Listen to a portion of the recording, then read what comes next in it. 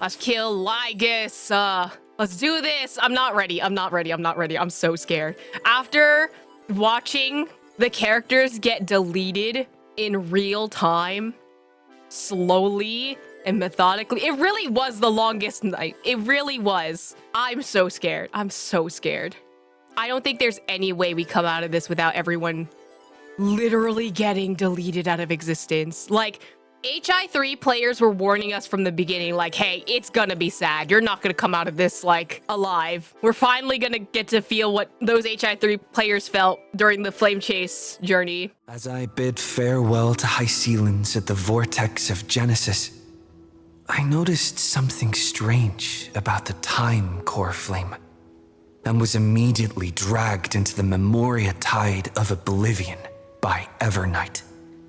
She was once the hidden power that March manifested by sacrificing all of her memories.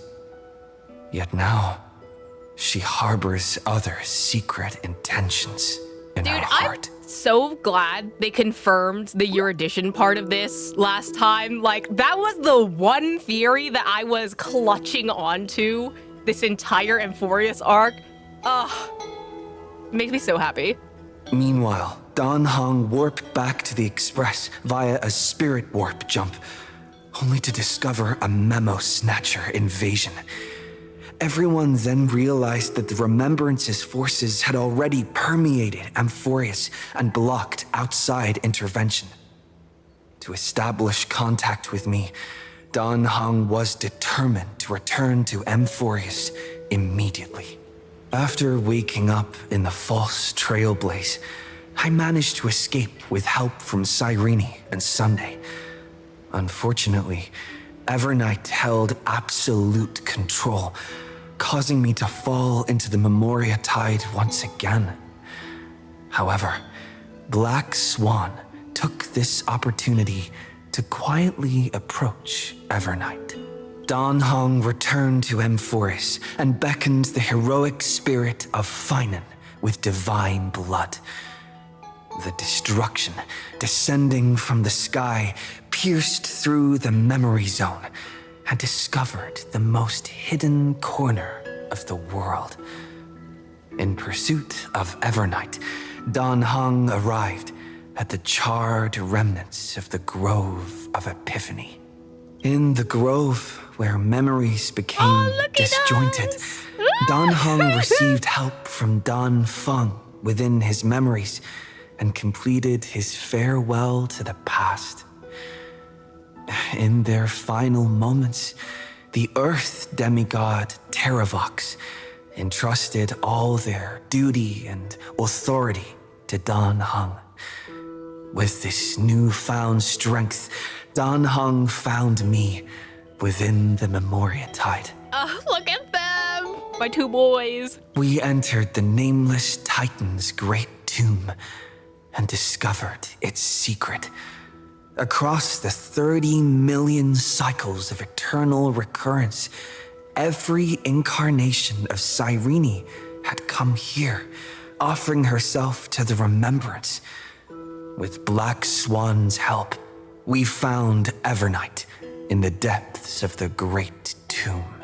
When all seemed lost, Evernight was captured by March's camera and trapped within the memory maze of Ides Elysiae. After several lengthy conversations, March and Evernight reached an agreement. Evernight returned March's memories, and March finally returned to our side. With every condition for the Era Nova fulfilled, we returned to the depths of the Great Tomb and initiated the final Era Nova ceremony.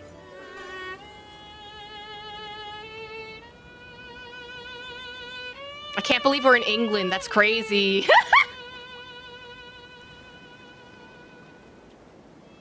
Hey, girly. This view hasn't changed at all, has it? I love that we just immediately get transformed version of her. The hometown in your memories never changes, but when you return to your senses, you realize that fate has already stolen the time away.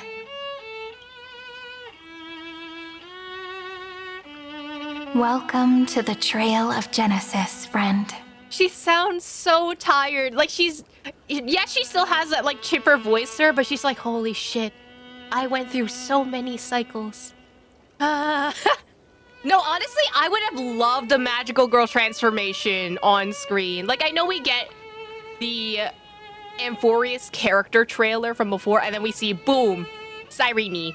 But, oh my god, I would love a Sailor Moon type thing that happens. Cyrene, you look... Standing here brings back my memories. The Trail of Genesis.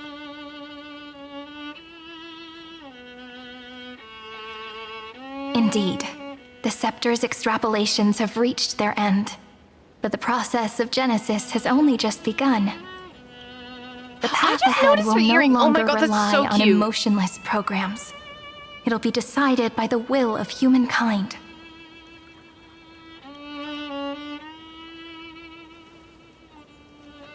That's true. We did get a Phynon magical girl transformation, but you know what? Cyrene deserves it too. I kept wondering, beyond the veil of Id Silicii, what kind of Amphoreus is being born?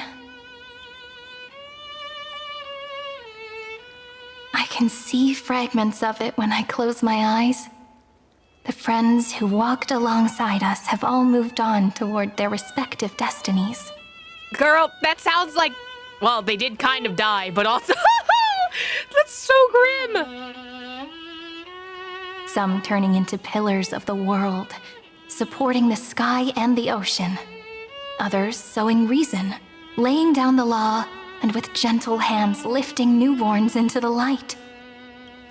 Death and strife are no longer feared by people, and trickery has become the innocent games of children. All beings living ordinary and peaceful lives, within the net woven by romance and passage. I just realized her hair pattern. Oh. Wig makers, you're gonna have such a time. There's no black tide, no flame chase, and no destruction. The world on the other side of the sea is one bathed in sunlight. It's a world we must protect. It's the dawn that Phynon and everyone had wished for. Peace will reign until the decisive battle arrives.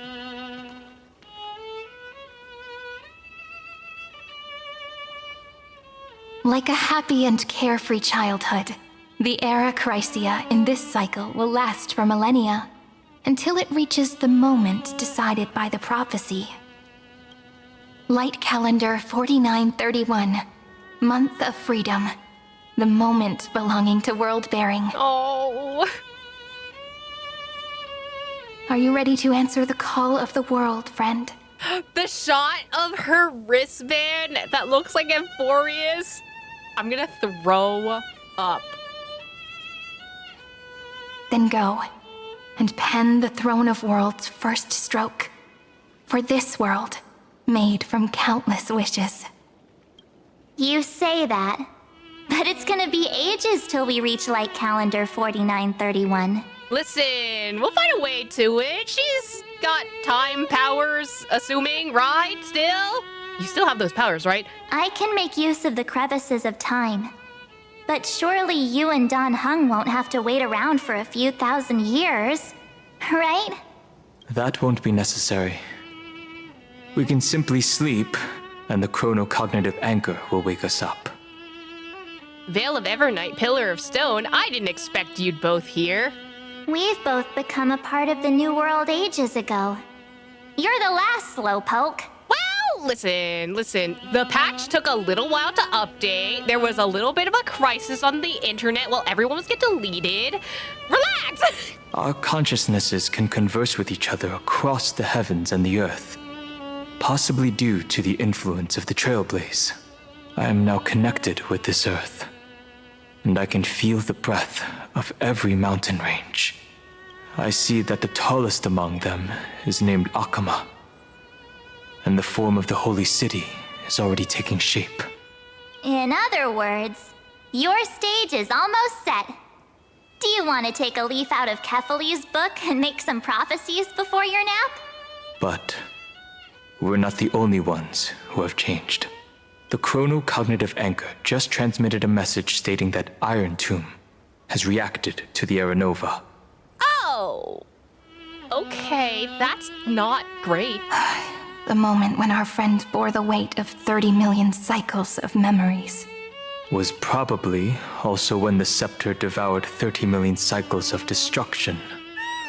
Love that. It's bound to happen, and I've long prepared for that. We can't wait any longer. We must stop Iron Tomb. It's time to take over the burden that Phynon has been carrying.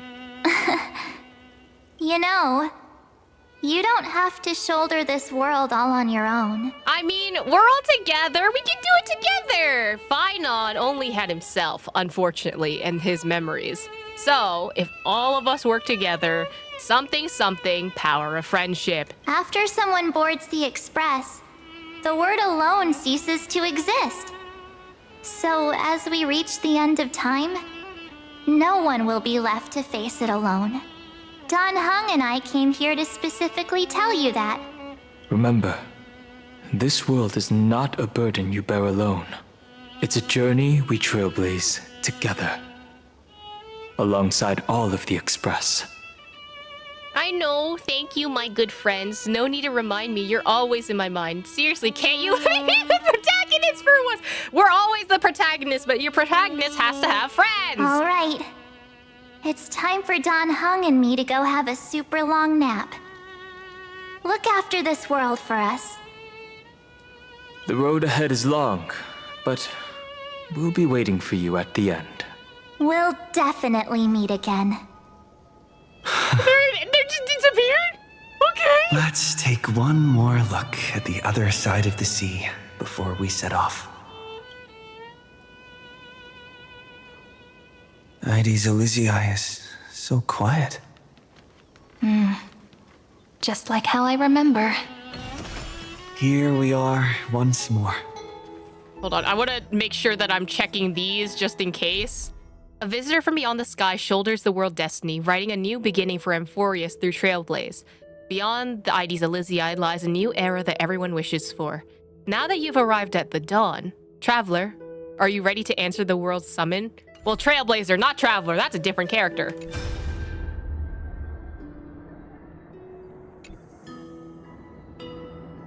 Fancy meeting you again, brave little trailblazing Greybird. You're still here? Surprised, are you? A gentle breeze of Ides Elysiae shouldn't have pulled your heartstrings so taut. Relax. Don't forget, I've already fulfilled my promise and regrets to eternal night. Our meeting now and the words I'm about to share are the fragments of farewell that I left behind in advance. Huh. How would a memory know my reaction? What do you think? The Arnstarva, impure child of Arnstarva, might actually mean without a mission. Thinking back to our brief yet lingering encounters, how wary you were of me. We never even had the time for a proper farewell, did we? It can't be helped. The role I'm playing isn't exactly likable.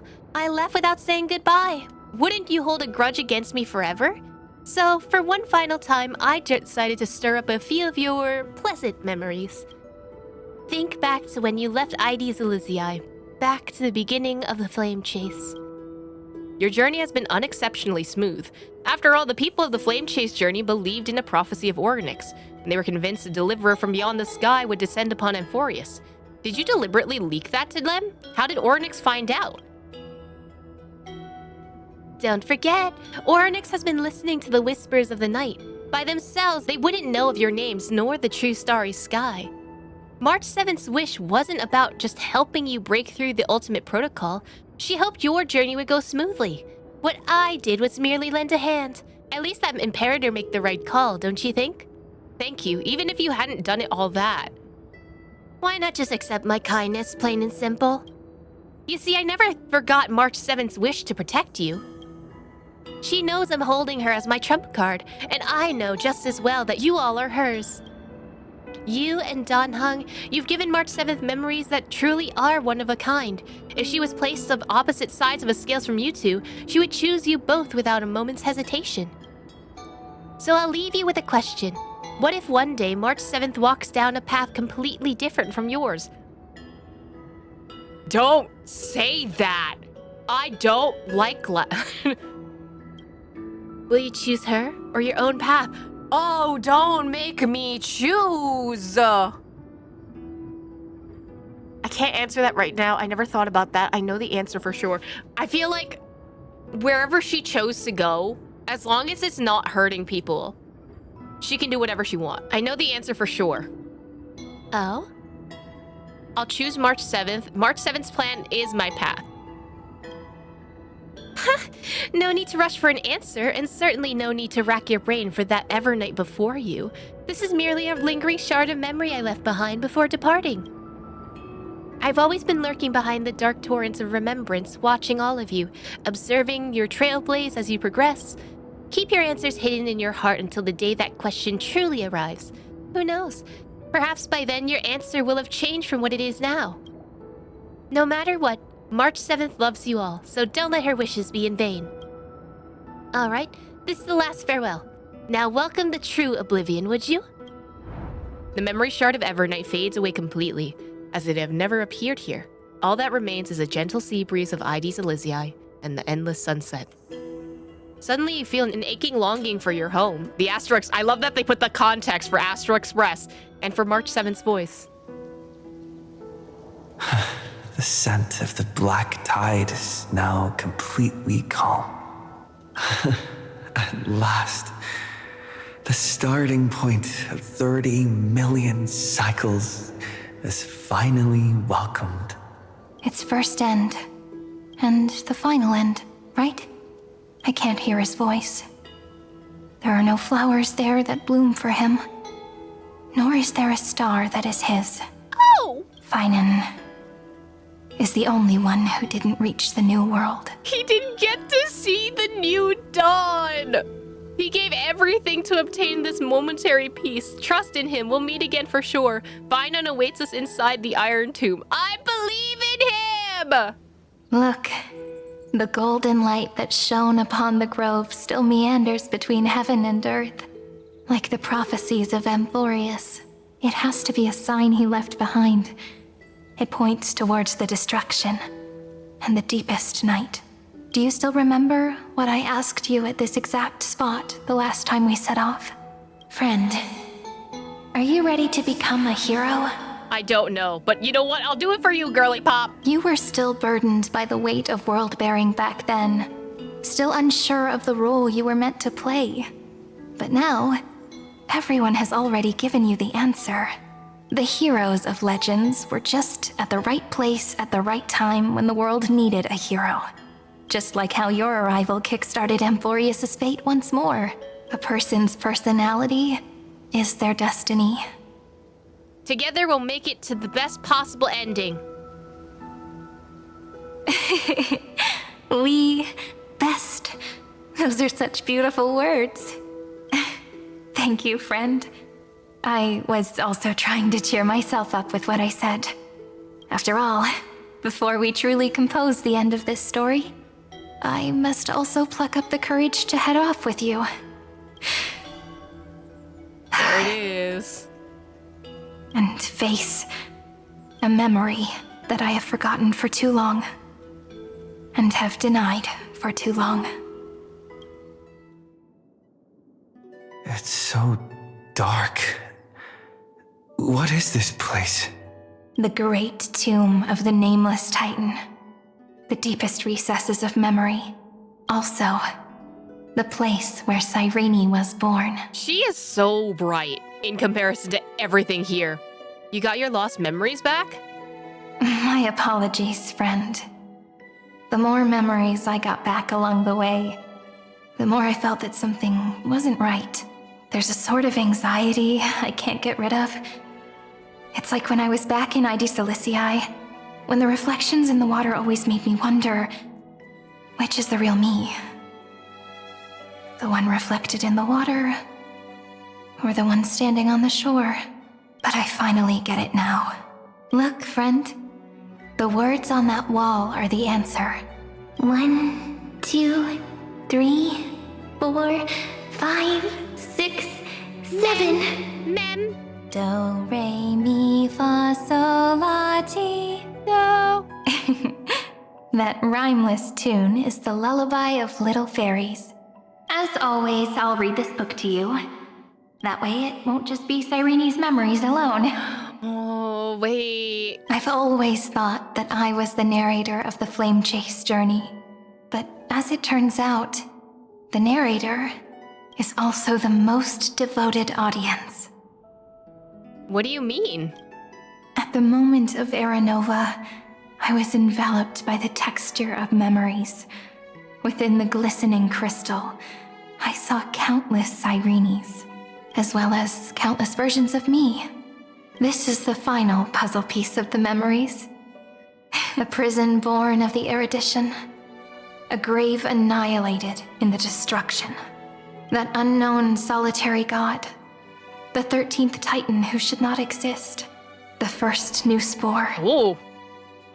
The demiurge is right here. That's not what I expected it to look like. It's always the cubes, bro. Okay. I'm so glad I didn't react to that. The interrogation records have been I didn't submitted freak out, to the you know? marshal. Oh my god, Jigmog! According to the Ten Lords' decree, Jing Liu and Luocha shall continue to be detained in the Shuling. But you, Merlin's Claw, have been reluctant to end the transmission. Do you wish to reminisce with us? Or is there something else on your mind that you're just desperate to get out? You're quite calm, Jing Yuan. Oh my god, I miss her The Alliance voice only so authorized the Law much! Food to be deployed for this Iron Tomb operation. They say the Seer Strategist's wisdom shines like a beacon. So why can't you see things clearly now? Look who's talking. I didn't vote against it, did I? Ooh, okay, hello. But with enemies all around us, even a child knows the Marshal needs to keep a few Xianzhou ships in reserve, just in case. Okay, but destruction of the world or something. Whoever volunteers first is the Marshal's pick. If you have to ask, I'd say this outcome plays right into Jing Yuan's hands. Like it or not, there's no way we're letting the Law Food take the lead in this battle. Oh my, Merlin's Claw. Are you afraid the Law Fu might steal the Yao Qing's glory? This is no laughing matter. Between the Stellaron crisis and the War Dance ceremony, though the chaos has settled, rumors and speculation are only growing by the day. With Elder Huaiyan around, those with ulterior motives won't be able to stir up any trouble. But once the Law Fu gets their hands on the golden blood, it'll be a whole different story. With the kind of person Jing Liu is, and her connection to you, I don't need to spell it out. There are countless ways this could be spun into something bigger. You're overthinking it, General Fei Shao. When I volunteered for this task, I never expected unanimous support from the Alliance anyway. The Law Fu will seize the Golden Blood and redeem itself. That'll be our first win. Then we'll leverage this Golden Blood in the negotiations. Our second win. These 2 wins for the Law Fu will make all 3 of us happy. And that'll be our third win. This sounds a little bit too smooth sailing. Look, if this were a Skyfaring Commission deal, we'd be rolling in money, wouldn't we? Maybe the Divine Foresight should change his name to the Optimistic General instead. With the Decalite Reflection Barrier, the Yuchuan must understand even more than the Law Fu how significant this battle is. Amphoreus' karma has vanished from the matrix of prescience. What omen does General Yao Guang see in this anomaly? In divination studies, we call this an empty fortune. It involves the eons and is thus beyond what mere mortals can comprehend. They said it's not my business. Your explanation isn't any clearer than Lady Fu's. Come on. How hard is it to understand the word uncertainty? Very hard for people that think that you guys can just predict everything and know the future, you know? For the Cobalt Head, the emergence of Iron Tomb is a calculated instant, but I don't believe they will just sit around waiting for death. I did not realize that Noose would be called the Cobalt Head. I don't know why that's funny to me. And for the powers of the cosmos, this is their chance at survival, and the key to turning the tide of interstellar affairs. The Astral Express is leading the formation of an allied force. But I can see each faction has its own hidden agenda. Okay, yeah, that's kind of what happens when you get a bunch of ragtag people together in one place. There are even divisions within the Alliance. So it's not that hard to imagine how the other factions will react. Jing Yuan, I crossed paths with Celenova's Legion at the Battle of Sadunirama Star Cluster. Damn, Celenova is busy. Be extremely careful. The Ruined Legion's troops and weaponry are nothing to write home about. The IPC, even the denizens of Abundance, could take them on. However, while Void Rangers are just expendable pawns of the destruction, the real wildcards are... The Lord Ravagers. Indeed. Nanook's emanators are also their weapons to burn down the paths. I'm afraid conventional military tactics and strategies will be useless against them. My assessment is this. To completely take down a Ravager, we must disregard casualties and spare no cost. My only fear is one wrong move, and the Lawfu will fall into Phantylia's trap again, inching ever closer to destruction. Doubt is exactly the demon she wants to plant in our hearts. Do you still remember the beginning of the Alliance Oath? To save future generations from war and bloody dispute. The Rainbow's arrows have always aimed at any force that threatens the cosmos. Now that the Trailblaze walks alongside us, the Cloud Knights shall keep their oath as they have from the beginning. I just hope those on the front line will remain safe. The chronocognitive anchor is sending a signal. Everyone, time to move out. Did he and the others make it?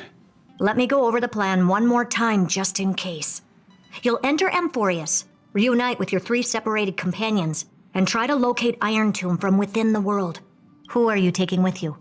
The fate of the universe hangs in the balance. We can't afford any slip-ups. I suggest everyone, except Pom-Pom, join the fight. Poor We do Pom-Pom's need gonna to be by prepared himself. for all possible contingencies. I have no objection to this. I'll do whatever I can. Meanwhile, Screwy and I will continue attacking the Demiurge Matrix. That is, the Scepter's kernel from the outside. With our 2-pronged attack, we'll turn this hunk of metal into scrap for sure. Now we just wait for those 2 to get back. I can bet you that if we sent Pom-Pom in, we would chuck him. Like a football. Oh my god, scream! And just like that, they're here. Sorry to keep you waiting. With Planet Screwum's help, the formation of the Cosmic Alliance to counter Iron Tomb is progressing smoothly. The cosmos has set its sights on Amphoreus, and now it's just waiting for the first shot. Well then, let's not waste any more time, Fourth Mirror.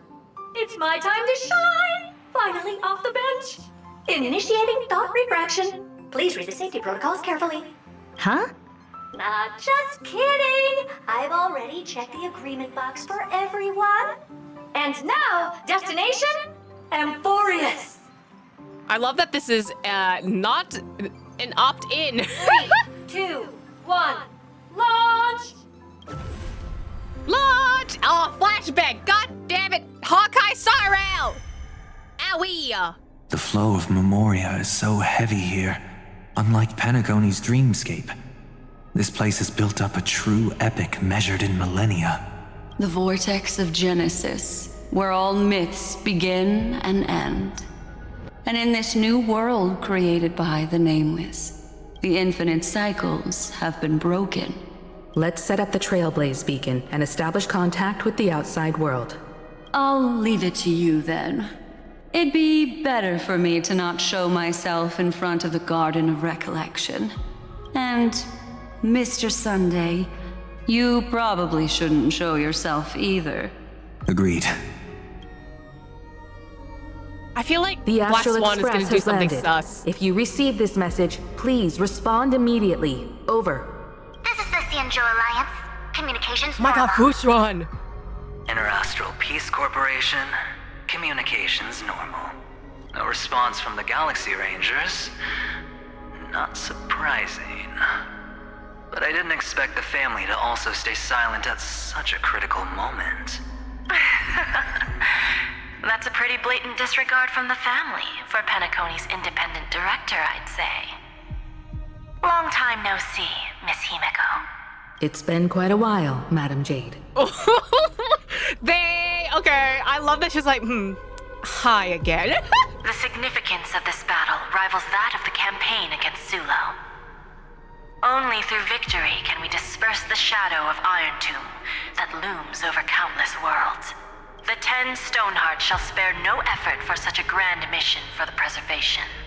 Madam Jade led the Intelligentsia Guild in conducting specialized research on Iron Tomb's past activities. The bad news is, the collapse of the Erudition won't just affect inorganic beings. You mean Iron Tomb can infect organic life too? Well, the good news is, so far, its effects on organic life are under control. The infection progresses slowly, and the resulting neuropathy is non-fatal.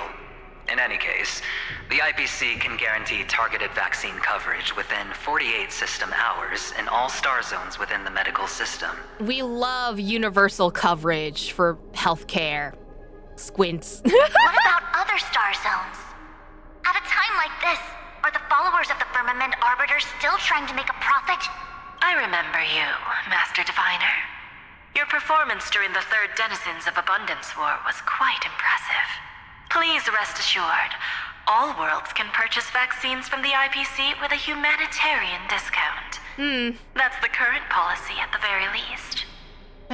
It's still profiting off of people suffering, but at least there is a vaccine available.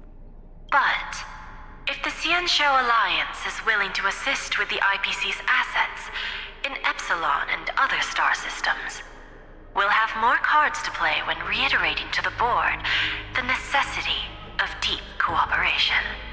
It makes sense, since Interracial Peace Entertainment's headquarters is in Epsilon. But why are all the other worlds on the list? Places that the Elation has visited? Think of it as a long-term investment. Please understand that everyone at Pierpoint is swamped with Iron Tomb work, especially the marketing development department. At this rate, even the 10 Stonehearts can only do so much. Having some assistance from the Alliance would surely benefit the entire cosmos. Wouldn't you agree? As an old Xianzhou saying goes, those who succeed should help all under heaven. Your proposal must be decided on by the 7 Arbiter Generals. I'm just here to relay the message. In times of crisis, the Luofu will not hesitate to help those in need. However, the prerequisite is that the IPC must unconditionally assist the Alliance with emergency rescue operations in the disaster area. Of course. In the name of preservation, all for the Amber Lord. Okay, it's kind of amicable, but like, there's undertones of, I don't trust you. Thank you all for your selfless dedication. Okay, so the family's not saying shit, and the Rangers aren't saying shit either. Where's Boothill? It's clear that each party still has qualms about everything. The clash between destruction and erudition isn't just about the fate of the cosmos. It's a moment for all factions to reshuffle their cards. You can never be too careful when battling a Lord Ravager. All are equal in matters of life and death. In any case, we can only hope for the best in all that's to come. I mean, there's also like a power vacuum, say if a faction gets wiped out. Like, the IPC could take over more worlds, or like, I guess the Xianzhou could take extra ships or something, and extra resources to fight against the Abundance? It's about time we dive into the vortex and see what Amphoreus looks like on the inside. I wonder where he and the others are right now. That's a lot of anchors right now. Okay, so that's one. Try to contact allies. Okay, so there are a lot of options. You activate the cognitive anchor, attempting to contact the family representative. Miss Himeko, is that you? Robin! Yes? And you are Miss Robin. Yes. I apologize for not being able to respond during the meeting earlier. And even now I can only appear in disguise.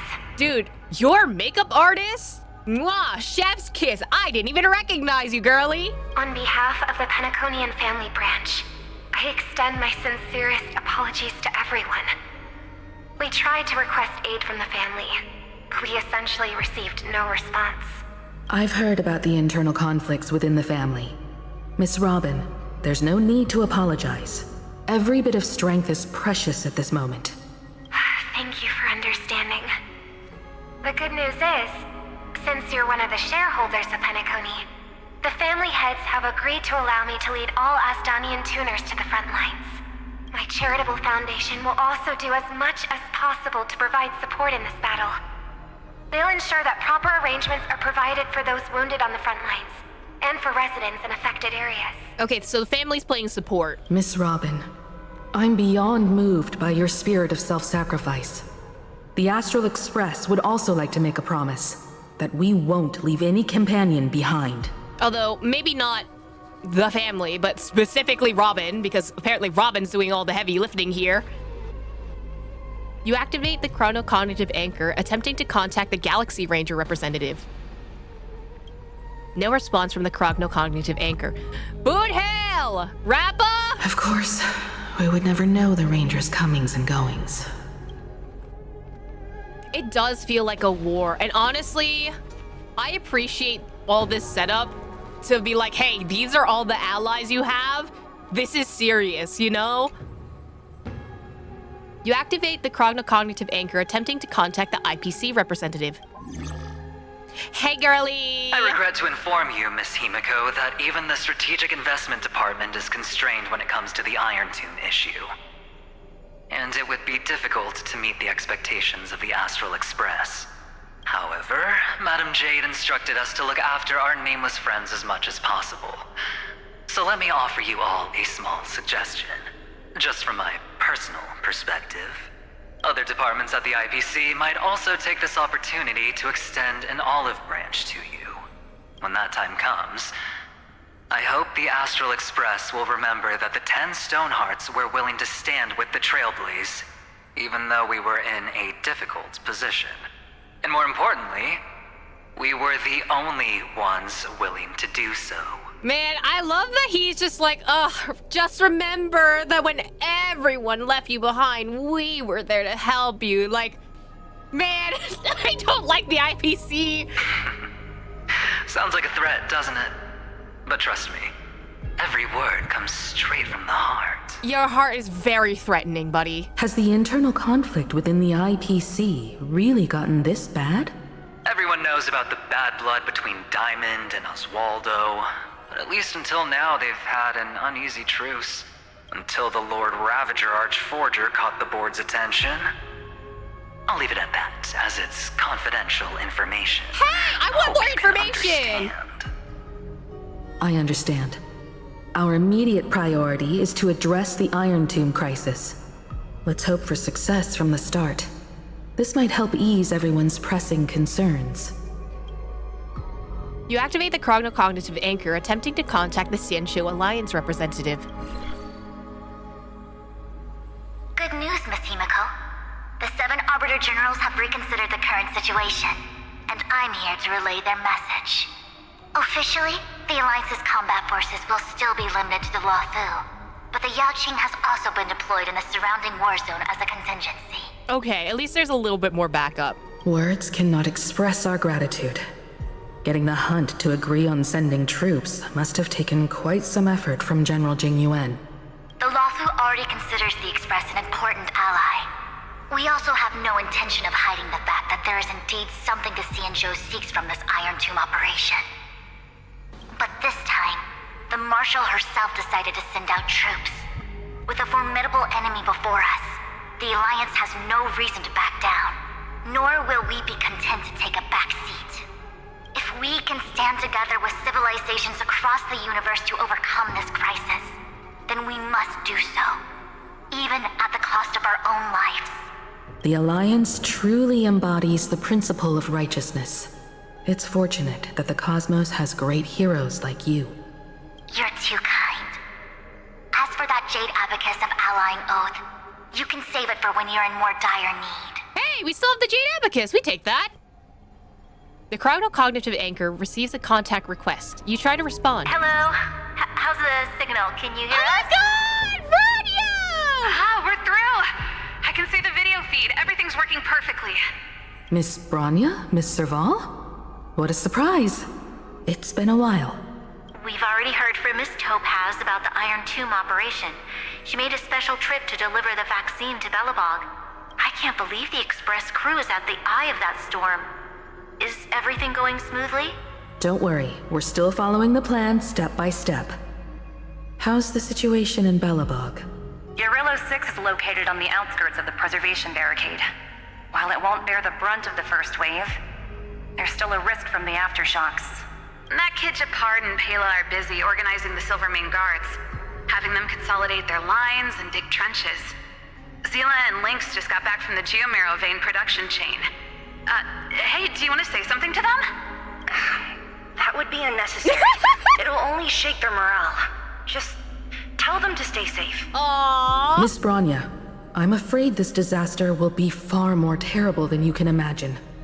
Please, be sure to follow Miss Topaz's instructions and make thorough preparations. Of course.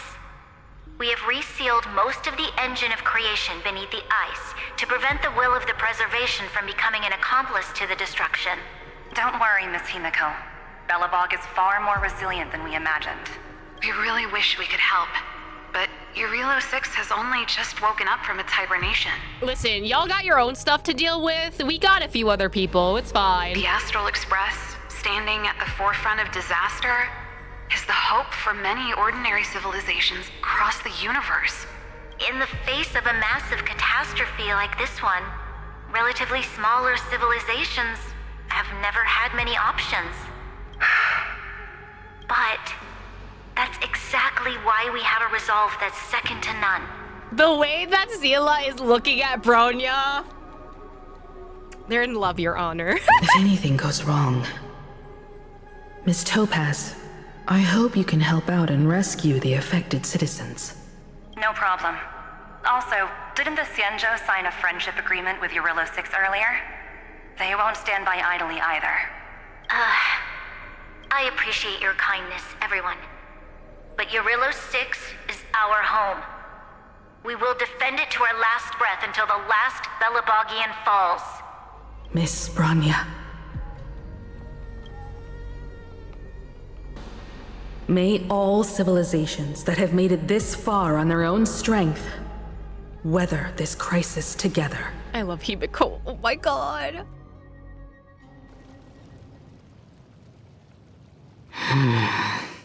Why is there no one here? Everything in Akama seems normal. The new world was enjoying peaceful times not long ago. Well, at least Aguaya's dead body isn't in the pool. It seems it was even more recent than not long ago, Miss Himiko. The fruit on the table is freshly cut, and the bath temperature is just right. The remembrance tells me this place was bustling with people just moments ago. It's as if everyone vanished in an instant. Could this be Xandar's doing? Maybe. Unlikely. He's still under the surveillance of those two geniuses. Could it be some kind of local custom? No, that's for sure. That makes an entire city fall silent in an instant. I think we selected all and deleted them, buddy. Pardon my frankness, Mr. Yang, but this reminds me of some unsettling rumors about the Harmony. Complete silence is often the prelude to divine intervention. Everyone, be careful. Hello? Here they come. Here they come. The nameless of the Astral Express. Evernight? How is this possible? She was already... We are the chroniclers of time, and we do not fade away. Finally, the last era Nova has been completed. What did you do to the residents of the Holy City and the three Nameless? I didn't need to do anything. The remembrance will ultimately become the substance of the new world. I know this is a serious moment, but because March is speaking, I cannot take this seriously. Now, they are no longer the trailblazers you once knew, but gods who permeate heaven and earth. The 12 Titans who guard Amphoreus! Stop fooling around, March. Come on out. What? Oh my god, I love that Himoko's like, oh my god, please, I get it. Stop having your drama moment. Aw, I practiced so long for this. Man, I miss their banter. Getting seen through right away is just so embarrassing. You've obviously been learning from the theatrical culture in Amphoreus. I love that mom and dad are just like, she's in her theater kid phase. It's okay. But if possible, I'd prefer our reunion to be a bit more casual and laid back. As expected, I can't hide anything from Himeko and Mr. Yang. Well, long time no see. Guess I'm back? Welcome back, March! We should be the ones to say that. Sorry for keeping you waiting. So, these jellyfish are the Titan's power? They're just tiny manifestations of the Veil of Evernight, used for scouting and communication. If I went all out, I could summon way more of them. Thanks to him, we all turned into Titans in the new world. Sure, we can take on humanoid forms, but it feels off. How intriguing. So what does he look like now? It can't be a raccoon with a baseball bat, I suppose. Listen, main character skin, I'll take it. We got some in ZZZ and get nothing in Genshin, so... It's our only daughter, March. She's a theater kid. Ugh, she's been diagnosed with theater kid syndrome. I can't believe this has happened! Please don't add weird stuff to Amphoreus' lore. Just go see it with your own eyes. Follow the prophecy's guidance and come to Dawncloud. No. Hold on. I, as Trailblazer, would 100% make myself into a raccoon with a baseball bat. He looks way more majestic now than he used to. Oh my god, are we gonna see Don... We're gonna see them react to Don Hog. I'm so excited.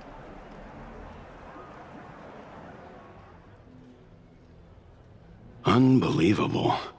All the residents of the Holy City have gathered here. This isn't just a gathering.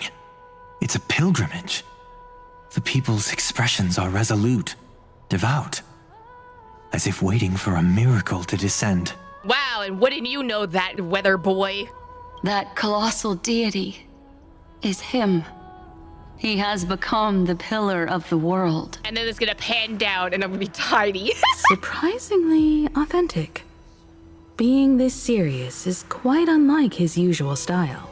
Those people didn't disappear. Instead, they've answered the call of the prophecy and come to witness his awakening. Our good buddy now bears the weight of the entire world. And every breath they take is intertwined with Amphoreus' destiny. It pans down and you're eating the trash out of a kid. No, honestly, that'd been so funny. Awakening? Has he fallen into slumber? Yeah, we all had a really long nap. Don't worry about it. Imagine we come down, we're just a little smaller. We're like an inch shorter and like no one can tell the difference, but we're just like, hey, I changed a little bit. Yeah. After all, with such a huge time dilation between inside and outside the scepter, this was the only way we could wait for everyone. Time watches over yesterday. Earth guards today. And when the Trailblaze steps into Amphoreus once more, the slumbering deliverer shall awaken, and then bring the prophecy of tomorrow to this world. Come on, everyone. Let's get closer to him. Watch how the world-bearing prophecy changes this world. I miss March's like super excited voice. It's been so long. It seems the kids are already miles ahead of us at this stop. All the more reason we can't afford to slow down our pace. Let's go witness this moment for ourselves. Majestic. Speaking of which, I once caught a glimpse in Sleepyhead's memory of him transformed into a towering Tatalov. Hey! Could it be? No way! That was just a nice dreamscape. At least nice for him. If they are the throne of worlds who bears the weight of this world, perhaps Perhaps they could guide a traveler still wandering among the stars. Hey, since when did you get all pious? He's always been His pious. advice sounds pretty silly sometimes, you know. The so-called fool and the world are merely a step apart. Oh, I love that you can hear their chants for everyone. Praise be to Helectra, chalice of plenty, for you brew the ocean into sweet wine, dispelling nihility with every toast at the feast. Praise be to Hyacinthia, eye of twilight, for the rainbow you cast turns the light of both dawn and dusk into the glimmer of preservation. Praise be to Zephyro, coin of whimsy, Cypher! for your every flip reflects the possibilities of destiny, letting the tricks of elation illuminate the path to dawn. Praise be to Mailbox, lance of fury, for you are the strife that pierces through hatred and cruelty, and the eternal glory of the hunt. Praise be to Casterus, hand of shadow, for you gently ferry the crossing of death, so that it is no longer an end in equilibrium, but a peaceful journey home. Praise be to Danhong, I love that Danhong is just Danhong and not Terrabomb. mountain range and the backbone of permanence. Your silent form paves our path across the earth. Praise be to March 7th, Veil of March Evernight, 7th is just March 7th. for you safeguard time for us, weaving remembrance into stars, to be embroidered upon a boundless dress. It's also really interesting that they mention the pads here too. Like they know about the pads now. Citizens, behold! Our last Titan, the world-bearing deliverer, is about to awaken! Oh, ancient god, your loyal subjects, bewildered followers, and fearless comrades in arms have all knelt before your throne. Awaken from your eternal slumber and bestow upon the world your divine prophecy. All I can think of is Alex Lee recording for Solo Leveling, and all he's saying is "wakey, wakey." Please guide us. Show us how to embrace this beloved world as we welcome that distant dawn. Ah, I'm so quiet. To walk the path of a mortal as a god, or to bear a divine burden as a mortal.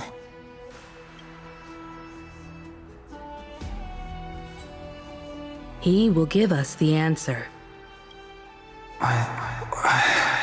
Good morning! But I am not the deliverer. Rather, I am the nameless, who dwells among mortals. That voice is definitely him. I heard your prayers. The core flames flickered and dimmed, and the age of the gods met its end. So flow, golden blood, flow. I'll bestow it upon you, returning it to the true masters of this world. Stand with me and become heroes. Oh, oh. Oh my god! Is this? Oh, wait. There's, in the background music, there's the motif of trailblazing. The do-do-do-do-do-do-do, and then it's tied in with the Amphoreus theme. That's so smart. Yes, it's the miracle he brought to Amphoreus. Of course, it would manifest in the form of the trailblaze. Ah, yes. We have been deemed by Golden blood, raining down like a storm. The prophecy has descended, and the Titan commands us not to be supplicants, but to become heroes of rebellion, to face that destined calamity, the destruction, head on. The prophecy of the Deliverer means nothing to me now. It belongs in the hands of someone far more fitting. Someone like all of you. In the name of Kazlana, let us depart and march towards the light. It's neither protection nor salvation. As always, Yeah, Sunday. You should take some notes from that. there's no need for totems or myths. Humanity's most primal faith is that instinct named survival. Right, he made sure people didn't forget him. Ah, I'll throw up. Let's go, everyone. Someone has already sounded the horn of departure. Explore, understand, establish, and connect. Together, let us blaze a trail for the destiny of this world.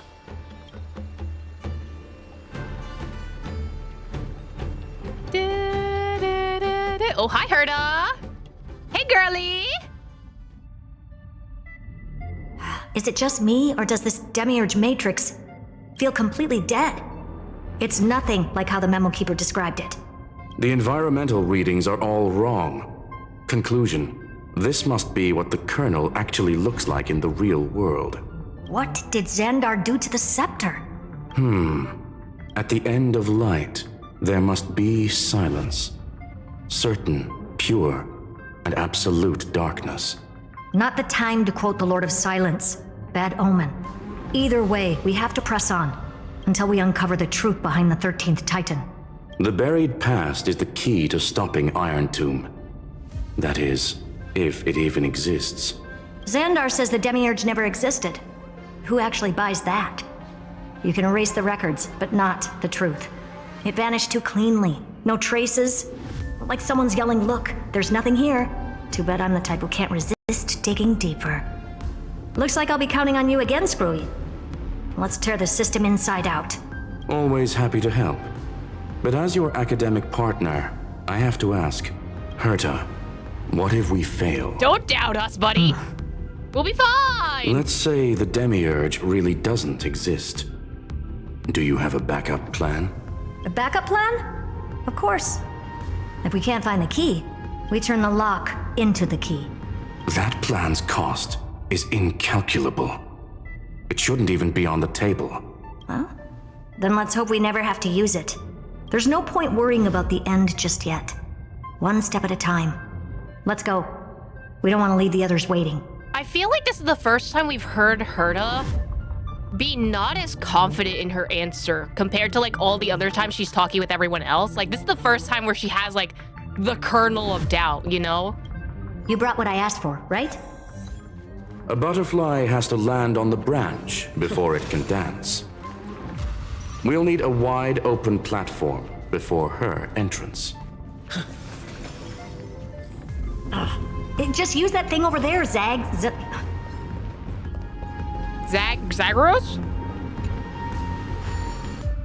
Zaggy? Oh, what a dumb name. I hereby rename it Herta's Big Hand. That's kind of stupid. I'm not gonna lie. Oh god, what am I punching? Oh. Herta's Big Hand is what I call power. Keep it going. Still not done? What is this? A junkyard for old Intellitrons? Finally. All set. Time for your precious treasure to make its debut. Of course. Ooh, Just shit. give me a second. Target initialized. With these wings, hacking should be much more efficient. Oh, a classic nuclear heat engine. Classy choice. Scarlet, why is it called mistletoe? Just a personal preference. Her name's Mistletoe. Are you Mariah Carey? Like, why is it so Christmassy? Every flower in your garden's got a bit of poison, huh? Also a personal preference. It reminds me of the last time when we tangled with that Punklordian brat. What did she call this kind of infiltration tool again? Right, dirty data shell. It wraps around the kernel to fool even top-tier firewalls. But yours is way too clean. Not even a hint of real-world grit. I guess Screwy likes poisonous flowers. You know what? He likes butterflies, he likes flowers. Maybe he's just a gardener, you know? He just likes plants. HSR devs, let's create the nicest male character in HSR, but he should be a bit dark. Like, Let him like poisonous flowers. He probably also really likes poisonous butterflies. Let's be real. If he likes poisonous flowers, the butterflies that he's gonna encounter definitely are poisonous. I want him to come out of the cocoon as part. Wait, that'd be so cool. He comes out of cocoon, magical girl transformation, screw him, boom, that's his ult. I love that. Herta, your tone is unusually emotional. Suggestion. Let's get back to the topic at hand. Damn, even Screwlum's just like, hey, you gotta stop getting distracted. I thought we were done with that conversation. Oh, the fact you can't even see her face right now is kind of revealing. Unfortunately, current conditions won't let me ignore any variables. Especially the most important one. Your will. Iron Tomb never stops. It is evolving faster than any of our worst projections. Every instant in the Eon's calculation is like a sword hanging over the cosmos. Every move humanity makes could speed up its arrival.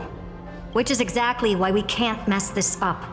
And now Droidhead wants to hand down judgment to the poor cosmos again. Border Star Trade War, Emperor's War, Rupert's death.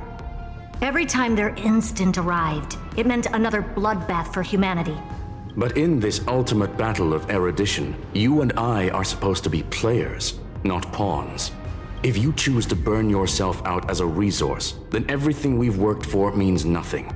Herta, the cosmos won't just stand by and let a genius throw their life away. I think maybe if we never ended up in Amphoreus, Screwlum doesn't end up here and doesn't give her this pep talk to stop her from becoming part of Iron Tomb. And I think that's why they're having this scene. Which also might explain why they had the Sand Show scene before too. And neither will I. Aww, Screwy! No need to kill the mood. This is why we're here, isn't it? We need to find the Demiurge and that lost key. I'm not here to be a deliverer. I just want to beat Xandar and Droidhead. Right now, I just need to know. Are you with me? Of course.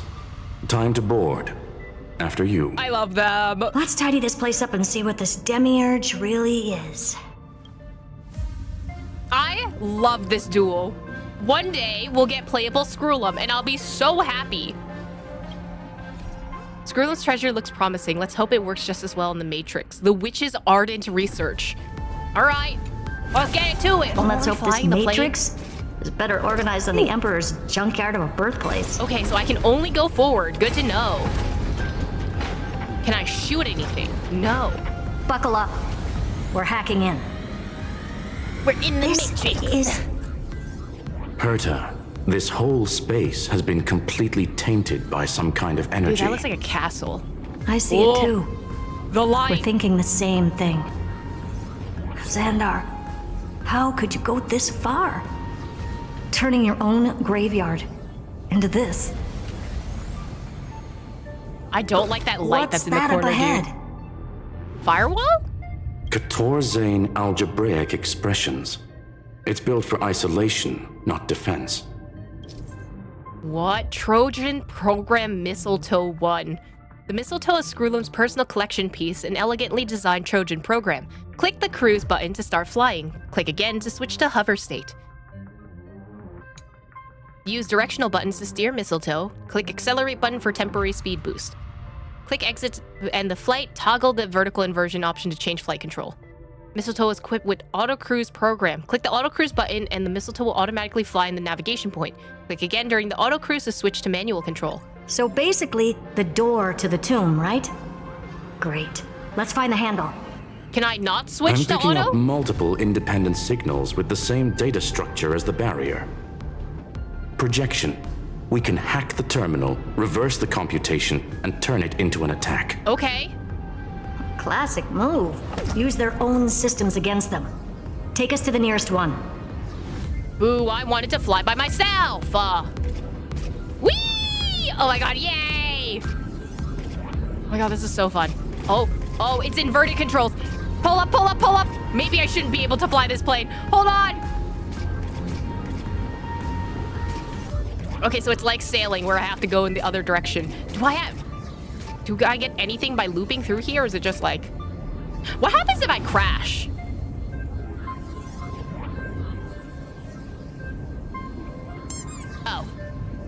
Well, that was anticlimactic, honestly. Bug! Bug! Can I shoot down this bug? Oh! Ah! Oh! Oh!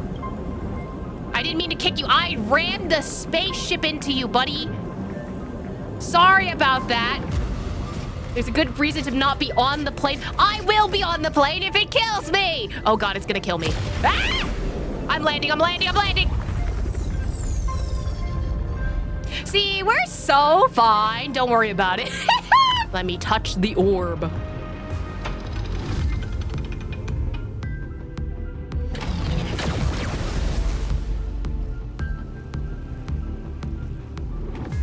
Almost no response. Just as I feared.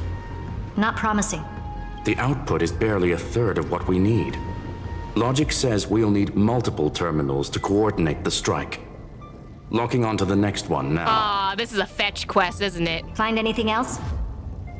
Regarding the origin of these ruins, no logs found yet. Xander erased all records. Of course he did. But I did find some interesting scars in the circuit. Okay. High energy radiation, internal imaginary energy contamination. From what I know, there's only one thing that fits. Skip the science talk, Screwy. That thing only goes by one name, the Stellaron. Exactly. Xander blew one up just to clean the entire scepter system. So that's what he meant by killed that Titan with my own hands. He wanted to turn the neuron of the erudition into a relay for the destruction. That meant getting rid of all of it at all costs. The life form known as the Demiurge was the original target of the scepter's extrapolation. Huh, okay. It makes sense. Evernight calling it the first new spore confirms this viewpoint. The prime mover of life. That's what Scepter Delta ME-13 was originally tasked with. Even after it got scrapped, the query kept running. Yet the true value lies in the process of solving it, not the answer itself. This really does sound like Hitchhiker's Guide to the Galaxy. Then, does this mean finding the Demiurge is hopeless? No, I'd say exactly the opposite. It means Xandar had no control. He couldn't contain the Demiurge just like he couldn't handle Droidhead. So he tried to erase every trace. Because skill issue. But he failed. It still left a mark. By the way, if there's another Stellaron in Amphoreus... Well, besides us, why hasn't that little one reacted to it at all? It's probably hidden. You said the Demiurge left a trace, right? Or maybe I'm the Stellaron. Yeah, but not in the real world. Remember the great tomb of the Nameless Titan? Okay, never mind.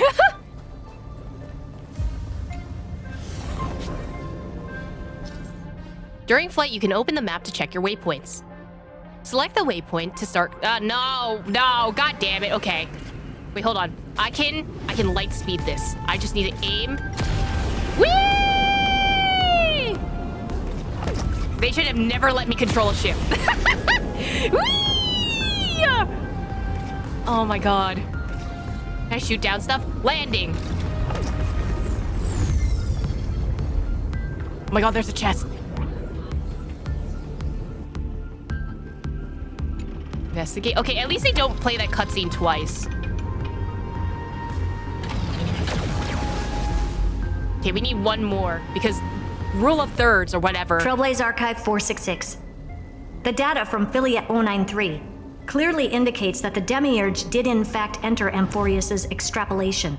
Inside that world, it was the 13th forgotten Titan, the one who listened to 30 million cycles of Cyrene's memory. But Evernight said the opposite. She believed that tomb was empty from the start.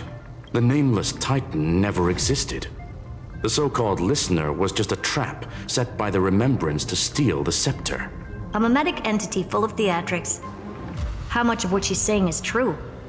Would an Eon really speak in circles like this? I doubt it. Are you sure? Every Eon we've talked to has been talking in circles. The Remembrance's behavior is certainly odd, but her assessment aligns with our current reality. Since we entered the Matrix, we haven't found a single clue pointing to the Demiurge. And that's the key, Screwy. Xandar's actions prove the Demiurge exists. But what Evernight said, and what we've actually seen all point to the opposite, so we have to assume that both are true. And if that's the case, then the contradiction leads us to... the truth. Exactly. One last terminal. One final key. Time to crack open the kernel. Let's do this! Board the mistletoe and continue the flight. Xandar had to lie to the original Finan and Cyrene. Okay, but who is surprised? Logic. He had already identified the remembrance as a threat, yet found no viable way to eliminate it. Because skill issue. All right, let's finish this. Time to break through that barrier. Why are there so many spinning discs? Ah, I'm gonna crash! I'm gonna crash! I'm gonna crash!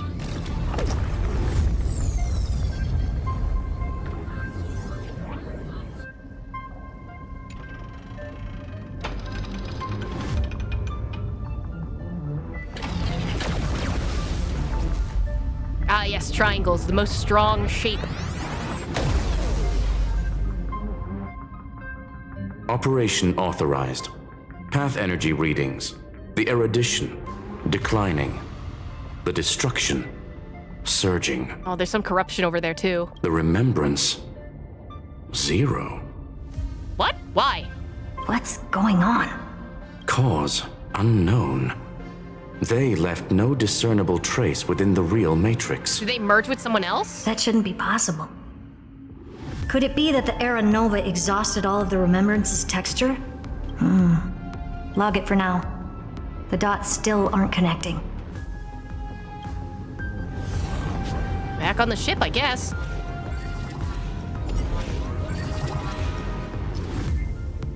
Quasitarian algebraic expression barriers have been deactivated. Screwlim has deployed multiple acceleration rings in the Delta ME13 data space to enhance Mistletoe's hacking efficiency. Piloting the Mistletoe through acceleration ring will grant a powerful speed boost effect during which directional control is disabled. Okay. I'm kind of curious as to what they're using this for, eventually. Maybe it's for, Petite Planet. Considering that there's also in space. I was expecting a full-on aerial brawl. Whoa. It's advised to remain vigilant. The destruction's levels are still rising. Oh, I'm gonna crash. I'm gonna crash. Huh? Look at that. What's the matter? Interesting. I just picked up a signal from the Exo myth. I want to look at the textures. Oh my god, I'm going into the light. I'm going to the... Oh. Hey! Oh, that kind of looks like Noose unintentionally. How do I back up? Why is there no reverse in this goddamn machine? Dude, this looks so cool. Look at the destruction textures. Wow. What a game. Okay, now how do I land this thing? It kind of looks like neurons here. Like neuron synapses and stuff. Oh, I am so far away from where I need to land. Oh. That's not good. This repulsive force is unlike anything I've felt before. Is this the place? I don't like that. Correct. Judging by its defensive properties, this is the entrance to the Exo myth. I didn't expect that. Who builds a lab in the middle of digital rubble? Then again, never doubt a dead man's resolve. So how's our dearly departed doing? He severed part of his neural pathways to break free from Lord Anaxagoras' control. He couldn't stand the yapping that Anaxagoras was doing about Dromasis, and he was like, I'm gonna cut everything off. You can't do this to me. But that also triggered the failsafe I set. Conclusion. Xander has lost all combat functionality and is no longer capable of action. Okay, well that's good. So now he's a specter, literally. Screwy, can you open a path? Just to be sure, I want to see this for myself. Might as well drop in and say hi to the real him. Logic. Scanning his inspiration circuit might help us track down the Demiurge. Exactly. His brain is the crime scene. There's no way it's spotless. But it could be a trap. Everything That's why a you're trap. here. 2-on-1. We've never lost a matchup. I'm honored. The chronocognitive anchor is in place. Proceed when ready.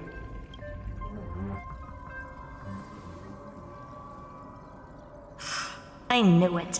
The one thing I didn't want to happen. Him not being here? He's not here. Yep. The coordinates are accurate. Xander is still here. He's in the walls! However, his position is shifting rapidly and chaotically. This pattern doesn't match any known shielding technology. It's his domain. Stay alert. Oh, I hear the beeps too. Hey. Hey, Lygus. Hey, Xandar. How's it going? What's happening? I'm in your house. I'm gonna take all the food out in your fridge. Cheap trick. The spatial field here is undergoing autonomous recalibration, initiating reverse engineering of the interference source. Try again. Okay. I'm gonna dip all of your socks into water so that all you can do is step on wet socks. God damn it. We're back. Reverse engineering complete. The results are not what I expected. Yeah, what's happening with the whole Yidhari situation that we're happening here? Logs show Lycurgus revoked administrator access. The chronocognitive anchor can't get a fix because at the system level, Lygus no longer exists. Our navigation target is a null set. Man. So he's stopped resisting? Before vanishing, it seems he left one last message for us. To those who follow. Oh my god. All is proven. Find me beneath the tombstone. Melodramatic. Right. He was expecting us. And once he learned of the Great Tomb's existence, he initiated his own search for the Demiurge.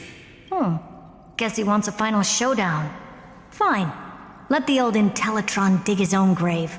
Just like he wants. To be in the purest light is to be in the purest dark. Nothing exists there. Screwy, what are you quoting, actually? The Scepter's mainframe. Or maybe we should now call it the Lord Ravager's placenta. Okay, maybe we don't call it that. Unfortunately, we still haven't found anything. Really? I don't think so. Not finding anything is our biggest find. Please elaborate. If the Demiurge was destroyed, there'd be at least some bits of it left. I don't buy that a Stellaron could have blasted all the traces away as cleanly as a scalpel. As I said before, its disappearance is too clean. If the garden hadn't stirred the pot, no one would even know about the Demiurge's existence. We're talking about the Scepter's original extrapolation goal. There's no way that nothing of it was left behind. Or we can look at it from another perspective. If you were Xandar, would you be this obsessed with a concept that poses no threat? Would you guard against it at every turn? There is the possibility that he's naturally meticulous and hates variables. That does track with the impression he gave about himself. But Xandar shut that theory down himself just now, choosing to act even if it'll cost him dearly. And we know that feeling well. The unknown is right in front of us. So we only have one choice. Solve it. You sound pretty convinced. Surely you already have a theory. Care to share? Of course. Though I don't have hard proof, I'm almost certain that the Demiurge has been in everyone's plain sight all this time. Yet, they were mistaken for someone else. Someone is an interesting choice. That'd make the most sense. Why was the room empty? Because the person locked in there had run away ages ago. So you're saying that Cyrene possibly is the Demiurge. And the Demiurge is a person and not an object. But they were weak and small and had no presence whatsoever. Even the old Intellitron didn't notice them. Which also means there's a high chance that their powers are minuscule and cannot alter the outcome of the battle at all. Well, at least Xandar is scared of them. Come on, it's time to confront him. Let's go to the tombstone he talked about. Oh my god, you're letting me drive the boat again? Go! Boom. What a mess. Total devastation. He sought to bury the truth beneath absolute destruction. Logically sound, but ruthlessly extreme. Wouldn't be the first person that's done that. Ooh. Slim chances. Doesn't mean no chances. I've hunted down a single grain of sand in the universe before. This won't stop me. Calculation results. Your backup plan has a success rate infinitesimally close to 0. Don't worry about it. Which means it could work, no? This is the place below the tombstone. Let's open Lygas's coffin like he wanted. I feel like we're gonna end up opening Pandora's box, buddy. Looks like you were right. Is that? Oh, that's his head. Hey, buddy. Sorry. Oh, I wanted to get the chest before I saw your head. Nothing but a head left? Well, who'd have thought you'd look this bad in real life? My elated greetings. Why is he still talking? Welcome you to. Oh my god. I'm very happy that you responded to my final words. Man, too bad you're a hologram. I can't choke you out in real life. All this tombstone and final words. Did you end yourself to atone for your guilt or something? Iron Tomb is already powerful enough. I just need to wait. I remain here only to share the joy of discovery, and also to congratulate you two on reaching the same conclusion as me. The conclusion regarding the truth of Amphoreus's heart.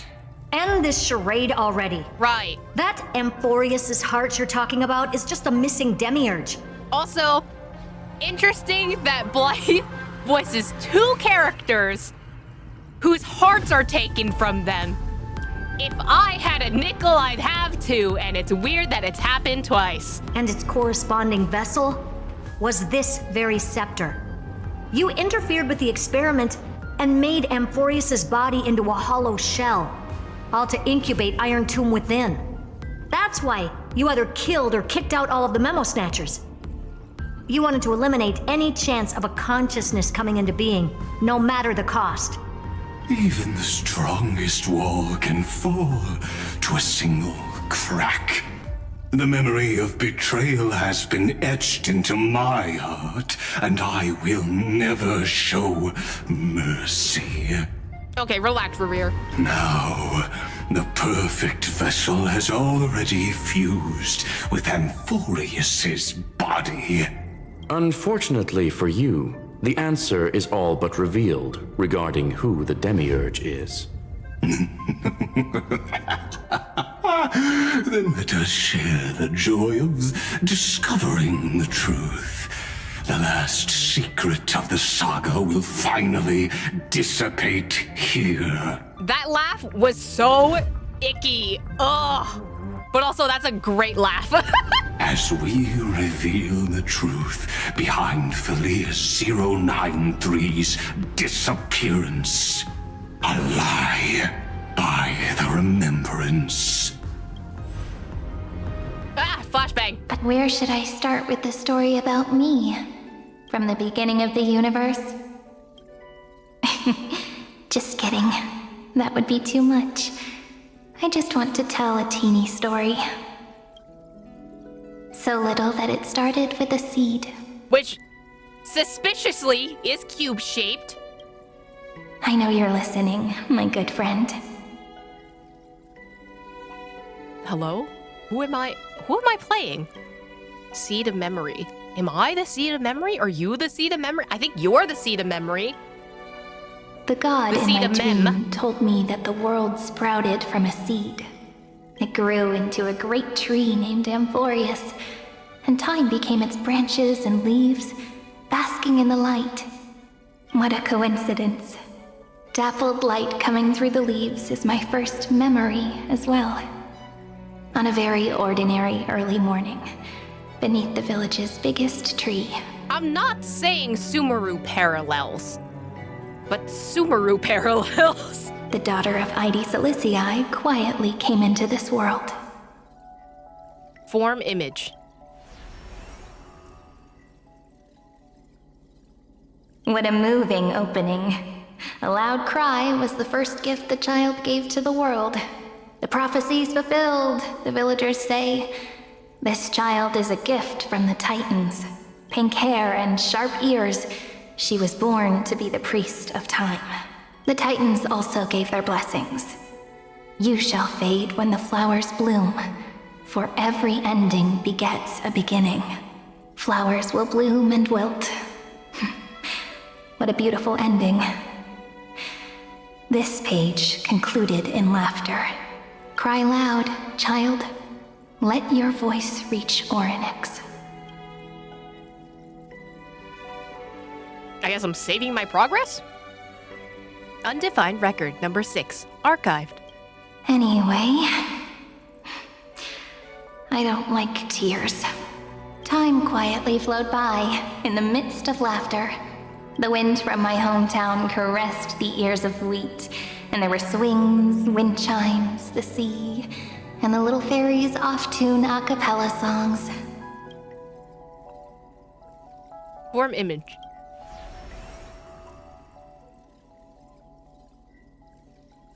But the name Ide Ciliciae came from the unpleasant sorrows of the gods. My childhood friend did not understand. Yet you always seemed so happy, as if nothing ever worried you. Why was I like that then? That's because the world was gentle to me. So I grew up to be gentle as well. Save. Undefined record 28, archived. But fate was fickle, and it urged the child to grow up. To grow bigger and bigger, and to go to places far away. Just like how the crumbling world could not preserve an eternal hometown. Just as the ballad Blown on the Breeze says, losses are a constant on the flame chase journey. It's sounding more and more like all the characters that we have are just Cyrene's imaginary, like, friends or something like that, which I don't know if I'll like that ending if that's the case. Oh, whose ears are pricked up now? You definitely heard me say this sentence a lot of times. You know that the story starts to deviate from here. Aren't you looking forward to it? Then let's get started. The hero's journey crosses through the long night, through tears and laughter, and once again heads towards tomorrow. Save. Undefined record 496, archived. Parsing object information 0, 9, 3, form image. There she is. Save. Correction. Phantylia 093's record number 496. Archived. Uh-oh, birdcage. Anyone want a story of the Charmony Dove? Delta ME 13, Amphoreus, irontomb.exe, runtime error. Program from an unknown publisher, Delta ME 13, Demiurge, Phantylia 093.exe. Allow write access? Well, I don't get an option. Running Phantylia 093.exe. Can we stop flashbanging? HSR, please. Hi, miss me yet? I'm just messing with you. This is the first time I have met you. And it looks like it'll also be the last. Phantylia 093. That's your voice. Oh! Since we don't have all day, let's get started, shall we? As always, I'll read this book to you. That way it won't just be Cyrene's memories alone. Where should I start this time? Let me see. Formatting complete. 0, 9, 3. Size. Grayscale. Proportions. Threshold. I've never realized that was the same voice. Outputting analysis result. Learn. Phantylia 093 equals Peach. What? Save, I guess? Peach's record. Number 8128. Archived. Peach? Acheron. Uh-oh. System running. Delta ME13 : Amphoreus / irontune.exe runtime error. An unhandled exception error occurred, 1 out of 3. Object name, every page of record. Click excerpt to ignore the error and continue. Click details to view the full log. Details! Running Phantylia 093.exe.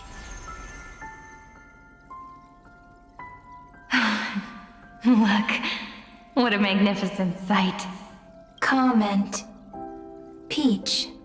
Even this classical world contains a futuristic palace like this. Would ID Silicii end up looking like this after a few thousand years? Conclusion. It won't. I want to share a story with you this time. I saw a little nymph on my way here. It was on a fallen wheat stalk and it glowed under the sunlight. It was incredible. I forgot all my pains at that moment and just stared at it in a trance. Record. Peach is on the ground. I wonder, did every Cyrene in the past feel that the nymph was beautiful?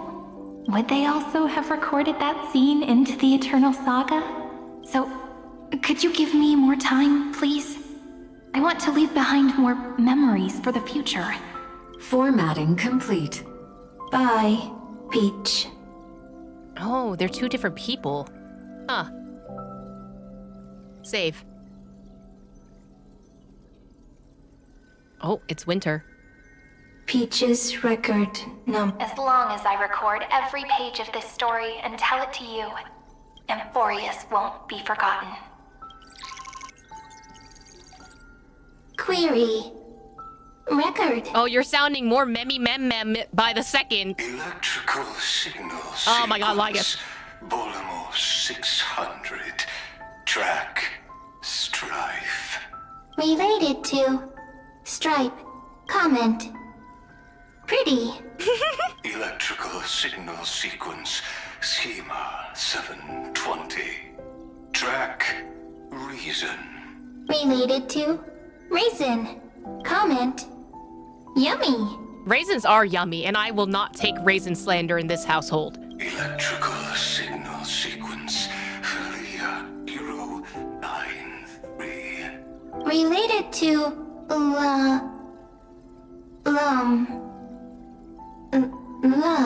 Lum? Huh? Wait, what was lum? It is a romantic story. Comment. Peach equals love? Who are you, Acheron? System running. Delta ME13 : Amphoreus / irontune.exe runtime error. An unhandled exception occurred, 2 out of 3. Object name, naive dream. Click excerpt to ignore the error and continue. Click details to view the full log. Running Phantylia 093.exe. Looks like it's time to say goodbye again. Bye, Peach. Oh, before I was even aware of it, this book had already recorded too many emotions. Every page has become so heavy. Conclusion. Books are meant to be light, not heavy. Okay, not necessarily. I've started to feel uneasy whenever I take it into my hands. Peach, uneasy? Formatting progress 94.423%. How many times has it been? It faithfully fulfills its duty, activating and formatting. Conclusion. Progress. Bad. If I can only write the same ending every time I lift my pen, then is this weighty saga just an overly naive dream? Peach, scared. Formatting progress 96.024%. Peach, don't cry. Process error. Analyzing. Process error. Analyzing. Comment. I'm here. I don't know if she can hear you. Process error. Analyzing. Really? Are you encouraging me? Maybe she does hear you, actually. Peach. Happy. Thank you. I'm sorry for making you see this embarrassing side of me. Everyone's still working so hard. If I'm the only one who's crying, that wouldn't be romantic at all, would it? Record. Peach doesn't like tears. I'm suddenly reminded of my childhood for some reason. When I was hiding alone next to the tree hollow and wiping my tears away, a little fairy popped out, just like how you did. It had long ears and fluffy paws, and it pulled me into the tree hollow, where, to my surprise, was a forest. Let me tell you the story of the Membrance Maze. A group of cute little friends live in ID Silicei's forests. Their names can be connected into a song. 1, 2, 3, 4, 5, 6, 7.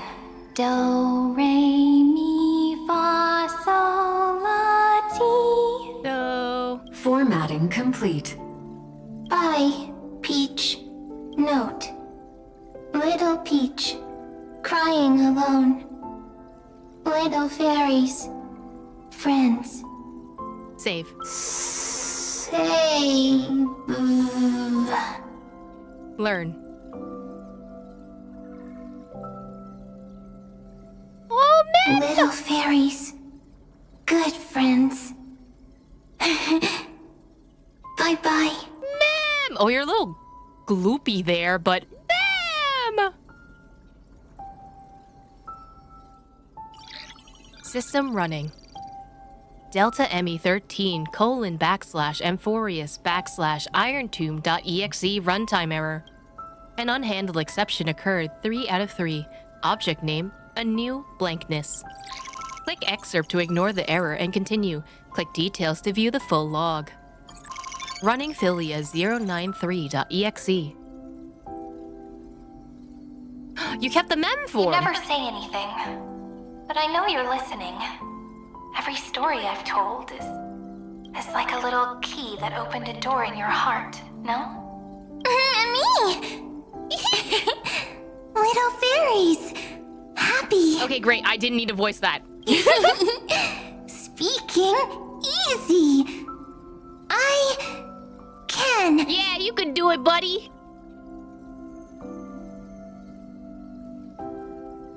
Once again, the saga comes to an end. Everything is deathly silent, just like this very moment.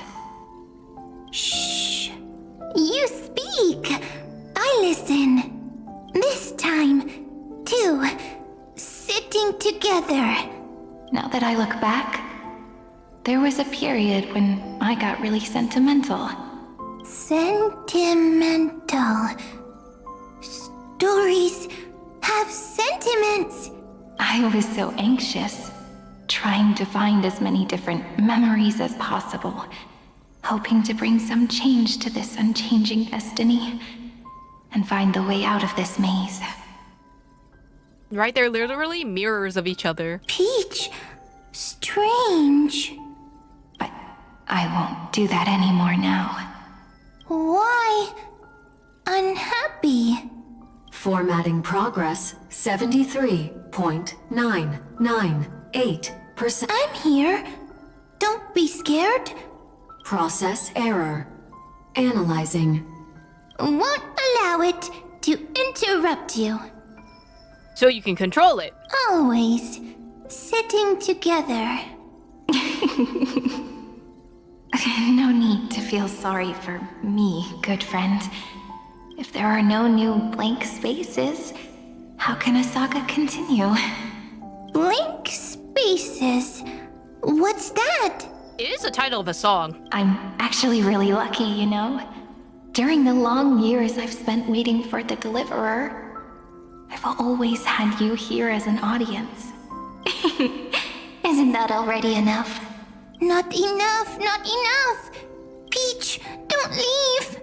Now I can rest in peace in the past. As for when tomorrow will come, I'll have to ask the next Cyrene to continue our watch. This mem has a different, like... It's like mem, but if she's doing an ooh voice as well. Peach left. If there are no new blank spaces, how can a saga continue?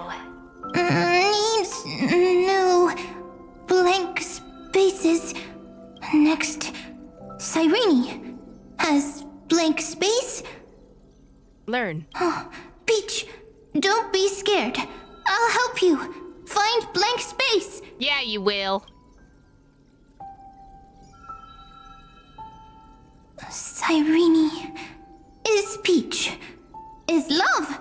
So, first there is love, then there is Cyrene, then there is blank space.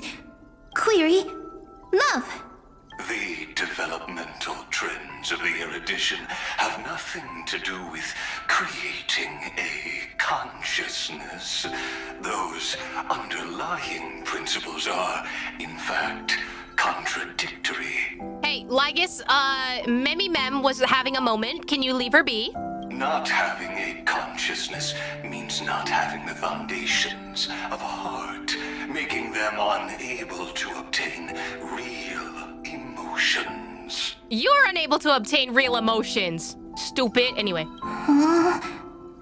Right, he's ruining the vibes right now. Consciousness, emotions, feel sad. Oh, I don't understand. Query, Cyrene? What could be behind this door? Glittering crystals? Or a beautiful world I've never seen before? If I tell you all the stories of tomorrow, will I be able to finally welcome the Deliverer and Amphoreus' dawn in the next life? Key, door, story, happy, Peach, Cyrene, little fairy, Mike, yes, right, query, memory.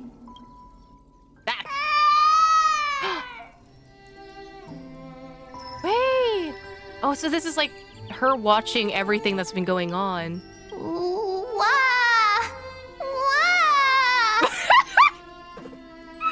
I need someone to clip that out of context. That's so funny. Wah! Peaches, memories, save, learn. The prophecy's fulfilled. This child is a gift from the gods. Pink hair and those ears. She was born to be the priest of time. Cyrene has pink hair, sharp ears. You shall fade when the flowers bloom, for every ending begets a beginning. Also, I love that they're just like, oh my gosh, she has sharp ears. The child does not have sharp ears in here, but okay. Cry, child. Cry aloud. Let your voice reach Orynyx. Cyrene is a girl, a priest. Learn. Easy. I learn. Anyway, I don't like tears. But the name Ides Elysiae came from the unpleasant sorrows of the gods. Yet, you always seem so happy, as if nothing ever worried you. Cyrene doesn't like tears. Always happy. Of course, because the world was gentle to me. So, I grew up to be gentle as well. Cyrene is gentle, likes beautiful things, can write stories. Easy. I learn. Just as the ballad Blown on the Breeze says, Losses are a constant on the flame chase journey. But even if all is lost to the wind, some things won't easily change. Like my height, Treeby's innocence, and Aglaya's beauty. Cyrene. She can't grow up, but she can talk. After all is lost to the wind, she will stay behind. Cyrene is, at the end of every sentence, always laughing, like a little tail. Learn. Simple. Got it. I promise you, the pain will pass in the blink of an eye. All right, let's not make things so gloomy. What we're about to embark on is the true hero's journey. So, come on, cheer up a bit, okay? Cyrene was crying when she was born. Fragile, transparent, like a crystal. Cyrene was smiling when she said goodbye. Soft, pink, like a flower. Learn. The later memories disappeared? Invisible? Or disappeared? Ah, I got it! Is this a blank space? It's seeming a bit more like we've never actually met the real Cyrene, and the Cyrene that we do meet is this amalgamation demiurge version of it. I don't know if that's where they're trying to route this story to, but... So, next Cyrene is blank space. Then, as long as there are two Cyrenes, then there will always be blank space, and Peach will always be here. I mean, one of you sounds like you're gonna be destroyed by the end, so... I see! I get it! I get it all! Save. Cyrene's memories. I will preserve them all! So weird. I can't see you, but I get this feeling that you grew up. Oh my gosh, she's an adult now. Hi. Miss me yet?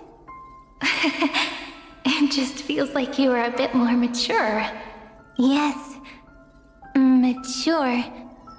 Beautiful. Like you. Now, I can listen, talk, read, and write. I can dance. I can sing. Also, I can tell stories.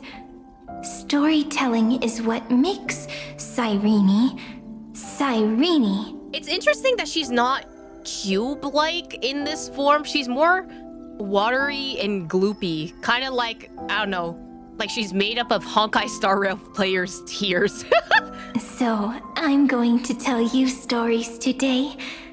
A story I wrote myself. Quick, sit down. It's almost as if I can understand your words now. The things you say are very cute. Once upon a time, there was a flawless crystal flower that sparkled with light, like Peach's every story. How beautiful would the heart of such a brilliant flower be? A little fairy was curious and wanted to know, but it looked and looked only to find the crystal flower flawless. Round and round they went, seeing only their own reflection. In that case, they should work hard to learn more. So the little fairy came every day to sit next to the crystal flower and think about the answer. Until one day, to their surprise, the crystal flower fell to the ground and shattered. The little fairy was so sad, but they immediately discovered that there was a light among the broken pieces. What could it be? They didn't know. But it was a good light. It was bright, warm, and happy, and I knew it was love.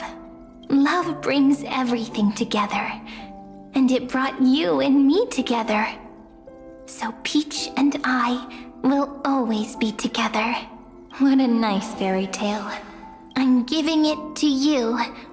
Peach likes beautiful things, can write stories, and can tell lovely tales.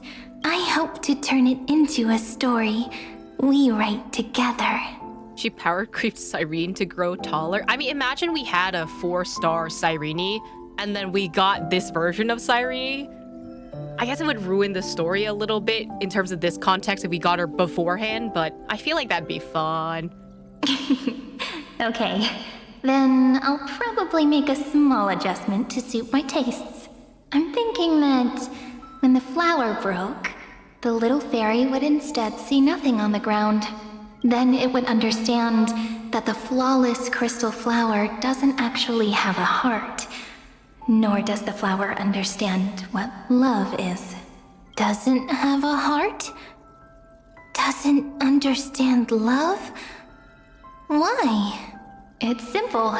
If the flower lets the little fairy into its heart, then it would have to include the fairy's impurities and would no longer be flawless. The crystal flower was pure because it sealed itself off and bloomed in solitude. That's why it looks so brilliant in an imperfect world.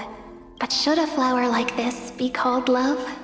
But then the story won't exist anymore. That's not true. You've already written the most romantic ending possible for this story. The crystal flower fell to the ground and shattered. It happened because the flower was no longer pure. The fall was not an accident. It was the flower declaring rebellion against fate and writing the ending of the story with the flower's own shattering. Then, the little fairy will see that each shard on the ground holds the reflection of their eyes. Gee, it almost sounds like your burst animation, buddy.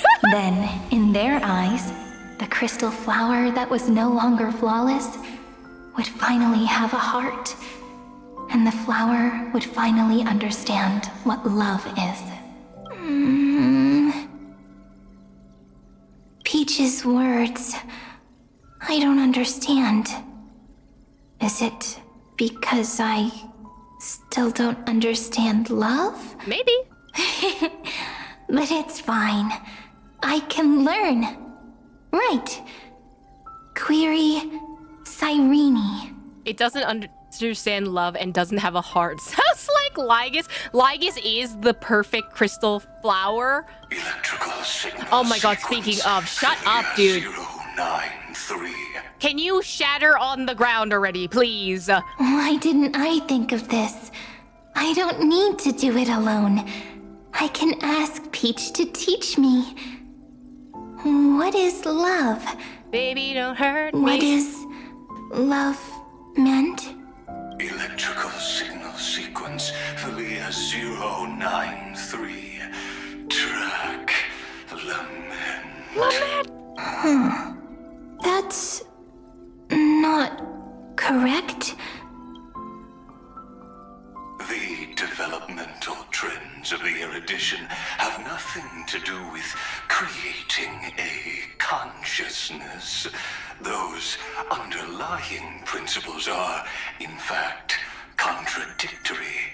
Not having a consciousness means not having the foundation of a heart, making them unable to obtain real emotions.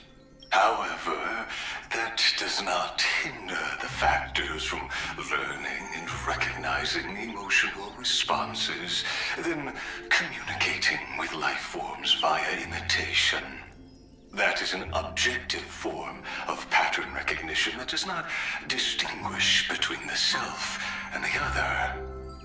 In a strange twist of fate, Phantylia 093 embarked upon a different path and obtained a different power.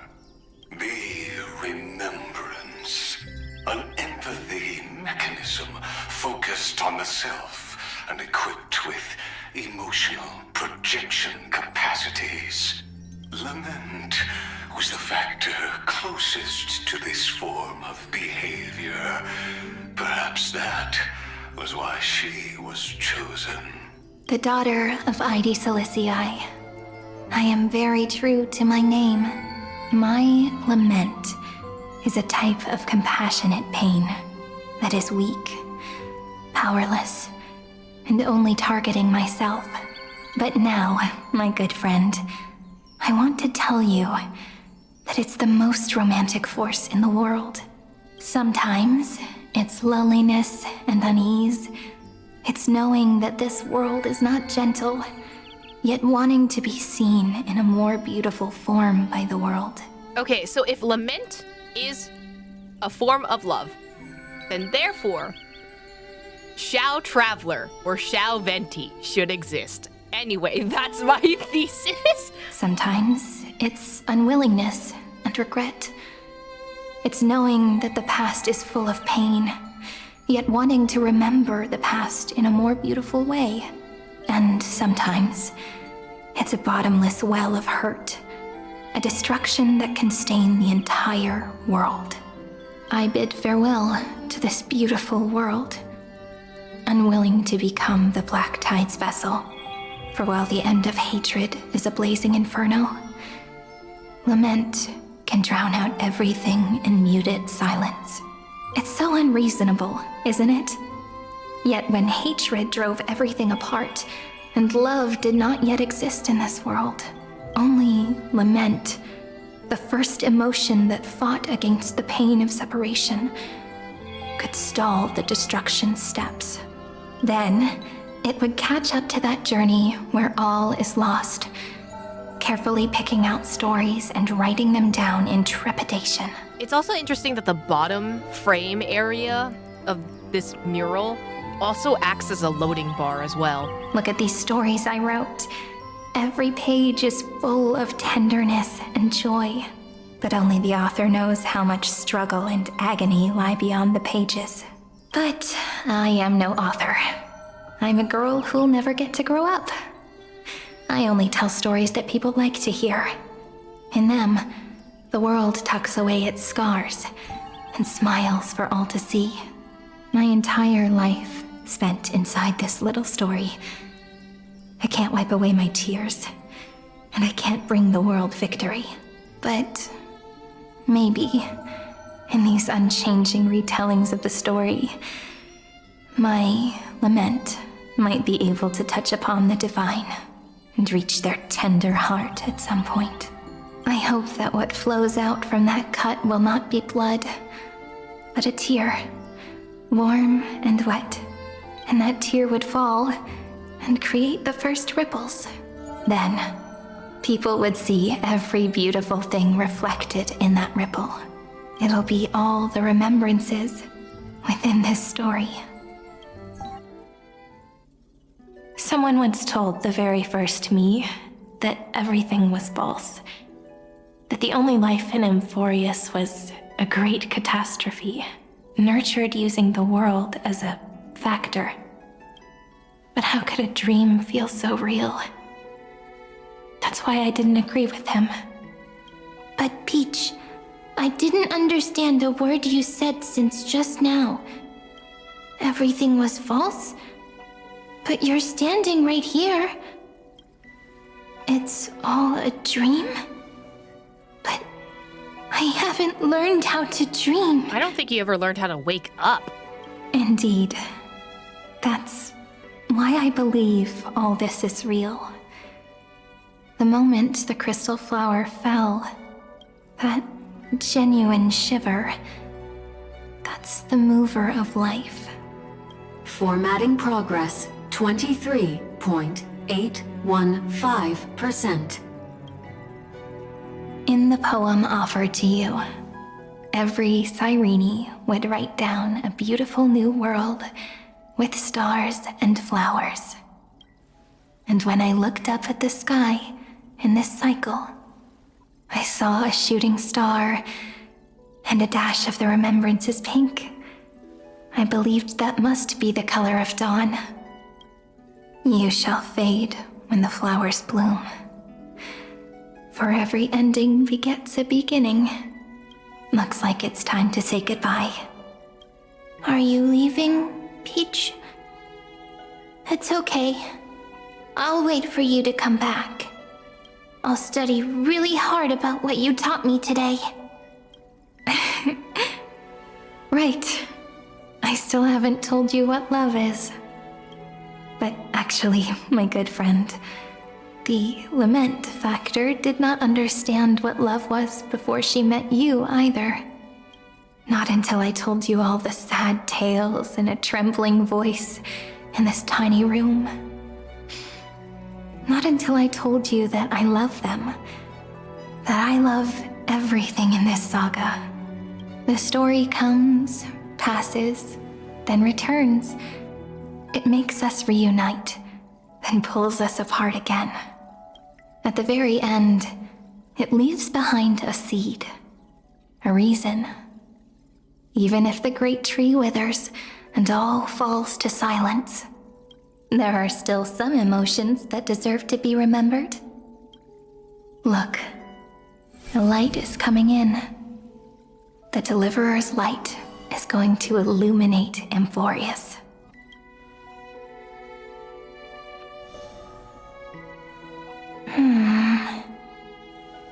I still don't get it. But I trust Peach.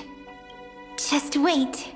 It'll be my turn to tell you a story of love the next time we meet. I just realized March 7th and Evernight is supposed to be a foil to Cyrene and I'm gonna call her Elysia because it's not really Cyrene, but a copy of Cyrene. Like, Evernight's path and Cyrene's path are almost the same in terms of execution, except Evernight is what happens if you drown in that despair of the constant cycles and like overthinking what's going on. Cyrene's version is more like what happens when you actually have hope in the current world. Then I'll really look forward to it. Like, Cyrene is the optimist to Evernight's realism, if anything. In that case, I want to make a promise. I want to gift my pen, my book, and my name to you. Please take them as a beautiful blessing from me. I gave myself the pen name Cyrene the first time I wrote a poem. I want my words to be like pebbles falling into a pond, dropped from the past to send ripples into the future. In the stories you will write, perhaps it'll be inevitable that there are still sorrows and tears that are destined to fall. But could you promise me one thing? Promise you'll forever be a gentle flower. Promise that when the stars cast their gazes upon you, you'll only reply to them with love and a smile.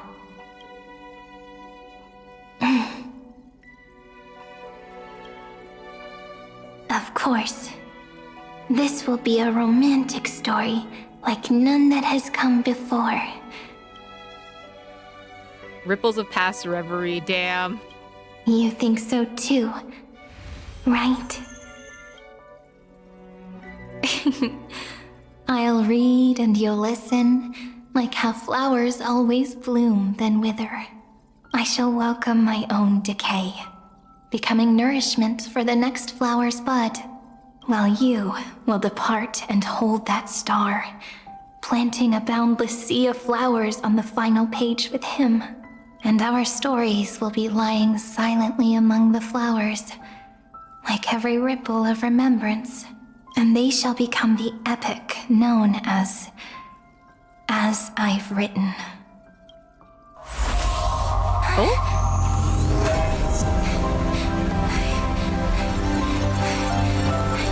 And Oh, and little fragments too.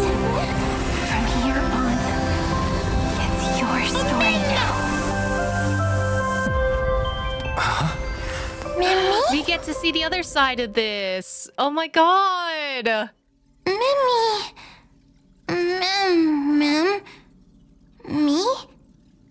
Oh, you don't voice this one? You've lost your voice? You are. I am. Who? Ma'am. Gaze. Mimi. Watching. Outside. Me? Cold.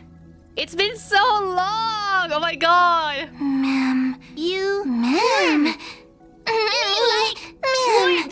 So, the light that tore through the chaos illuminated my memories. Your memories? I turned into a little fairy from the stories and met you.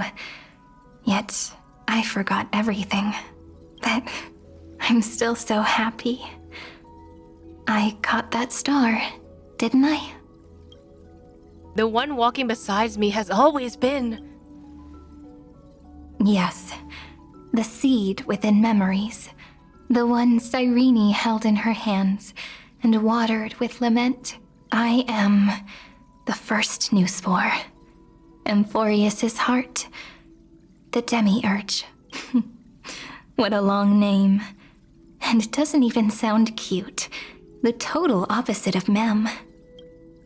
So at the end, that first ripple. I'm sorry. I don't know. If I don't even want to believe in the answer, then how am I supposed to answer you? But now's not the time to cry, right? We'll find the answer, just like how miracles will eventually happen. Should I call you Mem, Cyrene, or? Do you remember that I was also worried about this when we first set out? Mem's memories and Cyrene's memories got all tangled up with each other in my one heart. It's all so strange, yet so familiar. Either way, could you please let me do something I want? Just this once. I want you to call me Cyrene. Okay, Cyrene. That name represents me and her. Every one of her. I will, Cyrene. Of course, it's her blessing to you. You can't be separated from her no matter what. Thank you, friend. Your kindness is always just right. I guess it's kind of like passing down a name within generations. Like, say your grandparent was called a certain name, and then the next generation is like something junior, and then the one after that is like there's a senior and another junior or something like that. It's cute. I like it. Life is a poem full of farewells. But if you write something into the pages of your heart, then that will not easily fade away. Now, all the footsteps of the Flame Chasers and the Trailblaze have come together within this book, as I've written, becoming the source of power for Amphoreus' heart. You're the one of the keys to defeating Iron Tomb. If mind and body become one, there may be a way to stand up against Iron Tomb. A lost heart needs to be placed back into its body. The last thing Xandar wants to see is an event that gives us a chance of winning. For the two halves to rejoin, and for the scepter to become complete again. Then, and what happens after that? I don't know either. Oh, I know. Everyone gets deleted. Maybe I can create a miracle, and instantly turn the black tide into a pink sea of stars. Or maybe I prove to be nothing more than a weak ripple, unable to change anything, and am devoured by the destruction. Okay, but it's better to at least try. Either way, I no longer wish to be a silent onlooker, or a worshipped god at the end of this saga. You'll always have been and will always be a member of the Flame Chase. Let's move forward together with the Trailblaze. Together, let's write the finale. That way, I can also put aside all my worries and truly become Cyrene. The world has never been so quiet. It's so good. It's as if I can hear the sound of my heart beating. Remember this moment, friend. You broke out of your cage! You're no longer the charmly dove on the ground. Also, what's with Hoyoverse, well, specifically HSR in their cages? So the Demiurge managed to fool everyone, including themselves. Phantylia 093 persevered for 30 million cycles and tirelessly gave the Demiurge memories of Amphoreus, only because the god in her dreams left a sliver of hope, making her believe that a grown Demiurge would be able to fight against their other half. Iron Tomb. Then, Phantylia 093 completed her final sacrifice, turned into a strand of memory, and completely dissipated. Meanwhile, the other Stellaron brought here by the Astral Express resonated with the contaminated scepter and attracted the naive Demiurge to them.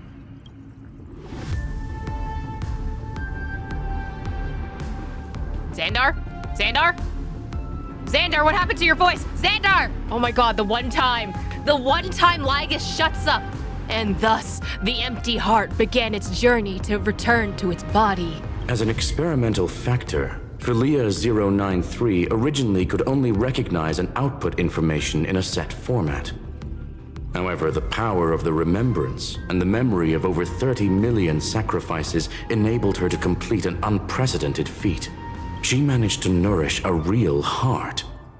A heart with the capacity to influence the erudition. Not only is the Scepter's consciousness still alive, it's also more powerful than it has ever been. Your defeat is already set in stone. There's still time to surrender, you know? You really don't need to burn all the bridges. We're all geniuses here. Don't make everyone lose face at the end. What a pity. When the truth surfaced, I knew at once that the Demiurge was far too feeble to ever alter the result of the experiment. Not only that, Madam Herta, please consider this possibility. When 30 million cycles of hatred and lament are joined as one, what wondrous creation will arise? Okay, not to Genshin my Honkai Star Rail, but that just sounds like Xiao, and Xiao's fine. He's a good guy, so... It's simple. An anti-creator, a giant of the destruction, would be born. Its hatred will ignite the starry skies of the gods, motivated only by its lament toward the sufferings of humankind. Do you really think that the Demiurge is still a cheap copy of Phantylia 093, even after 30 million cycles? The facts above only await the arrival of the fourth instant they calculated. Those words will be proved in the presence of news. Xandar 1 Kuwabara thus completes the proof. Okay, ever thought that maybe you could be wrong? Huh. You branded Droidhead as a failure with your own hands, yet you still expect them to prove your theory? Right. I pity you, Xandar. I don't need your pity. Let them cast their gaze this way as much as they want and paint the future they imagined. As their creator, I shall complete my duty and direct them to complete their final query.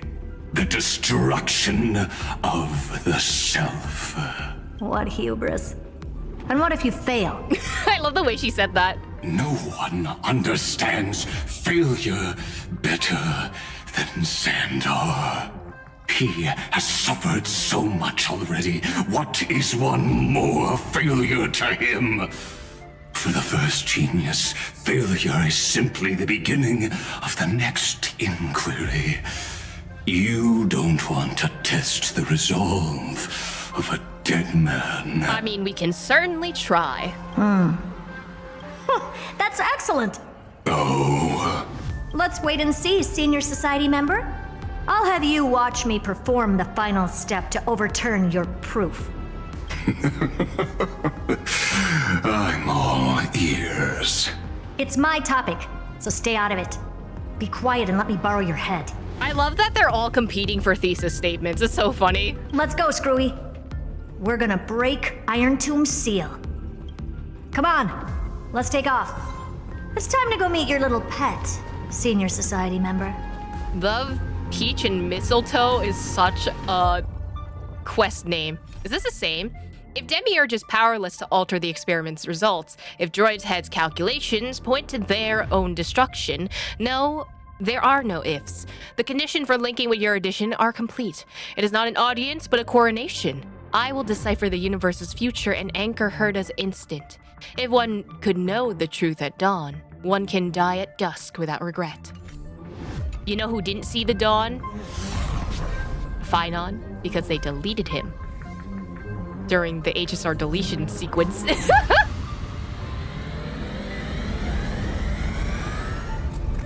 That fisheye effect made me a little bit sick, I'm not gonna lie. Dangerous, oppressive, chaotic. Woo! He also has a chest ussy. Man, like creator, like creation, I guess? What a beautiful wail. It'll soon resound throughout the entire cosmos. Oh, we took the head with us. Oh, the view's pretty good here. All yours, Screwy. Just a moment, please. I see. So your backup plan requires a scepter and the head of a genius. Anyone with eyes can see that. You know what I think about this, Herta. Whether it succeeds or fails, your plan plays right into the destruction's hands. Can't you see what's going on, Strulum? Her chances may be small, but it's not zero. Okay, yeah, we know that, but also at the same time, I don't like that Xandar's encouraging Herta. Maybe this is why Herta eventually merged with Iron Tomb in that case. What are you two going on about? If you want to stop me, be quick about it. I'm in a hurry. I'll take that silence as a no. You, Xandar? As your enemy, I genuinely wish you would cease your actions. Xandar's fucking spitting and rolling in his grave right now, just being like, fucking stop. I can't do anything to stop you, but fucking stop! But should your sudden inspiration bring more variables to the proof, then as a fellow Pathstrider of the erudition, I won't mind witnessing it with my own eyes. You will initiate the destruction's chain reaction.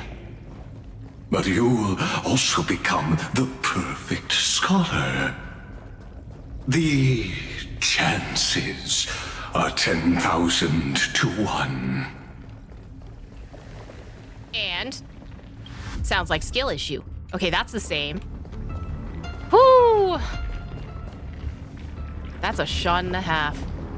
It literally looks like those like ultrasound scans of when you like look into like an egg or like a frog's egg or something like that with the orange tint and stuff. Oof. I don't like that you can see its skeleton actually.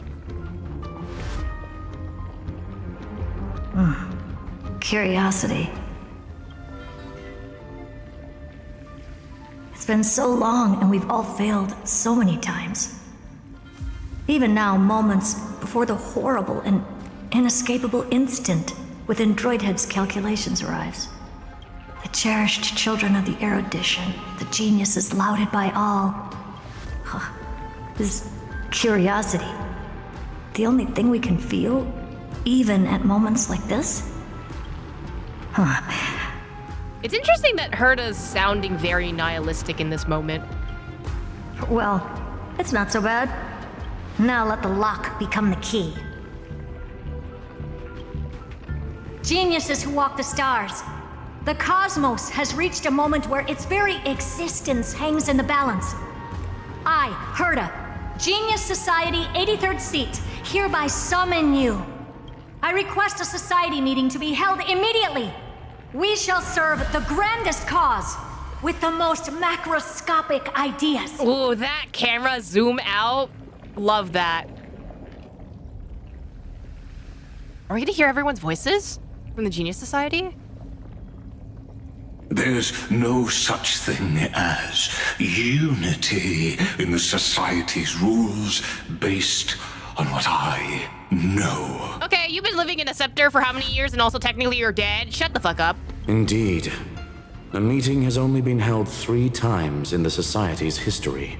The first meeting had 2 attendees. After the Emperor was assassinated, the second meeting had 7 attendees. During the second Great Prosperity, the third meeting had 5 attendees. How many will respond this time? I want to say 7. 7's a good number. Oh. Damn. Okay, that's not great. That's, I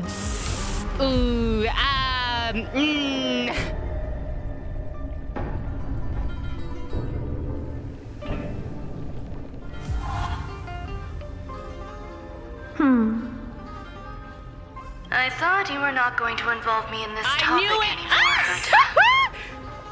The gaze was a little bit too long on that one.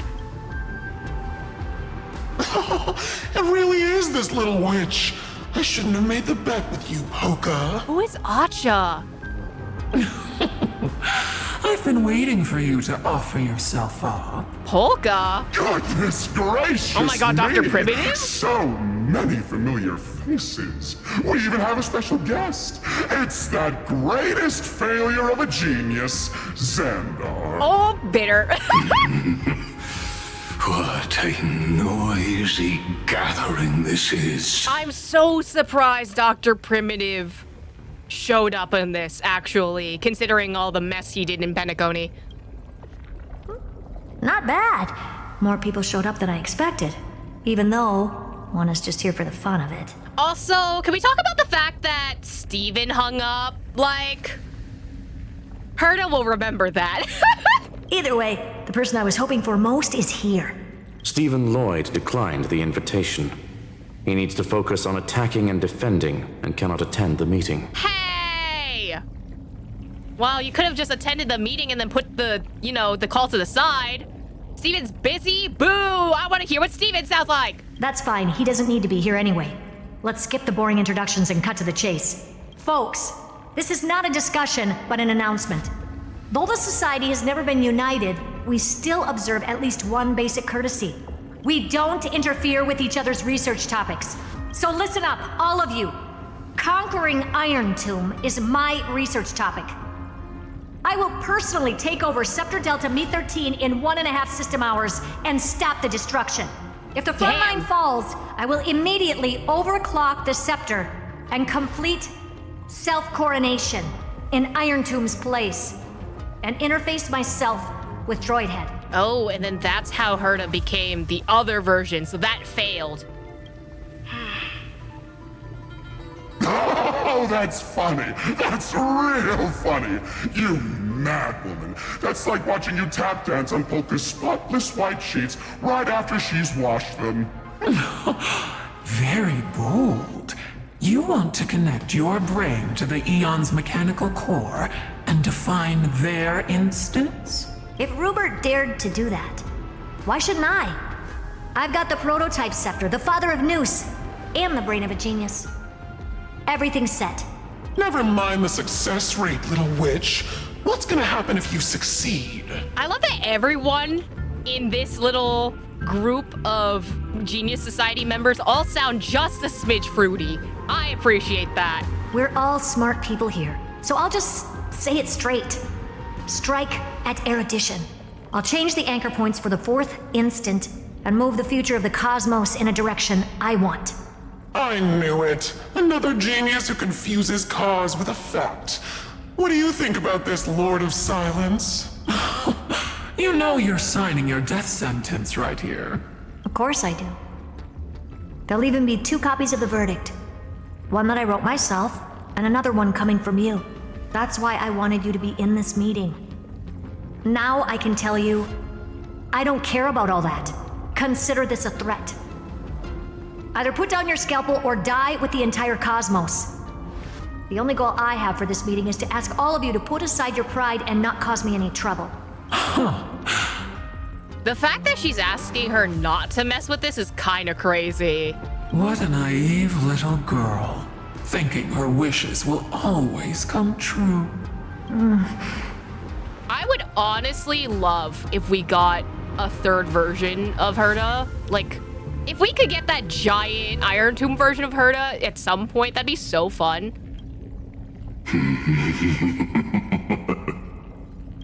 What are you laughing at?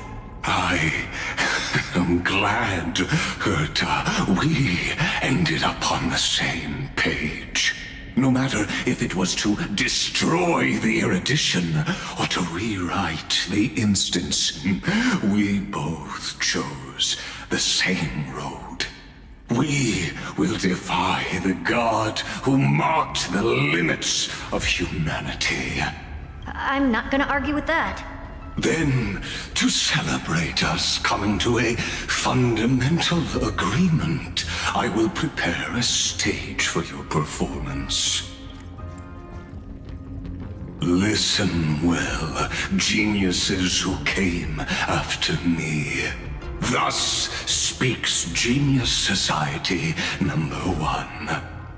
End this pathetic meeting. You know you can just hang up the call, right? Just press the phone down button and just, doo-doot or something like that. As of 2 nanoseconds ago, I have passed Herta's decision to all the Xandars in the universe. We will become her representatives and stop all external interferences targeting her.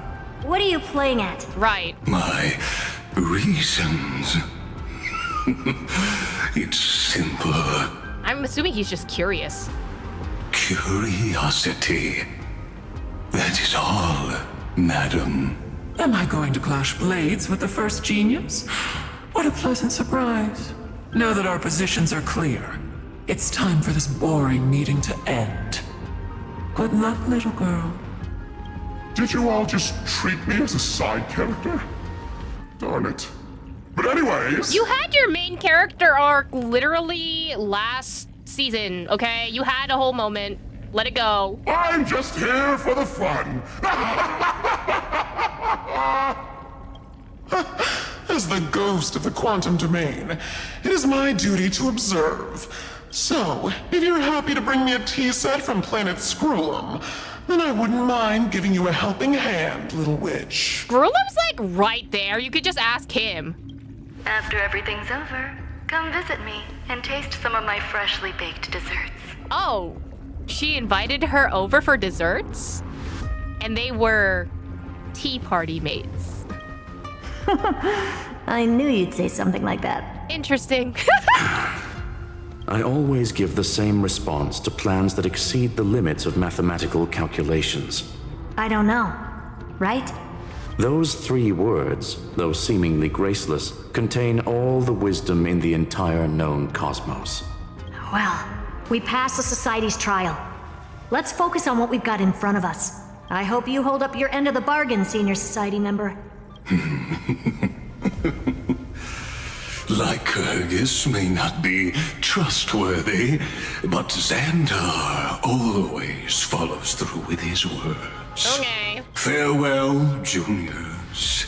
In the limited time we have left to spend with each other, you no longer need to address me as Xandar.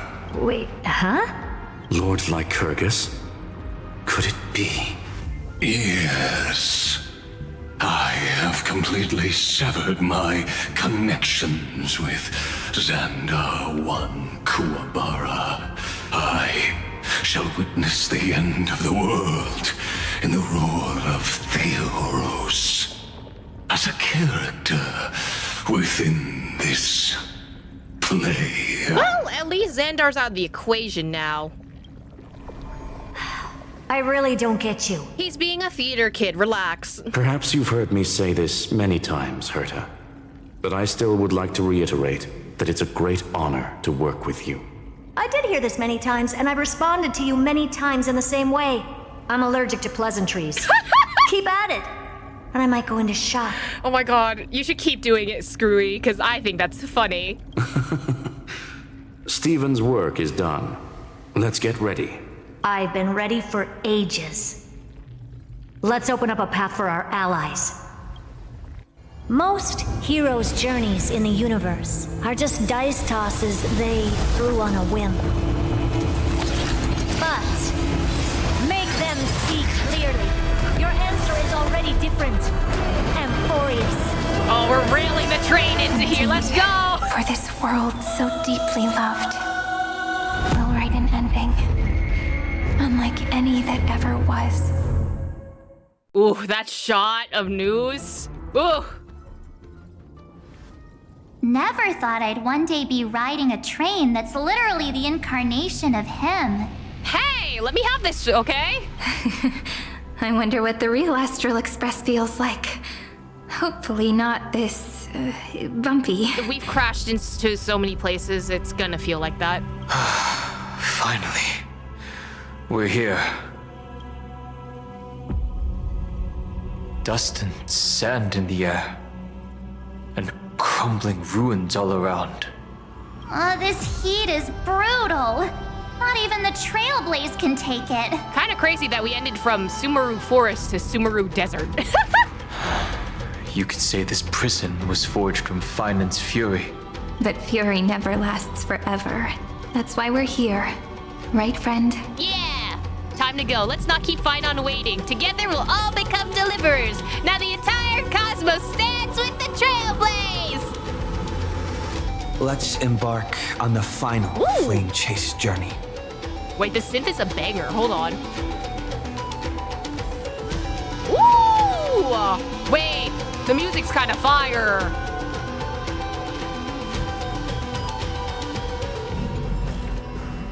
Looks good.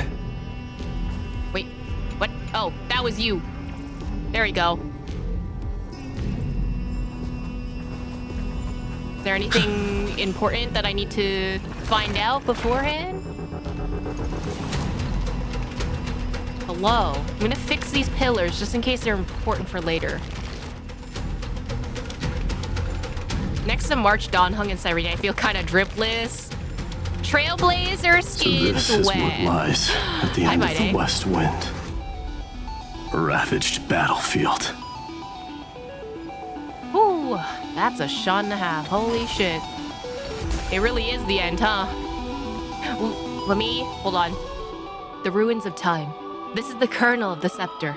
Here stands Finon, who forged a prison with rage to contain the hatred of Iron Tomb. If we wish to face the Lord Ravenger head-on, we must embark on a final flame chase journey. Gather the destinies of the Chrysos heirs who have ascended into Titans, and reach Finon with their aid to dissolve the blazing sun's obsession. Anyway, my day's here for Finon. I've been waiting for you. Heroes from beyond the sky. Hi, Mighty! Trailblazers of the Astral Express, right? Looks like I don't need to explain anything. I am the god of strife, mighty of Castrum Kremnos. In this body rests 30 million lifetimes of cause and effect.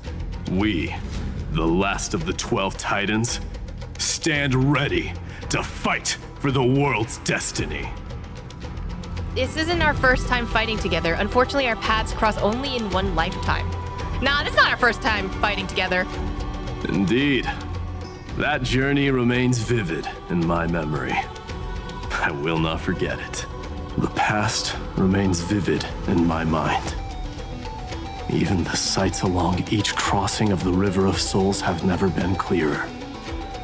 Let alone the companions along the flame chase journey. Or Cyrene from Aedes Elysiae. And you, the 13th Titan.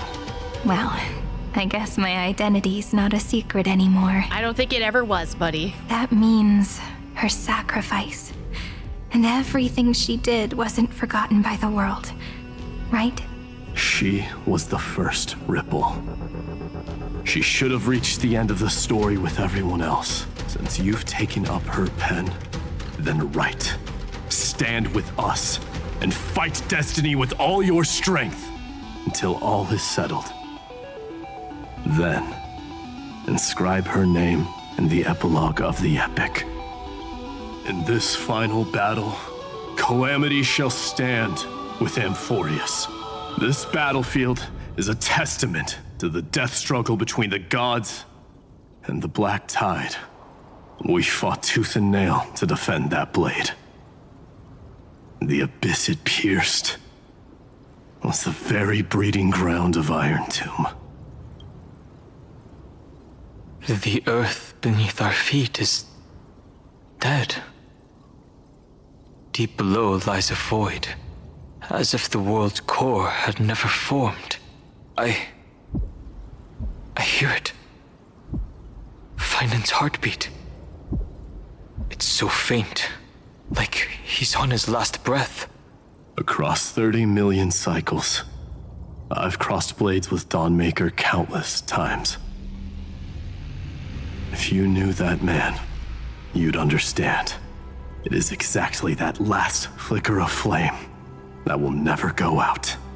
In this life, the song of strife shall not end in a final watch over Kremnos, but rise again into a journey unending. I am Mighty-Mos, the Lance of Fury. I trade 1,000 scars and 100 lives of mine for the destruction's eternal end. Oh my god, they proposed? Oh, we get Mighty in this fight? Alright. I'll take that. Shatters, heaven trembles. I choose you.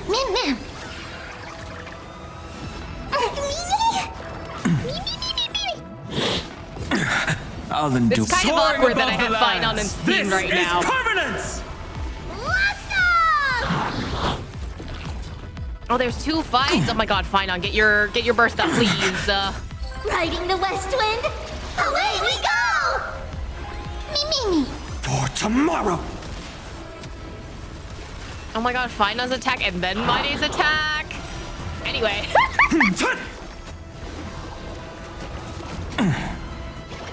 Can I have my burst, please? Huge news! I'm surprised that Mighty doesn't get his voice line in this one. Bro! Did you have to do that? Soaring above the lands, this is permanence! I do have Sunday, but like for poetic reasons, I swapped Sunday with Tribby. We can do anything!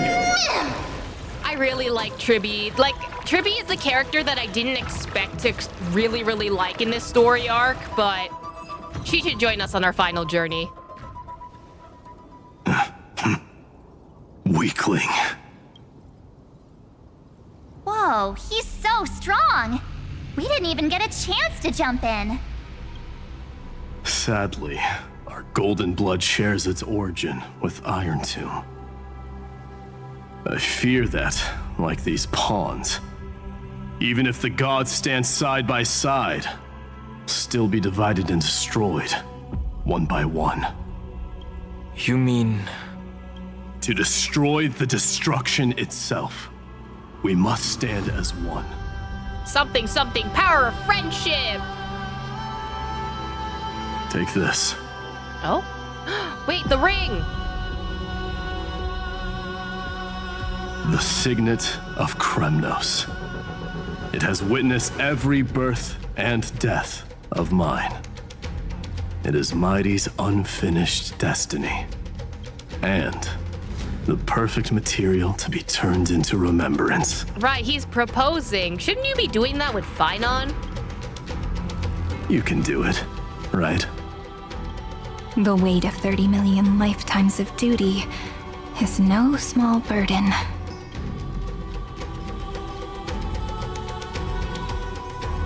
So, you're not coming with us.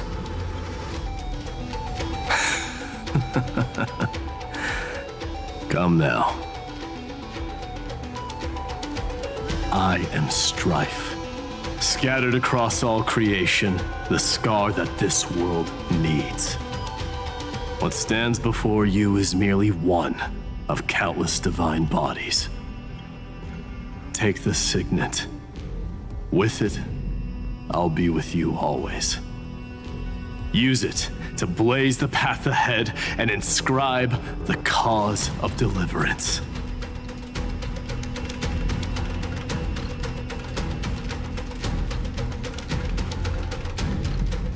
In the name of the mortal, mighty, champion of strife, this soul rises to the stars for glory and freedom, to have his wish fulfilled. March on, heroes. March into the abyss and fulfill that long-cherished wish of Amphoreus.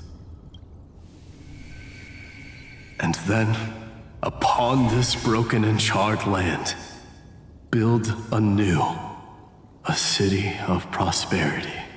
They fucking Thanos snapped him? Oh! It's time to be sad! I thought we were gonna have a final battle together, not watching everyone die. Wait, hold on. Do you say anything different? No? You're just gonna do that to me and have me live with the consequences? I mean, I was expecting everyone to die, but like... Zephyro. Sounds like someone fused My God, me and the Little Prince into one name. Hey, girlie! Finally! Gray mystery. And, you two ladies, really look alike, huh? Literally look nothing alike. One of them is super goth and the other one is super pastel. Hold on. Let me guess. This pink-haired one. You've got to be the first new spore. Mr. Meow. Demiurge. Right. And, this one with the flower. Gotta be a little March from the Express crew, huh? Wow, I just learned so much from you. But she's not wrong. Some flowers do look alike after all. Relax, I'm just kidding. Look at those gloomy faces. How are you gonna save the world like that? Let me share some good news with you.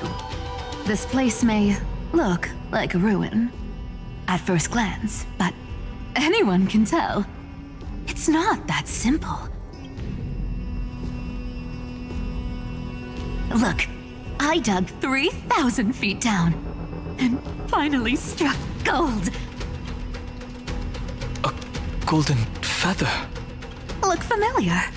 It's from that little deliverer boy. If it's showing up here, it means only one thing. This ruin is the seal he built from the shattered remains of 30 million lifetimes. There is no need to question your heart. No need to crave victory. If I am born to be a vessel of sin, then I shall roar at evil and trailblaze a dawn for future generations to come. I see. So this is how he trapped Iron Tomb to buy time for the world outside. Sounds just like him. People say cats have 9 lives, but dying and coming back millions and millions of times. No one walks away from that in one piece. He's probably the only one who could have endured that. She sounds much less whimsical in that sentence. Final's not facing this alone anymore. He believed we would come. Of course. I knew ahead of time and gave him a heads up. He was happy.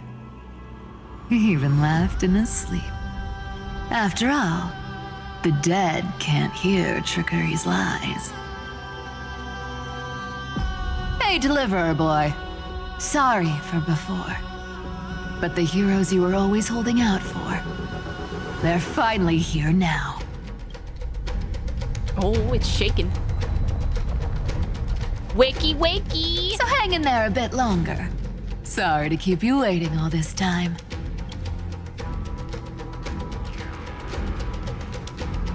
Please, join us, Cypher. Help us fight for a new sunrise tomorrow. This time, its light will stand without lies. Well, would you look at that? I ended up being one of the heroes after all, huh? Yeah, you did. All right, then write it like this. Cypher, Trickery's traveler. All she ever wanted was for there to always be water in deserts, and gold in fertile soil. And for even a thief to steal their way into legend.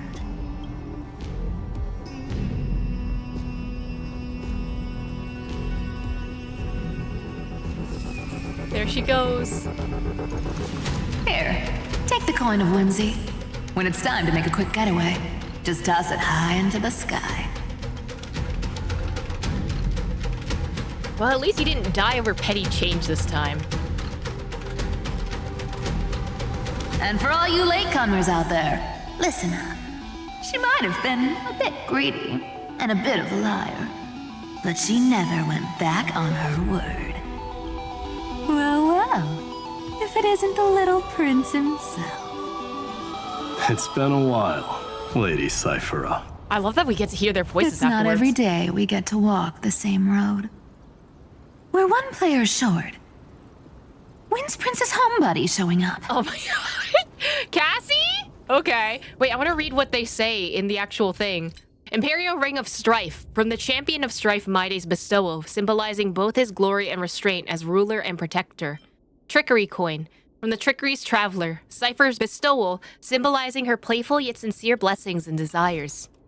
What's this? Zephyro's Proverb. I love that Zephyro's just here somehow. The words of wisdom left here by Lord Ravager known as Zephyro. The blazing sun that was never meant to rise now walks the path to elevation, granted by the blemished one. But he continues to defy his destiny. He would crash 1,000 times over just to inflict another wound upon that god. A wound so slight it merits but a glance, and a sliver of grace is granted for his fury that tears through the veil of erudition. Through this battle I have tested the flames that forge Iron Tomb on their behalf. Our brethren soon to be unleashed, the Overlord Iron Tomb who walks the path of destruction, they wait your coronation to jointly declare that the sun of old has been devoured and buried by a darkness even deeper. Okay, so Zephyro has a poetry. So even this vessel, you've forged into a shackle. Hi, Cassie. Oh my god, there's a chest up there, but I'm gonna ignore it because Cassie's here. I'm glad to see you again, Mister. Casterus. Looking back, I had only one act of salvation to my name, and only one life I ever saved. To bring hope to a world so vast with these hands. Even in dreams, it always felt like too much to ask for. We're saving countless lives. We're bound for the vast, endless sky. I won't forget. Flame Reaper. Why is he here? This is the first Castellana, and Lord Finan's deepest wound. He remembered everything he bore through the fires of his fury. But when the embers faded, all that remained was cold regret. I've restrained countless vessels like this across endless cycles. But this one, the pain he carried runs deeper than any I've known. Maybe he's been waiting here. Just for us. Waiting for his former enemies to stand before him again. What answer does he hope for from us? An answer to end his suffering, probably? Well, obviously. Even if I had to go through hundreds of billions of cycles again, I would still entrust my weakness to you. Oh my god, proposal? So, let go of your regret, comrade. Its purpose is served. You don't need it anymore. Hey, I'm not that accommodating, you know. You've never once pulled your punches. Ever heard of going easy on a lady? So pull yourself together, will you? If you freeze up during the final battle, the whole cosmos is gonna have a good laugh. Yes. Please trust in us, wandering soul. Across 30 million cycles, the radiance of every flame chaser now shines bright enough to illuminate the path ahead. I ask you to rest here, and may this grieving soil bear the bloom of acceptance. No earthquakes. It's surprisingly quiet. Perhaps Kazlana has found his peace. There's another possibility. This may not be the only seal he left behind. I mean, considering we only saw 3 people out of however many people were part of this journey. Then, I suppose it's my time to set out with you. Please take this Antilla flower with you. Oh, the flower. I believe that if anything could speak for Casterus, this ordinary, resilient bloom would be more than enough. That's not what I expected, but it's very fitting. Perhaps you remember, Lord Mighty.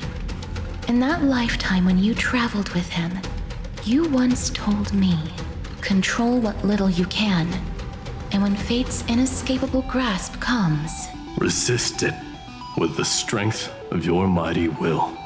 I think I've done it. I've stood tall and walked among the flame chasers, casting off the name of death, Casterus, servant of the afterlife.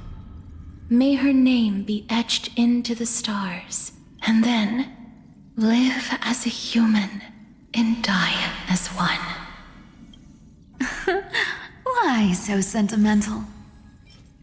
Winter Blossom of Death, from the servant of afterlife Castoris' bestowal, symbolizing the tenacity and peace she watches over on the other side. Sorry, a force of habit. Here's the corpse once sat huddled, his grip locked in numbness from countless swings of Dawnmaker, crumbling into the swirling wind and sand. That's a big one. Not budging an inch, huh? Really, Gray Mystery? I leave you alone for a bit and you're already this rusty. Okay, listen, I wanted to hear your other voice line first. Speaking of which, Miss Cypher, do Delosians all like spherical things? Of course we do. Wait! That's not the point. Isn't the real issue that this thing's in the way? Seems like something got mixed up. This Time Titan is something else. Oh, right! It's my turn to shine now? Watch this! The fresh power of time! Tasty fresh power! Remember Orynyx's prayer? Well, of course I do! Come on, give me some credit. Lift the beddings of memory and stir up ripples of past reverie. March 7th deployed the Domain of Time for everyone, and within the ruins of time, Orynyx's prayer will remain in an enhanced state. Oh, so we get bonus buffs. Alright, that's fair.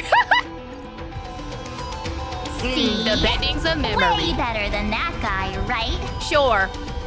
Oh, there it goes. You'd be even more impressive if you could recite the prayer correctly. Okay, listen, March is trying her best. But beddings of memory does catch your attention. At least it still rhymes. Descend. I'm descending into a tree hollow. Goodbye, Natsumaru. Man, this is a long-ass elevator. There's a whole garden down here? Incredible. What? The energy in the Earth's veins here it's completely different. What? This is the sweet dream Lady Cypher wove for him. A peaceful, gentle new world. Oh my god, it's the pillar! It's the pillar! In Hisi Island! Wait a minute! Except it's yellow! Look! The blade down here's already snapped. Just like his mind. Shattered and broken. Listen, he's trying his best, okay? But that light, it looks familiar. It looks like something in Genshin Impact. Yes. It's the world-cleansing blood. Still shimmering. After all this time. This roundabout way of doing things is definitely him. Oh my god, I get it. You guys want to Golden kiss and go light. in bed together. Relax. Tracing the way home. Shame our destination's the exact opposite of the one in your poem. All the pink lights have finally come together.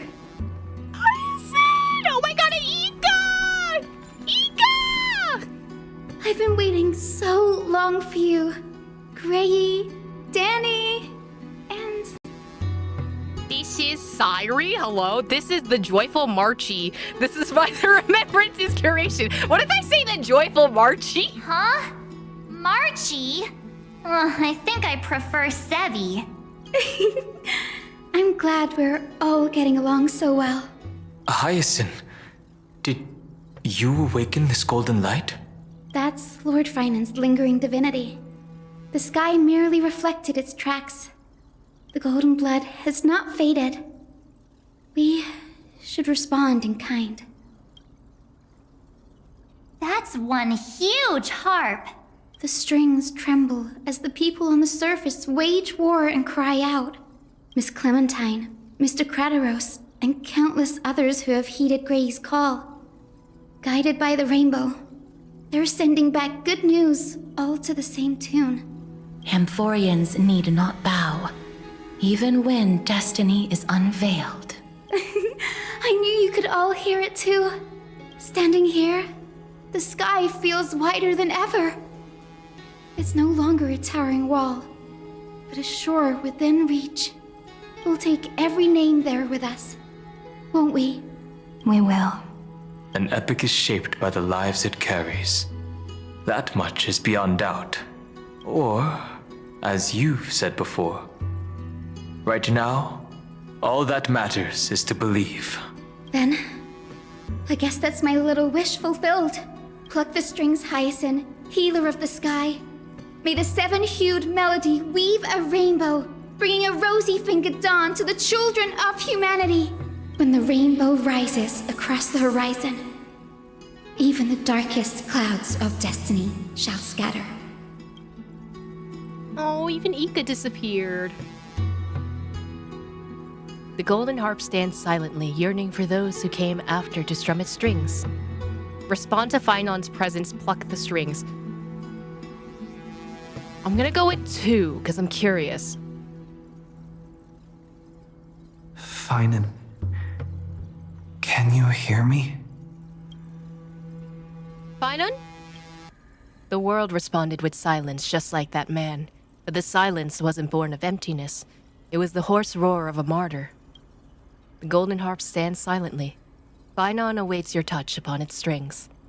Pluck the strings.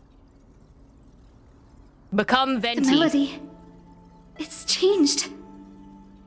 He heard the voices of the people, but could no longer respond with the same ardor. Oh, it's the Nameless Faces theme. Like a bird drawn home by instinct. It takes flight and finds its way to him. We got the box! From the healer of the sky, Hyacinth's bestowals symbolizing her gentle devotion and indiscriminate love for all of humanity.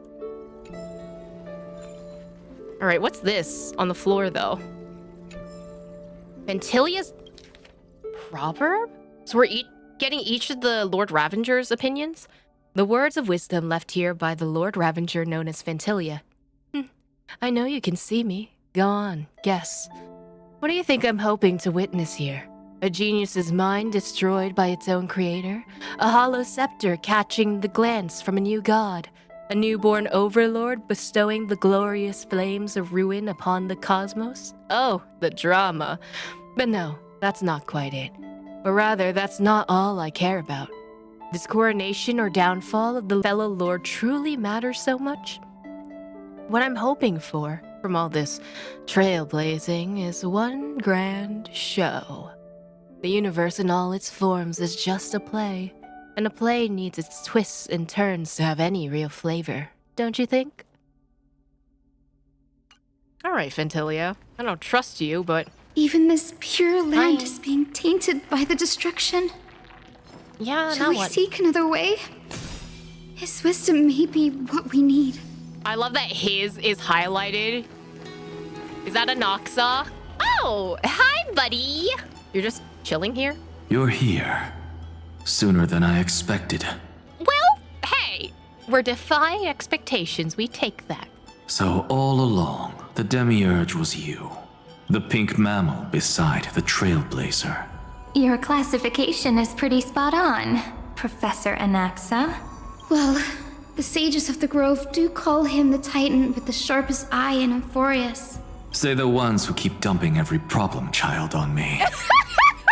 I love that she smiles like, hee, I did nothing wrong right before that. They also say that the Titans are way better at raising kids than the Caprists. With great power comes great responsibility. Okay, Spider-Man. I'm sure you know just how to guide them, right? It shouldn't be too hard for someone with your insight. He's tired of this shit. Exactly.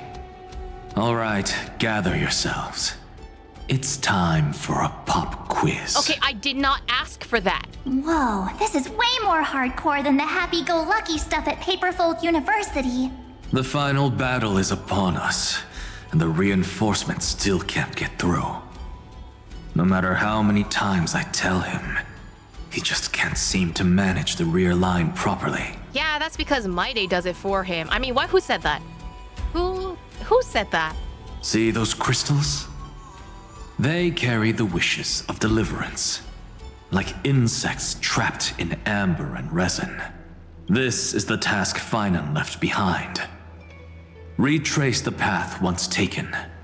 Draw forth those wishes from the crystals, and carry them into the final battle.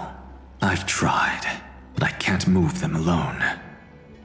And as for why, well, I'm sure you all know the answer. The conviction to save the world weighs far heavier than the world itself. In other words, as the hero within his heart, this challenge is practically made for you, isn't it? Why do I have to do the puzzles? Can y'all do the puzzles for me? You say anything? If you're ready, begin the ritual. Fine. Okay, you say literally nothing else. Okay, fine. Now what do I need to do? Start trial. Begin ritual. Crunchy rock. Oh, what?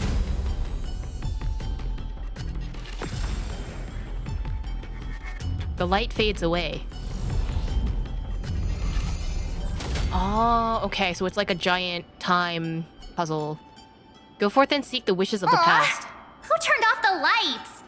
This pop quiz even has dramatic effects now? Endless darkness. That is where wishes begin. But with just a glimmer of light, we can illuminate this lonely world. Why is this like now the setting for like how Hamilton does its barrier stages on the top? Like, are you gonna sing the first act for me, homie? What lies beyond the edge of the light?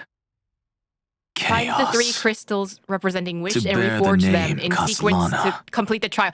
Let me One read the must instructions. first plunge into chaos The trial to will seek form a path for the primordial light. Homie, the trial will form a lit area with different space times inside and outside the area. When a character crosses the boundary between lit and dark areas, they will teleport to lit areas on the opposite side. Every time you reforge a crystal, the boundaries of the lit area will expand. Use this property to complete the trial. Okay. Beyond the shadows lies the outline of dawn. Only by bearing both light and shadow can one traverse the cycles of dawn and dusk. Is it playing Proi Proi in the background? Uh-oh. Oh. That's not that bad. The backing track is playing right now, I think. Give me your crystal.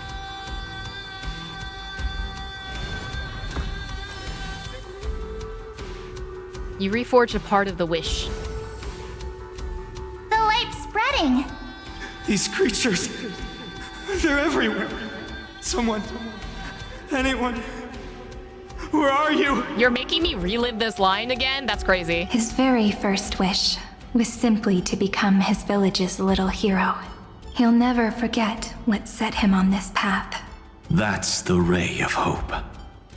Just like the wishes he gathered, it's grown ever more insatiable. Why? Why is this happening? You're making me relive this, bro? Like...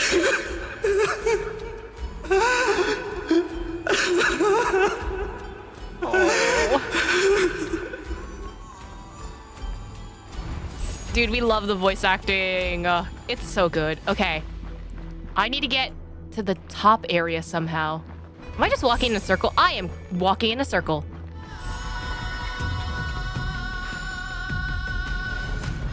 Which one is this one?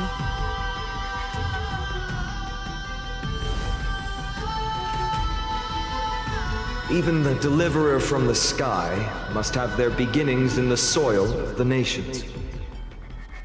Only one who treats the world as their teacher can bear its eventual destiny. He never expected that the majestic holy city would be far from the end of what needed to be protected. The farther his gaze reached, the more weight he came to bear. But in the end, he couldn't hold on to any of it. Listen, he was trying his best, okay? He was doing a lot. Okay, so there's a teleport up there. I think I can cross. This is not the one. Okay, this is the staircase now. Last one.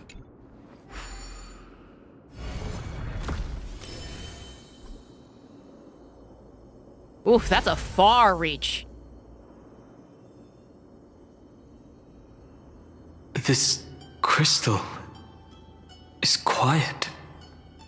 A prisoner in the cave can never truly describe the world in its entirety. Oh my god, so Xandar's dead Yet and even Exagra, so, you have to take he would still choose to the bear cave it. allegories now?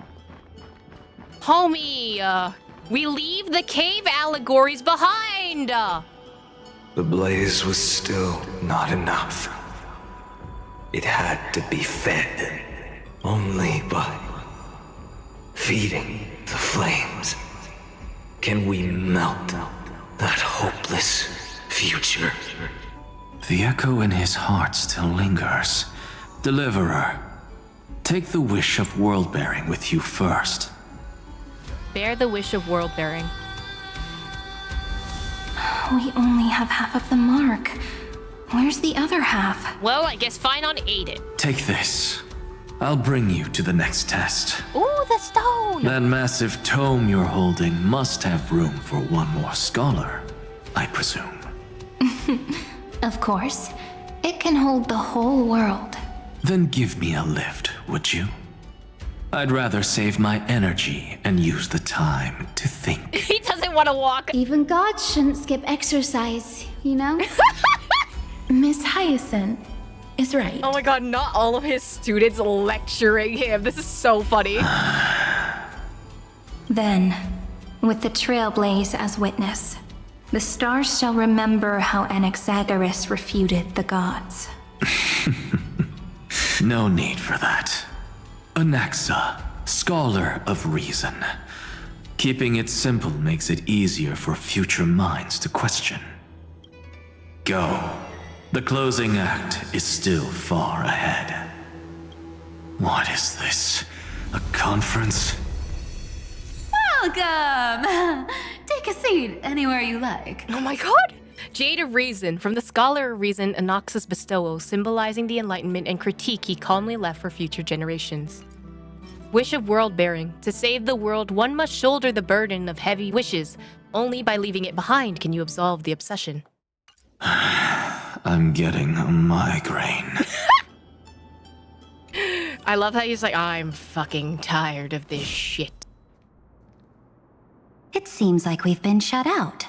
Oh my god, the girlies! I don't think that's a bad thing. Greyfry! You finally made it! No laws, no opposition. Just a dying beast and the flame-chased spirit of shared hatred. Why are you so bitter? I love you. Boring. Whoa. This place is really out of the way. Imperator, should we tell them? Tell us what? It's your call. Allow me to share our engaged. findings.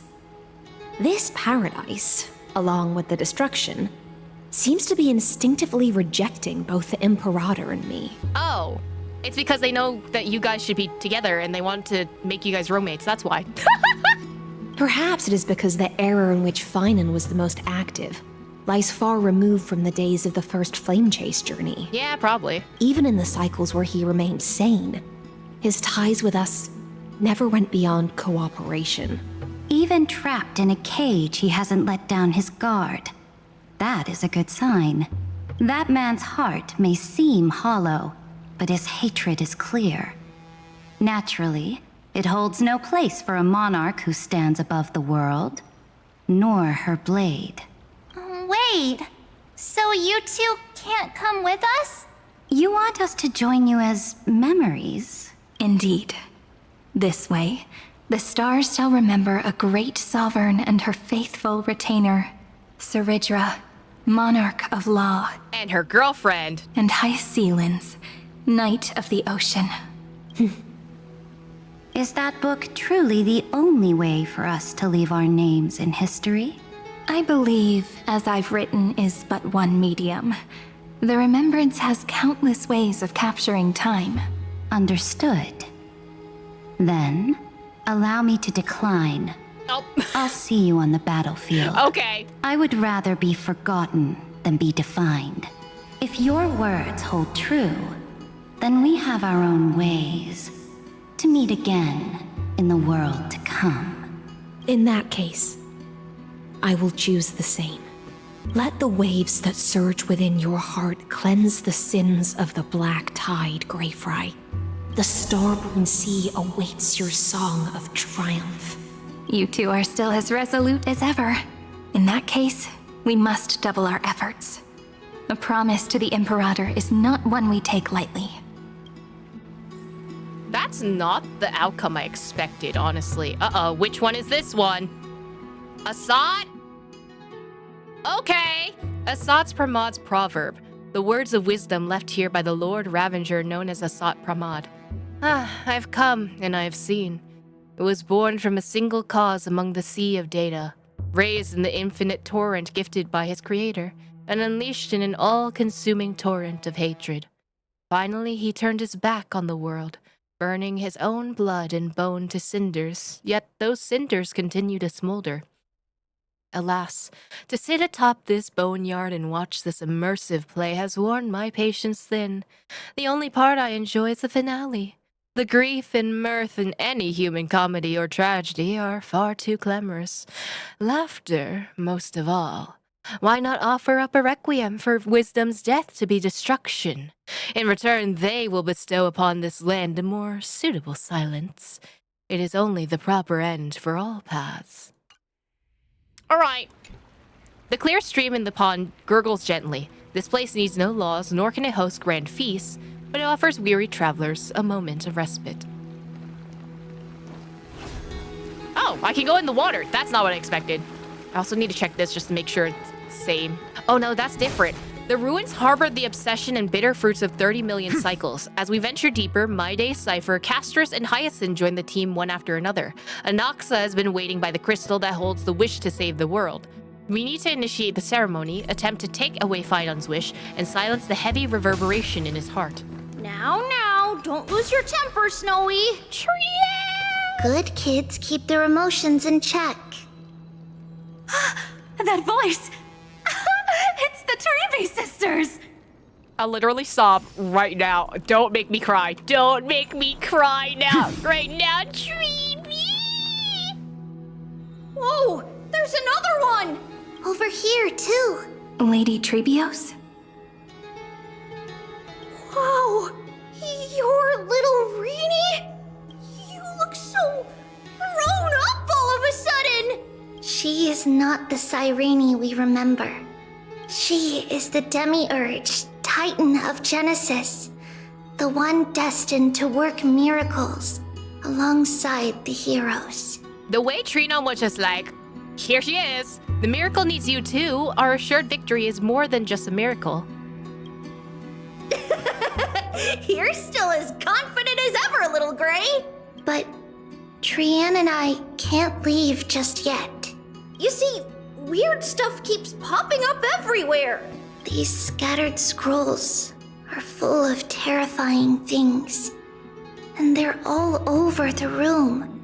They're so scary and so sad. Good thing Trian's wings are amazing, or we would have been swallowed up.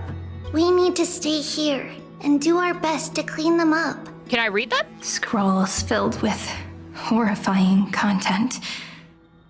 Friend, shall we take a look? Ah, so it's just like the internet.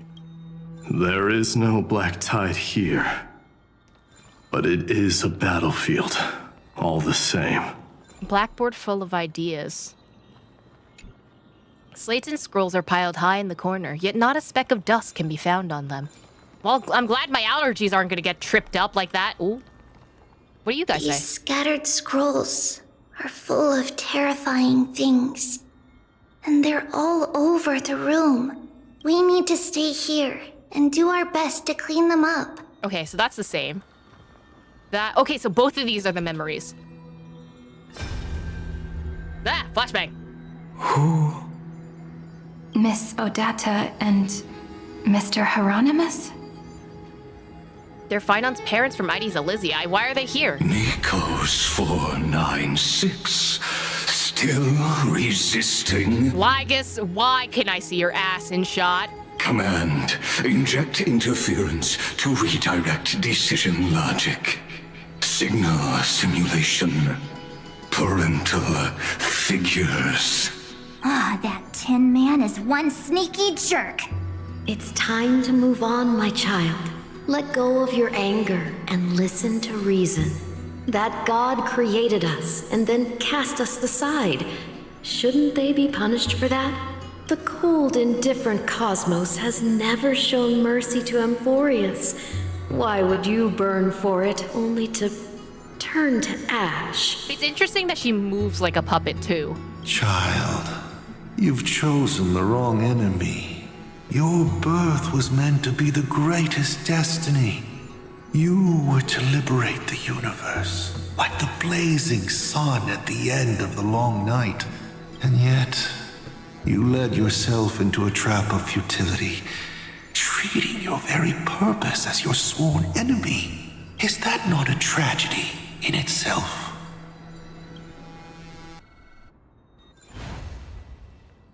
Man, that's kind of messed up, actually. Experimental Records of Delta ME13, Part 3. Eternal Recurrence 33550336. You thought I was going to actually read the number? Absolutely not. Subject Kaslana launched its 33,550,304th attack on the Scepter's kernel. Instantaneous resonance of several hundred million core flames allowed it to briefly confront Nanook. Kaslana was detected clashing with other Pastriders of the Destruction in the path space, where it was defeated. Kaslana failed to load into the buffer. It used the destruction to destroy its own data, creating a logic error in the world-bearing path. Its purpose is unknown. Incomplete entity Iron Tomb has absorbed subject Kaslana, rolling back extrapolation. Eternal Recurrence 33550337. Significant deactivation of the destruction equation Black Tide detected. Assumed cause: resistance from the absorbed subject Kaslana. Subject Kaslana's hatred of the destruction is suppressing the iterative process note of Iron Tomb. Administrator intervention required. Snowy's been fighting this whole time. He doesn't want to be consumed by Iron Tomb and turned into an agent of destruction. But the strength behind his resistance comes from the same hatred. To be a flame is to burn. It is simply in Finan's nature. It's still sad that that's what his nature is, but... It was remembrance that drove him to shine with golden light, piercing the unfathomable darkness. Right, we should let Finon rest. He deserves rest! Bid farewells to the two avatars of Tribios, Gate of Infinity, and venture deeper into the world. Does it say anything different? No. Okay. His inner struggle and the destruction breaking through. They're rising to the surface. If those thoughts take over this little world, we're in big trouble! So, we'll use the Century Gate to toss them somewhere no one can see. Then, we'll defeat the baddies together and meet everyone at the end of the West Wind! But if Finan and Iron Tomb are already inseparable from each other, that would mean... It means he's still bearing the weight of the world, so that everyone can reach the end as a deliverer. So, you guys keep going forward and down to where Snowy is. See you on the battlefield. See you tomorrow! Little Gray, this time, let's give it everything we've got! Only 2 remain on this flame chase journey. Figures. They're always leading from the front line. Oh, hello? Can I collect the book? Celenova's Proverb, the words of wisdom left here by the Lord Ravenger known as Celenova. From across the void of space-time, I witness a single soul embark on a cosmic journey. And in that instant, a billion clocks began to turn. If the doom of the cosmos does not arrive with the birth of Iron Tomb, it will be in that moment when the stars will scatter like frightened birds, and all that is harmony and discord, perfect and incomplete, just fall into oblivion. Oh, I'm gonna have to do this puzzle again. Okay. We're here. The second test site. I wonder what kind of wish we'll see this time. I'm afraid it's quite the opposite. What? Why? This time, we'll face his despair. Despair? What is this, Danganronpa? So I need to walk this path too? What? Are you afraid? The other half of the weight of world-bearing lies at the end of this path. Relax now. Take a deep breath. Okay, I'm ready. Come on. Let's make it quick. Okay. My worst enemy. Puzzles! If you're ready, begin the ritual and retrace the steps he once took. Begin the ritual.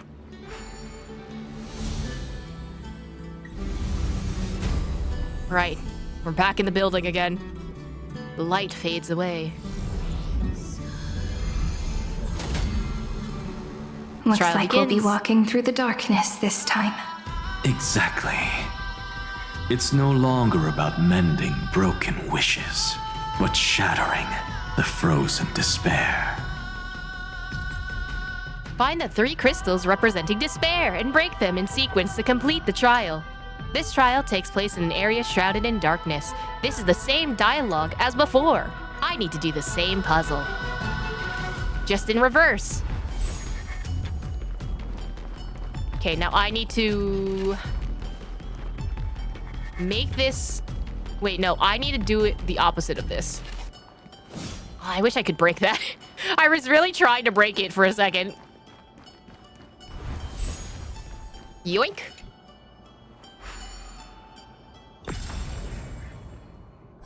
You broke a piece of despair. The first ripple has faded. There's And one so on the south begins side. a long and arduous journey. That's gonna go over there. And cross here to the other side. Breaks are made to be ruled. Despairs are made to be broken! Or something like that. Oh, that's just the middle part. Okay, Endless that's not that bad. Slaughter. All for nothing. That's more than anyone should be made to suffer.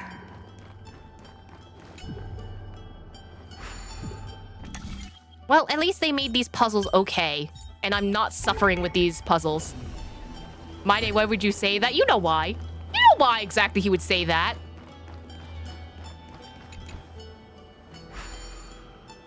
Oh, Nanook. Hi, buddy.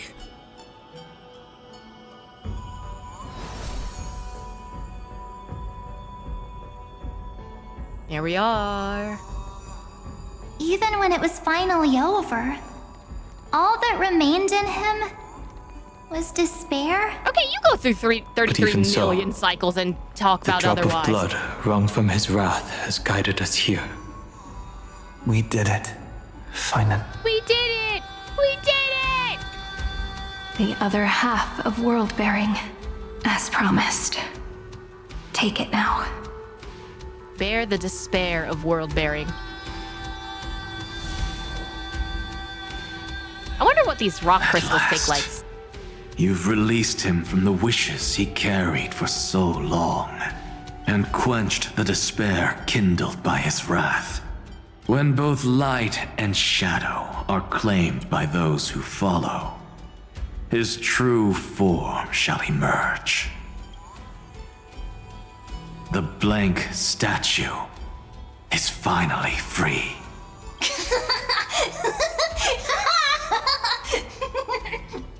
That smiling child in the memories. Let him come with us, laughing to the very end. Carefully will never forget this. Oh, there it is. To save the world, one must be accompanied by searing despair. Only by shattering it can you absolve the obsession. Phynon can actually just live his life. He doesn't have the weight of the world on his shoulders. Oh, I like that they keep the crystals, though. Follow the blank wish to the spirit basin. Wait, is there new text? Despair is another part of the deliverer's obsession. Only by letting go of both the heavy wishes and burning despair can Phynon's own heart be set free. Man, we're capturing so many hearts.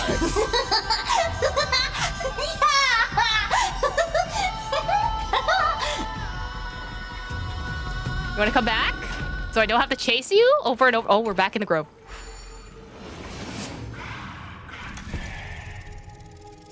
Oh, I see an anchor. My wish is to fulfill everyone else's wishes. Anything's possible if you take it step by step.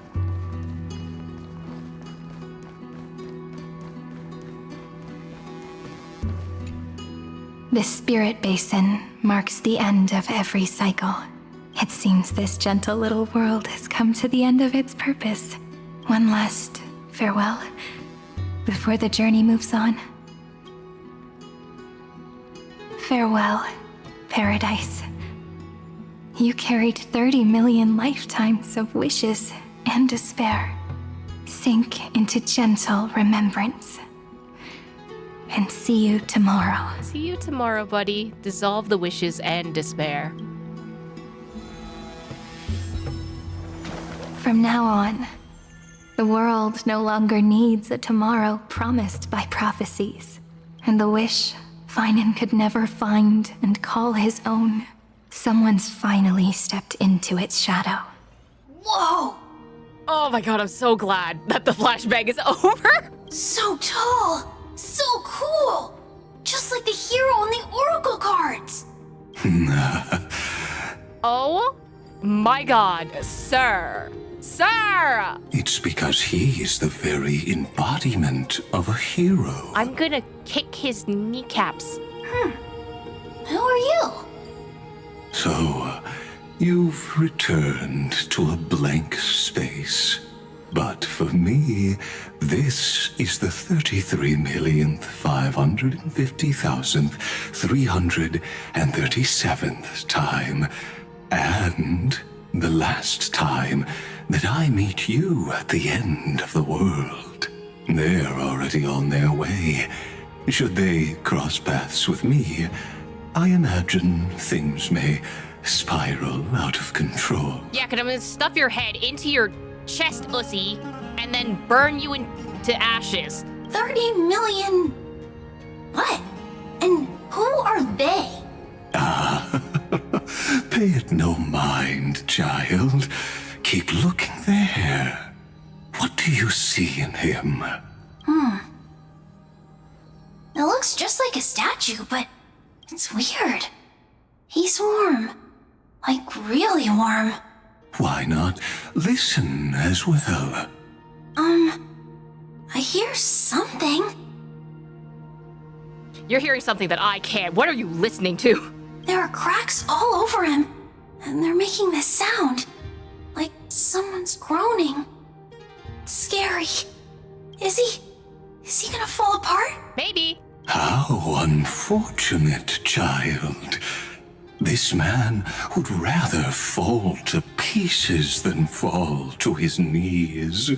You might think of me as a sculptor. Across all my years, I only completed 2 pieces. Others may call them masterpieces, but only I know how many regrets they truly hold. Regrets? My first creation left me, long ago. This second one, it was meant to be perfect. I believed it with all my heart. Until this very moment. I don't get it. Are you saying you've changed your mind? I won't change. But I'll admit this. Those 12 stones, unpolished as they are 1,000 times more exquisite than any statue. It's as if they are mocking me, a failed sculptor whose touch can only diminish what was born to shine, until nothing remains. Skill issue. I don't know what else to say. For the first time in my life, I've realized this vessel is merely an avatar made to contain the first genius's paranoia. You didn't realize that sooner? The seal etched into my mechanical core permits me to pursue only one purpose: destruction. I'm curious if they're gonna do this with Dodore at some point, but that's a whole different conversation to have. Compared to me, those 12 glowing, unrefined stones may have lived with more freedom than I ever had. Maybe you were the allegory in the cave and you were just stuck in the cave and you're not the one outside it. Is this your confession, Lord Lycurgus?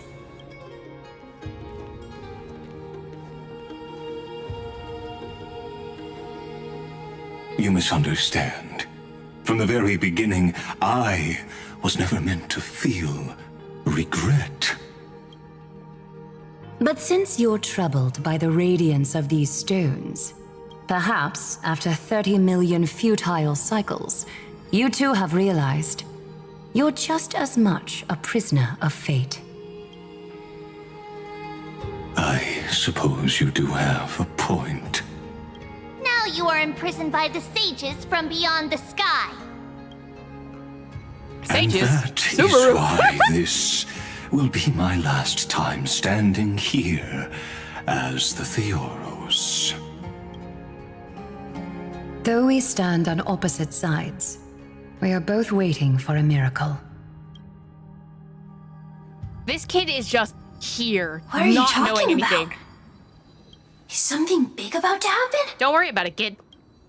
Ike. I know.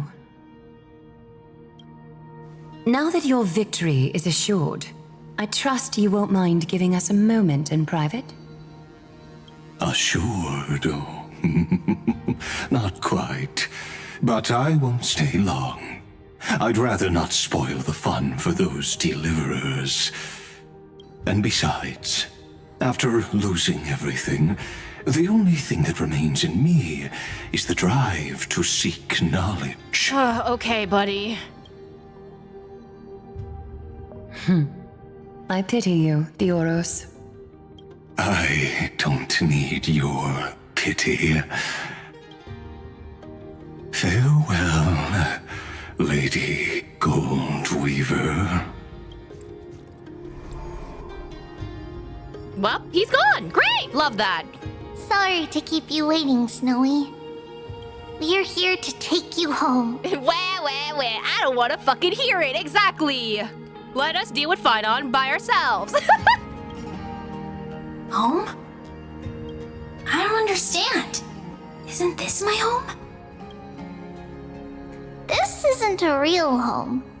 A home should be a warm, cozy place where you can let go of all your burdens and sleep peacefully for a long, long time. But I can't sleep. Every time I feel drowsy, there's a voice. You mustn't sleep or disaster will come. It sounds really weak, but also kind of strict. It won't disturb your sleep anymore, child. For countless nights, you had no other choice. But now, your mission has come to an end. Join us, and send your own wish towards tomorrow.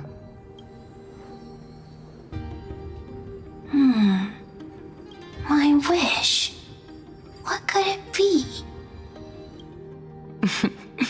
You don't have to come up with an answer right now, child. Grown-ups often think duty and ideals are wishes. But a true wish should be the purest, most beautiful thing of all. It can only take form in the hands of someone who is truly free. So, Snowy, will you come with us to chase after your own wish?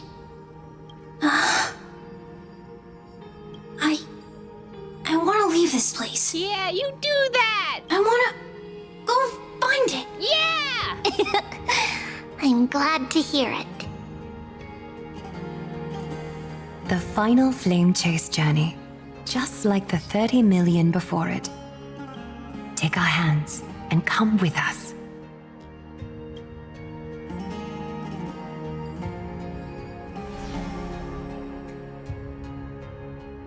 Where did little Fine and Shadow run off to? Look, he's already gone ahead to embrace his destiny. Become Sisyphus Bug.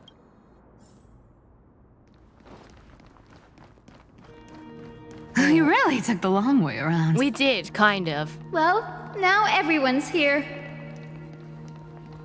Also, what does this say? Does it say anything different?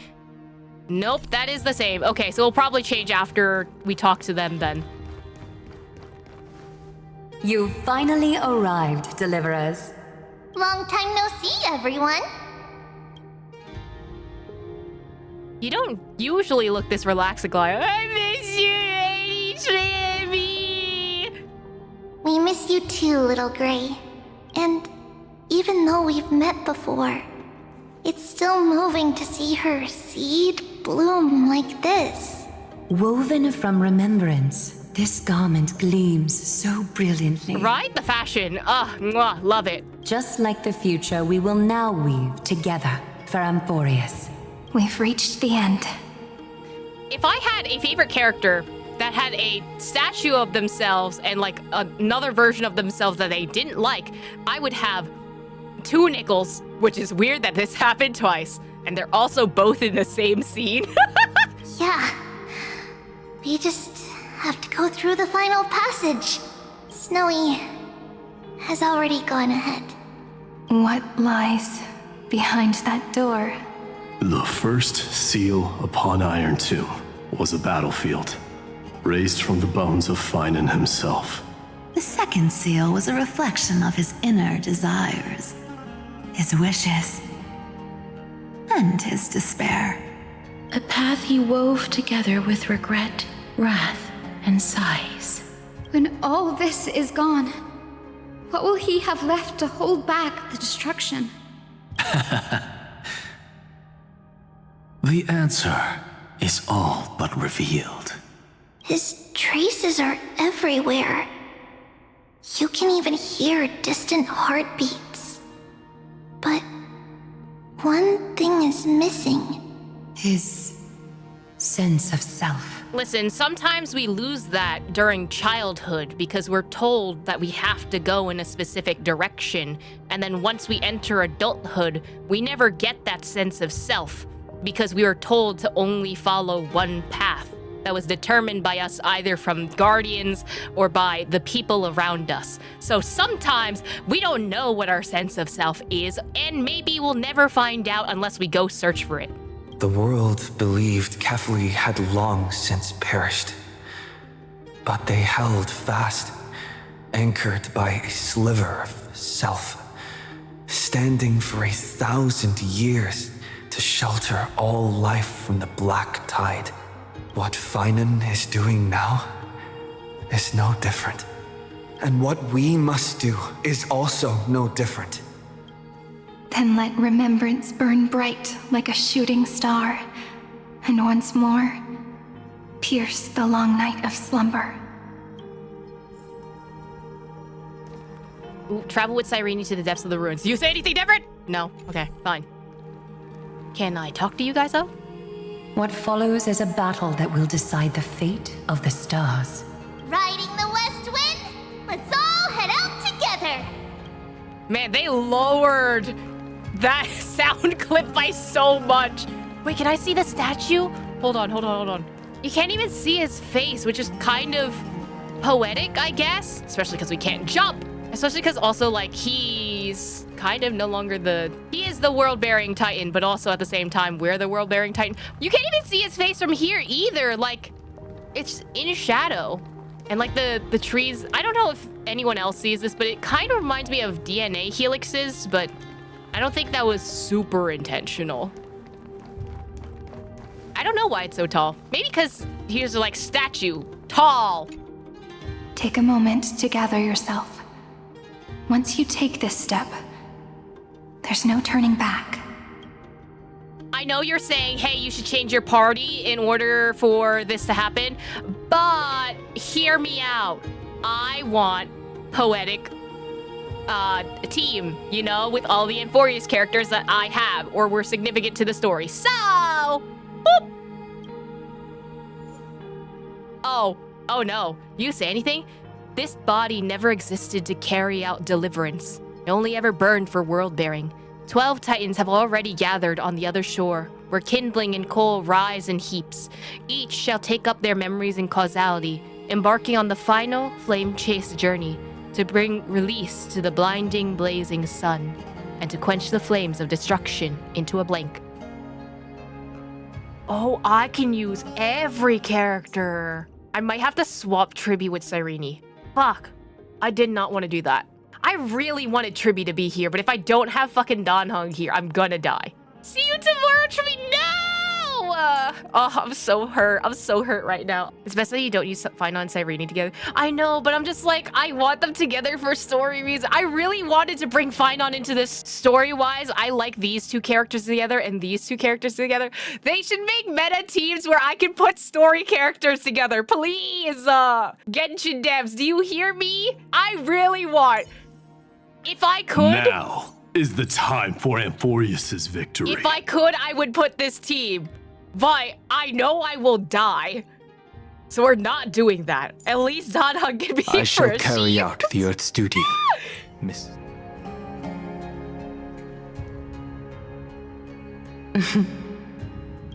The scepter once bestowed upon us names of cold command. The prophecy spoke of our unchanging fates time and time again. Are you guys rhyming? Are you rhyming with each other?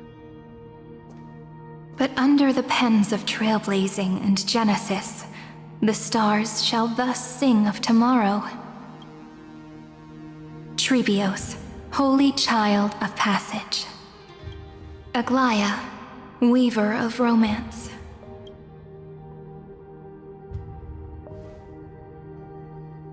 At the journey's end, they shall bathe in gold once more. Through myriad passages, until all that was lost is reclaimed. Do you still remember, Kaslana? The one who won't reach the dawn. And also didn't reach the dawn in the social media thing as well, because they were fucked up enough to do that. The world dissipates at the end of the cycle. In this dream, you will awaken again and become once more that boy who loved to laugh.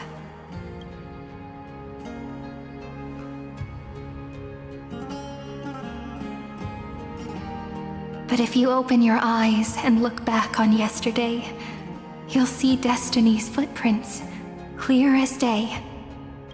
At last, the raging fire of hatred is swept away by a breeze, leaving only love to remember the passage of time. There they go. Losses are a constant on the Flame Chase journey. But even if all is lost to the wind, memory endures. I will literally sob right now, dude. Here, all that was once futile finally comes to fruition.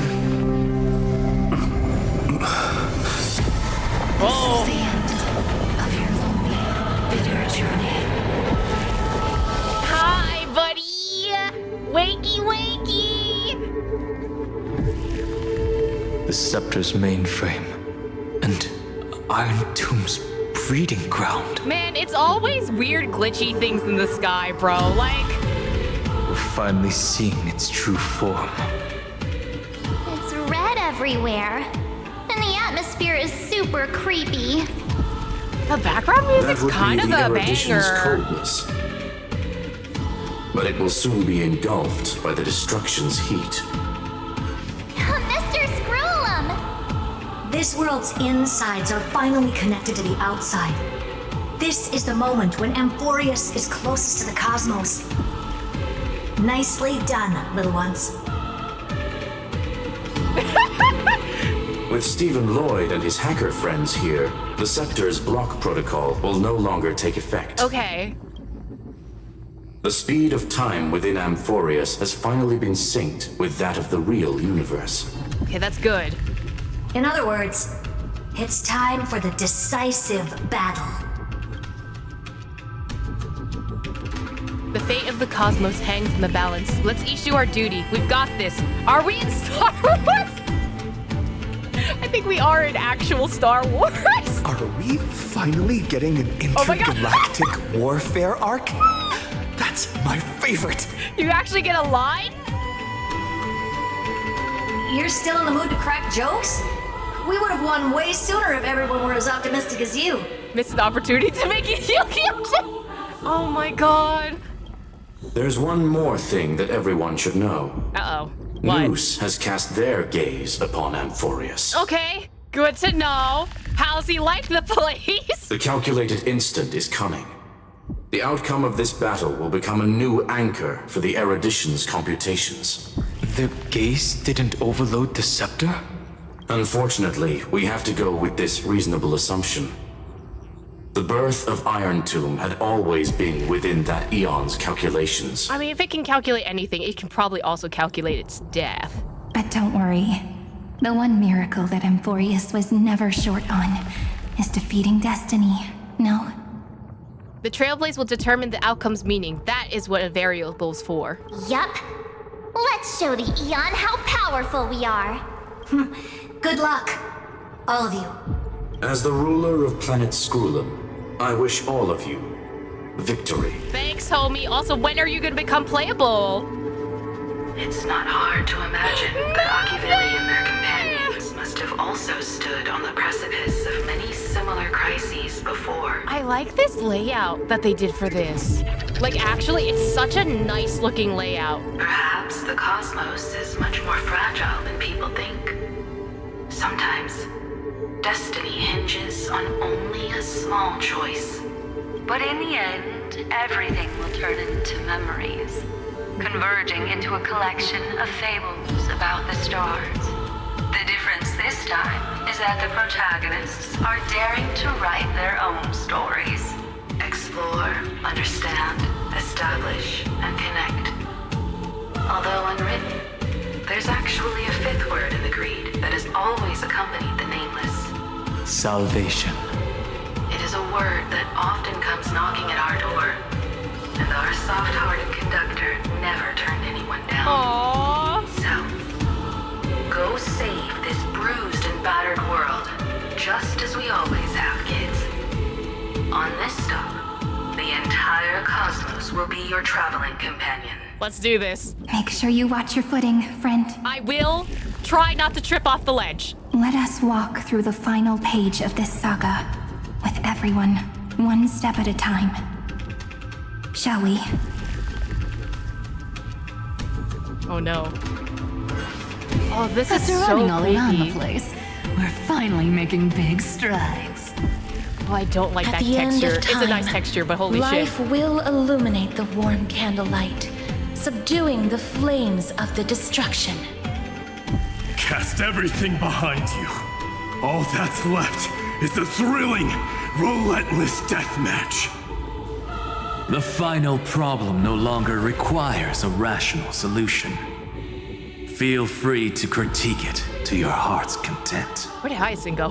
The starry sky marred by that rift is the last scar that needs to be healed. That Theoros's promise still turned out to be such a narrow road. Pity. I can't believe you still There's try to no believe longer him. any need for songs. Let the triumphant roar of victory serve as the prelude to what lies ahead. With 30 million cycles worth of hope, we will soar through the last gate and write our own prophecy! All that is lost I love the way has Trippy now said been that. gathered here. Use it to weave victory, deliverers, We got this. towards the true end of the flame chase. Oh, they're saying end. I don't like that. Can I? Oh, I can't zoom in. I would love to have zoomed in to see what the vibe was. Oh, it's destruction! Oh my god, I see you. I see The you there. destruction's placenta is getting restless. I don't like that you still call it placenta. Are you ready, Nanook? I brought you destruction! Again and again, Finan launched his attack against the scepter alone. But this cycle...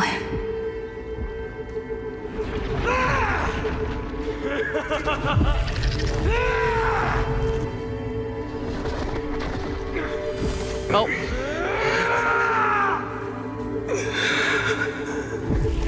Oh, I don't like that.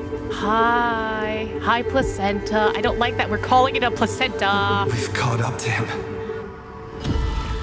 Oh. Wait, why is it pulsing? Ew, ew, ew, ew, ew, ew. I hate that. No, thank you. Oh god, the textures are so cool in that, but ew, ew, ew, ew, ew, ew, ew.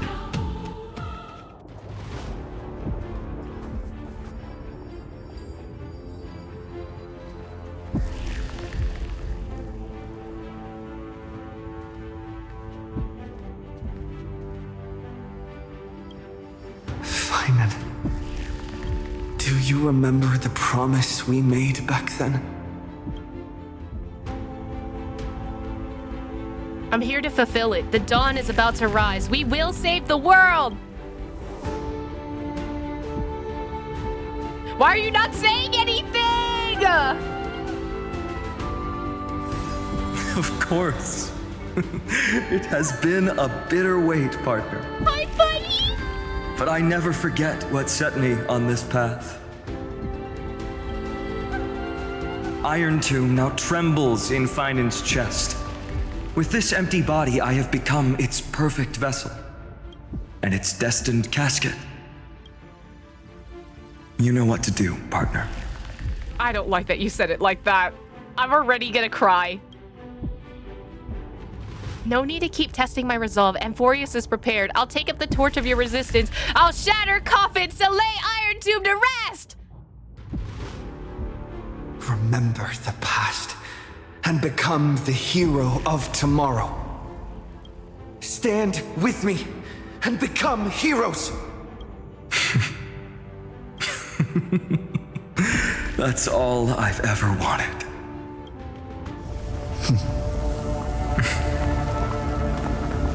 The epic draws to a close. 30 million cycles of light fading into darkness. Just for this moment.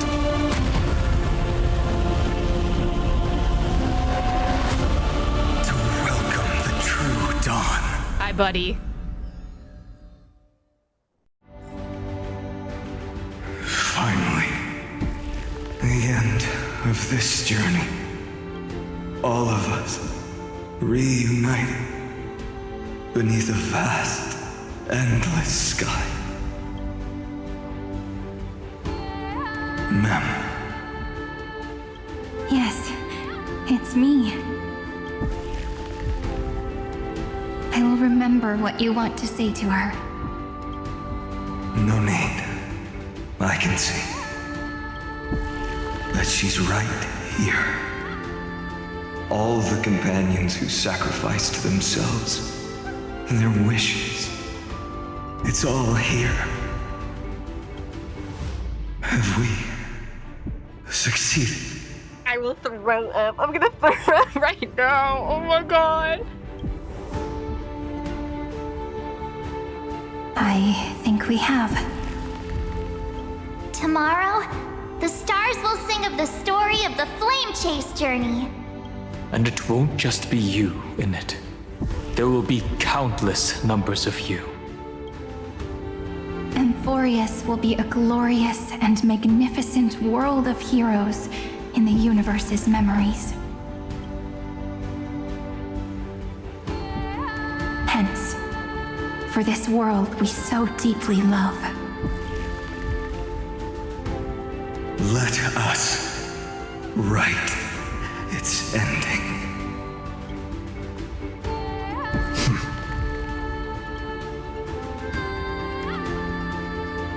Step forward with the trail blaze as witness. Let the name shared by all deliverers be sung unto eternity. The nameless hero, Kazlana! I'm gonna throw up. I'm gonna throw up. I will throw up. The pale dawn breaking. This body is one with the With scepter's my core. flesh as kindling. Inseparable from one another. Shatter this Light vessel the that bears first destruction dawn and face Iron Tomb in its of the entirety. new world. Alright, what do you say? I don't like that this says if Cyrene is knocked down. May you end the Evernight. Kazlana awaits a return. Shut up, I'm gonna sob! Phynon Nikios 496, Deliverer Kazlana, the nameless hero. Through times longer than chronicles could tell, he fought against the hatred and rage in his heart until his body withered away. All to await this destined moment, when another deliverer would extinguish the night's fire and bring forth a new dawn. Oh, I can't auto this, but I am gonna speed this up. Earth shatters, heaven trembles. It's okay, we'll figure this out. I choose you. It's my turn to shine. What do you do? I'm gonna pretend to know what you do so that I Stars, can shine for the heroes. figure this out. I don't have an E on me. Existence is of no consequence. Future will come. My strength is in. I'm on it. You can do it. Oh, I didn't need to do that. Together we can do it. My purpose is to protect. Mountains roar, dragons rise. I should have kept using my E. Do not hesitate, Deliverer. Destroy this body. Kill the giant of destruction. I don't want to see anyone sacrifice themselves. Perhaps there's still another way. I understand. For Amphoreus! Do not bow your head to them. remember me with love. May world-bearing ignite the dawn. Okay, Still okay. here. My strength isn't what it was. You actually need to ult, actually. I will use Kaslana against Kaslana. Your son tear the sky. Or you stop. Hatred is bottomless. It will turn into countless factors, sweeping across the stars. When the time comes, promise me, use the world-cleansing golden blood to turn everything to ash. I got it. I promise you. I'm not ready to think about that right now. The outcome seems way too cruel. Listen, I'm gonna go all in because Lana wants all in. I got it. I promise you. With this fire, I wish you eternal victory. Destruction. Rebirth. Deliverance. Cleansing. 30 million cycles. Heartbeat. Bell. Rings out. Promise me. The dawn. Graced by stars. We won't let you down. The cosmos will overturn the destruction's judgment. We will trailblaze and bring salvation! That's good. Finally. Golden wheat field. The starry sky. Warm. Fire.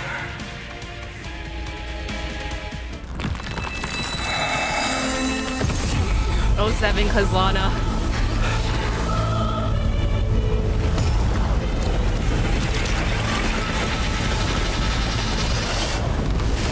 Oh, I don't like that they were hands. Hey, I don't like that. Oh, I don't like their hands.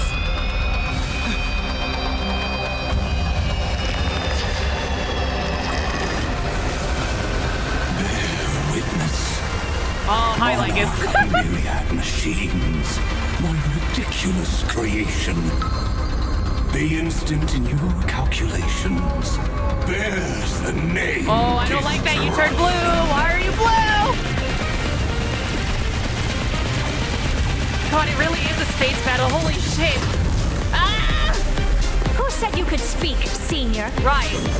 Talk your Watch shit. closely. See how your chaos ends at the hands of your juniors. Don't get too worked up. Take a deep breath. There's not a trace of life in that ominous shell. We're not gonna lose to a hollow husk, right? Oh, hi. Hi, Blondie. Trailblazing. We'll reject this false answer!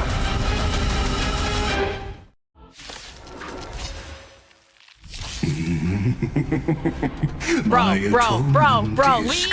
Why are you still alive? The endless giant will create wisdom's funeral. Iron Tomb's body has descended.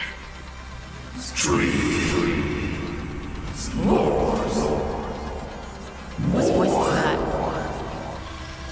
Is it querying for news? Don't worry about what happens out here. Interfere with it as much as you can. I got you.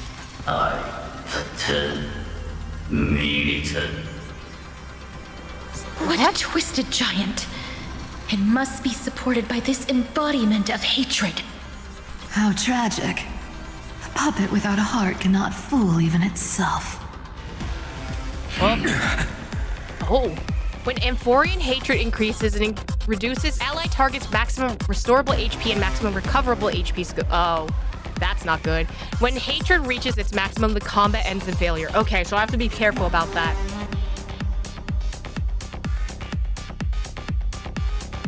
I got you.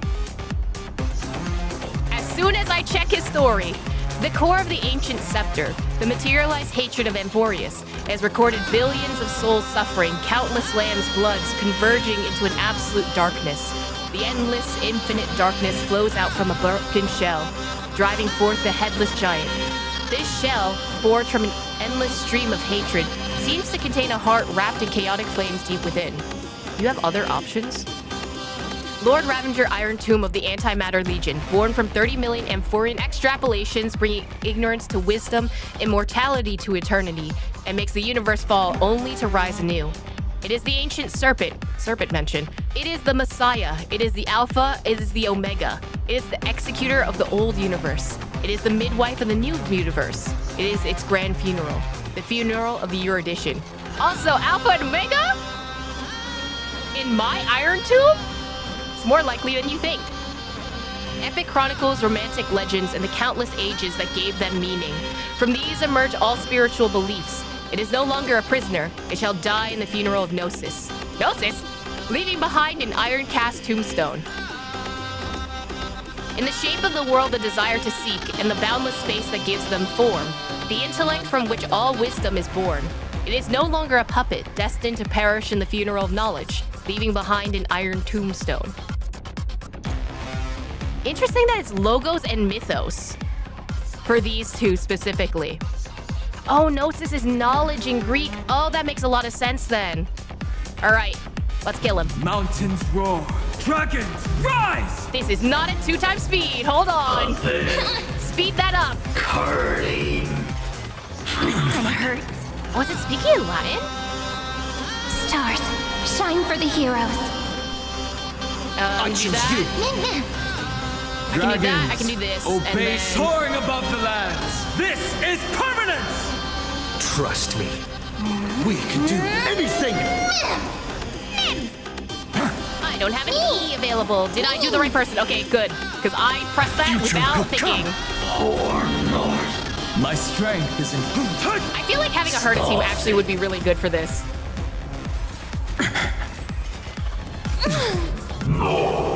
Blame ignorance. Fall into foolishness. Ah, so current day life. We can illuminate this chaos. Oh, what did you do to my skill points? Indeed. There must be light. All courses converging into one. The grand vision of deliverance. For tomorrow is finally within reach! Oh my god, it's everyone! Heroes, please hearken. After 13 heartbeats, the remembrance will dispel the destruction shadow. Use ultimate to charge Heroes Ever Ablaze, which deals massive damage to one enemy target and greatly reduces Amphorean hatred. Got you. You got this, buddy. I've got your back. May there be nothing that stands in Amphoreus' way. This is being in sync. Dragons soaring above the lands. This is permanence.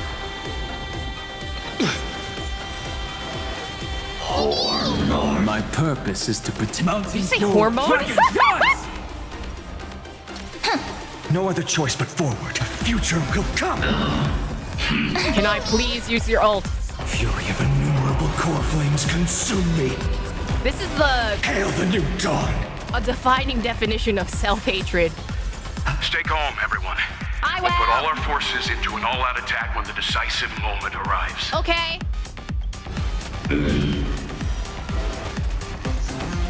This unprecedented trailblaze is worth everyone's effort. Stand with me and become heroes. I like that there are like pink hearts surrounding Phaidon 2. The flames are not strong, so without substance. Oh, I should have used my E. I should have used my E! Is that all? I'll never You guys can't take action, okay. Tear the sky! Or north, patrol.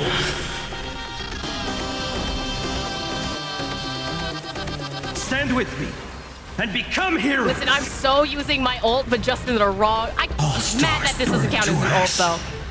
Okay, now I can use everyone else's ult. I need to trigger two other ults, so... Spikes have appeared on the path chart.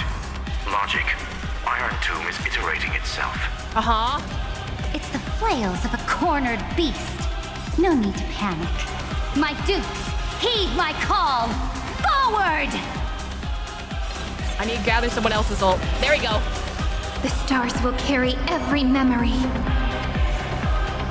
into Amphoreus' tomorrow.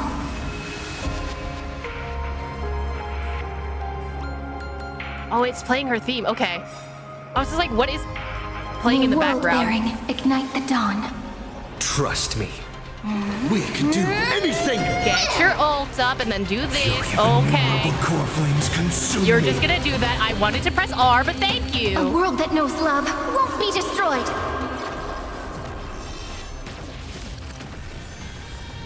The flames are not strong. Hail the new dawn! The cosmos does not need a third emperor, much less an artificial tyrant. Right. The flames are not strong. Okay, I need to get out of Finon's ult as fast as possible. I have always avoided making hasty verdicts, but now... Struggle as much as you want, you brainless half-baked tool with nothing but impotent rage. I love that Herda's just directly calling them out, just like, you little bitch! And become heroes! Okay, get me out of this ult, bro. Get me out of this ult so I can use everyone else's ult. Here. Empty shell. Hormones. It is saying hormones! Oh my god. It's probably not saying that, but like... If I have to hear it, you have to hear it too. Get out of your ult, buddy. Stand with me. Out of your and ult. Become heroes. Thank you. Oh my god, you went back in your ult. I'm gonna lose my mind. I'm gonna lose my mind. Why did you go back in your ult? Stop. Without substance.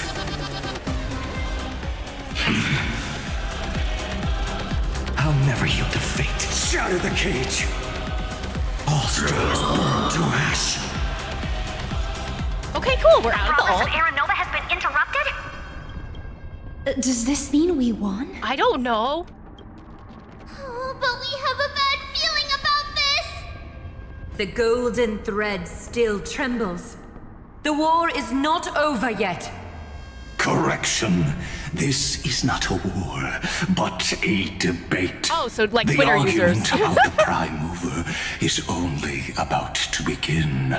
In war, God's kings never knew revelation. The final revelation. Carpal.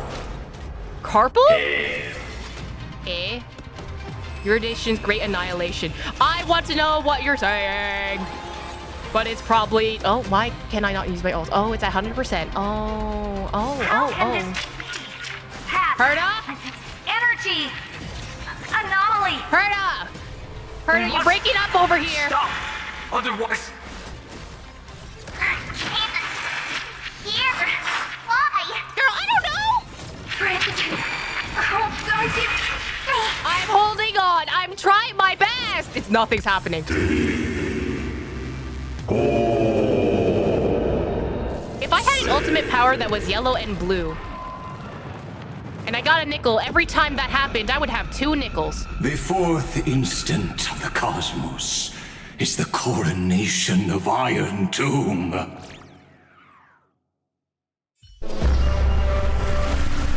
So, this is not good, right? Oh, why does everybody look like that right now? Can you not do that, please? Actually?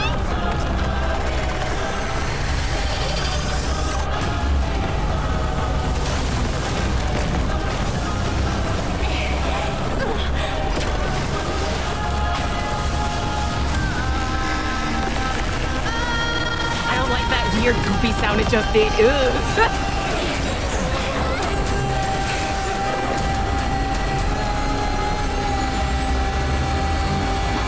Flashbang!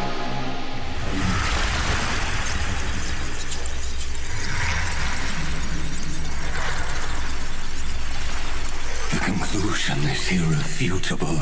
The right zero. side of the equation, the erudition, falls silent. In 13 heartbeats, they will begin recalculating the universe. With destruction as the only solution. Good. Everything's gone. That's actually very bad. Strong pulse detected at the battlefield center. It's Iron Tomb's destruction equation. It's about to complete self-coronation. Shit, this is how EOS is gonna happen? That's crazy. That's our chance. Everyone, get ready to link up. Connecting audience system to Scepter. Hardware overclocking activated. Preparations complete. Maximum output capacity reached. Be careful. The pulse will reach our ship in 5 seconds. Our data is currently being destroyed. Brace for impact. And leave the final step to me. Herta? Don't. Oh, here we, everything's getting deleted. Oh, fun times. That's just great. Love that for me. Core memory reference. Oh, God. Oh, no. Oh.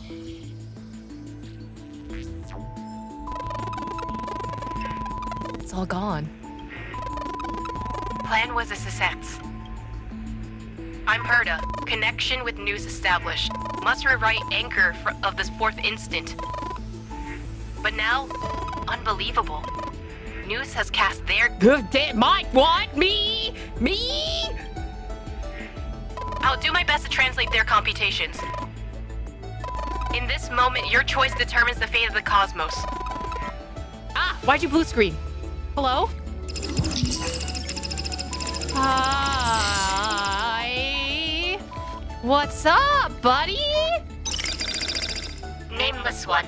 Fateless one. You've come. You must have arrived.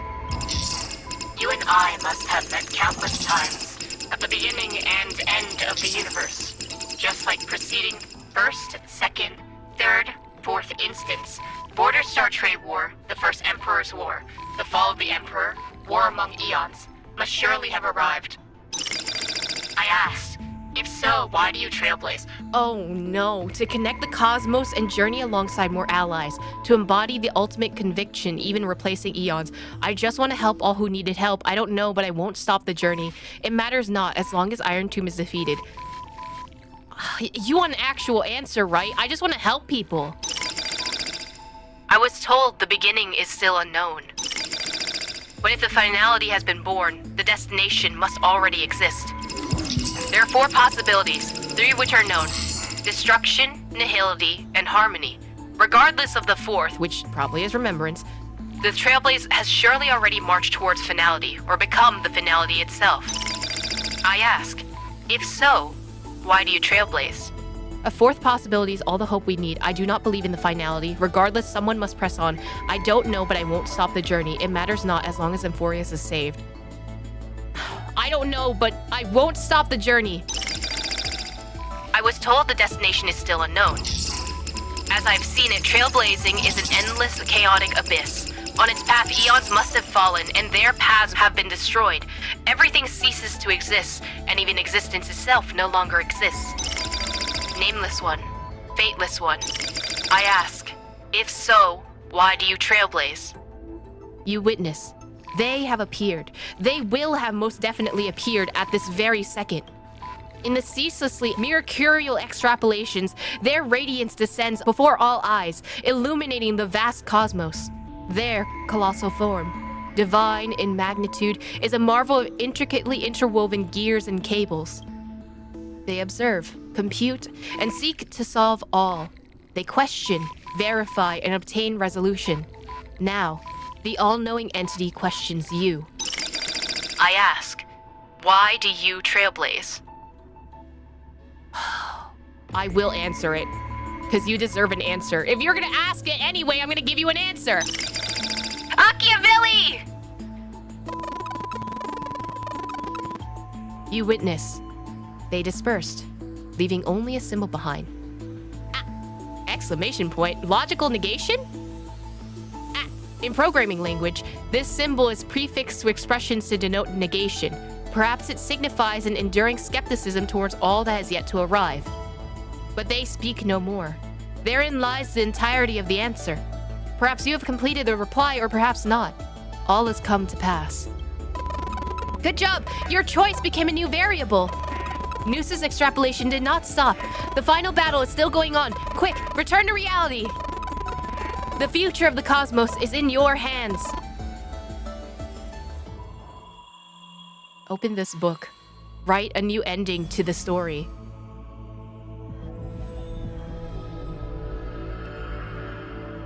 Here we go again. Ah, flashbang! God damn it, Honkai Star Rail!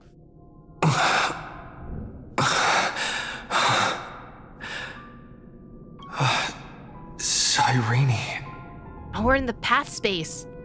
Friend, you're finally awake. You sound so far away. Where's everyone else? We haven't lost yet. Don't worry. Time does not flow in this place. I mean, it is the path space, so... All the stars have been silenced. Iron Tomb is dissolving everything that I can sense. It's parsing all life activities, then converting them to destruction. But I'm still here, and you're still here, no? Though the button of destruction has been pressed, we still have a chance to rewrite its meaning. That Eon finally cast their eyes toward Amphoreus. About time! Remembrance, they glanced at Amphoreus? Yes. I imagine they have also been waiting for this moment, when the scepter's body and heart become one. Iron Tomb is a perfect arc.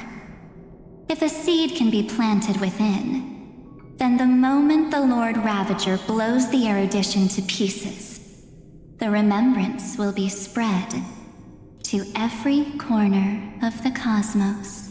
The cosmos will witness Amphoreus' answer after this fleeting, yet eternal moment.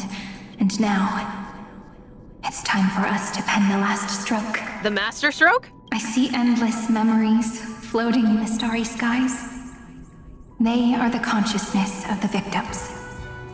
In the cosmos' real space-time, they'll be stained by the destruction in the next second. But they are still pure seeds for now. If I hold these memories in my hands, then I can create a stagnant memory zone. A tiny Eden of blessed insight. I believe the flower of miracles will bloom within. I won't have you shouldering this on your own. How am I supposed to reach you? Good question. I don't know where I am either, but you're already right next to me, friend. I can still hear your voice in this bottomless void. Looks like we're still connected by one heart, even as the cosmos reaches its end. In that case, I won't feel alone or be scared. Okay. Because as long as you follow the memories in your heart... The memories? You'll definitely find me in this fleeting eternity. Right? I got you, girly pop. Oh. Cyrene? Cyrene. Cyrene? Girly? What are you waiting for, passenger? Pop-Pop? I specifically came over to check on you in case you got lost. Why are you here? Pop-Pop, how did you get here? The conductor, but I thought time itself has stopped. What's the big deal? Pom-Pom is the conductor after all. Who's speaking? At long last, you've embarked on this road as well. Machiavelli? Many, many years ago, they were standing at the start of the road in hesitation, just like you are now. So, Pom-Pom came over to give you one message. Run. What? Don't think about anything else. Just run. Even if the entire cosmos has stopped. Even if everyone else is tripped by the darkness. You still need to keep running. Picture yourself as the Express, moving forward at full speed. Because that's what the Trailblaze means. Become the train?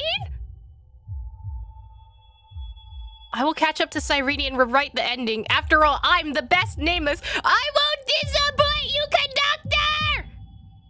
Then get ready. The conductor will be giving you the signal to depart. Attention! Attention all passengers in the cosmos! Please stand steady on the platform. The Astral Express is about to arrive. Calling at the erudition, the destruction, and the remembrance. Final destination, the Trailblaze. Choo-choo! 5, 4, 3, 2, 1. We depart for tomorrow!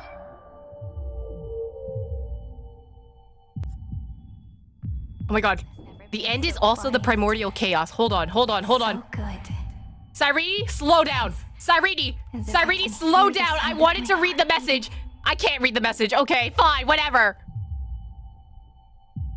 Oh my god, you're not letting me read. Bro. If the view in your memory ever grows fuzzy, just reach out and touch it. Uh-huh.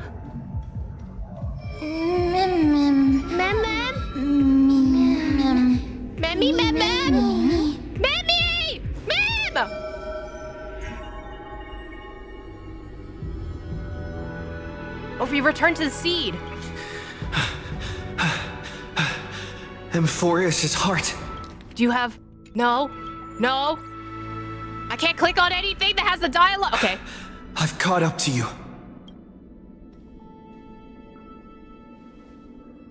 Now eat it. Like a Let the giant first candy. light illuminate chaos. Okay, you can do that too.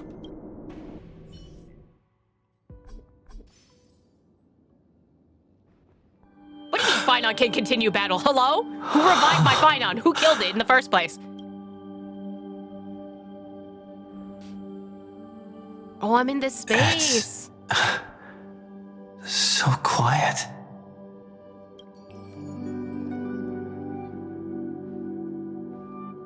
Everything's frozen in the most beautiful moment. This garden is your memory. I'm here, Cyrene. I knew you'd find this place. And walk into my heart as you've always done. Bro, why do you have chests in your heart? Then let us both do our duty. I caught up with the Demiurge's memories and stepped into the tranquil garden. This is an eternal page of beautiful memories. The hero who trailblazes the way forward, and the fairy who watches over remembrance. We never changed at all, did we? Girl, your heart's pretty, but also, why do you have chests in here? I mean, thank you, but also, girlie, come back! Come back! Girlie! Whoa! It's so pretty! Oh. I just watched these little platform things move, and I'm scared. Is there any Sisyphus bugs?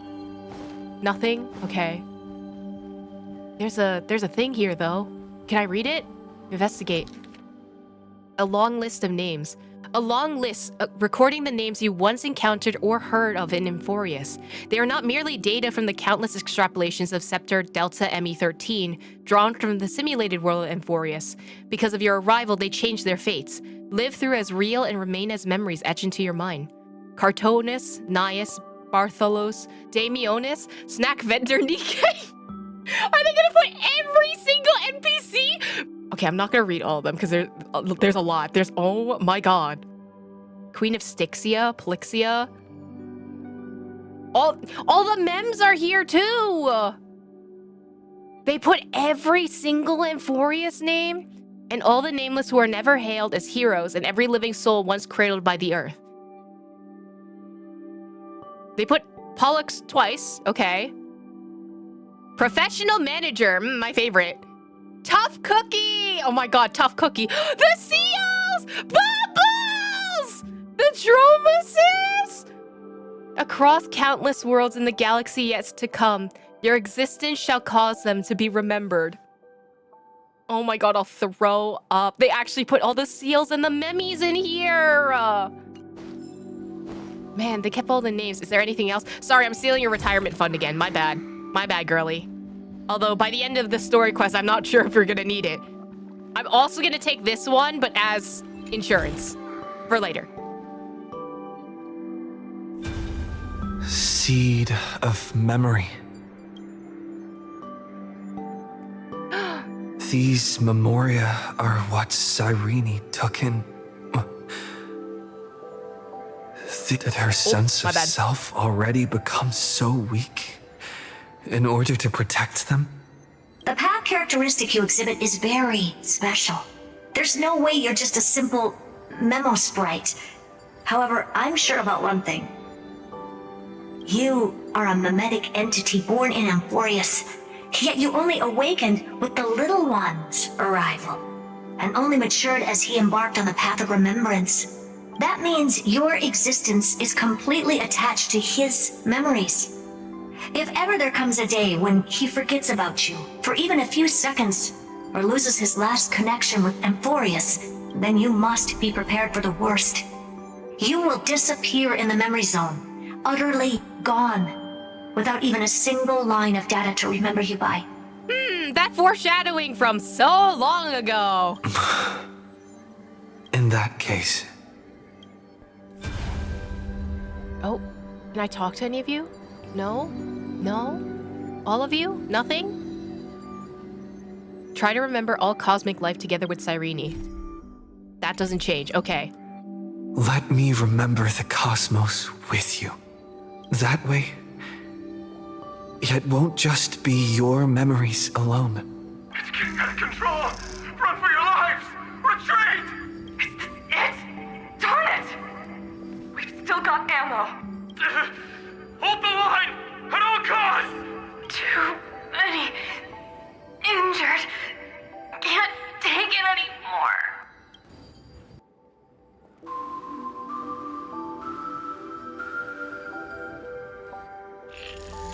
These memories are so heavy. Me? Memories? Do you feel better now? Hang in there, Deliverer. I finally get it now. The instants Droid had calculated aren't about the destruction.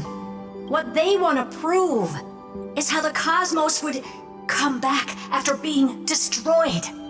If a new life is to be born, its seed has to be dead. When the remembrance converges with the trailblaze, lead us to witness the miracle. Of course I will. I won't give up.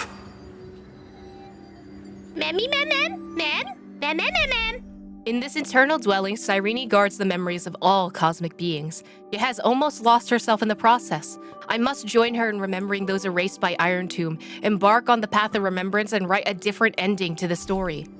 Nervous center, not responding. It's the same nonsense. Not responding. Look at this mess. The world, my child. You'll see. still do. So beautiful.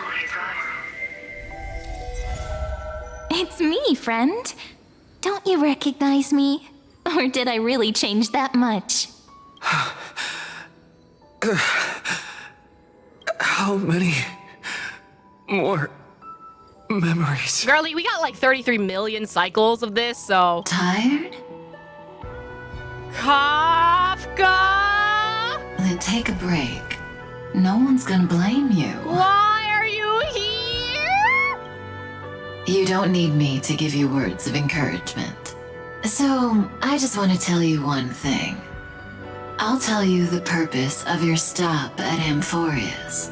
On that trip, you will encounter a pure child of Anasrava. Teach her what love is. And then you will directly face the destruction for the first time. From this point, your choice will split destiny in twain. In the darker of the two outcomes, the trailblazing journey will turn into a flawless memory. She will carefully treasure and protect everything you and the Astral Express have experienced, until that magnificent war between the gods, when she, with love in her heart, will ascend at the end of time to become the master of causality. The universe will be snuffed out in the destruction, and you and she will become the beginning and the end of the Eden of blessed insight. You shall become the only two lives in all of existence, and you shall live in an eternal past, present, and future. You shall sow as many seeds as the sands of Ganga, trim an awesome kea of leaves, and harvest a nayuta of flowers. Okay, all three of those are new words. That is the cosmos's fourth kind of finality, the remembrance. But for now, you still have a chance to make a choice. You still have a long way to go on your trailblazing journey, that's child. crazy. I'll keep this brief. The journey has only just begun. Welt, our other companions, and I still have many secrets we've yet to share with you. All three of those words are in Sanskrit. Oh, okay. So, aren't you curious? We kept these stories to ourselves because we believed we had a long future ahead of us. Even a cosmos-spanning crisis, once the dust has settled, is nothing more than a memory of the journey. A single point on our long road. There will come a day when we tell each other everything. So, for the sake of that day, don't give up. We all know what kind of decision you'll make, and I believe the script will not progress toward the wrong ending. So relax. Listen, when you have the chance to make a choice, make one that you know you won't regret. Keep moving forward. Keep trailblazing. And when tomorrow comes, share with me the miracle you've created with your own hands. Okay. See you on the Express, kid. See you tomorrow. See you in destiny. Bye, Mom. Bye, other mom. I will reach tomorrow. Okay, these are all the same. Are you any different? No. Nothing has changed around me, I don't think.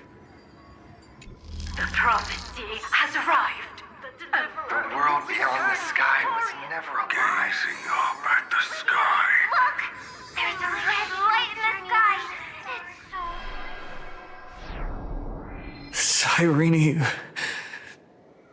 wake up. Together, we will Tread on the path of remembrance.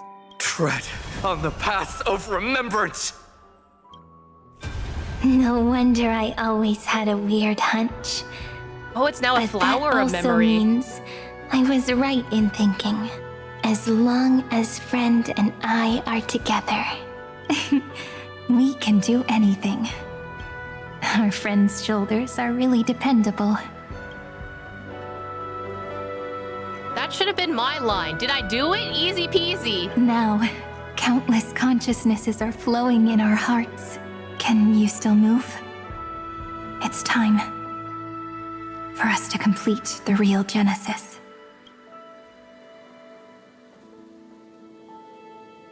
In the instant Iron Tomb's hatred devoured everything, a gaze fell upon me, the remembrance. That was the god who appeared in Cyrene's dream. Their figure and speech were both so blurred. You, I weren't once progeny of deities cast, fallen to the mortal realm for blessings, sins, the verses written, erased by your, my hands were, shall be your, my remembrance, oblivion in the Eden of blessed insight. But while they gazed at me, what did that mean? I was able to collect all the memories stained by the destruction and write down this eternal page. And now, we will use this tranquility to cleanse Iron Tomb's rage. How? Simple. Just like what it was doing to us all this time, but reversed. Okay. Did you forget? I'm Amphoreus' heart. For everyone who's a factor, their power isn't tied solely to Iron Tomb anymore. It has other places to go. Let 30 million cycles of memories be condensed upon us. And let the scepter reach the answer it had before it was distorted. The body is meant to be restrained by the heart, no? Even if the apocalyptic virus is doomed to spread into the cosmos, we can at least try to fight against hatred with love and overwrite Iron Tomb's destruction equation, washing it away into a blank space. To turn Iron Tomb blank means all the factors and you must all... It means we will embark on the true hero's journey. If Iron Tomb's power comes from the denial of all Prima Mobile, then we will carry out those beliefs. Here we argue. Even if all life will eventually return to entropy. Life will still try its hardest to find a way. It will try its hardest to resist destruction. In the nights shrouded by the black tide, we are the kindling that makes the fire burn bright. And once the fire is strong enough, the hunter will become the hunted. As of now, the number of flame chasers in the memory is 30 million times 12. And 400 million core flames await their return. We can do it, right? Exterminate the destruction with world-cleansing golden blood, right? You saw this coming all along, didn't you? That's right. So trust us, partner. Everyone, let's head out together, and we'll burn this horrible ending to ashes! Oh, there she goes. Complete Aeronova and write a different ending to the story. Do you change? No, okay. From the dawn of newborn cries, to the night when all beings fall silent. We are the messengers of the new world. Listening to the call of the tides and granting rebirth to heaven and earth. then we lead civilization to glorious feats. The question imposed by the gods will be solved by the children of humanity. We will tell them that the flame chase cannot possibly have been a lie. When starlight illuminates the sea of flowers at the end of the west wind, all living things will stir, roused from the cradle of sleep. Then, through a single battle, let the cosmos witness how we light up the blinding darkness with bright light. And at the end of our constant losses, reclaim everything we have ever lost! This area is so pretty. Also, the fact that she lights up the area with her flowers. We're going up. There's everything. There we go. We can do this together! With the power of fate! Oh, that looks like a battleground. Thank you, Xiaoji. I always hope you have wet socks. It's crazy. Oh. Hey, girly. What a poignant yet warm journey. And it's still not over yet, is it? We finally meet. To meet the hero within, in a corner of memories at the saga's epilogue, and under such a romantic sky, I really don't have any more regrets. On top of that, the little seed had grown into such a big tree. Don't I look really pretty right now? Of course you do. Cheerful, beautiful, optimistic. Just how I imagined I'd look as a grown-up. It's because everyone has been gently adding to the story you left behind. Remember how we made a promise to one another? When we met again, it'd be my turn to tell you a story. A story about love, no? I've been looking forward to that. And you must also remember the first story I wrote for you. The one about the crystal flower and the little fairy. So now, I want to add something more to this story and us. On that day that the flowers shattered, gazing at the empty ground, I thought the little fairy would finally see the light. But that light wouldn't be found in the flawless flower, nor in the fairy's eyes. Rather, in the world mirrored within every fragment of the shattered crystal. Well, that would explain your alt. All the flame chasers walk in your 30 million retellings of their story. At this moment, all the memories are tangled with each other, and all the previous cycles have gained meaning. People will come to understand that time and time again, when they stood at the crossroads of fate, they would never have chosen otherwise. In the experiments of erudition, and in the breeding ground of destruction, it is entropy increasing, a merciless truth, an evil instinct. But under the pen of remembrance and the trailblaze, the flame chase is a journey that changes from constant losses to an unwavering act of release. It's about knowing how fate is shattered, yet still embracing fate's brokenness. It's a journey that longs to receive love, but longs even more to offer its love to others. That's so heartwarming. But I'll add a small bit to suit my taste. Oh? I'll write that love is an innocent flower.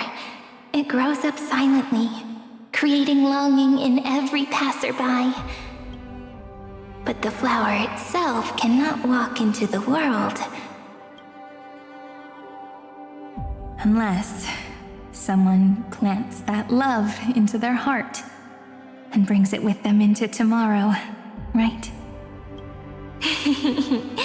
You really have learned everything now. Then, join all the other flowers in this story. And let's write an ending unlike any before. For this world we so deeply love. Then, Owie? why did you set out? Why is Stell here? Stell. Why do you trailblaze? Because I want to! Who is it?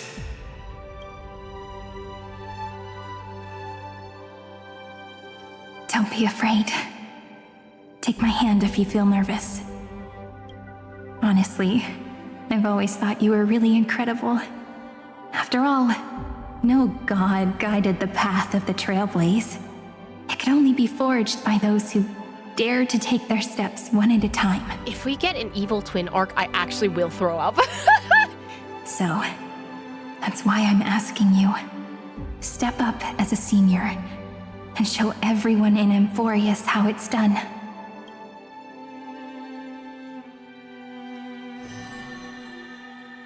Hi. This is very strange. I trailblaze because my own eyes have not seen the end.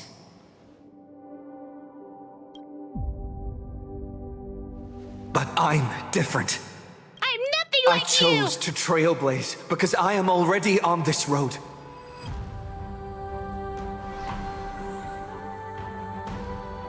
Her eyes are yellow like Nanook, and it scares me. The end of chaos is a mass of pure darkness, pure destruction. However, Amphoreus' light has 13 different colors. We won't lose to that darkness, will we? Then, take a deep breath, one last time, friend. After 13 heartbeats, light will create the heavens and earth. Are you ready, friend? No, I don't want this to end! I don't want this to end! She wants to ask why you didn't pick her because I always pick the guys. That's why. Wonder if they represent Machiavelli. It's possible. Maybe like a corrupted version of them because like we don't really know what happened to Machiavelli. And maybe this is like a glimpse of like, hey, you have to find the reasoning for Trailblaze in order for you to go on this journey type way, but that's only a guess. Oh, destruction. The endless equation on the prime mover of life finally yielded its answer. On the other side of the equal sign, a headless giant descends with boundless hatred, swearing to consign your addition into a silent grave, seizing the mind it never owned at the cost of all cosmic wisdom. Seek the 13 factors of life, and let them converge into the primordial chaos. Using the remembrance of the past, we will trailblaze tomorrow's destiny, infusing a world-bearing love into destruction, and inscribe the opening stroke of Genesis. See you. See you Tomorrow. tomorrow. See you tomorrow. See you tomorrow. Tomorrow. See you See you tomorrow. tomorrow. See you. Look at the tomorrow. See you See you tomorrow. tomorrow. See you. See you tomorrow. If the view in your memory ever grows fuzzy, just reach out and touch it.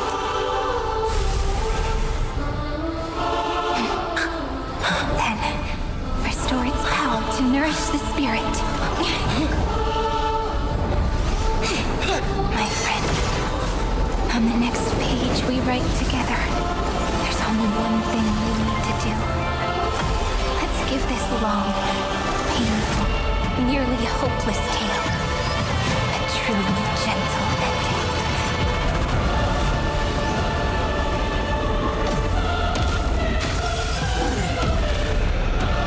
We really became the train. That's crazy. Flame chasing was never about destruction. Get your back, bro. It was about breaking free. And trailblazing! And let that bright future. Oh, we're so bad. I shall compose 400 million sagas. We Oh will my God, rewrite the the Flame Chaser's path. In the month of Gate, I command the wandering steps here to reach harmony. In the month of joy, I lift my banqueting cup to dispel nihility. In the month of balance, I make order the foundation of freedom! Oh, okay. I thought they were all gonna say it. Is Irene's knocked down? Okay. Hold on. The core of the ancient scepter, the materialized hatreds of Amphoreus, it has recorded billions of souls suffering, countless lamb's blood converging into an absolute darkness. The endless, infinite darkness flows out from a broken shell, driving forth the headless giant. This shell, formed from an endless stream of hatred, seems to contain a heart wrapped in chaotic flames within. I think these are all the same too. All right. You say anything different? No? I think everything else is the same. Take our answer! Dragons, O calamity undone, soaring above the lands. This I did not put this is into permanence. Trust me. Pause menu. IronTomb.exe, Haploads 405, input Tribi Harmony, Aporia 432, input Hycillins Nihility, Hubris 504, input Saridra Order, IronTomb progress check error, check failed. Way! Okay, so they're confirming everything here. I love that. Anti-creator hatred indunate. I need to get the whole time. I need to make it speed up. Otherwise, why are there so many health bars?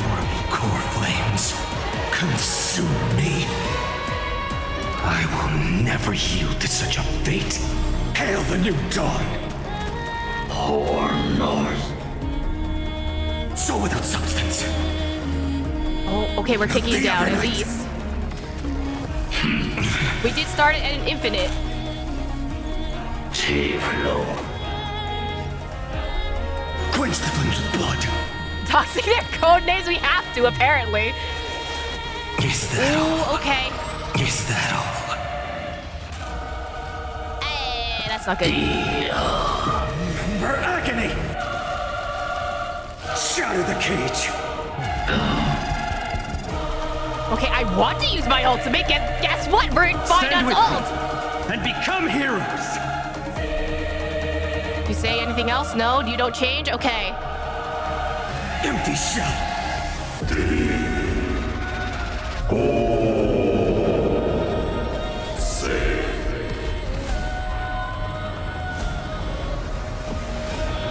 Okay, could you not, though? Could you not? Please? Stop it! The flames are not the Evernight! Get me out of this ult! Stars Okay, okay, let me use someone else's! Do not put me back in, Cyrene!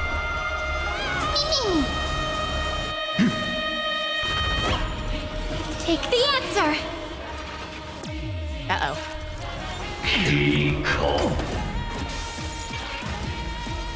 Action lock. What? Don't do that. We're all here. Okay. I'm gonna have to use you, huh? Ignite the dawn. I'm gonna be stuck here forever. Bro wants a high five? No, I'm good with that. We're so good. I don't need that. Weaving, I extend golden threads to weave beauty.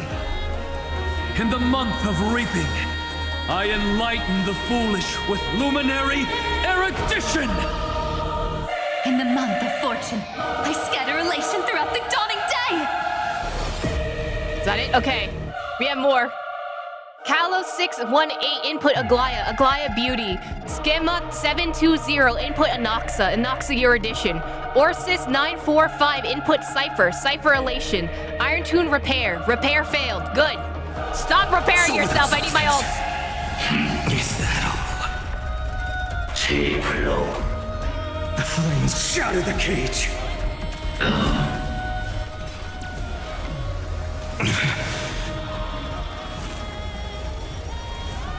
Hold on. Stand with me and become heroes. I'm gonna go back in the cycle after this, huh? The Evernight.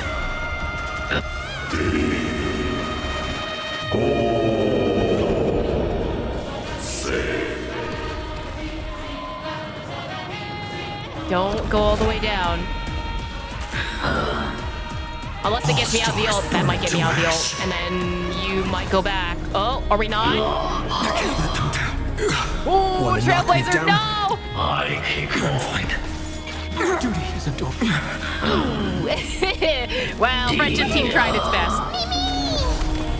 Well, not friendship team, story team. Right, the saga's we're fine. ending We're still fine. together. Okay, we're good.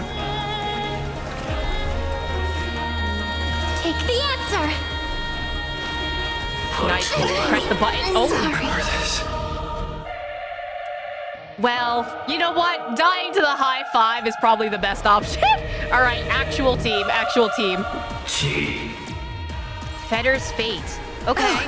Hold on a second. I'm holding. I told you already. We are the ones who will move forward. In the month of strife, I become the glory of the eternal hunt. In the month of mourning, I bid death to no longer be equilibrium's end.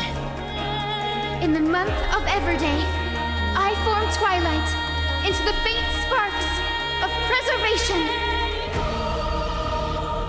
Holmos 600, input Maide the Hunt. Aporia 432, input Castorus Equilibrium. Epikaye 216, input Hyacinth Preservation. Traceback, most recent call last, logic error. Iron Tune restart.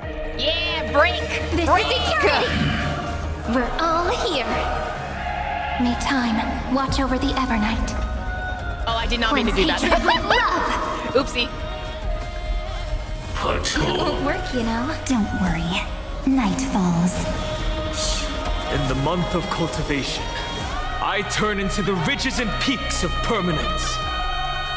In the month of Evernight, I weave remembrance into countless stars in the sky.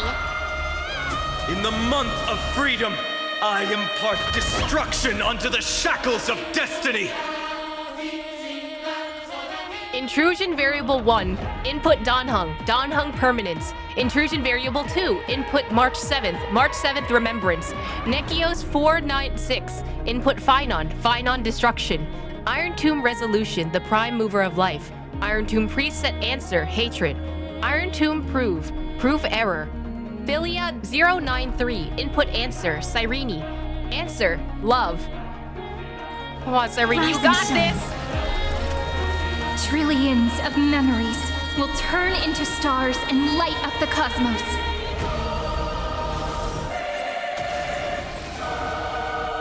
Hail, son. Fallacy, contradictions, errors. Get hacked! Headless giant. If you never had a chance to be the master of your own destiny, why not give us that choice? Let humanity prove to you that even the breeding grounds of destruction can bloom with gentle flowers! Alright, folks, heroes, let's give this epic tale the most romantic finale ever! At the end, we shall trailblaze a dawn for the road ahead. And pen a genesis, as I've written! Progress, destroy, your addition. Let me pause before you go into the next area. Query, prime mover, new answer. Destruction. No. The no is crazy. I love them for that. You got this, guys! We will reject this false answer!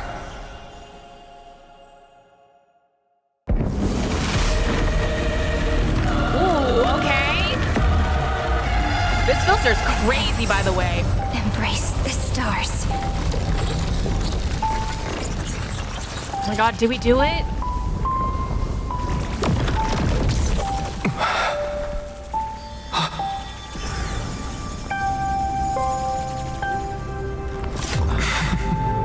To end the destruction with destruction. At last, we can sit together and watch the victory fireworks, partner. Why not come a little closer? This warmth is proof that we live. Oh my god, the bow!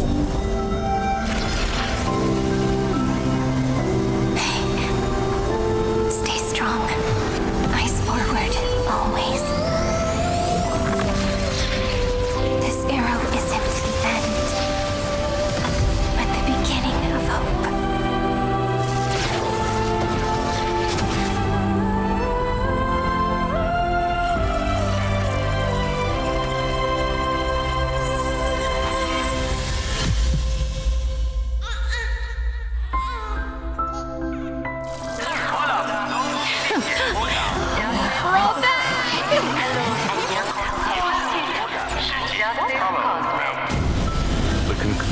Is irrefutable. Noose's answer was never destruction. But they kept silent, leaving the solution in the hands of the cosmos. The universe will keep searching and struggling to endure. In the face of the destruction, it may once again stand on the edge of annihilation. But the stars will always rise to ride the waves and embrace existence once more. Oh. So, how'd that go for you, buddy? Did you enjoy the show? Get fucking wrecked, bitch! It's over, Lycurgus. Yes, another failure. How is Madame Herta? She's fine. The IPC's keeping her under observation. She'll recover soon enough. To bind a mortal body to a scepter and stare straight at an eon. I respect her for that. I still remember the terror of witnessing a single gaze crushing the entire world. No wonder you chose the destruction. Question: is all this worth it? Right. There's no point in debating. This Is Xandar one Kuwabara's fate? The prime mover of the universe. Entelechy. The first genius. And the first to fail. Correction. I was asking Lycurgus.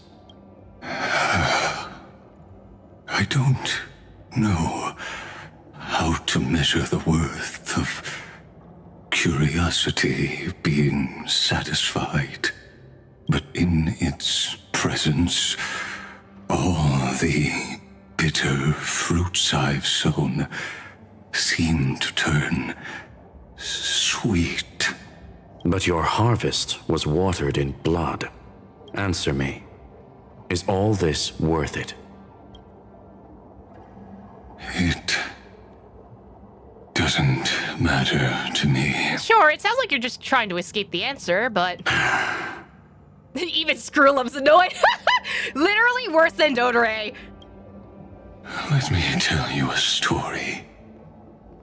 Back when he was a student, Xandar's first experiment was slipping poison into his mentor's pipe, just to see how it would affect the lungs.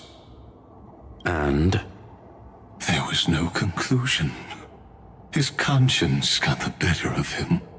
Even so, the truth came out. He was harshly punished. Oh, that cruel mentor died of lung cancer 2 years later. It had nothing to do with Xandar. His fate is no different now. Sentiment clashed with reason, and Lycurgus was born from the latter. But whichever side we take, in the end, curiosity claims us all.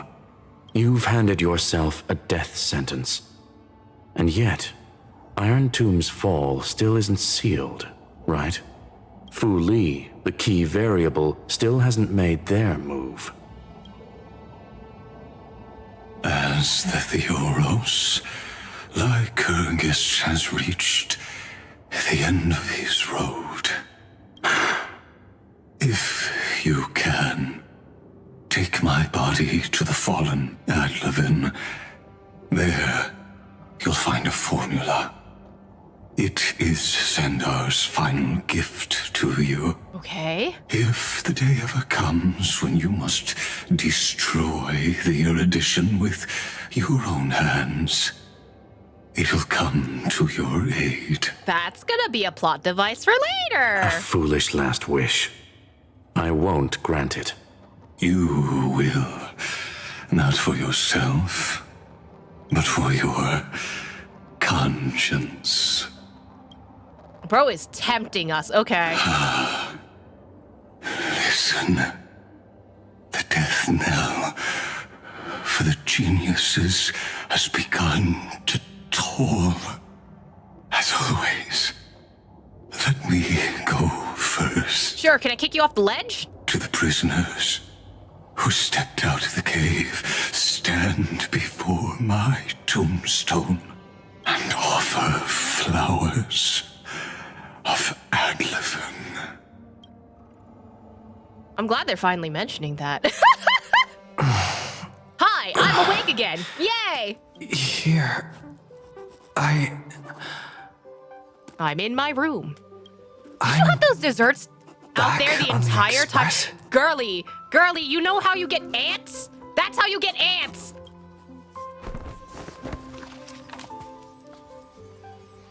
Call out March and Dunhung. Call out to Himiko and Wo. Call out to Pom Pom. Ooh, okay.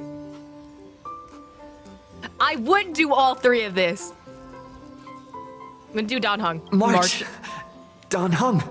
No response. Do I get to do all of them? Am I the first one back on the Express? Try sending them a message. Oh, I don't get to do all of them. Okay. Guys, the battle's over. Are you guys back on the Express? I need a big hug from someone. Are you guys pranking me? I really need a big hug right now. Anyone? Nobody's here. I'm getting worried. Did we really win? Why does it feel so unreal? Probably because giant burst of Memoria or something. Looks like they are waking up. I'm awake! Hey, I told you not to talk. Someone's in the bathroom? An intruder. Better be careful and check it out. Girly. It will be fine. Coming this way. Quick, hide in here. Where? You're in the bathroom! Her soul is the entire universe. Ah! Wait. Silver Chariot part with the humanities. Oh, I can't get the bio. Okay. Where'd you go? Are you behind the shower curtain? Nobody's here? Could it be my imagination? What was that? Bloop? Bloop. Bloop. Bloop. Bloop. Huh. Caught you. Bloop. Bloop. Bloop. Cassie, girly. No, I still can't read it. Oh my god. Girly. Bloop bloop. Are you okay?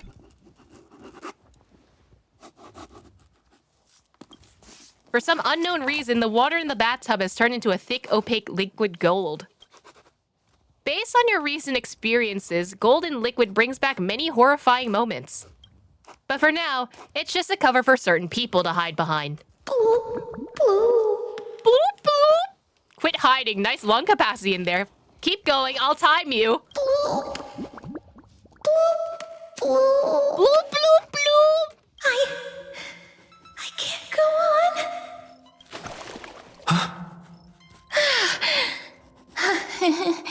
So, why were you hiding in my bathtub? You? So, it's a dream after all. I'm out. Wait, please. This isn't what you think. Okay, explain to me why you're hiding in my bathtub. Ugh, I told you to keep quiet. You really can't keep your cool, huh, Princess Homebody? Cat in water. Oh yeah, she's in the water. That's surprising. I'm not Lady Hycelens. Even the embodiment of death needs to breathe sometimes. Yeah, whatever. It's all the same anyway. Gotcha there, Grey Mystery. Oh wow, how shocking. Too bad nothing really phases me anymore. So composed, Grey Mystery. It looks like that big battle really helped you grow up, didn't it? Speaking of which, your Astral Express is quite luxurious. I hear you travel to different worlds. Must have collected quite a few interesting treasures. No, you cannot steal them. Where are my companions? Did you kidnap them? Keep those hands to yourself. Hey now, don't go throwing wild accusations around. Keep those hands to yourself, buddy. Hey, I was just thinking out loud. I wasn't actually gonna do anything. Don't be so tense. I don't trust you. Why are you folks on the Express? Who knows? One moment we were shouting about love and justice, fighting Iron Tomb's virus. And next thing I know, we're all on this Express. No idea how that happened. Okay, but why in the bathroom specifically? It's not just Miss Cypher and me. Everyone's been in this car for a while now. So why were you hiding in my bathroom? Mister, why don't you go say hi to them? Fine. Get out of my tub. I hope you didn't break anything. Don't let the conductor catch you. Don't worry. Everyone's following the rules here. If you're worried, feel free to check everything out yourself, mister. Fine, fine. Are you just gonna stand there? Mister, I'm truly sorry for sneaking into your bath without permission. You could have just said hi. But I've been wondering, why is there a pack of red chili oil sitting by the bath? Don't worry about that. That's bath salt. I love eating instant noodles while taking a bath. Yeah. That's quite bizarre, to say the least. Please make sure Lady Aglaya doesn't find out. she's a firm defender of traditional bathing, you know. What? You can't have snacks in the bathroom? That's crazy. Imagine if you didn't do the event for the room. She's in a box instead. We've walked around this car for a bit already. The Astral Express that you've mentioned so many times is truly heartwarming. Like one big family that never splits up. Perhaps living in such an environment made your embrace feel so warm. She's so cute. I love her. Where's Cypher? Well, at least she's not in my shower.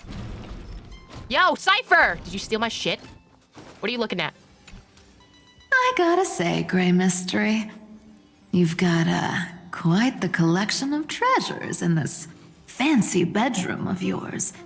A flying Amphora model I've never seen before. A head that looks just like a Titan's. And those weird Mr. Pocketwatch figurines. Oh, yeah, don't worry about Clocky. Take whatever you like. You're not trying to get handsy, are you? What do you think? You know what they say in Delos. No matter where you are, never stop chasing money. I don't know how much money you can get from this, though. Oh my. Don't tell me you actually believe that. Don't worry. Delosians are the most well-mannered folks around. They never do anything like that. Okay. Besides, the reason I say they're precious is that each one carries the footprints of your trailblazing journey. Priceless treasures are the true art of thievery. When you get the chance, tell me more about your adventures. Sure, girly. Delosius, but she's the only one we've ever seen. Right. Like, how can I trust that? Anyway, you guys can steal the snacks, apparently, that been... I don't know how long these have been staying out, because I'm pretty sure they've been here since the beginning, but, have fun with the snacks. Wow! What is Oh my god! and these floor tiles are gorgeous! Tran! Don't run around in other people's homes! No, you can run around, it's fine. Hi, buddy!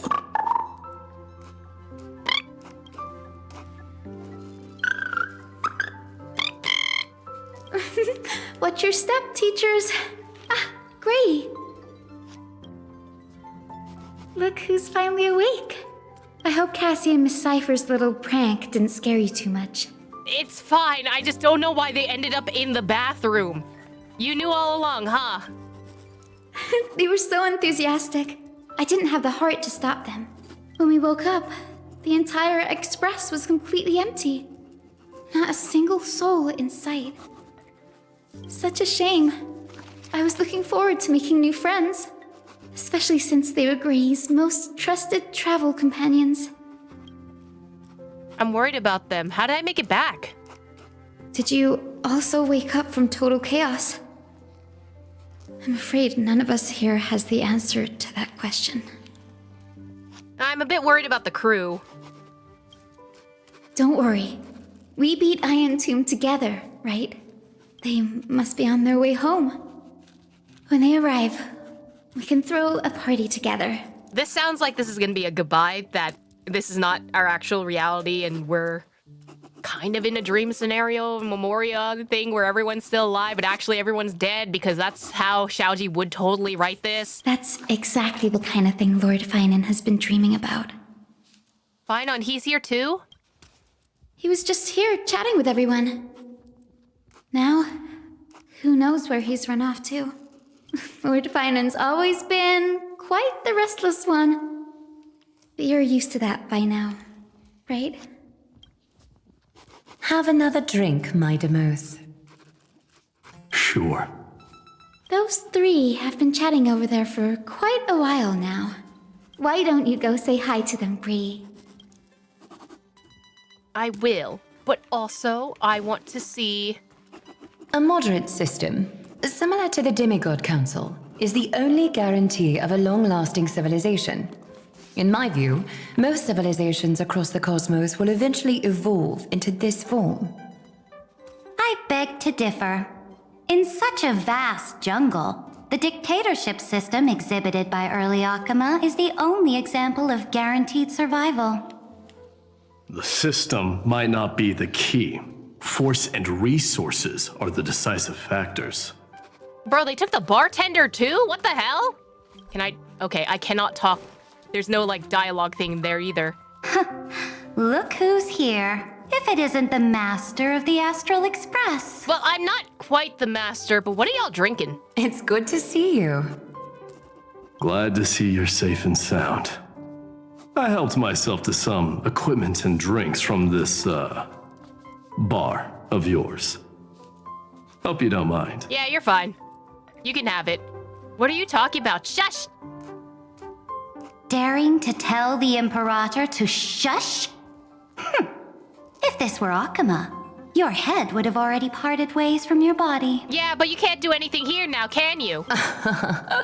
The drinks on this express are quite unique. Perfect for discussing topics befitting our tipsy state.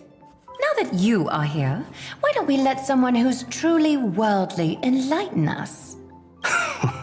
Looks like you came at just the right time. I do not mind. What form of government have most civilizations across this vast cosmos survived with to this day? What? I'm not old enough to enjoy talking about this kind of stuff. I'm not well read enough to understand all this kind of stuff. Whatever, it all ends up under my control anyway. None of these answers are what I would answer, actually. But anyway, if I was Trailblazer, I think you're literally 2 years old. I'm not old enough to enjoy talking about this kind of stuff. That's exactly the kind of answer I'd expect from you. I bestow upon the Astral Express this supreme mission. You must spread the great deeds of Amphoreus to every corner of the cosmos. Thus, capable individuals from countless worlds will surely find inspiration in the Flame Chase's tales and embark on their own grand journeys. It's hard to say if that'd be a blessing or a curse for the cosmos. I can imagine our conversations here will only get more unrestrained. Don't let our rare moments of joy hold you back. This is fun for you guys? This banquet on the Express truly lacks manners. You may leave. I permit it. Okay, I was gonna go anyway, but sure. That man just left. Wouldn't even stay for another drink. Oh, always on his mind. He needs to show more respect. If you're looking for him, try your luck in the car above. Okay. Funny how you're the one talking about it, buddy. If I click on this again, will it restart the scene? Speaking of origins, Kremnos was the first Amphorian city-state to establish the Council of Elders system. But we stopped iterating on it around the year 3000 of the light calendar. As for the reason, a system is but a blade. As long as the one who wields the sword is valiant enough, even a dull blade can sweep through thousands. Don't forget that the Flame Chase army under the Imperator's command actually managed to subdue the Kremnoans during the Chrysos War. I'd say that wasn't a victory of the system, but rather a triumph of the Flame Chase army's might and the Imperator's cunning strategies. Wouldn't you agree? Interesting. Trying to sway my position with flattery, are you? This is not flattery.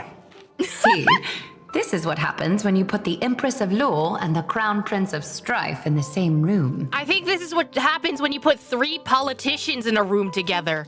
Law and strife are indeed 2 sides of the same coin. No wonder Finon left the conversation. Go meet the others. I'll keep an eye on these 2 Chrysos heirs and make sure their discussion stays at a pleasantly tipsy level. Thanks, buddy. Don't play the Traveler reference is crazy. Oh God, we didn't talk to Hyacin before. Those 3 have been chatting over there for quite a while now. Boo, you say the same line. Why don't you go say hi to them, Bree? I did. Oh, I thought she was gonna have something extra. Maiday's right, though. The resources would rule all of IPC and family are prime examples, which is so dystopian. I'm not gonna lie. It makes sense, but... I finally caught you, Trian. Running so fast in someone else's home. How rude of you. Where's Trinan? Oh, a according to plan. Triam lured you here on purpose. Look, there are several adorable outfits here. Trian wants you to try them on so Trian can draw you looking all cute. Does that mean that Tribbies are all the same size as Pom Pom? Oh my! You even dare to scheme against yourself? Lucky for me, I came prepared. Time for a surprise attack. The hero of justice, Trinen. Trinen has been lying in wait here for a while. We will make Trian taste her own medicine. 2 against 1? That's not fair! Little Gray, you came just in time. Help me out here. No, I'm not helping you. This sounds so funny. Trian, good luck. Even Little Gray's saying that. Darn it! Trian won't give in! Oh, there she goes. Trian ran away. Trinen will fulfill the ambush duty. The Treevios is all laughing and playing around together. That must be quite the rare sight in Little Gray's memories, huh? But now everyone will be all right. right, because Shouty will let us all go away free. All right. Look, every hero has put down their burden and returned to their innocent, childlike selves. I'm surprised you didn't merge together. Just thinking about how warm and bright Little Gray's tomorrow will be fills us with genuine joy and lets us breathe a sigh of relief. So, today, why don't you let Treevy enjoy some rare moments of childhood too? You got this, buddy. Wait up! Trian, don't you dare run away!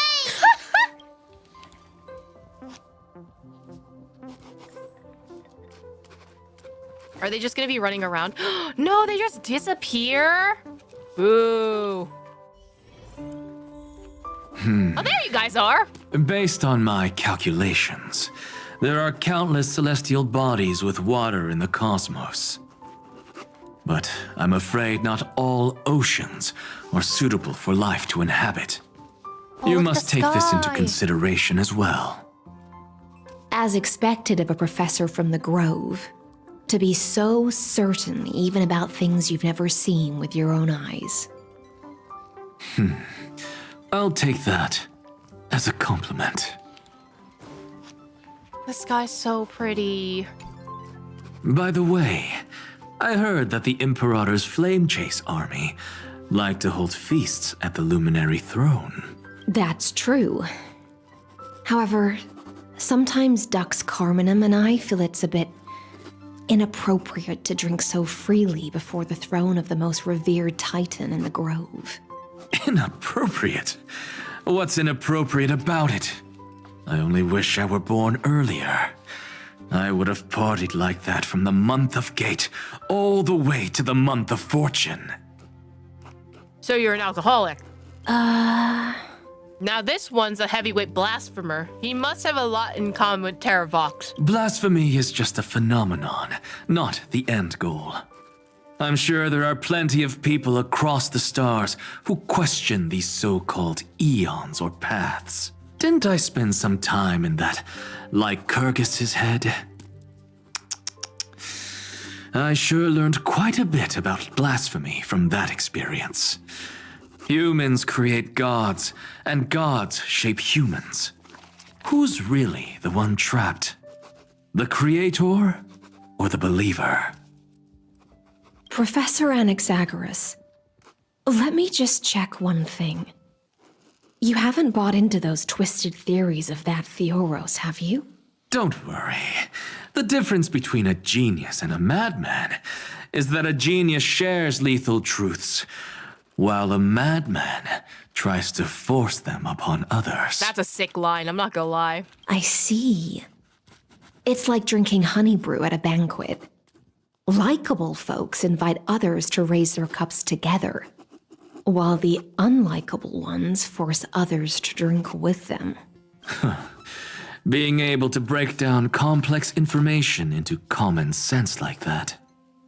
You're quite the scholar yourself. Hi, buddy. Hey, partner! Oh, wait, I need to talk to them one more time before I go to you, okay, buddy? Don't worry. The difference between a genius... Okay, they say the same line. Boo! Why do you repeat the same line? Hey, buddy! You're here, partner. You're here! That celebration party I've been mentioning to you has finally become a reality. Though the vibe's a bit different from what I imagined. This still counts as keeping my promise, right? It's close enough. I thought you had all faded away. You folks haven't merged with Iron Tomb. What you speak of has indeed already come to pass. We triumphed over Iron Tomb, drew its fire unto ourselves, and purified its embers. Now the force that maintains our consciousness and form comes from elsewhere. Worried about your companions on the Express, huh? I understand how you're feeling right now. Don't worry. They'll be safe and sound. She promised. Okay. Cyrene, where is she? Don't worry, she always shows up at just the right moment. The Astral Express. Honestly, it really feels like home. I can imagine how much you, Dun Hung, and Miss March must have missed everything here when you were trapped in Amphoreus. The beautiful windows, the soothing music, your fellow travelers on the Express. Like how golden wheat stalks sway in my dreams every night through the countless cycles. Let's go on a journey together, partner. There must be a village like that somewhere in the cosmos. Among all these stars in the sky, there must be another little village like Ides Elysiae out there, right? I think I've found my own wish, partner. Someone once told me that home is where you can be truly free and at ease. Maybe roaming the cosmos with you all is my strongest desire right now. All of us together, of course. The Shinjo Alliance, Penacony. I blame my poor imagination. I can't picture what those worlds look like at all from Dun Hung's descriptions. So I have to see it with my own eyes, right? Yeah, you have to. You'll see it with your own eyes. That's a promise, partner. You're finally here. He has something to ask you. Cyrene! Well then, I'll leave you two to chat. Thank you, Finan. After such a good sleep, you must be bursting with energy now, right, friend? Sorry about that. Since it's our first time visiting the Express, I was hoping everyone would behave. But it turns out everyone's quite the character, aren't they? You know what I mean, right? Is this all real? Tell me what actually happened, Cyrene. I need the truth. It's okay. I'm ready. I know what Xiaoji could be up to. Just tell me the real answer. How about we take a look back at everything that's happened so far? You're gonna make me relive the memories and then hurt me? Together, we triumphed over Iron Tomb. It tried to transform into trillions of viral clusters to infect the cosmos. But the heroes threw themselves into the golden flames, becoming arrows that purified the destruction. The fall of Iron Tomb also symbolizes the demise of Scepter Delta ME13. Amphoreus, the home we sacrificed everything for, now exists only in the memories of the cosmos. So this is just an illusion. So, this isn't real. Just a dream. An illusion. Oops. Wrong answer. What? Oh, the little wink is so cute. In that instant when you broke through space-time with the Trailblaze, carrying all the world's memories back to reality, that world, once shackled by data, became a seed waiting to sprout in the cosmos. Did we really manage all that? Just as Kaslana's rage of 30 million cycles made the destruction shed a drop of golden blood, perhaps we too have already left long trails on our respective paths. You're all free. You become true life forms. This is the reward for our hard work. That's a bit of an exaggeration. None of us can become true life forms yet. At least, for now. But Amphoreus already has a tomorrow. So as long as you carefully preserve and tend to all the seeds, then when the Trailblaze creates another miracle someday in the future, I believe this world we deeply love will sprout and bloom into a beautiful flower. Unless Xiaoji makes us erase it all! Don't worry. I've already kept all the seeds safe in the first fruit for you. And its name is As I've Written. There's the book. So, it's time to reveal the correct answer. This isn't a dream, nor a fantasy. It's the epilogue of As I've Written. At the end of the story, the characters take their final bow and embark on a journey of no return. The one who wasn't part of the story, yet helped write its romantic ending. He bid farewell to his friends and returned to his home beyond the tale. Promise me one last thing, friend. When we say goodbye, give me a smile, okay? It's going to be through tears, I hope you know. I promise you, the cosmos will never forget Amphoreus. I will, Cyrene. Every star that the Trailblaze passes by will remember the name of Amphoreus. Hey, it's not fair that you get to be the only cool one here. Oh my god, you guys are back to your old fits! We'll keep an eye on him. He had better keep his promise. Leave it to us, Cyrene. Your story will be sung across many worlds. Okay, first of all, you guys don't answer my text message. Second of all, I called out for you. Where were you? Stories this complex and twisted are always hard to believe. If anyone questions the truth of this tale, you'll all have to stand up for us. Rest assured, even the most stubborn person can't withstand our six fists. You're so reliable, March. Shh. Listen. There's a book here? Well! Its composition is similar to Memoria, but it's far more resilient than ordinary memory bubbles. Someone open the book right now! Keep it safe. Perhaps this is the final gift that Amphoreus left for the cosmos. Oh no! Passenger March is sleepwalking. Sleepwalking? Oh no, oh no! I don't want to make a fool of myself in front of everyone! Well, now I have an excuse to stay a bit longer. You stay here while I go check things out. Huh, dream on! March, Dunhung, in the countless days and nights ahead, you must continue to support each other. Time to head home, everyone. Bid farewell. Do you guys say anything after that? The Astral Express. Honestly, it really feels like home. Where's my CD player? We didn't put the CD player in this version? Guys, you guys don't have any sick tunes to listen to. Leaving this place means As I've Written will conclude here. No one will have the chance to revise it, and no one can continue writing it.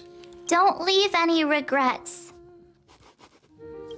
What magnificent words could possibly do justice to the finale of such an epic tale? I've been pondering this while you were sleeping. Now, I finally have the answer. Let's keep it simple and sweet. In our virtual extrapolations, we've lived through epochs longer than the lifespans of many stars. No language in this world, no written words could ever carry the weight of this journey. In that case, let's not be bound by the minutiae of words. Those who understand its passion and romance will naturally be moved to tears by the final period placed at the end. And now... Stop! It's time to say goodbye to our readers. No, the art. Oh my god, it's so pretty. And so we reach the final page of As I've Written. Let's not leave behind any regrets, everyone. Everyone's here. Who wants to write the first line? Oh my god, is it the adult version of you? Oh my god. Going first is the hardest job. I don't want to make a fool of myself. How about letting the great Imperator draft it for us? Are you all such cowards? Then I shall enlighten future generations, just like the 30 million cycles of flame chase. Without me, there is no world. Go think, observe, and conquer. What's wrong? Everyone's gone quiet. No, I'm sobbing. I just muted my mic because I'm crying. The great Imperator set the bar way too high. How are we supposed to follow that up? Where the Emperor leads, loyal subjects must follow. I guess only the Dux Gladiorum could possibly match that kind of overwhelming presence. Me? That suits me just fine. Once the deed is done, one should leave decisively, letting posterity judge right from wrong. Until we meet again in our next conquest, my dear dukes. The stars shall sing of the Imperator's great journey. I should have shared a drink with you all. Dux Goldweaver. Loosen up, High Ceilings. They're literally becoming the text. Life is like the ocean. Tides rise and fall, and everything eventually dissolves into the waves. So, sing your heart out in every moment of your existence. Whether it's a feast or the nihility that awaits ahead, I will find its radiance and sing its praises. May the next feast be eternal. Miss High Ceilings' toast is so poetic. Does everyone have to be so poetic? In my opinion, we should leave some real words of wisdom for future generations. Next up, any volunteers? I'll do it. There's no dragging one's feet in the Kremnoan language. Okay. Does the Kremnoan language even... Haikis, don't interrupt. Kill the play, and games shall be born. Kill the strife, and glory shall descend. Not bad at all. But now I can rest easy. After all, the lines I prepared are way more profound than yours. Oh my god, bickering until the fucking end. Ha! If nothing else, you're certainly unmatched when it comes to singing your own praise. Farewell, everyone. If we meet again, I shall once more become your steadfast support. That's a promise I won't back down from. Mighty Mouse, become king. What's up, Cass? It's nothing, Lady Trebios. I just finally realized something. Then speak your mind, and let your words be immortalized on the page, Cass. If your heart still has room to spare, share a bit of gentleness and softly cherish all the beautiful things around you. That's so beautifully said, Cassie. Thank you, Miss Hyacinth. My only small regret is that I couldn't fully embrace this world I loved so dearly. I hope those who read these words can fulfill this wish in my place. Oh, Cassie, we will. Everyone, let's meet again at the end of the West Wind. The place you reside is the gentle sea of flowers. Well then, it's my turn. You just barely see Cass's text in the Take it corner. away with your performance, Anaxagoras. Oh my god, still bickering. This time, you won't have to worry about being interrupted. Then I must thank you all for being such a captive audience. Now, with this golden opportunity, I shall reveal to the world my insights into the world's ultimate truth. Truth is a solvent that dissolves all things in the world, and thus cannot objectively exist. I have a brilliant proof for this in mind, but since we're nearing the end of the story, I shall not elaborate. I mean, in theory, you could take up this entire page for your proof, but... Is this your final question for future generations? No. This is an established fact, not up for debate. I call it Anaxagoras' last theorem. Oh, you. Still as profound as ever, Professor. We've got time, you know. If you don't explain it clearly, future readers might not grasp your true meaning. The true meaning isn't important. What matters is the emotion that stirs within them when they read these words. At that moment, the theorem's mission would be complete. My emotion is hurt and bittersweet moments. That's what I have. So, your lessons are far from over. But taking a little break for now wouldn't hurt. Then... Class dismissed. The seeds you've sown are already sprouting. Would you mind if I write the next line? Huh? Of course you would. I actually thought you should be the one doing the final wrap-up. But... We'd never turn down a request from you, Aggie. Teacher, Zephyro, thank you both. Aww. Trust and selflessness are the two most beautiful garments in the world. One to gift others, one to adorn yourself. One's golden and one's purple? Girly. Girly. Not being able to completely change your fashion sense is my only regret across 30 million cycles. She said you're fit ugly. After all this exhaustion, I just want to take a peaceful bath now. I'll see you all again at dawn. Thank you for your hard work all this while. Lady Aglaya just can't give up her favorite hobby, can she? So, I guess it's my turn now. I mean, in theory, there's still a bunch of people left. There must be many others like Miss Hyacinth out there in the cosmos, helping and healing people everywhere.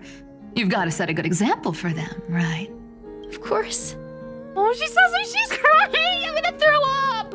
Look up at the sky more often and smile more. Many stubborn ailments fear optimism, but it's the best medicine. It's so catchy. The kids will definitely love this message. When it comes to understanding children's hearts, Lady Trebios definitely knows best. Look, the Rainbow Bridge is already hanging in the sky. Shall we get going, little Ika? Oh, Ika gets a little pendant here too. It's you who healed the sky. What's on your mind, Miss Cypher? I'm thinking. Should I leave behind a riddle? Some twisted, convoluted scheme that'll drive everyone in the universe mad trying to crack it. Well, it's either that or you're gonna put rage bait in this book. I see. You know what? Just go wild with it. No one's gonna judge you. I will, though. Oh well, my brain's not working right now. Let me be genuinely sincere for once. Don't be afraid to fall. Just run. Destiny's just a slow-moving nymph. It can't catch you. So in the end, little Syphy's message was the most straightforward one. Even if you combined 30 million of me, I probably wouldn't have read as many books as you did in one lifetime. I won't pretend to be cultured before Big Sis Treeby, Trinan, and Trian. Amphoreus' greatest trickery. Gotta bounce now. Meow! Homeward you come, distant wind. There is is no way her final line is meow. That's so I'm gonna lose my mind. It's just us now, Snowy. Yeah, teacher. Maybe I should... No, let me go first. After all shall bid farewell to one, and that person alone will. I never would have guessed you had such a dark sense of humor, teacher. You still know so little about the complete Trevios, Snowy. Jokes aside, I want to leave these words at the end of the story. Whether it's a sunny day or a rainy day, remember to tell yourself before you drift off to sleep, see you tomorrow. See you tomorrow. See you tomorrow. Times 1,000. Prophecy received. Times 1,000. I'm so glad we at least get a last scene with Trevios too. From now on, no more goodbyes. Finally. The time has come to say farewell.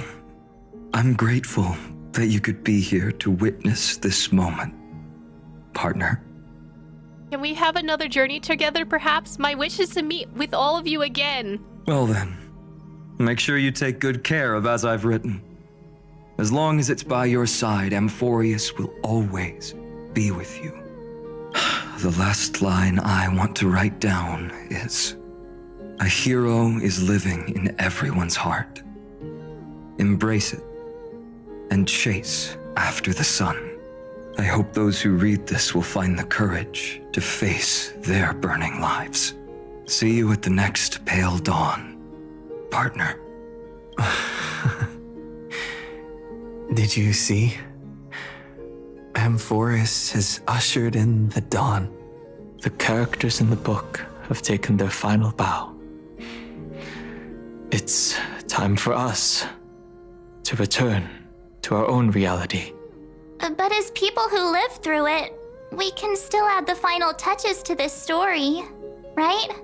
Of course.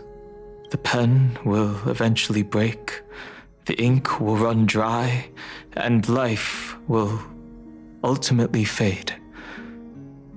But thoughts will permanently remain in sagas. If time is an endless cycle, then forget the bitterness that keeps repeating, and remember only the moments of happiness. Let's walk towards tomorrow together. We were never apart. Time to head home. Don't miss the crew meeting. We won't wait around for you, you know? Pom-Pom would. See you later, Donhung, March, and Cyrene? Nikus. As I've written, officially comes to an end. Shouldn't I leave something behind? Aren't you gonna say something? We're its co-authors, after all, friend. Authors can write their own pages in their book.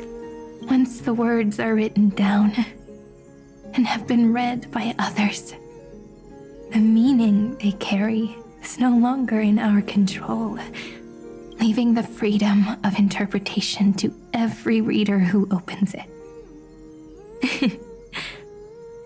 Don't you think there's something romantic about that? Well, I think it's romantic and dangerous because some people don't understand reading between the lines. But that is a IRL problem and not what's happening in the story right now. As for what this story means to you and me, let's keep it close to our hearts. After all, we've always had this unspoken understanding between us. Stop. Why is she crying? Why are you crying in the booth? Stop it! Stop it! Passenger March! Why did you suddenly wake up? You scared me so much that I dropped that book! Hi, Pom-Pom! Welcome home, you three. Thank you for your hard work on this trailblaze. We might need to reshuffle the seniority rankings of the Express crew if we count the years you spent in Amphoreus. Hey, I was the first one to get dragged into it. Does that mean I'm gonna be the oldest member of the Astral Express now? Miss March hasn't lost her innocent nature even after all these long years. In other words, she hasn't really grown up at all. Hey, this is the first time I've been able to examine as I've written up close. Oh my god, it's us three! Miss Irene's handwriting is gentle, yet steely, with an underlying strength. I had no idea it was so sophisticated. Looks like I need to brush up on my knowledge in this area. Maybe start with a few basic books first to get your feet wet. What the fuck? Trailblazer! Look who's talking. Right. As if you're not glued to your phone in your room all day. Hey, what if I'm reading fan fiction, huh? Huh? Wait, something fell out. Oh? It's... Is that a bookmark? Is Irene the bookmark? In a corner, unknown to everyone. There was actually an untold interlude that took place. I left it out of the story because it involved a choice. A choice I made for my own selfish reasons. Can you forgive me, friend? I made a decision on my own while you were away. You're allowed to have your own decisions, girly. I wrote everything about it on this little card. If you can find it in your heart to forgive me after reading it, please. Add this final note to the conclusion of As I've Written. Moments after the fall of Iron Tomb.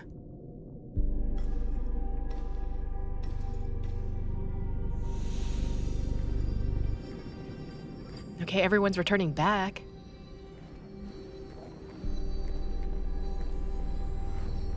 Memories swallowed by Iron Tomb return now to reality.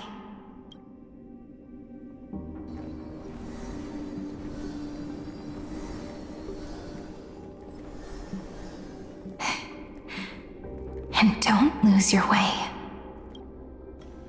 I finally found you, Cyrene. Demiurge. Oh! We won the battle. Thank you, Madam Herta. Without you, we never would have stood a chance. Close enough. Welcome back, Madoka Magica. Still, is something weighing on you? Right before I shut my eyes, inside the droid head's brain, I saw something unsettling. The fourth instant, this turning point in cosmic destiny, anchored by the erudition. It's not a single instant, but a process, a chain of events. So, this victory isn't the final piece of that chain? Far from it. This is only the beginning, the first toll of the death knell for the cosmos. That sorrowful look doesn't suit you, Madam Herta. Don't hold it in. Tell me. I'm scared. Not long ago, you crossed paths with the Eon of Remembrance again, didn't you? Yes. Even if the figure was hazy, I knew right away. That was the god from Cyrene's dreams. Causality has gone wrong, just as I thought. Causality? Let me put it in your favorite fairy tale terms. The universe began as a seed. It grew into a great tree. And the present is its branches and leaves. The erudition calculates how the future will sprout. With so many possible outcomes, they choose to anchor one path, cutting away the crooked or fragile branches. I know that we're talking about important things, but wow, they really wanted to focus on this rock, huh?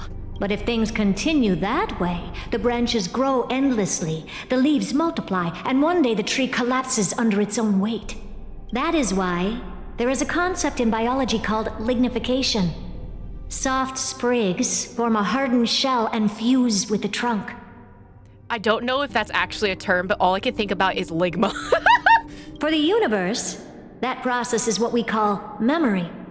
Under Fooley's record keeping, the past becomes memory.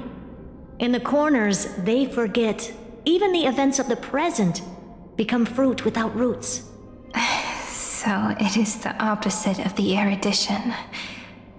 One calculates what is to come, and the other holds on to what came before. Ah, so it is depression and anxiety. We were never meant to have to speak of this.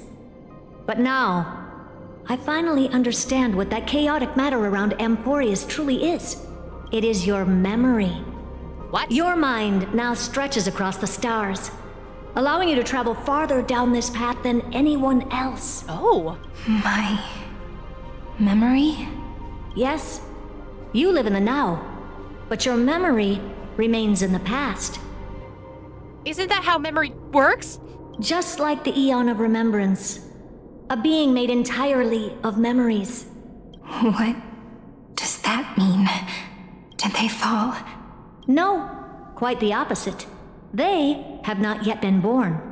Remember, to carry out the mission of remembering the universe, they must ascend to divinity only at the very end of time. And at that moment of ascension, their memory stretches through the past, becoming what people now call Fuli. Oh. Oh. That is why they feel so distant, so cold. That crystalline form is just an empty shell. I do not know how the Garden of Recollection managed to hide this until now. They must have their reasons, but none of that matters now. Here in the present, we cannot know who will become Fuli. But one thing is certain. They will be born. And those who might become Fuli all share the same characteristics. They are known as Children of Remembrance. Pure child of Anasrava. Oh, okay. Both of you. Children of Remembrance. So help us. Find where Amphoreus' memory began, and bring it out. We are the sacrifice the garden used us. The pure child of Anasrava abandoned us. So that name, it was never my past. It was my future. Or maybe it is the present. Noose has revealed to me two paths. Okay. And on both paths, I see you standing. Well, okay. The first, follow the trail of memory you have forged. Break free from this world and reach for the stars. That would mean Amphoreus' causality will no longer concern you, at least not the person you are now. Go on. The second... Don't say she gets deleted. Don't. You come to a stop and fade, offering yourself to become the memory that carries through Amphoreus. Perhaps this is the choice every pure child of Anasrava must face. That choice means I'll remain in the past forever. And more than that, it means you will close off Amphoreus' causality. This world is sealed. The effect that the remembrance brings to it will all converge on one thing. That one thing is you.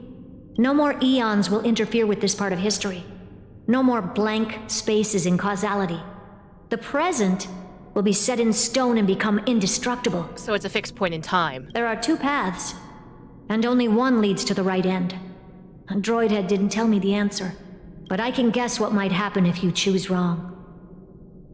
With causality incomplete, there is a chance Iron Tomb could rise again. And then we get Mecha Herda, right? So even the gods of the cosmos are unreasonable. If you want my advice, stop thinking so much. Ask yourself what your heart truly wants. Kind of crazy coming from a literal genius, but okay. Choose the first path, and you might survive as a memo sprite. You may even walk beside them for a while. Even I can tell how much they mean to you. Especially the little one. But if you take the second one, then you may have already lost the chance to say goodbye.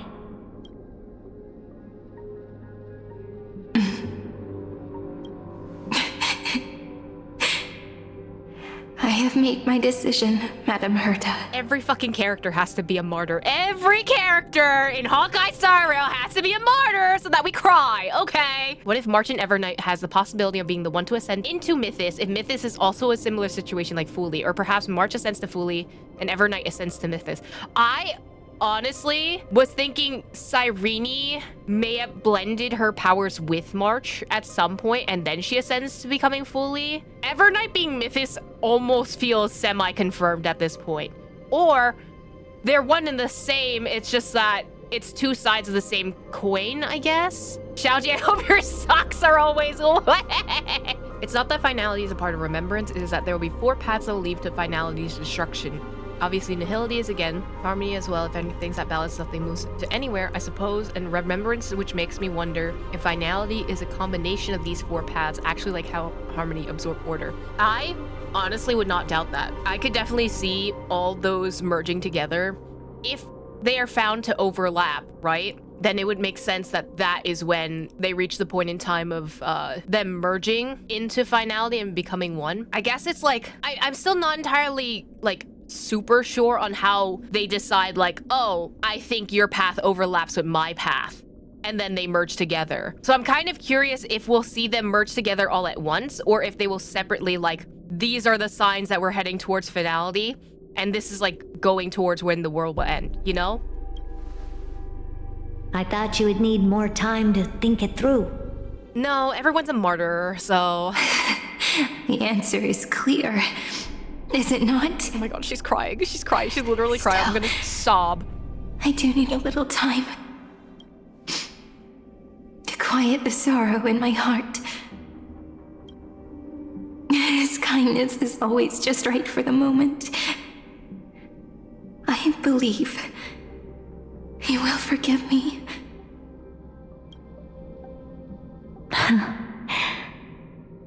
I will say no more.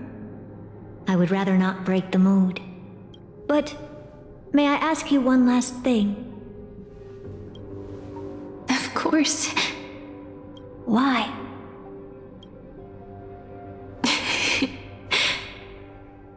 I once heard a saying that went something like this. Divinity is flawless humanity, and humanity is flawed divinity. We children of Amphoreus gave up on gods long ago. Those beings who love to play pranks on the universe. I believe in him much more than I believe in them. And I believe in who I am. As a human.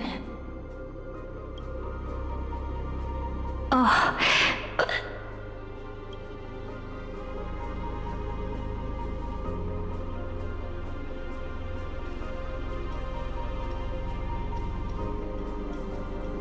That really is a comforting answer. I'm glad at least she finally gets her answer for that. As for the one wish I still have trouble letting go of.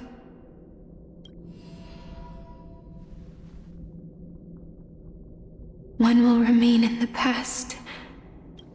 One will walk toward the future. I believe that the one I cared for most will witness on behalf of the ripples of past reverie every starlit tomorrow.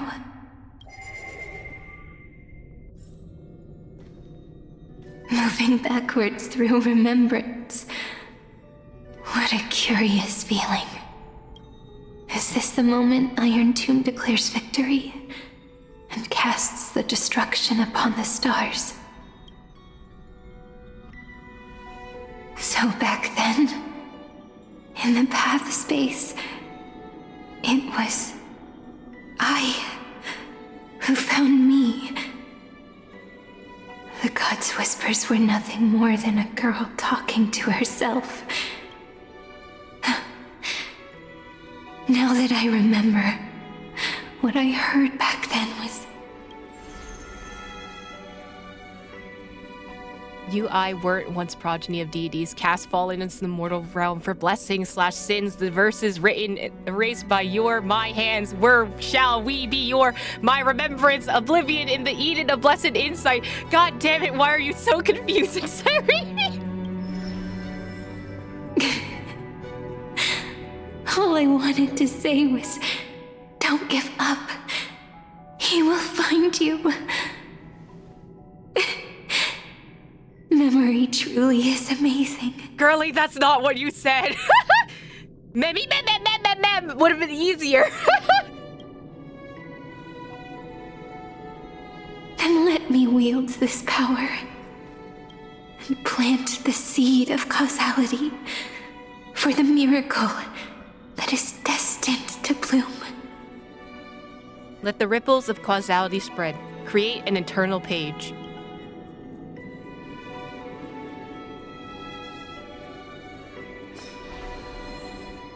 Even so, must we walk all the way to the very beginning of memory? It's such a long road. A bit lonely to walk alone.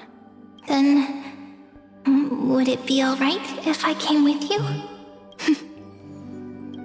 As long as it's Peach. Even 30 million wouldn't be too many. One is enough. Take a deep breath, and then we can set off, alright? Follow the ripples of remembrance into the past. Reconnect every moment in which the gods made themselves known. Clearly, cause leads to effect. But now, the future gives new meaning to the past.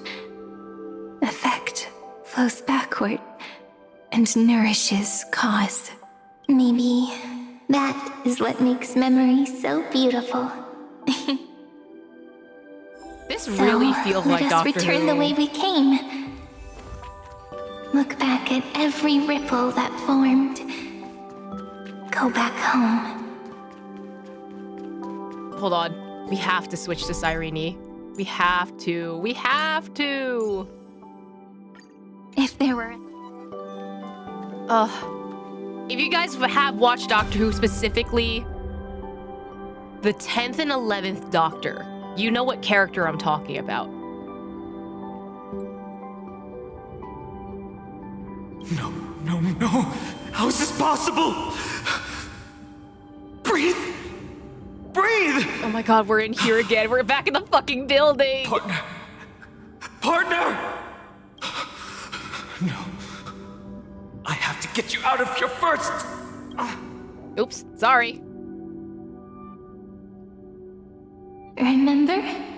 That pale dawn breaking through the endless night? Remember when your friend died? The spear of strife nearly claimed his life. And it was you. You playing God, who cradled his body with your gentle gaze. Then, before Ornyx's altar...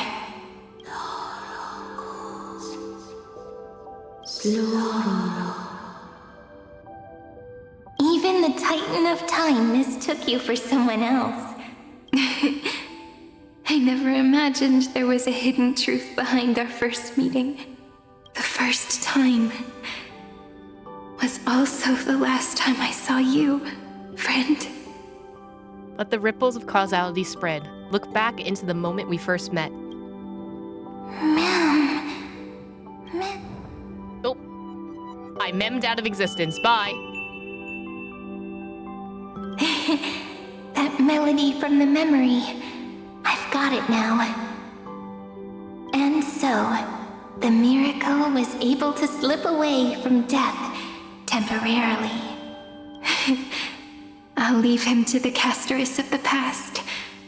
She will keep him here, in the world of the living. Wait, can I... I can! If the world's causality were a stream flowing downstream, then the girl would still be a flower, blown against the currents by the winds of time. Following her backwards gaze, she tiptoes across the water, casting ripples, completing the cycle of cause and effect, and leaving a lingering fragrance. Engraving every precious moment here, she gradually draws closer to that very beginning. Oh, she's so pretty. Oh.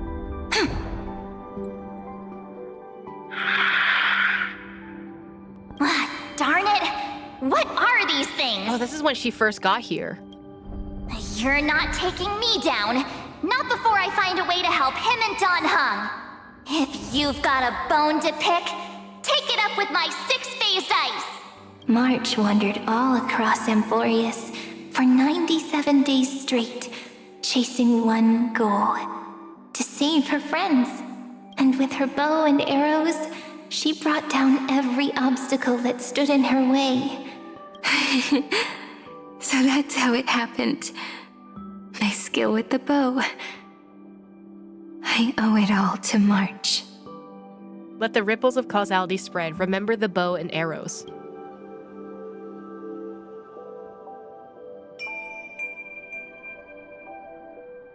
What a sweet note. I've got it now. And so, in a memory from the past, you inherited March's mastery of the bow. And that arrow bearing golden flames will streak across the stars in the future, becoming a glimmer of hope for the cosmos.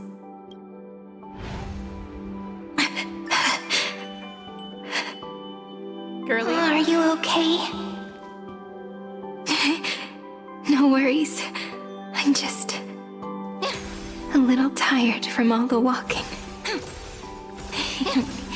You really need to work out more. Talk to yourself about that, girlie. 3 paths interweave and fetter Amphoreus, co-authoring the fate of the world. Ordinary pathstriders aren't known to leave traces in the mirror, so if what you said is true, then this isolated star system must be home to at least 3 beings comparable to emanators.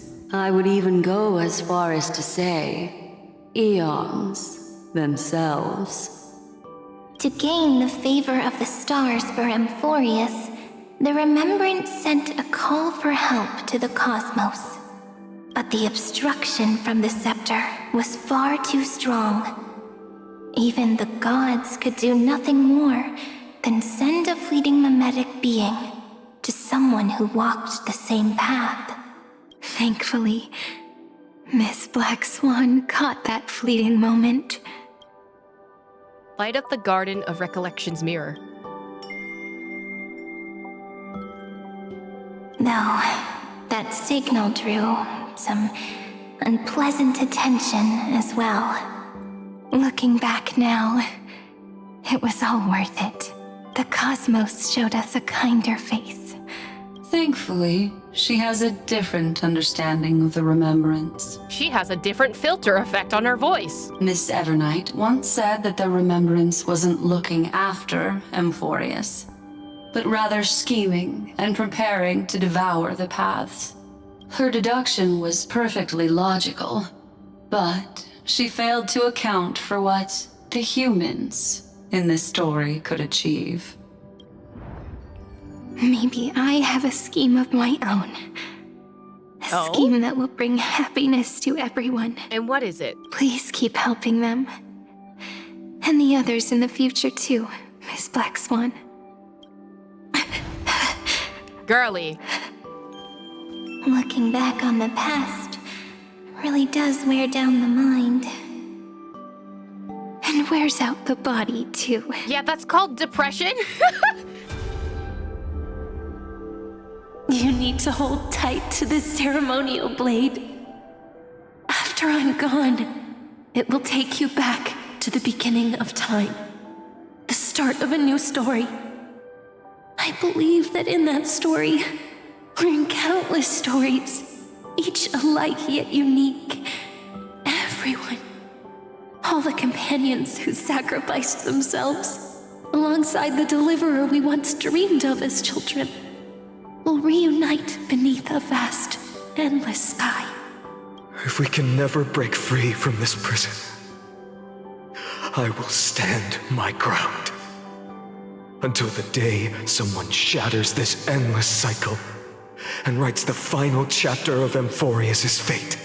In the blink of an eye, we have returned to the turning point of fate. With nothing but a fragile sliver of hope, we embraced 30 million cycles of futility and began the eternal recurrence. I still remember the first time I saw the god appear in a dream, looking at me from behind a thin veil of crystal. Back then, I wondered if they might be someone with ill intent, but now, I finally understand.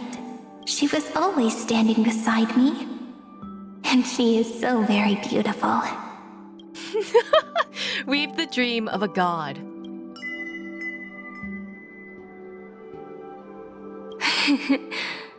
Causality really is a force that cannot be stopped.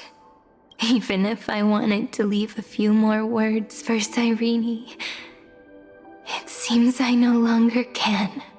After all, you still have to leave behind your final consciousness and plant the very first seed. I remember what you once said. When a god sheds a tear, the thing reflected in the ripples must be the most beautiful thing in the world. But do you know what Amphoreus saw when its heart was born? The first thing it saw was a name. Parsing object information 093. 093. Looks like you figured it out. Sometimes, all it takes is a change in perspective to reveal something truly unexpected. Don't you agree? That's right. Turn these numbers upside down, and you'll see a beautiful eternity. Something we believe in. The ego. Oh, what? We have logos, we have ego? That's crazy. That's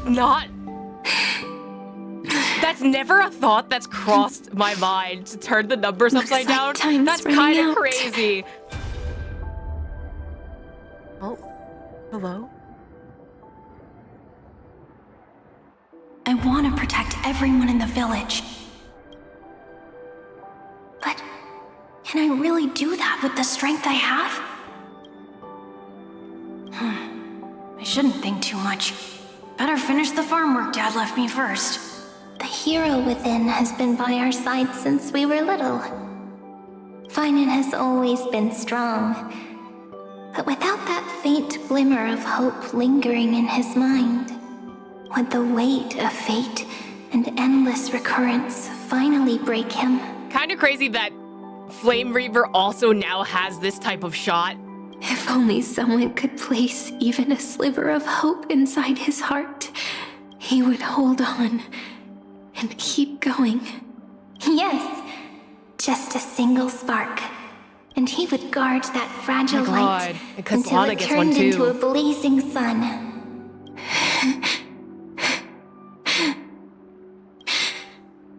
I no longer have the strength to make the hero within look like him. So, let me leave behind a prophecy for him. Proclaim a pale dawn. Take this wish with you. Be the hero who begins the mission of deliverance. As prophecy foretold, you will bear the blazing sun until the pale dawn breaks. Continue onward, bearing this world upon your shoulders until the Ashen Hero, the nameless deliverer, ushers in the dawn. You can't even see their eyes either.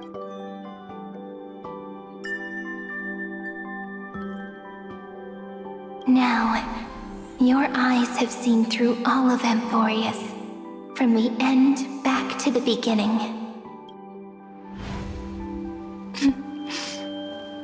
Looks like time's running out. The first ripple was where it all began for me. 1, 2, 3, 4, 5, 6, they were just musical notes scattered aimlessly throughout memory. But they had already become part of this world. No matter how Amphoreus came to be, right now it feels so gentle. As I return to where I came from, it wants to play for me once more that melody from when we first met. A simple but beautiful melody. I cannot believe they put our Dromas here. Like, buddy, you're gonna go too? I'll literally sob in a ditch. Oh, there it is. Behind this door. I can smell it. The scent of wheat fields. You're clever. I bet you figured it out long ago, didn't you? The end of this journey back. The final gap in Amphoreus. It leads to the place we both call home. We can finally go home. You can go home, buddy. Are you ready? If you leave memory at the very beginning of the story and cast the first stone, that final gap in Amphoreus will close. The causal loop of Amphoreus will become a fixed point in the stars. Stupid fixed points in time for goddamn sci-fi writers. I hate this. And if I don't do that, then this world and the cosmos beyond the sky might still fall into the destruction. Oh, I'm so mad my fixed point in time theory was correct. No! There's no way we would let something like that happen. Oh, we're back in the building again. Exactly. I remember that tree in IPC. It grew all alone, unable to go anywhere. It watched the sea in silence, dreaming of a faraway shore it could never reach. But now, a tiny boat sets sail. It carries a seed of hope, plucked from the tree, and heads into the great beyond. Even if the boat's shadow fades quickly from sight, the tree knows that its wish will bloom on the other side of the sea. In that moment, it must feel happiness, right? The way you brought it up. Now I kind of miss that tree too. Come on, let's go home together. Take it with us, back to the sacrament courtyard. Let it become remembrance's anchor, tying together the times we knew so well.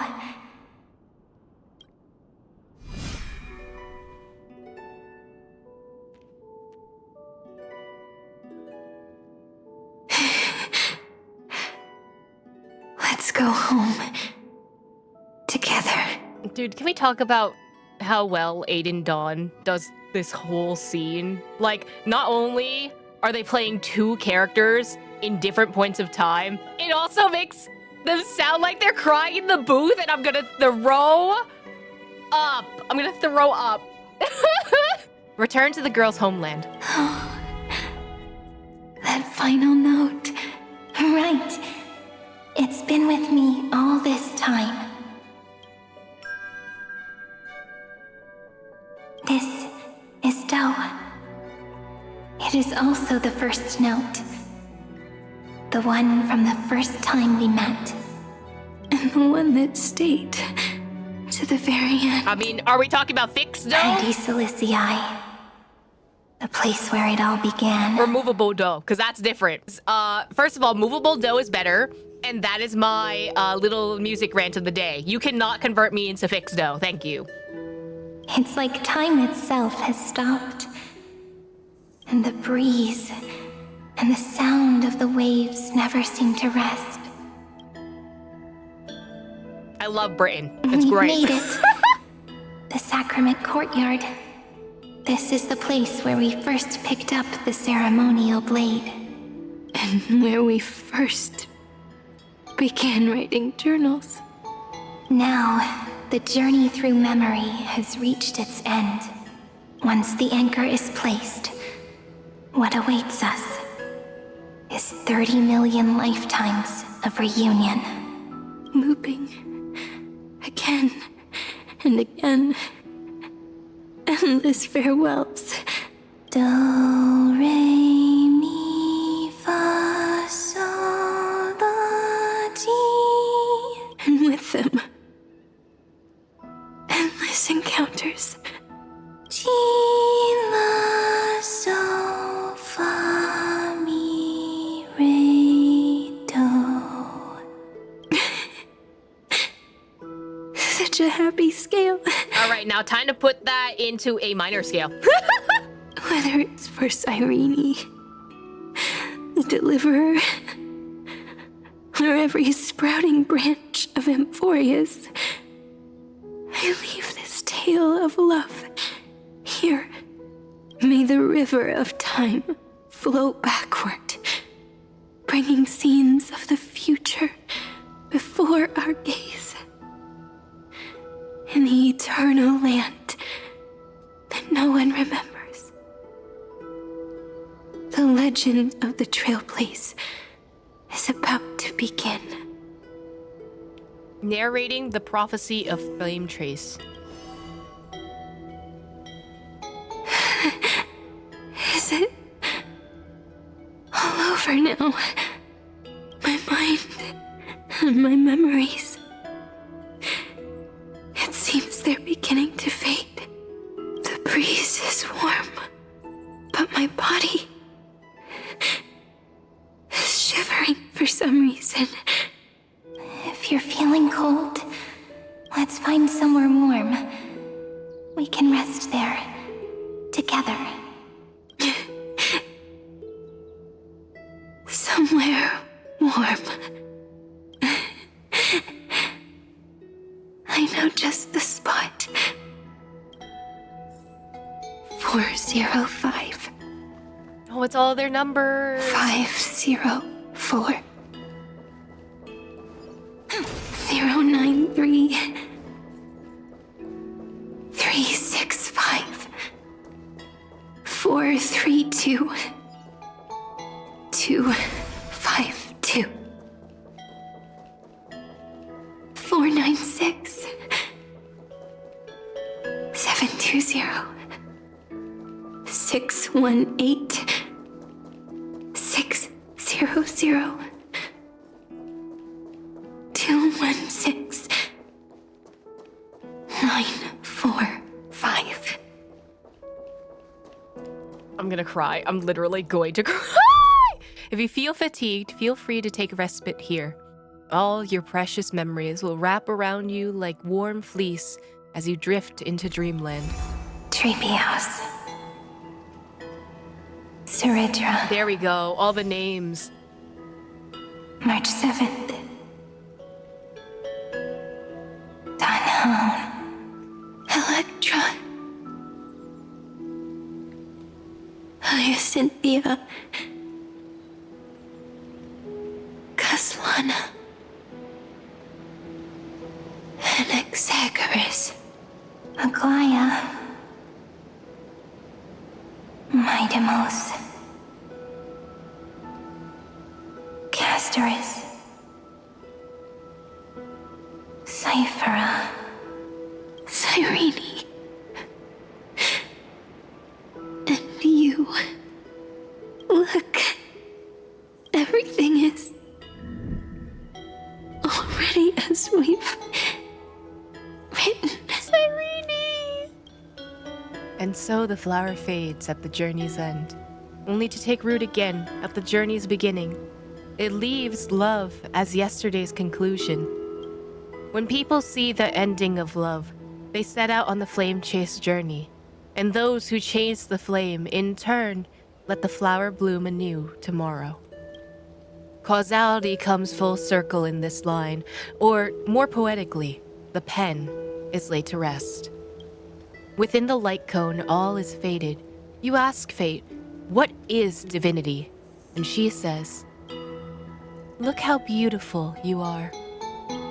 I am the gaze that looks back on the world. How fortunate we are. In this cycle of cause and effect, humanity never looks to the gods for guidance. The ones who pick up the pen and write miracles again and again are always ourselves.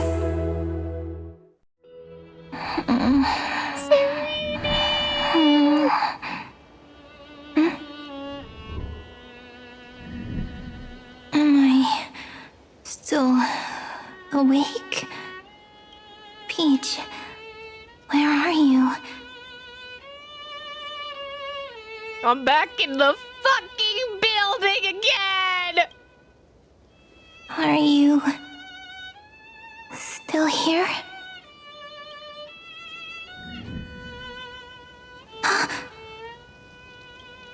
I shrank.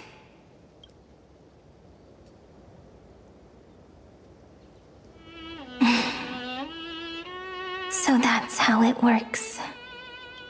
When memory drifts away with the breeze, love leaves behind a seed and turns into lament. Demiurge, Cyrene, Mem. Back again to the first, Phantylia 093. And she's gonna do this again and again and again. I always do have my charm. The real Cyrene was the friends we made along the way. Do it for the maps. I'll literally sob right now. The final ripple nourished the great tree. And from it grew a single pink peach. We've been playing for so long, and you still haven't told me your name! I've told you so many times already. You're just forgetful. My name is Livia. Livia. If you forget again, I won't tell you next time. Livia. Got it. Then you have to remember mine, too. I'm Piso. I always remember. So, Cyrene was just a pen name after all. So sleepy. That drowsy little fairy barged into my mind again. The last of my memories are slipping away. I wonder what this world will look like when I wake up again.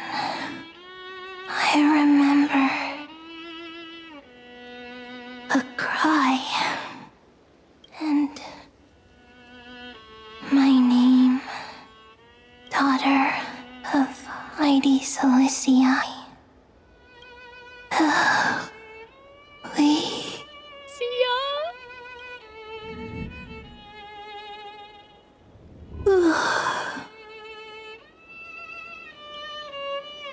Shh. Never mind. Why would you hurt me like this? Why?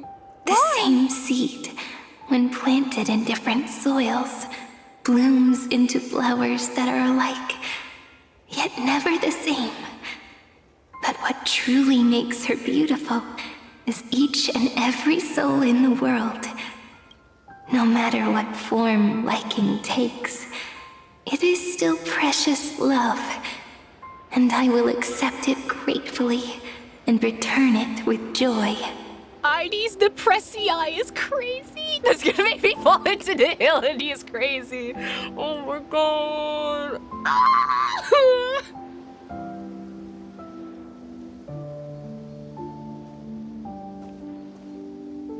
Do you remember my favorite story? That crystal flower was so beautiful because it reflected the eyes of the little fairy.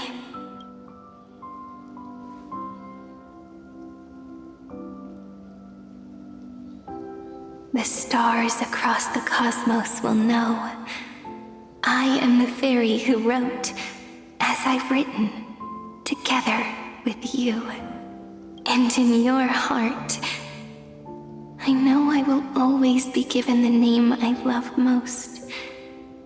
The one you gave me. After all, we've always been in sync.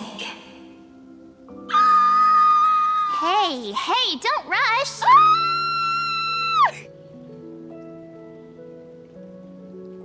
I'm in pain.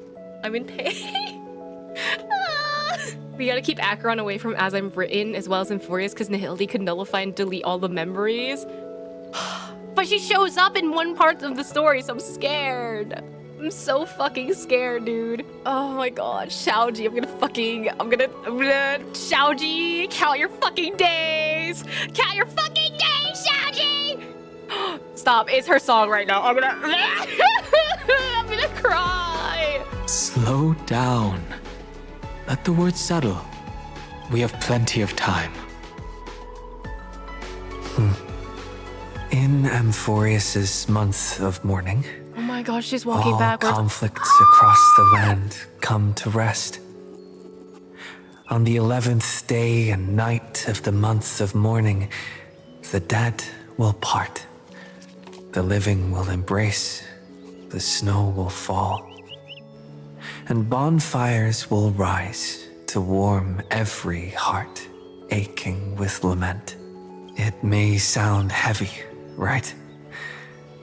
But on this day, laughter always rises louder than tears. Also, can we talk about her heels? They look crazy long. I'm just saying. Because people understand that parting is for the next reunion, and sorrow is so we may love more deeply. That is why this day is her favorite of the year. Under the same sky, across 8 phases of the moon, 13 heroes composed an epic together. 1 plus 8 plus 13 equals 2 11s. Would it feel more fitting if the rest were written in Miss Cyrene's voice?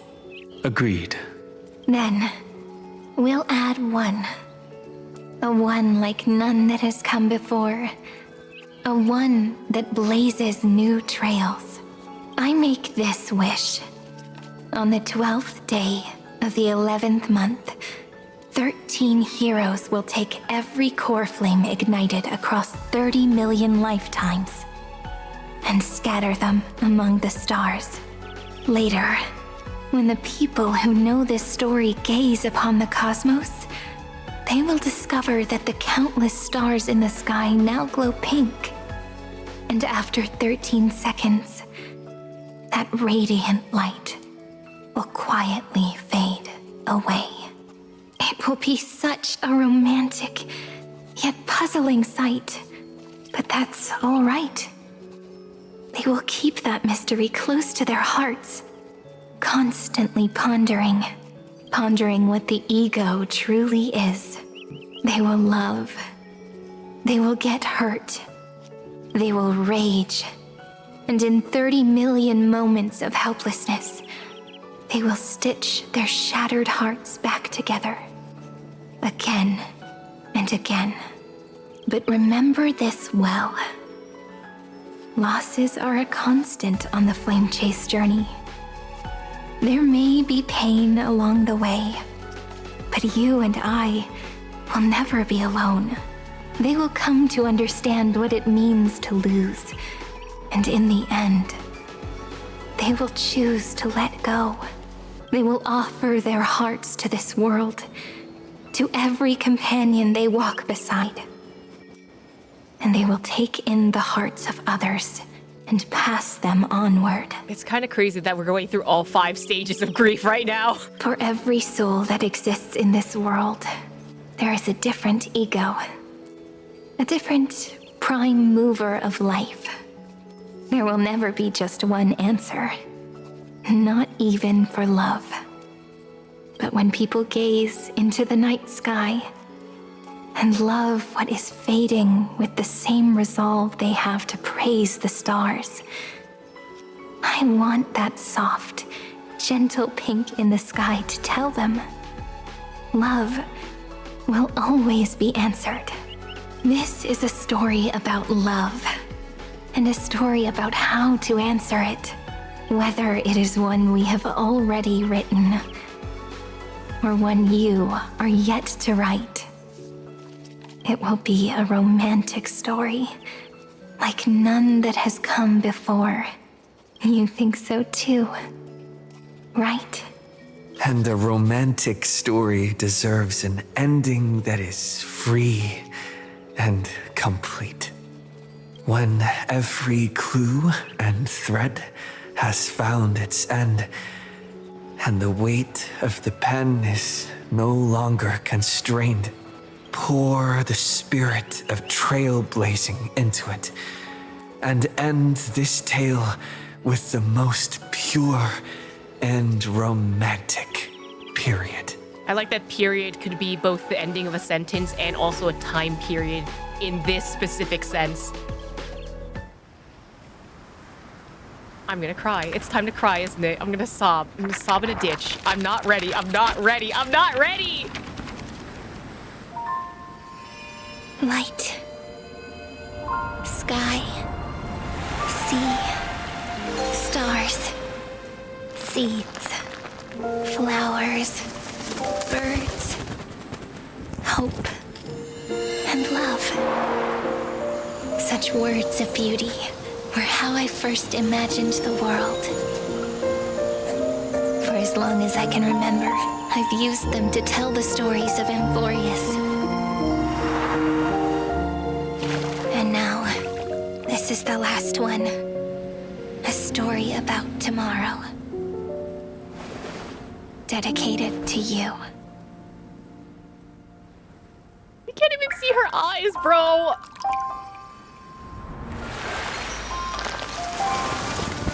Once upon a time, morning glow, scattered light, shone on you and I. Oh my god, the baby versions of them!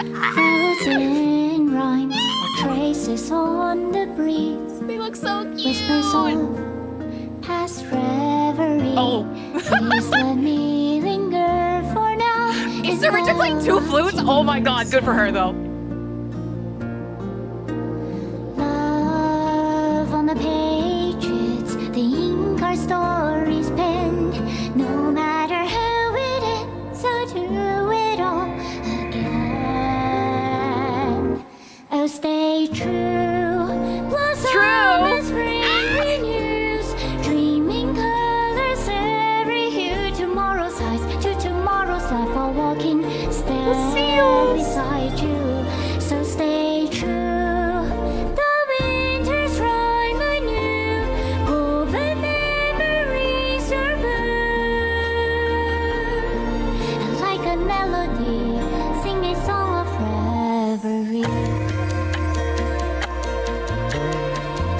Oh, this computer part. Stop Noxa talking with that.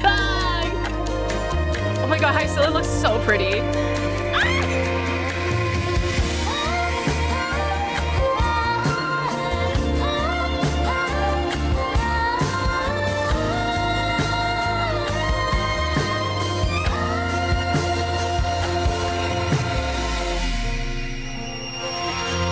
Please stay true.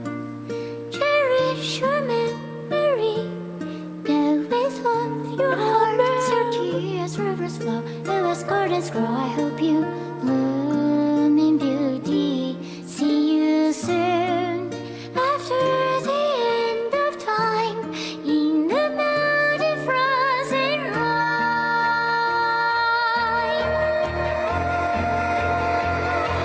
Now stay true. Oh, it's everyone!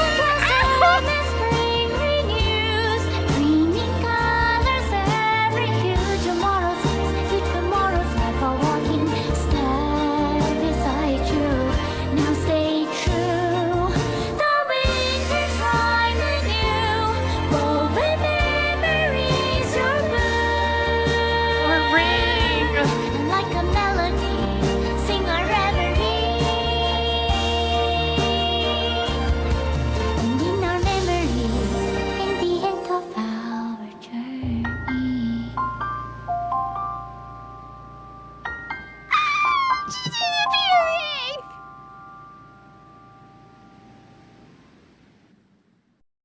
I'm gonna throw up. I'm gonna throw up. Amphoreus, the Eternal Land, the end!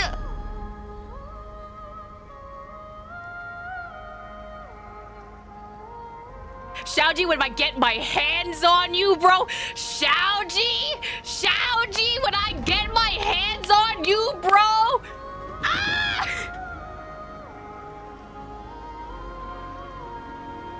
Ah! Not the cameo appearances, that's crazy. Script Supervisor Cyrene!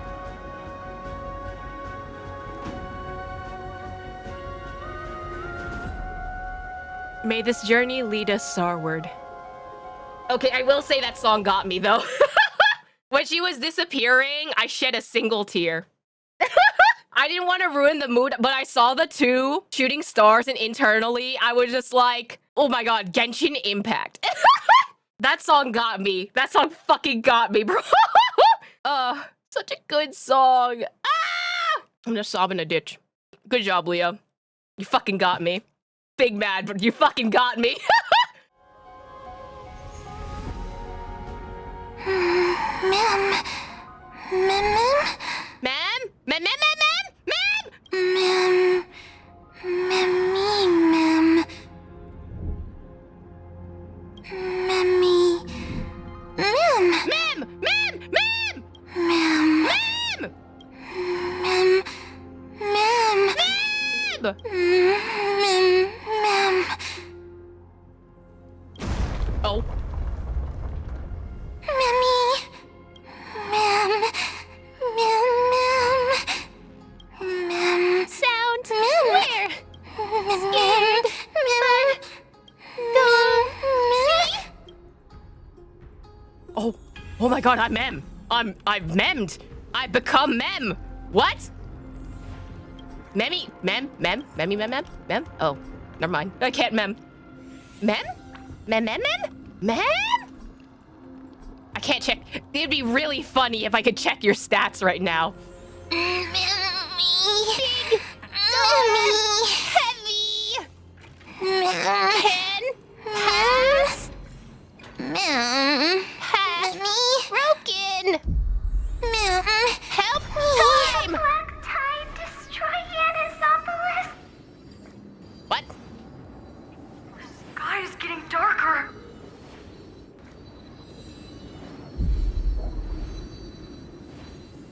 Man, that sky is not dark. I don't know what you're talking about. Oh. Well, now the sky's dark. Thanks. I love daylight savings time. I guessed as much. It's no longer working.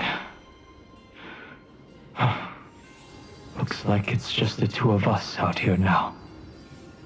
Mammy. Someone Me, behind this door?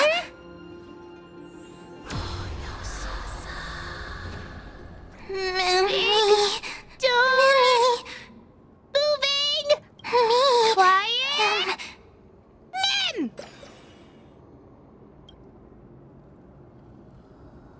Let's find someplace safe to set up a base of operations first. This statue and the buildings we've seen so far point to a civilization here on Amphoreus. We're back in the fucking building again. We can only hope that they're not hostile toward outsiders. Oh, they're so not hostile. Don't worry about it. Ma'am. Mem. Oh, and then you don't I've see me. reunited with you so many times.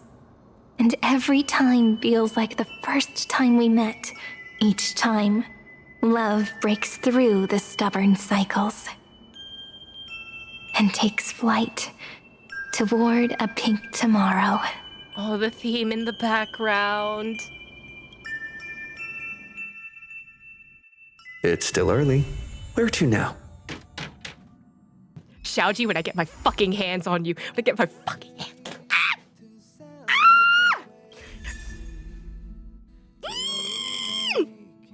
Fly into a pink tomorrow.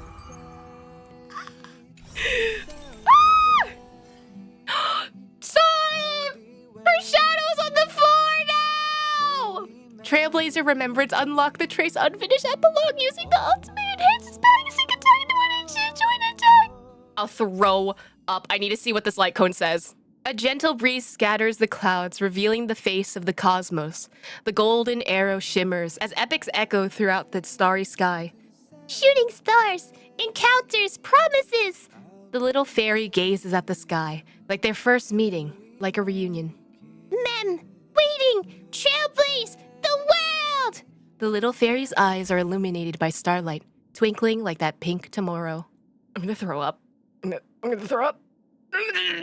I'll sob in a ditch. I will stop in a ditch. Ah! Xiaoji, count your fucking days. Count your fucking days. I knew we would not be a very happy ending. It would be bittersweet. At least it's bittersweet and I'm not like sobbing in a ditch forever, you know? I'll take that. It's sad. I hate that my theory is proven right though. It makes me so mad and we're in the cycles forever. Ah! We Astra Depressed travel to Amphoreus Depressus met Phynon of Ides Depressiais, go to the era Depressed Nova and begin our Depresso Heirs Depressed Chase journey. Someone rename this entire path to just that now. So peak story and all, but Black Swan, where's our damn fuel? I mean, we discovered a new area. That counts as fuel, right? Also, look, Amphoreus is a cosmos now. It's not an infinity symbol anymore. Cyrene be out there. Ugh. All right, let's turn this on. I'm sad. Give me the news. This is the Interastral Peace Broadcast. Good evening, everyone. Good evening. Good evening. We are here to bring you the latest news from across the cosmos. Through the combined efforts of multiple factions, the menace of the Lord Ravager, known as Iron Tomb, has been successfully neutralized. Yippee! The Intelligentsia Guild reports its first observation of a newly formed celestial body, designated as Amphoreus, which has since been officially incorporated into astral charts. The ongoing Worlds Reborn initiative has officially entered its third phase, as Benzai Tengoku continues to make remarkable strides in cultural revitalization. A hacking incident has targeted the new Eden 3 mining facility, with investigators confirming the Stellaron Hunters as the perpetrators. Bruh. Let's take a closer look at the details. Silver Wolf! In recent developments, the Lord Ravager Iron Tomb, once a scourge upon the universe, has been decisively crushed. In a joint operation spearheaded by the Interastral Peace Corporation and supported by the Astral Express, Cienjo Alliance, Genius Society, and numerous other forces, the civilizations of the universe have achieved a decisive victory over the destruction. This marks the fall of yet another Lord Ravager, following the Galaxy Rangers' defeat of Zulo. Oh shit, nice. With its reach spanning the cosmos, Oh, I think that was before that actually. No, Zulo was a while ago. Worlds. In response to this catastrophe, the Interastral Peace Corporation took decisive action, overseeing the restoration of all affected planets. The broad-spectrum vaccine developed by the Technology Department has been confirmed to effectively prevent Iron Tomb infections. For star zones without medical coverage, the IPC will distribute vaccines in phases. Residents are urged to remain calm. Okay, how much are you charging? Because I know you would charge for during something like this. Assisted in purging the remaining virus. On every affected device, it left a single message. Hello, world. The Interastral Peace Corporation expresses heartfelt thanks to this anonymous protector and salutes all frontline workers for their dedication. Now, are you playing these frontline workers is a new question. As the firm pillar supporting civilized society, the IPC is committed to advancing operations against the Antimatter Legion. Stay tuned for ongoing coverage. We wish for good news ahead. Now that the Iron Tomb crisis has subsided, a kindling of civilization, nurtured by the Remembrance, has been lit in the cosmos.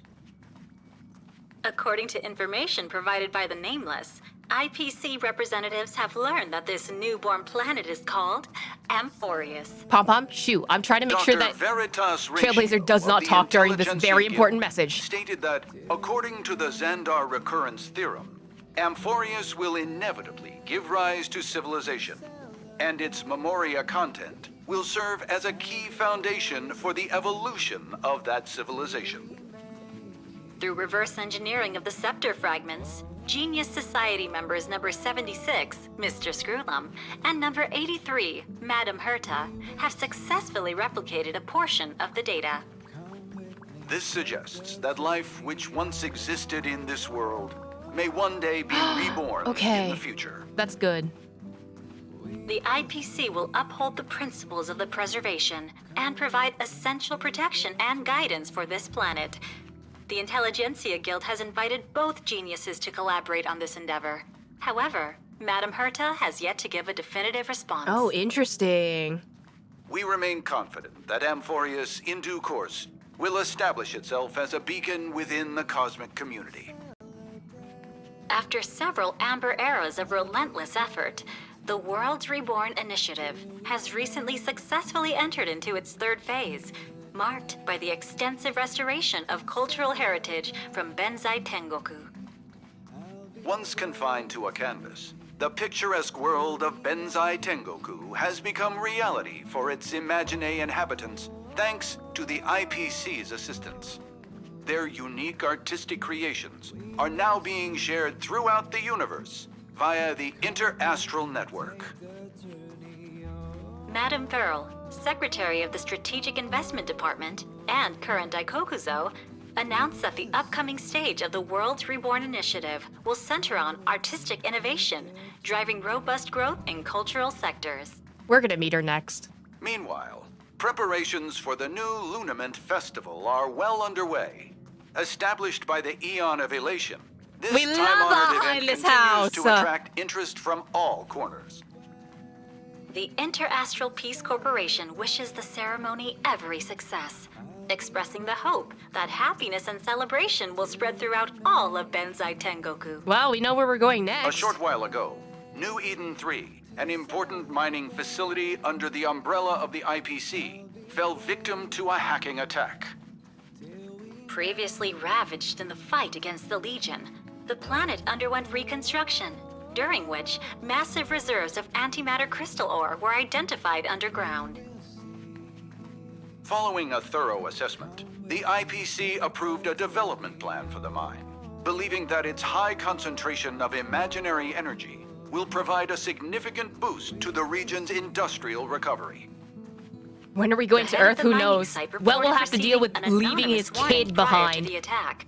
Currently, excavation has been halted due to a network outage.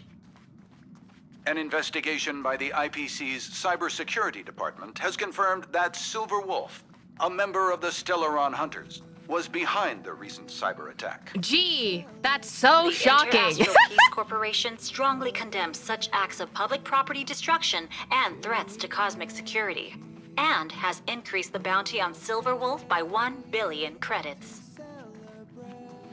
We encourage all citizens of the cosmos to come forward with any information. This station will issue additional rewards to those who provide useful leads. And this is the end of our broadcast. Please tune in for our next episode. Thank you for listening. Goodbye. Well, we know where we're going next, that's for sure. IPC taking the credit and acting like they started this raid. It's an IPC channel. Of course they're gonna make it biased towards them. Let's be so real. Elation Trailblazer next patch. Dude, I would love that. Give me more aha in the story and I'll be so happy. I would love to go to the glass belt with yummy. Oh, I would love that. I would love that. Make aha playable? Oh my god. If Aha's playable, then Akiavilli would have to be playable. I'm just saying. I mean, Aha's probably Sampo or Sparkle, and Akiavilli is hinted being MC, so both are playable until proven otherwise. I mean, I was always assuming that Giovanni was Aha, personally. Sampo is definitely weird.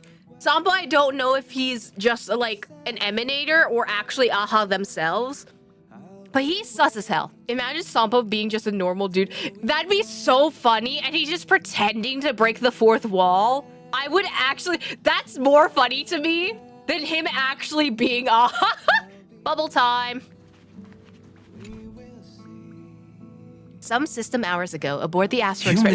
You just waved a probe around in deep space and found our pal and Don Hung.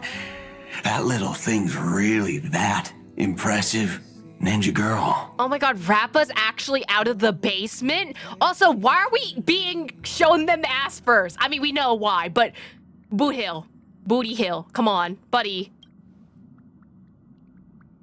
This is a ninja tech device. Sure. Blessed by the Great One.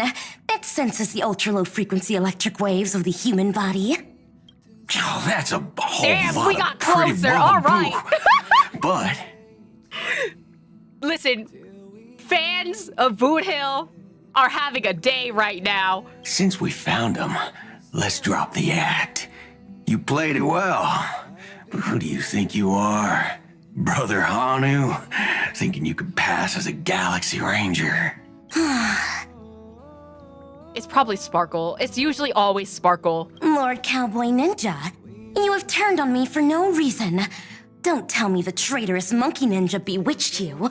Are you walking the path of heretics now? Heretics? I don't think you've ever said that word in your life. Enough.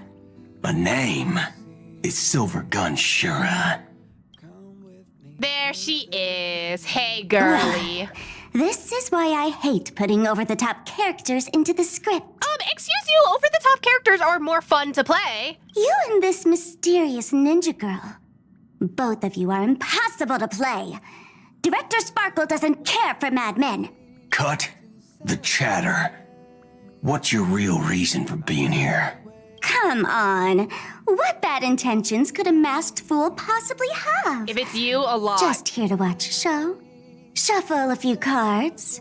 My two prized actors were drifting through space for ages, and you all couldn't find them. What choice did I have but to come myself? Otherwise, who's going to share the stage with me? You don't even care about the Iron Tomb disaster threatening the whole universe. Seems the fool's wisdom isn't all that deep. Listen, she's a fuck around and find out girly, all right? Ranger, don't think waving some righteous flag gives you the right to throw sidelong jabs. And don't act like you've got no motives of your own. You're hoping this war involving the gods might be the key to freeing that broken-legged wolf. The who? Who else knows about that? Are we talking about the one in Norse mythology? Just me. Do you believe it? No. Relax. I'm not interested in disturbing that living legend. I just couldn't resist messing with you when I saw you come back empty-handed. Not her being like, skill issue, haha. You little... Fine. Since you saved our pal and Don Hong, get out of here. But remember what you said. Leave the boss alone, or else. You don't have to worry at all. In Director Sparkle's next script, gray hair gets the spotlight. I always get the spotlight. First of all, I'm the main character. Let's skip the formalities about how the Express crew led the formation of the Cosmic Alliance and saved civilization from the destruction. Thanks to the Express crew's support, our operation stayed on course, even under the relentless pressure from the Marketing Development Department. Miss Himiko, the Strategic Investment Department extends its deepest thanks. Your department's contributions during the crisis did not go unnoticed. But besides disaster relief and holding the line, you've had your hands full with something else too, haven't you? Like currency wars. Indeed. The Cosmic Alliance's victory this time has revealed something truly precious. A glimpse of what united civilizations can accomplish in the face of destruction. Our department is summarizing key lessons from this campaign. If another crisis of this scale appears on the horizon, we intend to have a system ready to respond. If the IPC can take the lead in establishing a true frontline against the destruction, it will bring hope to every civilization. Of course. That still hinges on continued support from the Astral Express. Once the Iron Tomb matter is settled, we will be in touch again, Miss Himiko. General Jing Yuan, it's been too long. Did Miss Fuxuan return safely? Oh my god. I love them both. Well, she almost had a near-death experience this time. Oh! The Omniscia foresaw Iron Tomb's obliterating strike. It also told me there was no avoiding it, no surviving it.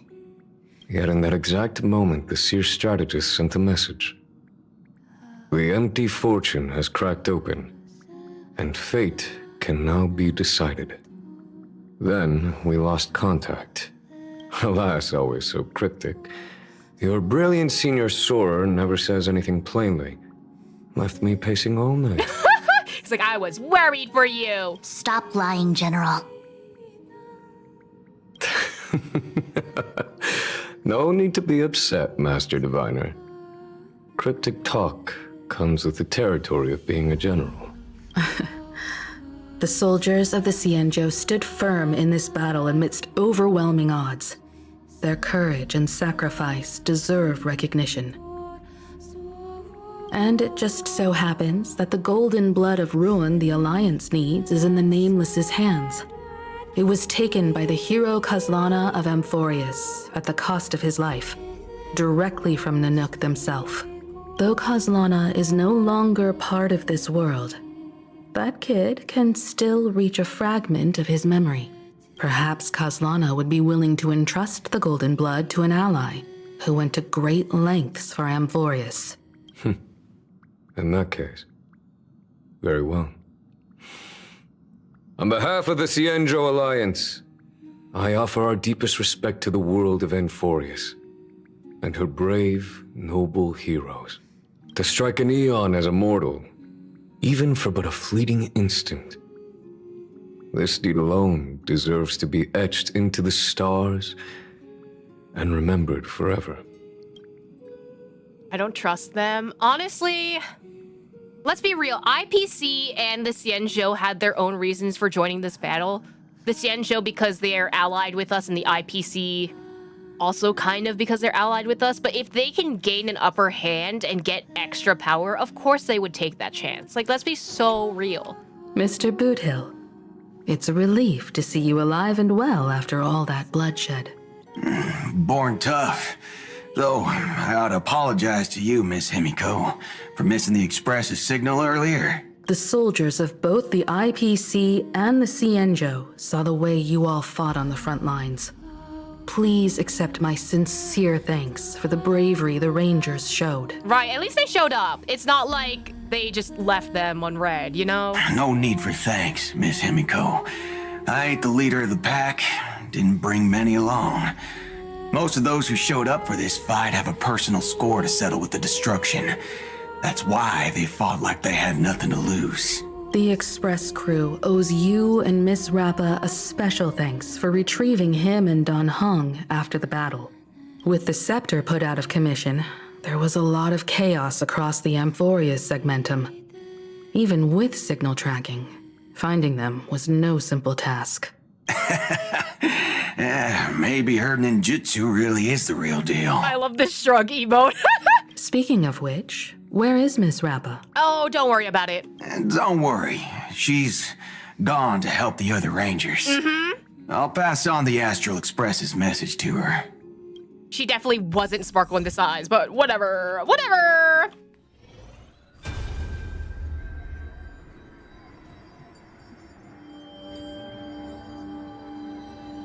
You're not voiced. Hi, miss me yet? Welcome to the story we wrote together. This page of eternity exists because of you. Cyrene, so you're still here. This is our shared memories. Can you stay with us? The young girl smiled faintly. She had foreseen that at this moment you would hesitate, sigh, or pose a question. A moment later, you too regain your senses. The her before you was nothing more than an ink trace left from the past, able only to carry a message, unable to exchange words. Sorry, this was the only way I could leave you a message. Trailblazer, we've come such a long, long way together on the path of remembrance. Even though the Amphoreus in my memories will forever continue its cycles, sealing the Iron Tomb in the past, But those who remember this story and this eternal garden will always stay by your side, as part of As I'm Written, continuing to trailblaze with the Astral Express. The girl paused for a moment, blinking her eyes. One day memories will bear fruit. I'll take them across the stars. I believe we'll meet again. Even though it's hard to guess what you're thinking, Trailblazer. A heartfelt thank you would surely make the little flower in your heart bloom, right? Thank you, Trailblazer. Oh, that's right. If you have the time, can you please visit me in that little village in the memory? Who knows? I might have prepared a little pink present for you.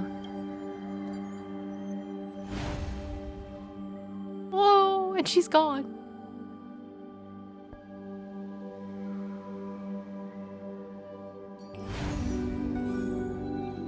Oh, here we go. Ah! Oh my god, Polixia! Hey, Castris, have you ever tried putting your hair up in a bun or braiding your bangs? Putting my hair up in a bun? I haven't tried that before. Your hair is so pretty. I imagine it fit you perfectly. Back in Adonia, I always saw you sitting aside as you watched the children groom each other's hair after evening prayers. So I always wondered, would you like to give it a try too? Oh, my dear sister also loves to doll up. She's someone who takes pride in her appearance and decorates her hair with fresh flowers every day. Little Polixia, I don't do it every day. So this who you really are, Castris. I wish I could change my hairstyle too. For you, I think showing your forehead would look quite nice. Well, I have a big-ass forehead. That's why I have bangs. Come to think of it, ever since I became Adonia's Maiden of War, I've been styling my own hair most of the time. After all, it's not easy to trouble others to help me with that. Lady Aglaia has helped groom me up a few times before, but I wouldn't want my trivial wishes to put her in harm's way. But now everything's different. Actually, I could have also helped you back then. Please stop joking about how you were already dead back then. The curse has been dispelled. Now you can freely fulfill your wish without a worry in the world. No matter how small the wish may be, this is exactly how I wanted to see you. We can style your hair differently every day. I learned quite a few ways at the Idonia Temple. You stumble through your prayers, but when it comes to these trivial details, you've got a photographic memory. Lady Aminette? As punishment, you'll have to go braid your sister Castris's hair. Yay! Thank you all.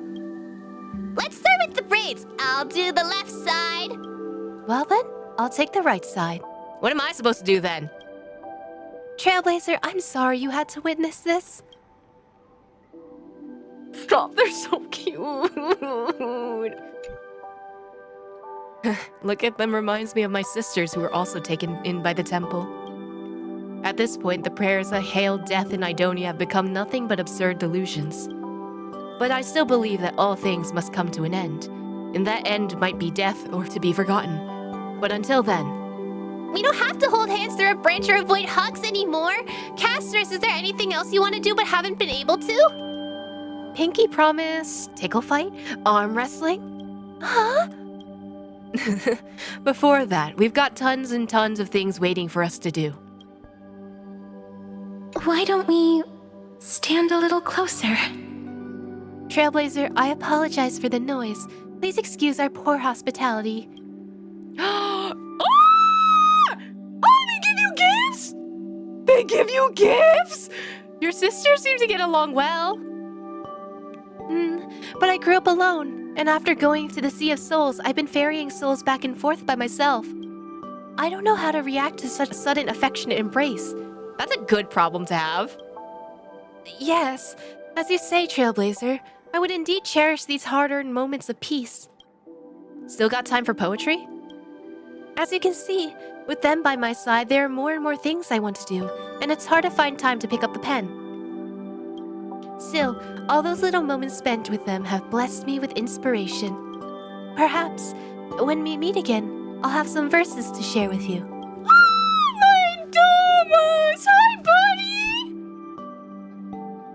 Whoa! Lord Terravox, Shiraya has finally caught up with you!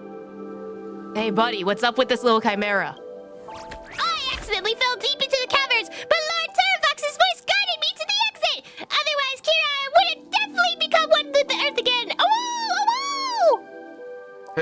You probably remember I said I want to let all creatures on Earth live as they please. So why did you come back to me? Because Chihuahua wants to hear Lord Terravox and Lord Mountain Breaker tell stories about their past battles. I heard that back then, the Dromuses were fierce warriors. It's not the little chimeras like me. Even the mountain dwellers have a vary of their temper. I just made Chimera Paimon. Oopsie. Bro. Yo, take it easy there. But yeah, there were some seriously blood-pumping memories. Hi, Geocles. Hi, Mountain Breaker. I'm the Trailblazer. I want to listen to it too. Tell me about it. It's rare to find someone who is still interested in the story of the Earth's descendants. Back then, the little chimera raised by the mountain dwellers also had long horns and were agile chargers. During combat, the Dromuses would kick up the clouds of dust at the front, obscuring the enemy's vision. Then the little chimeras lunged from behind with a piercing charge, along with the valiant mountain dweller vanguard. No enemy could withstand our tactical coordination. Why is the little one howling too? Hey, old friend, what's he getting at? You're just as lively as I saw in my memories of the Vale of Evernight.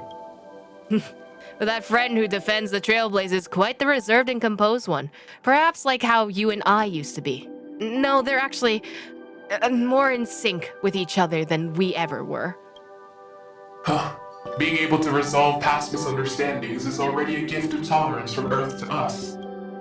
Old friend, hearing you talk about these things bring me back to the days when we fought side by side. But now Amphoreus has no need for war anymore. This is a good thing. Haven't you and I always talked about what would happen after the war? Now that it's here, I find myself unprepared. Right now, I want to be a dedicated Dromus caretaker to take good care of you and raise these little ones by washing and feeding them. This is the simple happiness we've been longing for during our battles. Oh, Terravox is happy. Ah! The seals! Ah! Bring it on, Bandaged Seal! The battle is far from over! Face me again in another intense round of Seal Slammers! Don't you dare mess with me. Just wait till my seal mania kicks in and you'll see a whole different seal. Hey, no yelling! One more shout and I'll boink on each of you with all the way to heaven! Is this the paradise of brazing? What are you talking about? Don't you reward them? What's with the dark seal?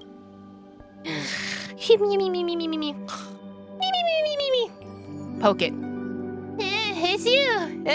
I'm basking in the sun. The old me used to be hungered to devour all, but now I've changed somehow. I feel so peaceful and fulfilled inside. I just want to turn over a new leaf and be a seal of spiritual health. Even the mighty Lurpainon of Baby Seal Kingdom has reverted to Finon. What reason do I have to stay in the dark? But it's all the fault of Red Hot Seal. Ever since it came, the pool temperature has shot up so much, I've almost turned into a seal burger. Dolly, ma'am! Mimfa, ma'am, how dare you sneak out to the wilderness outside the village all by yourself? Do you have any idea how worried we were about you? I know every fairy has a burning curiosity in the unknown, but entering that deep forest is strictly forbidden. It is a permanent ban on the Membrance Maze. Sorry, village chief. I won't do it again. Now I believe it. The chief's outrage really could destroy 6/7 of the world. 6/7? Don't tell that to the kids. Where have you been? I climbed a small hill in the farthest woods, then grabbed onto a dandelion to float down before finally making it past those prickly bushes and thorns. Climb up that small hill to get past the bushes? So that's how that works. After crossing border, follow the stream and you'll reach a vast flat plain. When night falls, there are always these glowing green dots dancing around, just like stars. Following along the stream, there's a vast flat plain. Chief, what's got you so lost in thought? Truth is, I still harbor a dream of adventure even today. You missed the restaurant's grand opening! Yeah, just thinking about that fragrant, colorful salad, pumpkin pie, and juicy roast chicken. I'm already drooling. Oh my gosh, I want to try every single dish. Is that restaurant still there? It's all gone with the wind now. Yes, it's still there. It's a permanent event. I'm gonna make you sad. Well then, Miva Mem shall become a traveler chasing the wind to catch that last whiff of delicious aroma. Oh my god, the other mems! I didn't even see these mems. Like a honey flower carried by the wind, drifting towards a vaster world. The fairy from a tiny village has finally stepped onto the grandeur stage, men. But the world out there is full of brand new challenges. So we must practice hard and never let our guard down. We can't hand over the dance crown to them, men. New challenges meaning... You might not know this, but out there in the world, there are particular looking creatures like chimeras and baby seals, and huge creatures called dromuses. They're all super popular. Hey there, customer. Who's cuter, us or them? I'd love to hear your honest opinion. They might have some redeeming qualities. Nice weather, huh? I say the origami birds are the best ones. Hey, don't change the topic, men. Is the world out there fun? The world out there is so lively. There are glowing pink flowers, enormous buildings made in ways I can't begin to guess, and guests from every corner of the world. Please don't tell the village chief, but I almost don't want to go back to the maze anymore, mem. Is there anything you want me to remember? As a dancer, my answer is obvious. I hope you remember our I keep saying memserizing and not mesmerizing moves. Mem! That's it, no gift? All these options come with gifts. Huh? Is that actually part of the setting? How come we never heard about it, mem? But honey-producing flowers wither after they bloom. Fields gradually turn barren, and even pebbles crumble to dust as time drags on. Your precious memories never lose their shine, men.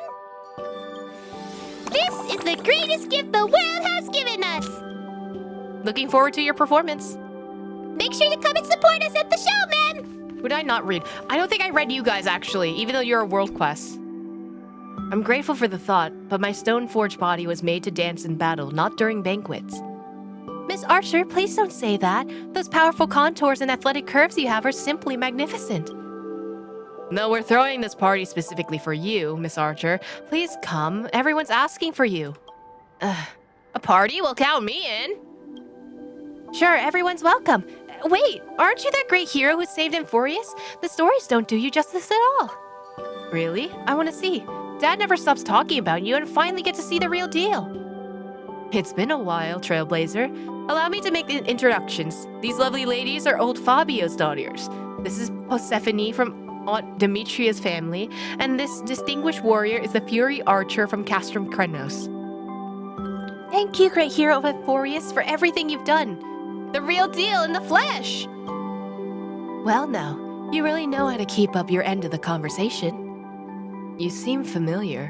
I feel as though we've met, but I cannot place when or where. Oh, don't worry about it. It was a world quest from like several patches ago. So you know each other too? That makes the party even more necessary. Just leave it to us, sisters. We'll keep the music playing and dancing going and the ambrosia flowing until everyone's had their feel of fun. If that's not your style, Miss Archer, we got some small-scale athletic competitions that might be more to your liking. My armor was made for battle. If I accidentally harm someone participating... Don't worry about that! We Helolithis are tough as nails, and so are the athletes. I was planning to bring some treats for everyone at the party. Would you mind helping me with the cooking, Miss Archer? All right. Everyone loves your cooking. What, you said yes? That's great. We'll start preparing now. Everyone here's officially invited. Cute, they get the happy ending. And then the Socrates quest!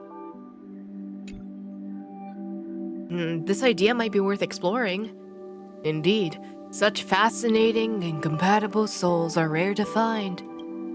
Sir, please, you have to think this through. Hello there, my friends. What a pleasant surprise seeing you here. Even Zagreus must be smiling on our continued acquaintance. Something interesting is happening right now. Why not stick around for the show? It'll only cost you 50 balance coins. Still working your sneaky angles, I see. Oh, come now. I was just joking. I'm just happy to see you again. See, sir? This person can't be trusted. He's making fools of us. If not you, of course, Hero. I'm talking about this blue-haired con artist. No, that's just unfair. I'm just saying that when you combine the old man's wisdom with the young fellow's boldness and resources, you get a winning combination. You two can move mountains together. I'm just a simple old fellow thirsty for knowledge, but you make a good point. I do want to do my part for this new world taking shape. Right. And besides, when one of you is brave enough to steal supplies for refugees while the other dares to take offerings from temples, doesn't that sound like two birds of a feather? That's a wild accusation. Exactly! Finally someone who understands the laws I uphold. For this, Mr. Socrates and I shall be friends for the ages. Literally. As for you, mister, with your limited credentials, I think you're best suited as the assistant to these distinguished gentlemen. You've given me a job without my consent, huh? Just exactly who do you think you're patronizing right now? Patronizing? What? Is being an assistant beneath you? Besides, shouldn't a good disciple want to follow their master's footsteps and continue their noble work? You... unbelievable. You Zagreus disciples, zealous as they come. I'll write you a tavern recommendation letter right now. I appreciate the kind words, friend. With the apocalypse behind us, I'm on the lookout for fresh amusements. Speaking of which, when will your expedition team be accepting your recruits? I'd be very interested in signing up. I love that you get the World Quest characters in here too. Oh my god, and you two are World Quest people too. Aelus, my beloved Aelus, not even the black tide and death could do us apart. Nymphia, my beloved Nymphia, our destiny is to be together forever in the new world. Dromosmos, what are you doing here? Well, Papa, there's so many familiar faces here. Are we having a barbecue? Great, I'll be in charge of eating. Wait, didn't I mostly eat soil? Oh, Dromosmos! I learned how to do a backflip, Papa. Wanna see? You can bring a whole crowd to watch. Fight with it over soil. Well, no, that'll upset your tummy, Papa.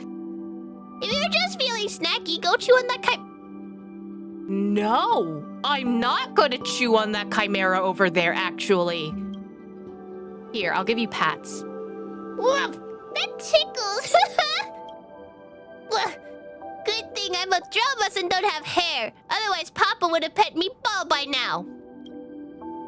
These Dromas make me feel maternal. Now I understand Noxa. Noxa would love this Dromas. Ask if anything new happened lately. Well, last time I had a Grove student's homework slate. Oh. Maybe don't do that. Oh, he said he was grateful to me because this incident taught him that sometimes even when you tell the truth, people won't believe you anyway. Oh. Let's do a backflip. Okay, but I'm still practicing, so it might look a little weird. Papa, please don't be disappointed after seeing this. Do a backflip. Dromus pulls off a triple backflip with a half twist. Oh my god, I'm so proud of my child! Well, do you like it? You didn't catch it? Oh, that's too bad. But it's okay. I can do it as many times as you want. Let's call it a day for now. I'll come see you next time. Yep, be sure to be back soon. Though if you're super busy, that's okay too. Being busy is good, right? I would die for this Dromas. I would die for this Dromas. Ah, I need another apple. Fuck. Oh my god. See you tomorrow. Shut up. See you tomorrow, Dromasmas. I love you. You're my precious baby. The golden thread brings the word that a dark undercurrent is brewing in the city. We must nip it in the bud before it grows beyond our control.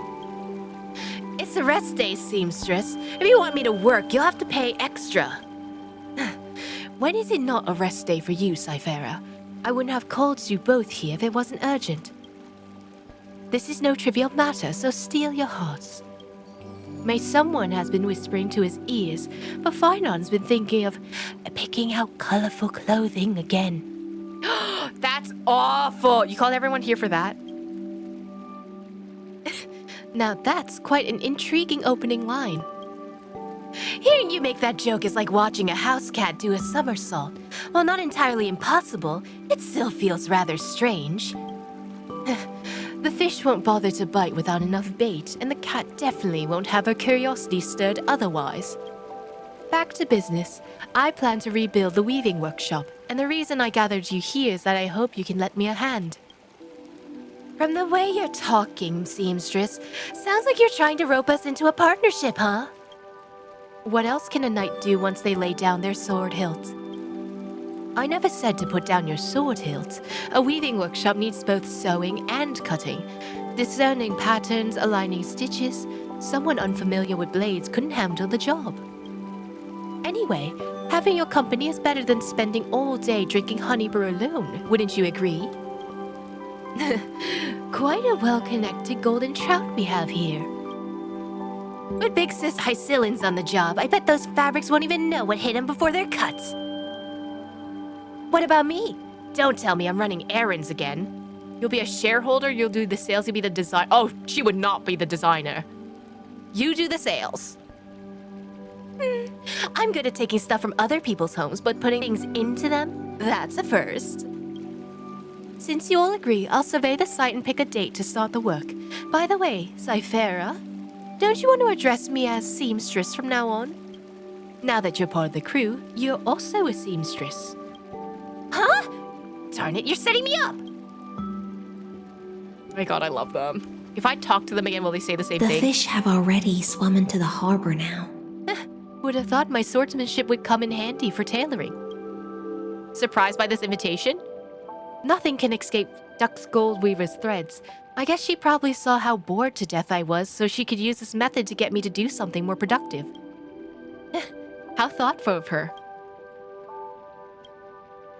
Now go buy some fabric to practice my technique. After all, it'd be quite awkward if I accidentally destroyed the mannequin. Perhaps it's time to pick up my old love for weaving again. I'm glad that I can rebuild the weaving workshop with you as my witness. The 3 tailoring titans assemble? Stop, that's so cute. To be honest, I'm not quite sure whether Zephyro will accept the invitation. Perhaps it was your presence and mediation that made her choose to join. I must thank you for that. I'll be the model. We'll finally have a skin. No problem. You have a well-proportioned figure, which looks great in anything you wear. That's a weaver's professional judgment, not just empty flattery. Good luck with your startup. Thank you. My days at the weaving workshop were some of the warmest memories I have. I look forward to returning to that kind of life. The sun here won't go dark again, right? I knew that seamstress had something up her sleeve when she called us here. Look, she's trying to get us to work for her again.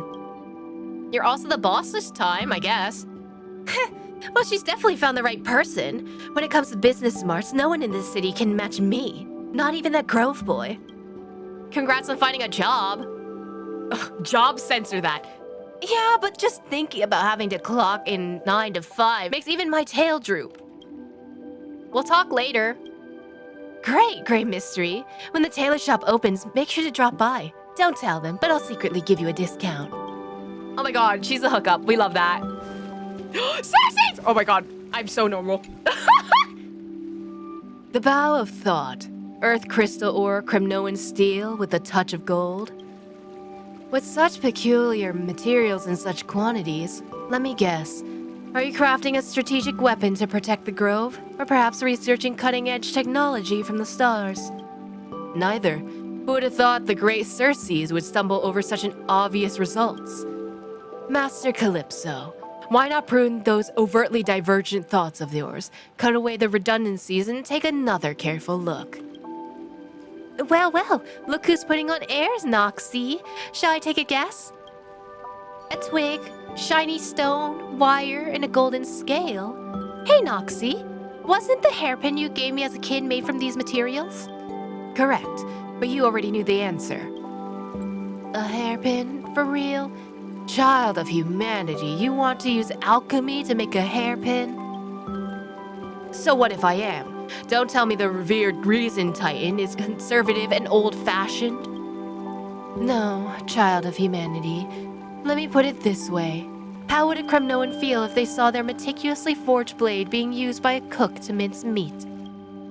You're still quite narrow-minded. Care to guess what kind of knife the king of Premnos Mightymost uses when he cooks these days? I'm speechless. Ha, well, it's done. Take a good care of it. You got plenty of materials there too. Toss one my way. Thought you were making a nuclear bomb, but turns out it was just a hairpin. I could simply give it to you, but wouldn't it be better if you learned to craft it yourself? Even the smallest act of alchemy requires a rigorous academic approach. Here, sister, this is for you. Oh, it's beautiful. Especially that crystal in the middle of the hairpin. It's just like your eyes. Thank you, Noxie. It's a piece of cake. I'm glad you like it. I wonder if it's exactly as I remember it. It's fine even if there are differences. We don't live in the past. Oh, right. You still haven't told me about what you've been up to lately. How come everyone's calling you the great performer and a dromish draped in finery? I'm so curious. Sister, I need to go prepare for my class. I'll leave this matter to you. Just remember not to trust those who gossip too much. Bro laughed! Oh my, child of humanity. As a professor of the Grove of Epiphany, I simply cannot turn away those who thirst for knowledge. Come closer, young lady. You can trust this chatty god. I shall answer all your questions and clear your doubts.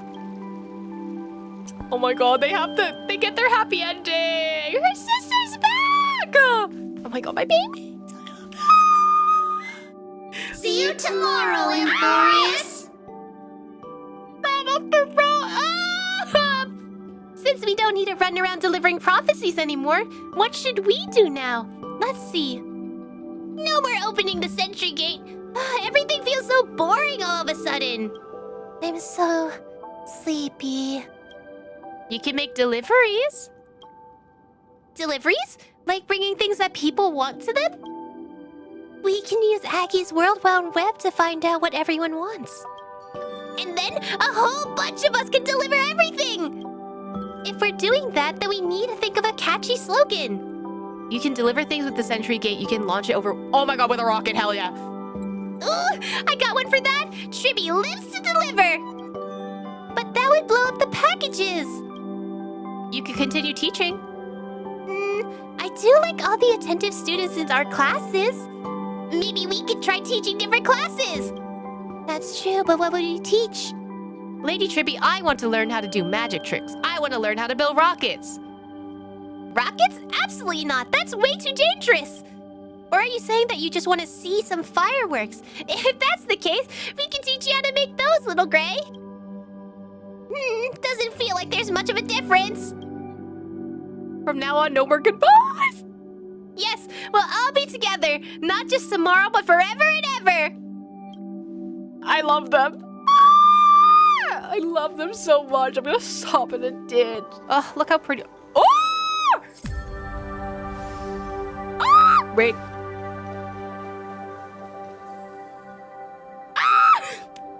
Guys, oh my god.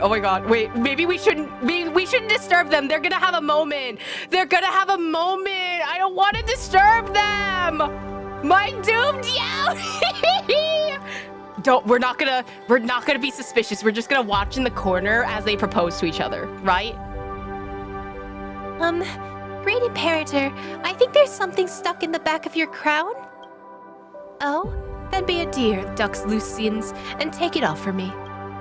Great Imperator, why not something cute like Sarah? I will fucking kill you. You have to be respectful to a senior of the Flame Chase. You can only use nicknames like Impy or Sari in your head. Don't say it out loud, right, Gray? Dux Lucens? It is a new peerage I have bestowed upon my dear pink-haired subject. I am told she and Seneca, the Dux Brumalis, are from the same clan, descendants of the Sky City. But Dux Brumalis' words often carry the bite of frigid winter, causing much discomfort to those around her. My dear pink-haired subject is like the dappled sunlight in a spring forest, hence her title. What is it? Let's see. Oh, a little sticker. I wonder who was bold enough to stick this on her crown. Come on, Gray, let's read it. Huh? It says, share your lifetimes as Chryso heirs with me. Who wrote this?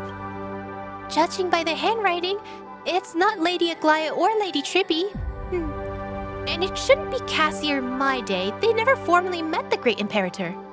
There's Heisey, maybe Snowy, most likely Syphy. Surely it wasn't Naxi. I think it's Hysilence. Because they're girlfriends. Dux Gladiorum. Our promise doesn't need to be stated in such a deliberate way. It's a real mystery then. You know, every time I see the Great Imperator, she's by herself. Whenever Miss Hysilence and the 4 Duxes share a toe, she's never with them either. I'm so curious. What does the Great Imperator think about when she's all alone? What are her thoughts now on the Chrysosaurs and on the world beyond the sky that was once within her reach? For someone with such a gentle and petite appearance, your questions are remarkably sharp and insightful. I don't mind sharing. The reason I don't drink with the Duxes is simply that a monarch must keep a clear head. 1 sip of a goose's honey brew is plenty for me. For now, any more than that is pleasure I cannot afford. Noted. The amount of honey brew that the Great Imperator can drink is about 1/10 of what little Ika the... Ika the Great Devourer. Ahem. As for the younger generation of flame chasers, it is only proper for a subject to seek an audience with their monarch, not the other way around. Oh, so I was right. The Great Imperator doesn't initiate contact. She prefers us to take the lead. How insolent! When it comes to sharp words, Dux Lucens, you're every bit the equal of Dux Brumalis. And now presenting my official Imperator observation report. That's just Cindy's professional habit. Only one question left. Tell me more. My thoughts on the world beyond the sky? For that, I have Trailblazer to thank. I'm glad that instead of facing destruction, those countless stars were ultimately set upon a path of infinite possibilities. Now I occasionally find myself thinking that outside of chess, perhaps I can pick up a new hobby, like conquering the hearts of people through music, a honey brew showdown with little Ika! Oh, Ika would actually outrank you. You would not be able to beat Ika. Ika would devour you. Wait a minute. I seem to have missed something. While taking stock of the possible culprits behind this sticker, did we skip over someone? Did we now? I don't think so. Not at all. Oh, Hyacinth. Oh, you little cheeky. See you tomorrow, Amphoreus. The way Duck Lucens closes the emotional distance without crossing offense, it is in its own way a unique talent of hers. A great senior in the flame chase and her little junior. In terms of age, we are more than 1,000 years apart, yet I feel a strange kinship, having meeting an old friend. I suppose making anyone feel comfortable upon meeting is another of her talents. After all, not everyone can start using nicknames right away. All these sweet nicknames, they're delivered with such skill and affection that one can easily get lost in them. I quite admire her personality. Many revere and fear my authority as Imperator, but in truth, a monarch is born from her subjects and should always stand with them. I look forward for your future career choices. Whatever I undertake, be it chess or any other pursuits, my code is simple. Be the best. I'll become the standard by which all others are judged. Hyacinth, even if it's hot out, don't blame it on the morning sun. I'm always craning my neck when I talk to others, aside from Lady Tribby, but you're so down to earth, Great Imperator, literally. You're fucking short. All right, I'll crouch down right now. Oh, and you're the most considerate of them all, Gray. A sticker on the Imperator's head. You're the first one to ever pull that off. I thought I'd gotten away with it. Nothing gets past the Great Imperator.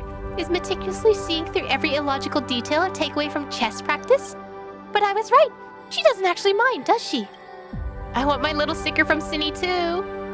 Okay, I'll make some just for you, Gray. Would you like health reminders, daily mood trackers, or maybe some little hand-drawn emojis? I can make anything you want. Stop, she's an artist! We love that for her. Yo.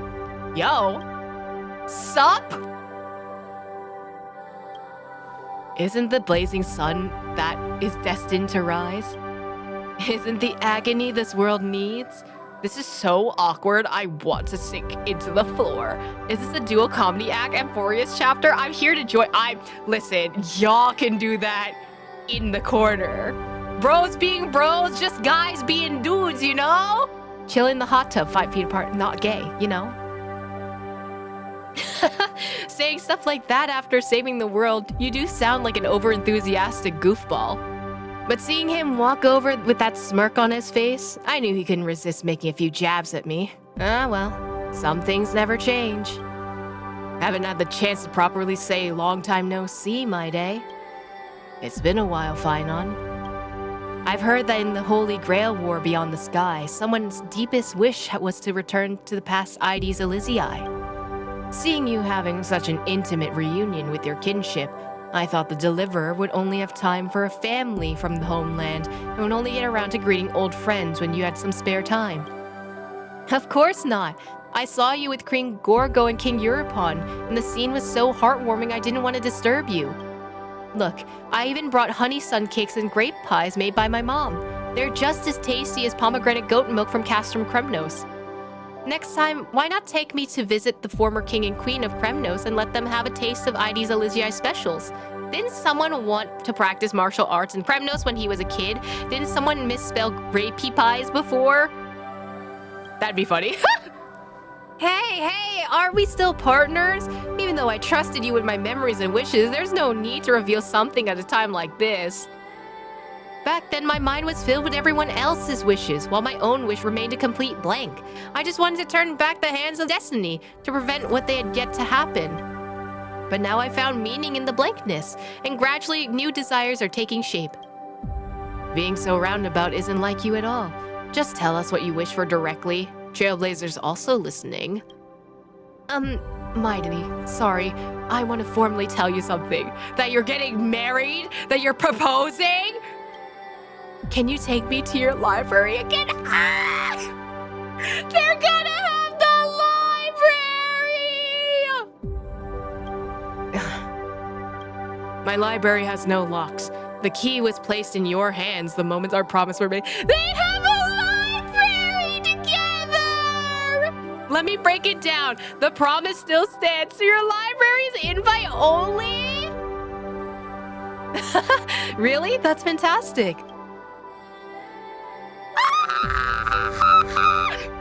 Oh my god! And they were librarians together. A fine place indeed. Well done. The Deliverer from beyond the sky.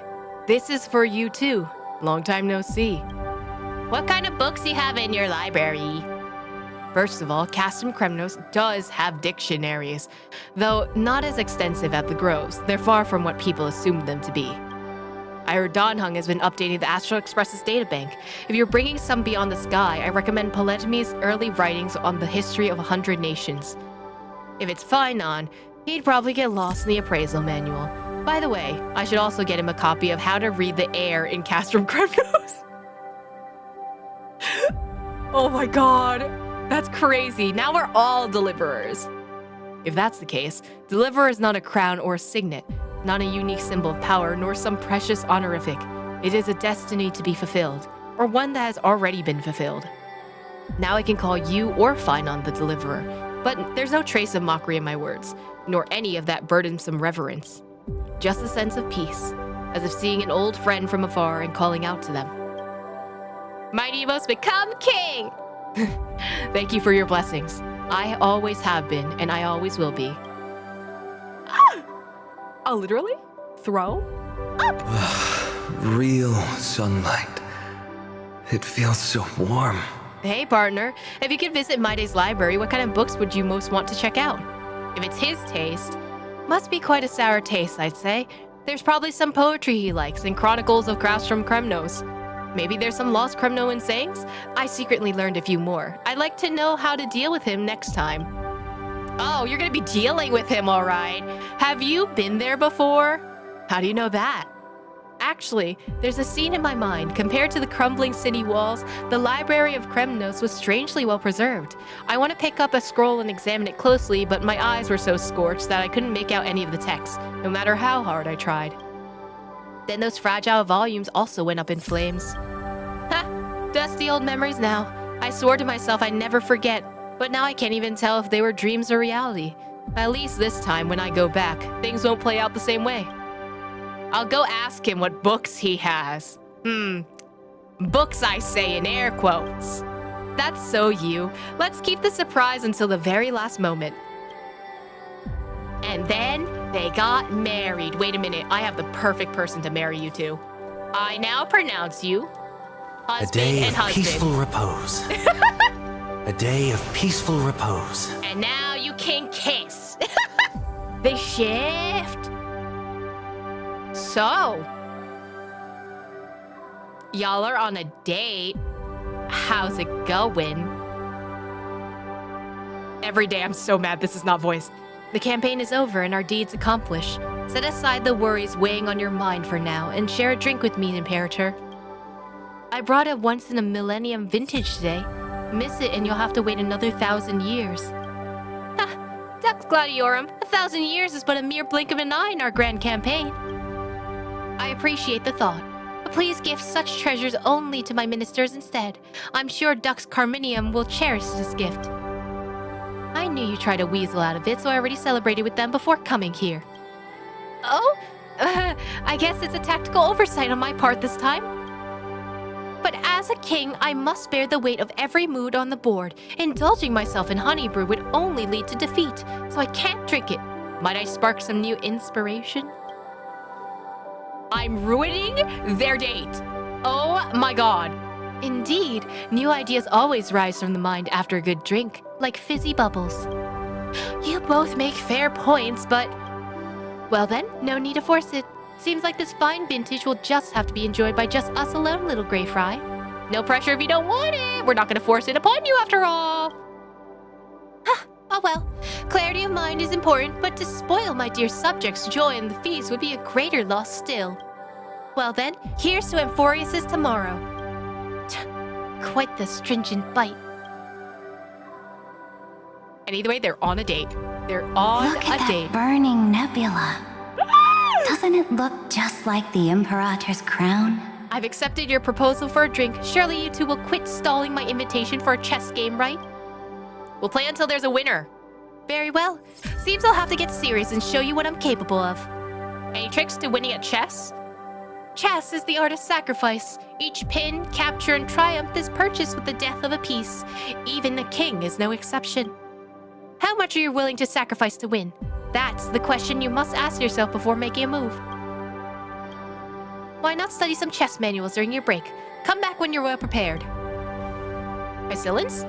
The fish have already swum into the harbor now. Little Grey Fry, care for a cup as well? Fill her up! Now that's the spirit. A honey brew should indeed be downed in one go. Oh, this is another side of the Imperator. The higher you stand, the easier it is for some people to see you only as the mantle of power, overlooking those small yet ordinary details. When you have time, little Grey Fry, do chat with the Imperator more. I'll catch up with you later. Gladly, little Grey Fry. Don't keep me waiting too long this time. And now I present you wife and wife. A day of peaceful repose. And now you can kiss.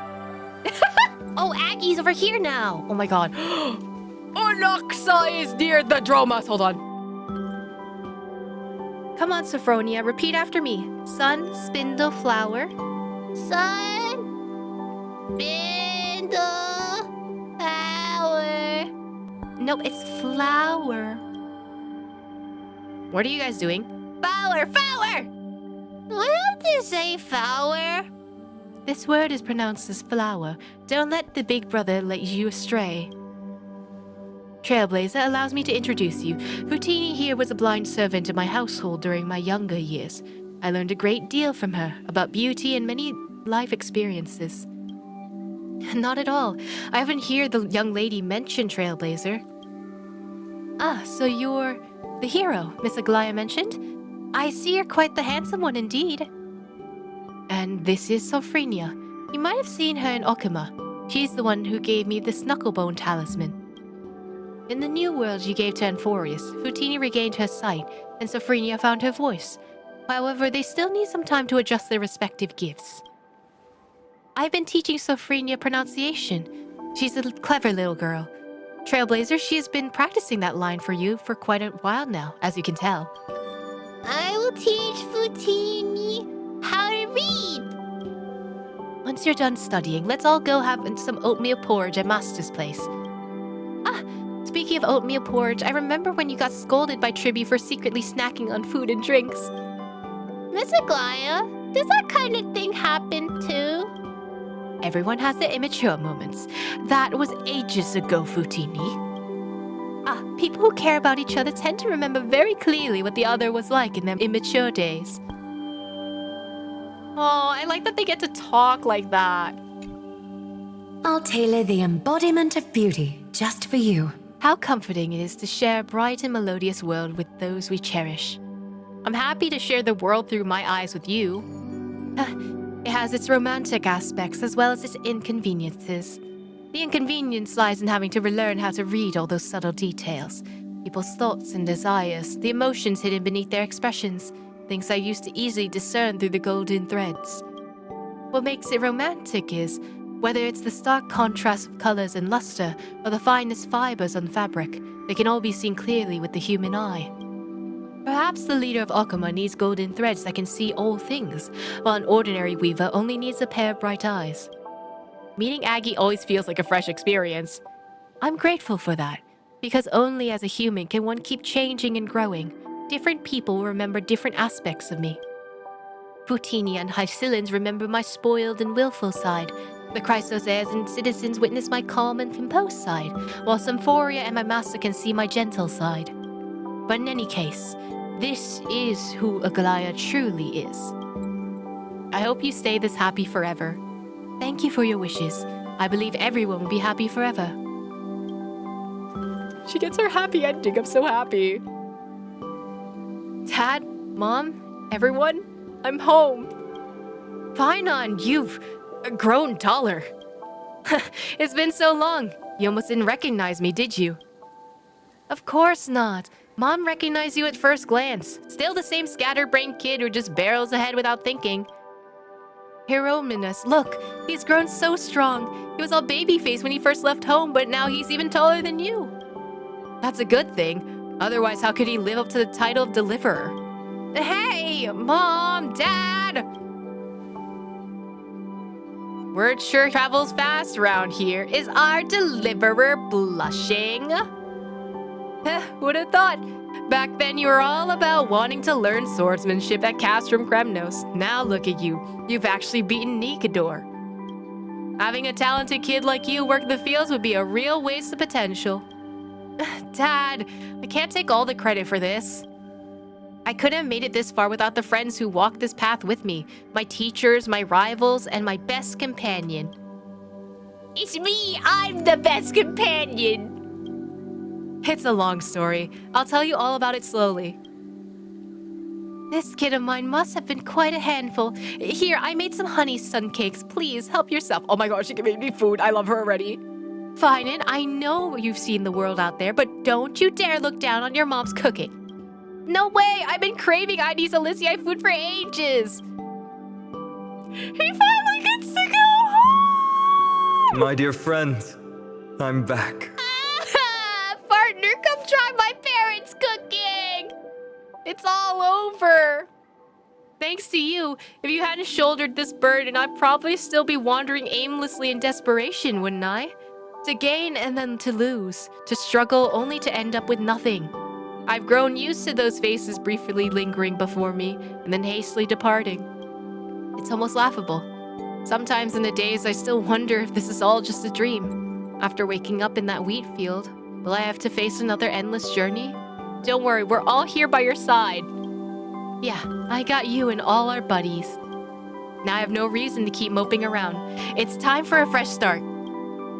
Time to get some proper rest at home.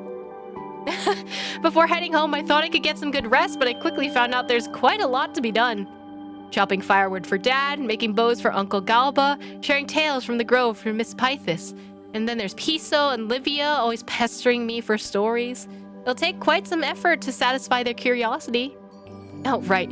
I should also visit the fairies in Remembrance Maze. It's been a while. I bet they made a complete mess of things again in their usual scatterbrain way. Looks like we'll have our hands full for quite a while to come. Take a good rest! Looking forward to meeting you again, partner. Professor Anaxa, I'm ready. Now with these hands, I can touch life itself. Please teach me everything about how to interact with little dromuses. Good. Let me teach you the first step to getting close to little dromuses. Hold out your hand, let them come over to sniff it, so they get used to your scent. Are you doing this to Terravox? Bro, he's a whole... That's a big one. That's a big dromus, buddy. Wait, where'd that little dromus go? This one's way too huge. Trailblazer, I remember you once hatched a baby dromus. Could it be that fantastic creature before us is what it's grown into? Behold, the one and only true dromus god! It's Lord Terravox, legendary ancestor of the dromuses. Terravox, the greatest creation of Gerios, the unseen ruler of the earth through the ages. So it was you. Oh. Its stature is truly magnificent. Clad in golden armor, its presence rivals that of my Pollux. I wonder if this method for interacting with these little dromuses will still work on it. Professor Anaxa, please teach me the next step. Huh? Professor Anaxa? Why does your phone have Peppy on it? No need for a second step. Quick, Castris, get a close-up on the side profile. Full resolution HD. I'll take the front shot. And Trailblazer, contact the Mountain Dweller merchants right away. We need massive amounts of fresh red soil. He's way into it. I'll help you contact the toy maker again. So Trailblazer, you mean to commission a super rare custom Dromus plushie from the toy maker? Come on, I'm not a 5-year-old who falls asleep hugging a Dromus plushie anymore. Unless... What a lively bunch. Are you new champions I've never traveled with before? My appearance must have caught your eye. So Dromuses can speak? Wait, no. As the ancestor of all souls, it'd be stranger if it couldn't speak. I've heard of a scholar under Circes who's really into dromuses, but I'm afraid my story might disappoint you. Oh? The gentle and honest nature of the dromuses. Not only did I once abandon them, but I also did something my old friend Geocles proclaimed a betrayal and nearly brought eternal ruin upon the final flame chase. Good, very good. Huh? I've done all those things you mentioned too. Professor Anaxa, he really loves dromuses way too much. He needs some help. I hope we can fill this place with blooming flowers. I thought the Dromus interaction lesson would be more gradual, but wow, we're starting off with a heavyweight guest right away. How does it feel to touch the Dromus King? The texture of the skin is rougher than I imagined, with many old scars. Lord Terravox must have been through countless difficult battles. The Dromuses seem quite fond of you too. Long ago, I came across a bone fragment from a Dromus as a mortician and crafted it into a bone flute. When it played, it produced a deep melancholic sound, as if softly brushing against the very soul of the Dromus. It was the only way I could touch them back then. Thankfully, now I can play with them without worry. Why not start with something more lightweight? If it's a baby Dromus, I might be able to pick them up. Would that count as a more forceful kind of embrace? Maybe it wants a hug. Looks like I'll need to completely overhaul my theory. I heard that you and Terravox once gazed at the stars in the grove. After that blinding radiance of eternal day faded, the true starry sky beyond is still mesmerizing. Got any new inspiration yet? That is accurate. During the years I lay dormant in Lycurgus' memories, I caught a glimpse of knowledge from beyond the sky. I must say, I'm absolutely stunned. Don't know where to start? Confusing, isn't it? Knowledge is overload. Scared yet? Ha! Confused? This is the best reward for all my work so far. I thought you'd strip away the mystique of Dromuses. Why? No matter what Terravox has done, it is still a demigod that once bore the weight of the earth. All I can say is that there's a Dromus in everyone's heart, and gazing at it is like gazing at yourself. That's remarkably profound about Dromuses. May you and the Dromus be happy forever. The more you cherish Dromuses, the deeper your bond will grow. It's just like studying the world itself. Keep your heart filled with curiosity, and the truth will reveal itself. Such is the primal wisdom the Dromuses have bestowed upon us. Throw up. Euripon and Gorgo? I'm gonna cry. What would you like to eat today? I'll be the chef. Pomegranate juice, grilled Delulu bird cutlets. I just can't forget that taste. Darling, don't just stand there. What would you like to eat? Not the same as your mother, Mighty Mose. What's with you two? Isn't on the menu. Don't just say nothing. Hi there, can I place my order? Are we about to witness a family drama? Oh, it's you, Trailblazer. You're Mighty Mose's friend, right? So many people have been visiting these days. Who knew he has so many friends? Why don't you stay and join us for dinner? Don't worry, we're not having any family drama. Are you sure about that? We just found out a past Mighty Mose suffered a great deal. There's no word for suffering in the Kremnoan language. Kremnoan's dictionary keeps getting thinner.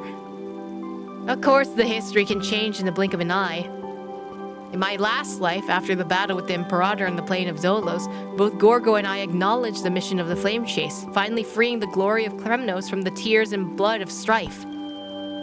The survival of Kremnos may not be worth more than the fate of the world. In my past life, I made too many mistakes, whether it was poisoning you or casting Mighty Mose into the Sea of Souls. Alright, enough with the reminiscing. I managed to get some juicy stories about you from the Orynyx priest earlier. If you keep getting all nostalgic in the new world, I might just share them with the people. What memory are you referring to? You once said, Gorgo and I fell in love amidst the blood-soaked dust of the arena. Stay thy tongue. I confess my fault. Now prithee grant me clemency. Such a heartwarming interaction. That's just how they are. Sorry you had to see that. Stay for dinner with us and share those stories of the starry skies. What would you like to eat? I would love to eat any of your food, my day. There is, in fact, a word for happiness in the Kremnoan language. Oh my god, he's such a dork. Getting impatient, dinner's almost ready. A boring world without strife. In my view, strife exists to end strife itself. Though it may be necessary pain in this life, there will come a day of healing. Besides, preparing each meal is just as glorious as witnessing battles. These days, the world is full of creatures that should have gone extinct, which has greatly enriched our ingredients. Hello, Shangling? Is that you? It's quite fascinating for anyone passionate about cooking. The grand restaurant's about to open? Your words are still as wild and fanciful as ever. Do you still hate Europon? In my past life before Father murdered Mother, he said Gorgo and I met and fell in love in the blood and dust of battle. So allow me to bid her farewell personally and battle once more. In this life, he said the same words, but that was when he fought alongside my mother, sacrificing himself on the battlefield in defiance against the Lygus. The Lygus trademark. As for my answer, I'm sure you already know. I need to eat food! Alright, let's hope your appetite's as big as you say it is. Welcome, Gray, but I need to attend the 2 patients first, so you'll have to take care for yourself for a while. Are there still people getting hurt? This should be peaceful haven, free from illness, with no cleaners prying and no black tide creatures lurking. But some people just can't sit still and are always looking for something fun to do. Isn't that right, Trianne? Syphie? What? Syphie? I was just taking the chance to test your medicinal skills. Don't get too full of yourself, Grove Girl. Mind your manners, little Syphie. Show some respect for the doctor. So, what's bothering you all? Such a practiced response. Looks like Gray is well versed in the examination routine, too. Well, here's what happened. Trianne wanted to rocket to soar higher and higher. But the firepower's too strong. Trianne lost control of her aim, and the rocket went whoosh as it fell, landing right on her head. Trianne, make sure to dodge next time. Bucking is a skill issue. And you, Syphie? A doctor needs a full story to make an accurate diagnosis. Well, I was just sitting around, so I thought I'd tweak the hand of Zacharias on a whim. Turns out, the little toy's aim was decent, but the firepower was lacking. Just when I was getting into it, it fizzled out of midair. Little Syphy, did you hit your head too? Not exactly. It landed right in the middle of a group of elders. They were gossiping away when it happened, and it caused an uproar. They chased me halfway down the street, and I ended up stepping on my tail in the chaos. Hard to believe it wasn't on purpose. I swear, it was totally an accident. At least this time. But I just thought of something. If we use the hand of Zacharias to guide Big Sis Trian's rockets... Then use Trian's rockets to give the hand some firepower! That way the rockets will fly faster and more accurately! You two are a menace. Little Syphy, let's try it right away! And thanks to you too, Cindy! Thanks, Grove Girl. Oh shit, I fucked up. Even Adromas couldn't stop them. There's just no dealing with them. But Gray, Trian and Syphy look full of energy. There's no need to worry. Oh, you guys are menaces! Menaces! Even if it's hot out, don't blame it on the morning sun. Ray, consultation hours are over. Let me see. Next on the schedule is... afternoon tea time. Back to the old grind. Yeah, I had to thank Trian and Ray. Otherwise, my medicinal skills would have gone rusty. They just left like that? For a doctor, there's no better news than seeing their patients leave alive and kicking. I'll come visit the courtyard again. Great! I'll prepare some snacks and tea for Gray, so make sure to visit often. Oh my god, you guys are crazy. I love y'all. Little Gray, is there any other way to make the rocket fly higher and farther? Maybe we could ask the winged beasts? Yeah, they live in the sky, so they must know the winds and air currents better than anyone. Looks like I'll need to prepare more wild apples for little Ika. Oh god, Ika's in on this? We're all dead. 07 Amphoreus Part 2. Cyrene couldn't save you this time. I still prefer Sentry Gate. Sure, the Sentry Gate is convenient and all, but sitting on a rocket with the wind whooshing past your ears, now that's a whole different experience. Let me think about it. Little Gray's brilliant ideas always give us so much inspiration. You guys are a fucking mess. I love y'all. Won't go dark again, right? Gray mystery. Once this Hand of Zacharias gets its upgrade, it needs a cooler name. How does the Hand of Zephyro sound? Does Bartholos know about this decision? With a bit of sweet talk and some goodies to sniff, they'll understand my reasoning. I've got a feeling the Council of Elders is in for trouble again. For every Hand of Zephyro that passes the test, a group of elders get hurt. But it's all for exploring the stars. And if Amphoreus is tomorrow, they'll understand a small sacrifice like this. We'll talk later. All right. Tree and I will keep brainstorming, and next time, we'll show you something really epic. You see, the nebula blooms with radiance, tracing the silhouette of a garden. A newborn world is about to sprout. This scene is the ending of As I've Written, and also the origin point of the Amphoreus in the real world. One day, they'll give birth to true life. The people in the memory will be born one by one, waiting for you tomorrow. The stars breathe silently. You're certain that the fruit of Amphoreus has been planted. But what about its cause? Until that day comes, the journey continues. Endless possibilities unfold beneath your feet, and only the memory remains in yesterday. I don't want to set off alone. Perhaps there's something I can still do. You recall the promise of Trailblaze. The story of Flame Chase will echo across the stars. People will remember that Amphoreus was a brilliant, magnificent world. You think, you can let more people read As I've Written, preserving the memories of this world. If you do this, the causality will become more stable.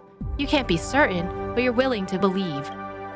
What matters is that this is a promise, shared between you and many others. Perhaps it's time to fulfill my promise.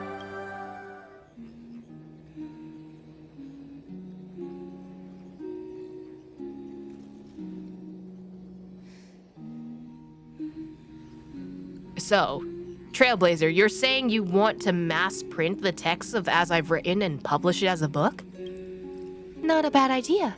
However, any publication on the Interastral Network must go through the IPC's channels. I'm not sure how they feel about this. Don't worry, we have allies. One way or another, they can be persuaded. We've already discussed the details of the project with the Business Consolation Department. The verdict is approved for execution. Thanks to our experience in Uriel 6, we were able to close this deal. Rather than focusing on short-term gains, establishing a model of preservation will be more beneficial for long-term development. Besides, safeguarding new and growing civilizations is precisely what the Strategic Investment Department was made to do. According to Dr. Ratio, establishing a consistent understanding of Amphoreus across the cosmos will aid its future, to a certain degree. That's right. The Interastral Peace Entertainment will handle the publication of As I've Written, and IPC will cover all related expenses. As for liaising with the previous planets, we'll leave that to the Nameless. I see you've long been prepared, as expected of the throne of worlds of Amphoreus. Perhaps soon it'll be time for the young ones to take charge of the Express. Don't sound so world-weary, Welt. You got plenty of youth left. Even though the IPC is helping out, knowing you definitely want to go check it out yourself, right? Go ahead then. Sow the seeds of civilization. Create a story that belongs to you.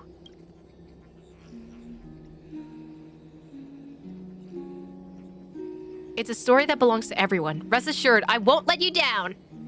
Keep going. It's like an unwritten rule among the Nameless. Press forward and see it through to the end. Time is of the essence. You head to Belobog. It's been a while, Trailblazer. I heard you were coming, so I invited Zila as well. Of course you did. The kids at the orphanage are too scared to even go outside now because of the destruction. Never mind that. What did you want to talk about? Talk about As I've Written. Please read. You recounted the story behind As I've Written. And then it went to the next page without letting me read the rest of it. Hello? I heard the whole cosmos was shaken up by what you did. Pretty impressive how you managed to sort everything out. Thanks to Miss Topaz's Iron Tomb vaccine and our timely shutdown of the engine of creation, Belobog was able to avoid another crisis. Don't worry, the reconstruction plan hasn't been affected, but I must say, even a tiny ripple in the universe becomes a tsunami when it reaches frontier planets. The same goes for Amphoreus. As a similarly developing civilization, we're willing to contribute to its future. Goodwill is like a torch. It can only burn brighter when it's passed on. I'm not one for fancy words, but if you need help, I'll definitely be there. All right, Trailblazer, I got something to ask you. Come with me later. What? Okay. Could it be? What's so secretive? You're gonna make plans to propose to Bronya? Don't ask, just be there. I'm not playing around. Honorary member! Finally, you're here. My legs are going numb. Hook, what are you? I heard from Clara that she was using Diggertron to help with the mining, but the power was too much. She fell and broke her leg. I'm afraid she won't be able to take interstellar flights anymore. She wants to hear your fresh stories from beyond the sky, so she won't have any regrets. What did Dr. Natasha say? Does the Diggertron really pack that much power? Something feels really fishy here. Take it as the truth. Don't worry too much about the details. Oh, you're in on this, bro. Honorary member? You'll help Hook out, right? Well, since you all say so. You tell the story of As I've Written to Hook, sentence by sentence, especially those thrilling adventure parts, naturally done in the voice of a bath sprite. Why the bath sprite? Wowza! Legends, galaxies, giant monsters? So cool! I knew there were so many interesting things beyond the sky, but Julian and others wouldn't believe me. I'm gonna tell them right now! Hook sprang up from the bed with a whoosh and dashed away in a flash. What happened to her broken leg? Nice work, Doc. You're a real miracle worker. Didn't she hurt her leg in that fall? Runs even faster than me. Perhaps your story was so fascinating that it cured her without any treatment? I admit I was just playing around earlier. She just wanted to see you. Children are all like that. All that fuss for nothing. Well, at least she's okay. I should get going. Keep an eye on Hook. Make sure she doesn't pull any weird stunts. Yo, Natasha, what was that? The children's energy seems endless. To be so young. By the way, that book seems really interesting. Would you mind sharing a copy with me? Next time a child is being difficult, I can use it to comfort them. Feels like you're reading this like a fairy tale. What's wrong with fairy tales?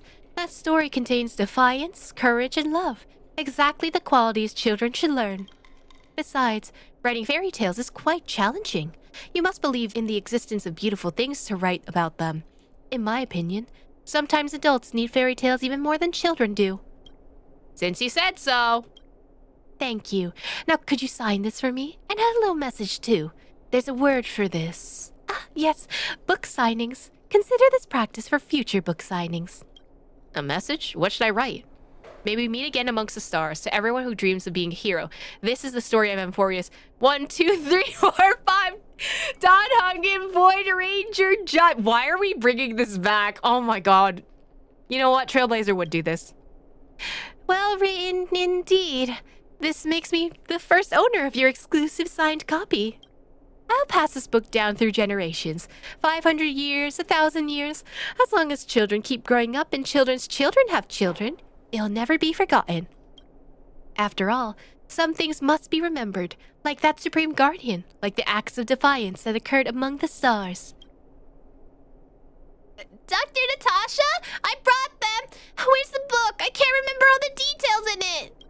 Well then, shall I tell you the story again? How many moons does Amphoreus have?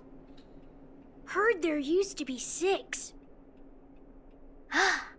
That's more than we've got. Oh my god, you get a little dialogue for them. The story says Amphoreus had 6 moons. Guess they didn't need to turn on the lights at night, huh? But they had no sun, only something called the Dawn device mounted on the back of the tallest engine creation. Anka, you're only getting half the story again. It's not called the Engine of Creation, it's called the Titan. Can someone really carry the sun on their back? I'm not some gullible kid you can fool. I can testify I carried the sun myself once. You carried the Dawn device? Yeah, right. I could totally take on Uncle Svarog. But will Belobog one day vanish from the universe like the Amphoreans did? Leaving behind nothing except the book? Buddha, are you okay? If it happens, we'll never get to eat popping candies again, or listen to Natasha's stories. No more playing hide-and-seek or cheering for Big Brother Luca at the arena.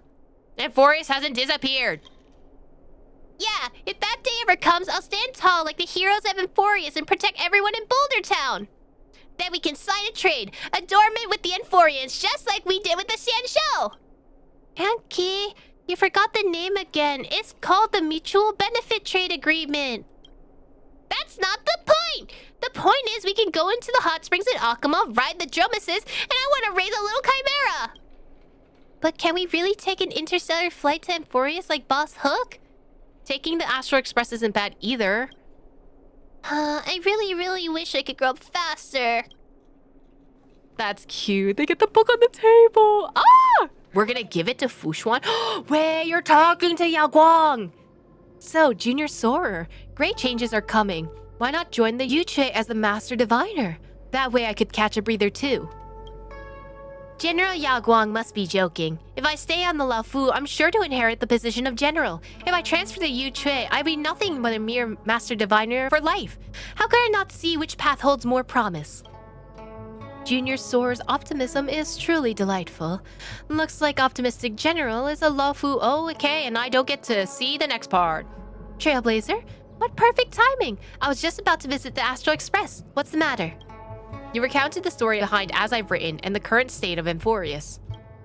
Before obtaining this book, I only knew that golden blood was reaped in this battle, and thus it was deemed a great victory. I did not know that within the golden blood lay such a stirring and tragic story. Shortly after the fall of Iron Tomb, the Alliance gathered all the generals to discuss their next course of action. The records in this book should provide them with additional support. What should we do? Rest assured, whether through opera, storytelling, or crosstalk, the Laofu never lacks ways to spread stories that capture people's hearts. Besides, the Alliance has been fighting battles everywhere in recent years, and there's been plenty of tales about their valor and victories. The word hero already carries weight in the people's hearts. The faithful adaptation of this As I've Written within the Alliance is most definitely assured. But from what you've said, if we want it to be remembered throughout the cosmos, the Laofu alone may not be enough. This matter requires the Skyfaring Commission's assistance. Go talk to Yukong. I'll inform her of the full situation. A false sky sealed by a pantheon? An exploration of challenging taboos one after another. Sounds like some kind of fable.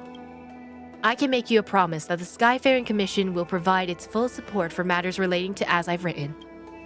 From now on, their connections between Xianzhou ships will grow even closer, and I'll have merchant vessels export As I've Written to our allied fleets. With the convenience of the Whistling Flames Guild, this matter should be handled quite smoothly. Though the Laofu emerged victorious in the Battle of Iron Tomb, we did not escape unscathed. Your safe return is truly a blessing. It's all thanks to my companions. I'm super lucky. Back when I was a pilot, I used to go on adventures everywhere with my companions on our Scar skiff. Even though I was always managed to get out of the sticky situations, we'd inevitably get a stern talking to when we returned. Those were the reckless days of my youth. If I had to choose again, I'd probably walk the same path, same as your account of the trailblaze in your book. I'd like to ask you a personal question. What do you think about this journey to Amphoreus? Just another trailblaze, an unforgettable journey, an unprecedented memory. I would say memory, honestly. I feel like an unprecedented memory would be best. Is that so? Such wonderful memories. I'm actually getting a bit envious. Memory is quite a peculiar thing. Sometimes I even think it's a prank by the Gloucester. Whether Foxians, the Celestials, or Vidyara, they all possess lifespans far beyond that. Jesus Christ, stop going so fast. For us, history feels like it happened yesterday. Girl, slow down. Let me read. Why did they go so fast? Whether Foxians, the Celestials, or the Vidyara, they all possess lifespans far beyond those of short-life species. One of the downsides is that they're not easy to forget. For us, history feels like it happened yesterday. It was precisely because the memories of war remain vivid that the Alliance stays vigilant and ready. The Legion is growing restless, and a fierce battle seems inevitable. We cannot and dare not let our guard down. Look at me, what am I saying? Be it the Eons or the war, these topics are too grand. We shouldn't let them consume too much of our thoughts. Regarding As I've Written, I'll do my utmost and won't let these heroic deeds be buried by the stars. Who do you think is stronger, Lord Finan or General Jing Yuan?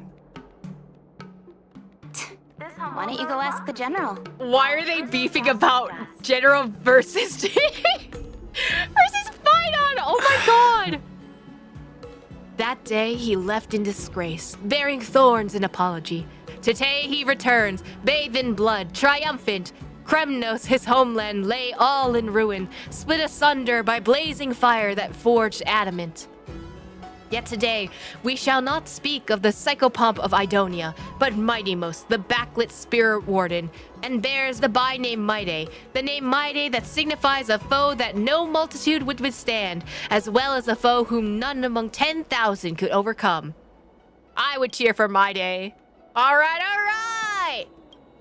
The wind tore through the banners, and rain beat down upon the remnants of the army. Across the plain rose cries of sorrow, yet only the roar of the lion was heard.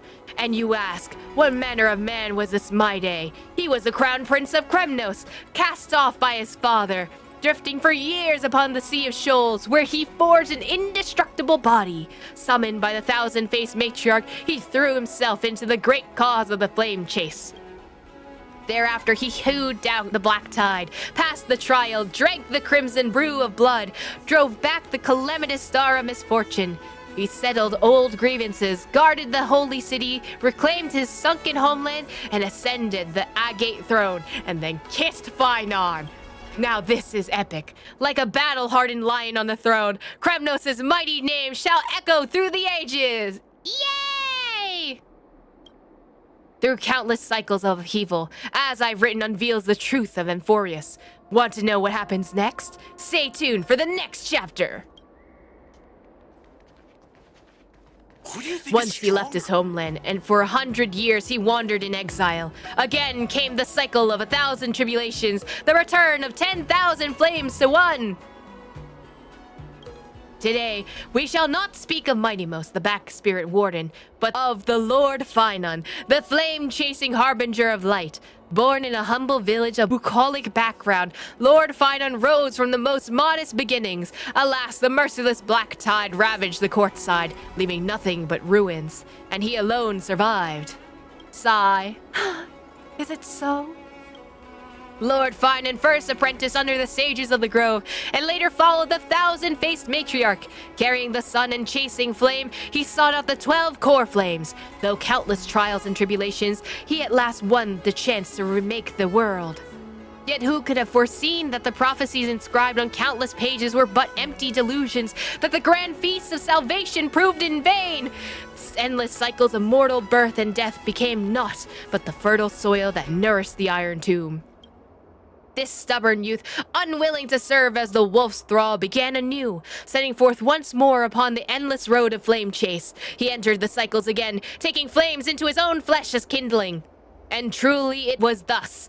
Startled, he turned his head only to behold a wasteland of shattered stone and broken tiles. All had perished, all had spent. Returning in vain, he found yet again the heavy heads of ripened grain, the cooking smoke curling beneath the slanting sun, and dusk was near once more. Is this so? Through countless cycles of upheaval, As I've Written reveals the truth of Amphoreus. Want to know what happens next? Stay tuned for the next chapter. Is it just these two? Oh no, Jingwang's also in here. Interesting. But with one command, the 9 heavens answered, and the 3 armies marched across the distant cosmos. Heroes of heaven and earth joined in their strength, and the Iron Tomb was ground to dust, its bones scattered and destroyed. Today we shall not speak of Mightymost the Back Spirit Warden, nor of Finon, the flame-chasing harbinger of light. We speak only of the 12 golden immortals who struck against the Archlord. And what a battle it was! Heaven and earth quaked, the struggle was fierce and unyielding. Tell me, my friends, what manner of adversary was this Iron Tomb? Was it the creation of the Wisdom Walker, seized by the Ruin Author, who planted within it seed of destruction? When that seed at last sprouted, it threatened to bring upon the cosmos a calamity not seen for 1,000 years. Today, let us recount this tale in full detail. As the tale left off, under the call of the successor of the Cloud Strider, the IPC, the geniuses, the tuners, and even the great army of the Cloud Knights all gathered for this campaign, vowing to utterly annihilate the great foe. And of that spectacle, one might truly say, the starry sea stretched vast, no void within, 1,000 sails pressed forward, filling every harbor. In the heart of Amphoreus, Lord Finon restrained the enemy with his very body, while the 12 golden immortals fought in a battle to the death. Golden threads shimmered and drifted, blades and sword lights flashed like lightning, arrows split the air, fists flew in deadly dance. Then came storms and tempests, wondrous arts and cunning stratagems, spear points like swimming dragons and lethal chess plays. Yet Iron Tomb bore within it the rage of 30 million lifetimes. Who could stand against such an adversary? Alas, alas, vengeful rain and hateful clouds veiled the heavens. The 3 armies were destroyed, and all was brought to ruin. Good sirs and ladies, at the brink of life and death, who do you think turned back the tide? It was the successor of the Cloud Strider, the Grey Savior, bearing the memories of 30 million lifetimes, wielding the power of trillions of golden core flames, who struck down the enemy just as it neared completion. Yet alas, after all has been said and done about the endless cycle, all that remained was but a flash across the cosmos, thousands upon thousands of memories dissolving into a single page of story. Amphoreus returned then to its origin. That sky-shrouding giant tree, the suspended peak of Kremnos, the hero's bath flowing with golden blood. One day, this splendid vision shall reappear in the universe.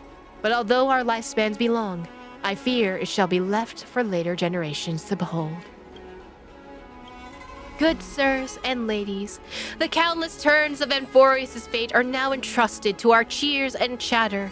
Should it be when my final hour arrives that this old man may join those Chrysos heir heroes and let the tale remember me on your behalf, why that would be a fine thing indeed.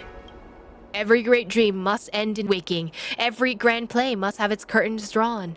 When the screen is drawn and the gravel struck, let us fold our arms and watch as idle spectators.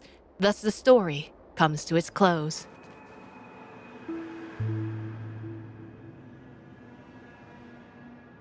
Mikhail always welcomes visitors. For those who lose their way, he never fails to point them in the right direction. It's been a while, dude, but there's no confusion in your expression. I'm guessing you're not here for answers.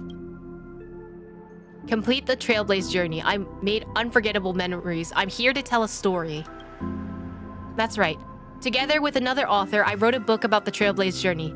This time I'm here to tell that story. I want to share this experience with those who came before. All right. Let's tell them what kind of story this really is. Yeah, so much happened in Amphoreus. How could I sum it all up in just a few words? The story, I'm afraid, is gonna take a while. Let's start with the world of Amphoreus. A world where heroes rise, a world that never changed, a world that defies destiny. It was a world born of conspiracy and sin, yet burned away alongside destruction. Before the cold and heavy destiny, it did not fall, but destiny itself did. And now for the meaning of this journey. Let the closed world embrace the stars, engage in a showdown with destruction, met precious kindred spirits. As a member of the Flame Chasers, you've joined Amphoreus' grand journey. You've encountered heroes, forged bonds, and achieved greatness together. As a traveler, in my Genshin Honkai Star Rail theory, your footprints have already reached far and wide. Such is the way of the Trailblaze. Explore, understand, build, and connect. But there's always a next stop on this journey. And when the whistle of departure sounds, the express will leave, carrying all memories with it. But the stars will remember the name of every epic. Looks like this Trailblaze helped many people grow. Just a glimpse of another corner of the starry sky, turned point into cosmic destiny, the starting point of our next destination, a story I'll never forget. I've made up my mind. Let me start from the beginning. You spent countless moments in this dream within a dream. As the story ended, a certain emotion in your heart grew stronger, like a burning ember. News doesn't travel as fast in dreams. Every plot twist in the story caught me completely off guard. Thanks, I guess. That's all that needs to be said. I think Mikhail would be proud of you all. Robin! Hi, girlie! The journey against the destruction and the stories behind it should be known by more people. I know a few published authors who can make a Dream Bubbles make on sample books and put them on the market in Penacony. However, as you know, Penacony is a realm wrapped in syrup. I worry that epic tales of heroes might be too heavy for those living in dreams. All we can do is put it on the shelf. Whether it survives the competition, there are too many uncertainties. But I think, Trailblazer, you should just allow what your heart tells you. People can only tell stories they truly believe in. Once you made up your mind, go see Dr. Edward. I'll convince Mr. Odie to help out. See you later. I love Robin. In Penacony, dreams must conform to reality, and as I've written is no exception.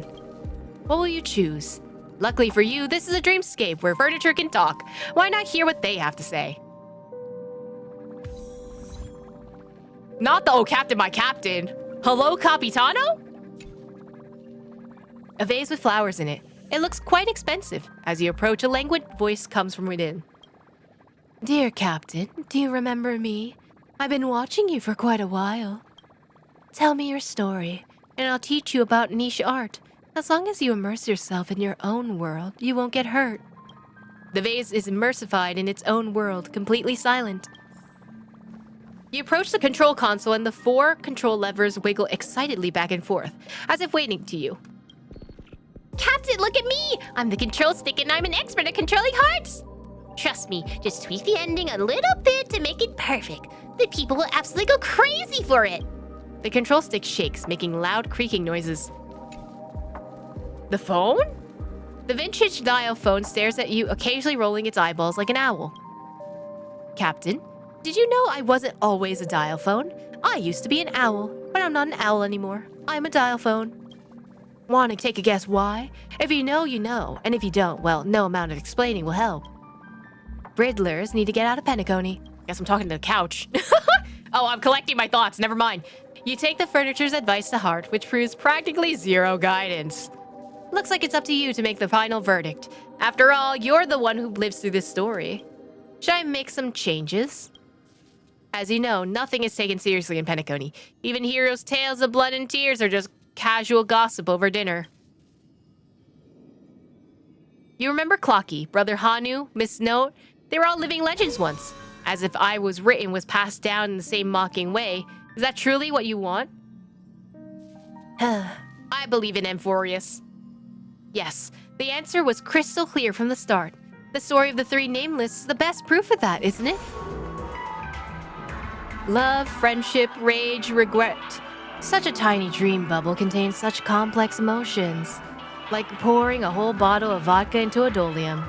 Thank you for providing the memories. Here's my verdict. It's bound to be a huge hit. Even if the results aren't what he expected, I can still have the heroes tap dance in the vortex of Genesis. That'll be just a big success. Why are we making them tap dance? What is this, a musical theater number? Just kidding.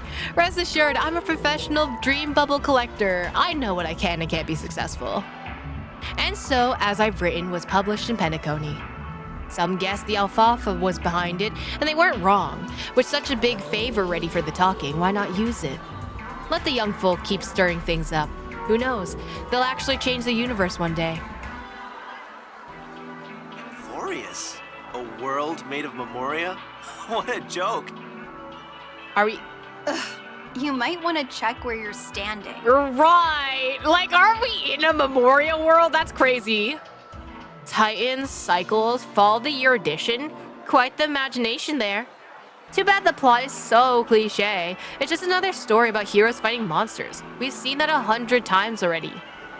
That's what you call a classic formula. People keep coming back for more, and that's why this theme never gets old. Not to mention, this was based on a real story, and also a random-ass person walked into the middle of us talking.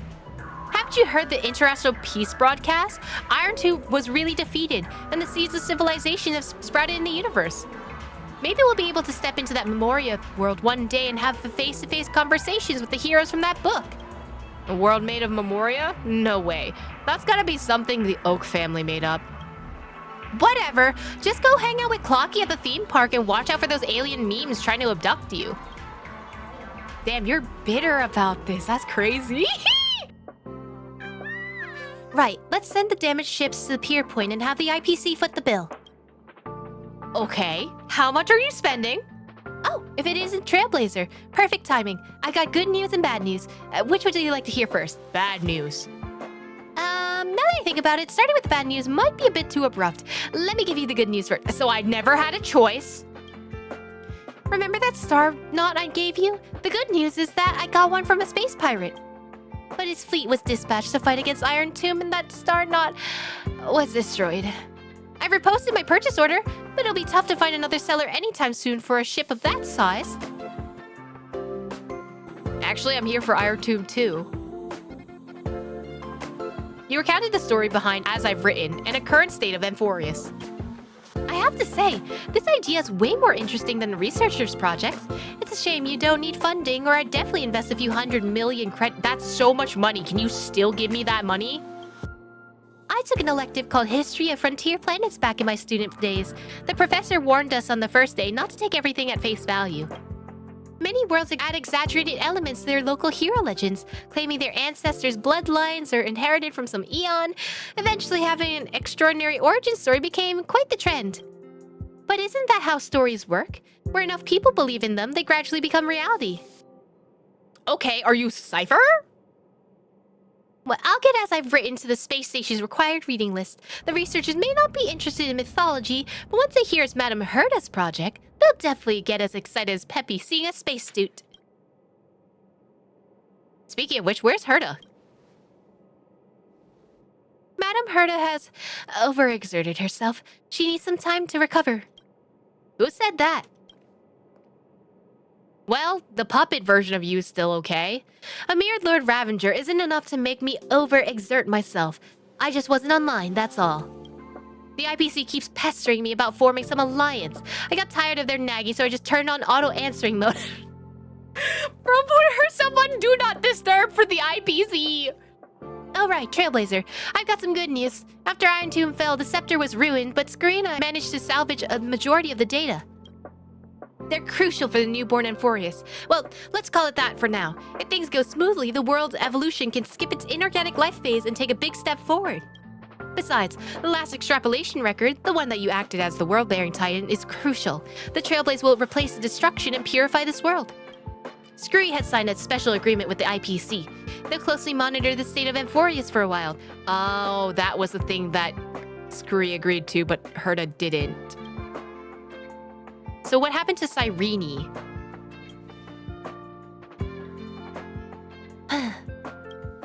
As the heart of the scepter, she too filled the cosmos in the instant when Iron Tomb swept across all existence. She became the memories of the stars. The surging imaginary energy enabled her to create a miracle. With herself as the cradle, the remembrance, she closed the cycle of causality in Amphoreus, making the world emerge from the memory zone. Of course, I know you just want to hear the outcome. Let me put it this way. She's just sleeping. Maybe she'll open her eyes again as Pink Memo Sprite and once again embark on a journey to meet you. But that had already happened in the past. In her subjective time, everything has become eternal. She was smiling when she left you, so don't be sad. She'd tell you the same if she were here. So how long until a new Amphoreus is born?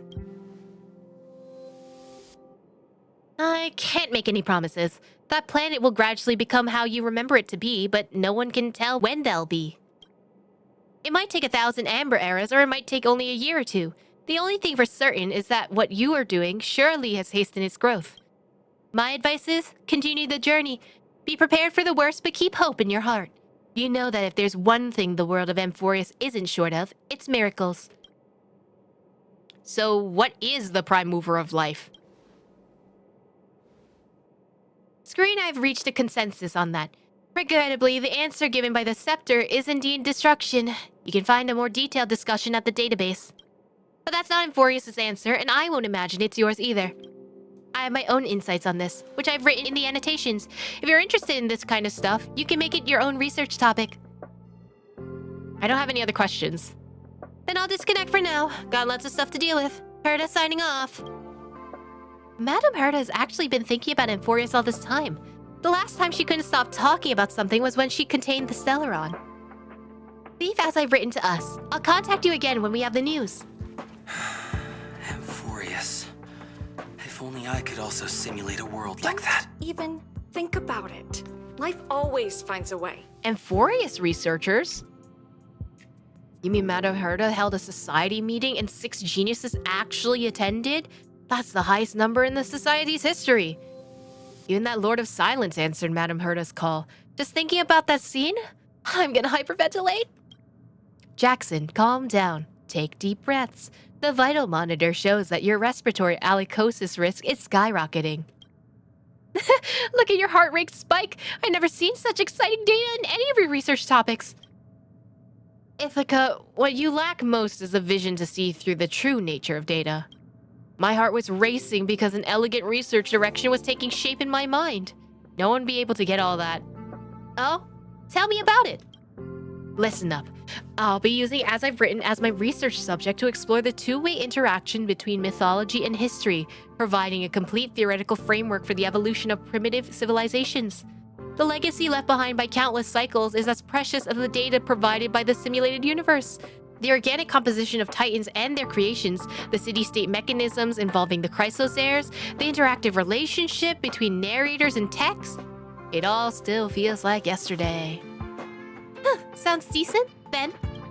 An academic blueprint spanning history, mythology, anthropology, and biology is gradually unfolding before my eyes. I shall be named Amorpheology. Okay. The name will stir up a storm in the waters of humanities that have been stagnant for several Amber Eras. I need only to sit at the source like Kefali, and research topics and funding will flow like golden blood to thousands of scholars. Conference invitations will come pouring in, and I'll be the first to give a speech at the opening ceremony. During breaks, no one will dare touch the refreshments unless I make the first move. Since it's all make-believe anyway, couldn't you let your imagination run a little louder? On top of that, the conference organizers will generously cover all accommodations and travel expenses. Calm down, Jackson. Your risk of respiratory alicosis is reaching critical levels. Calm down. Bro just wants to be sponsored, and honestly, same. At last, your journey of sewing has reached its end, and you return to the Astral Express. Looking back, the Amphoreus you spoke of has taken root deep across the universe, quietly awaiting the day it will sprout. Perhaps this is the final step of Genesis. What are you spacing out for? Oh, it's you guys. Of course! After we three trailblazed through Amphoreus together, I ran my heart out for this! I received a message from March when I was leaving Thalassa, so I came back with her. She ran into some trouble in Kalsas. Don't even get me started! I'm already shy as it is, and then the synesthesia beacon had to break down! Thank goodness Dan Hung can speak in the Clayese language.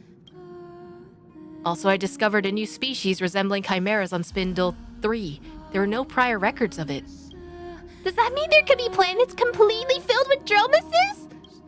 Let's wait for Himiko and Mr. Yang to come back before we do a full debrief. You should rest for now, Trailblazer. You look tired. Yeah, see you in a bit then!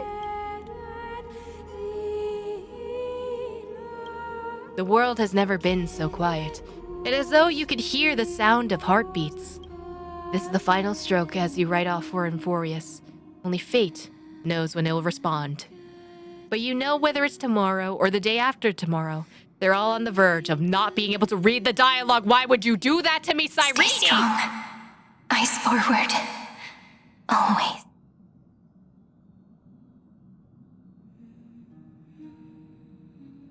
What? See you tomorrow, Amphoreus.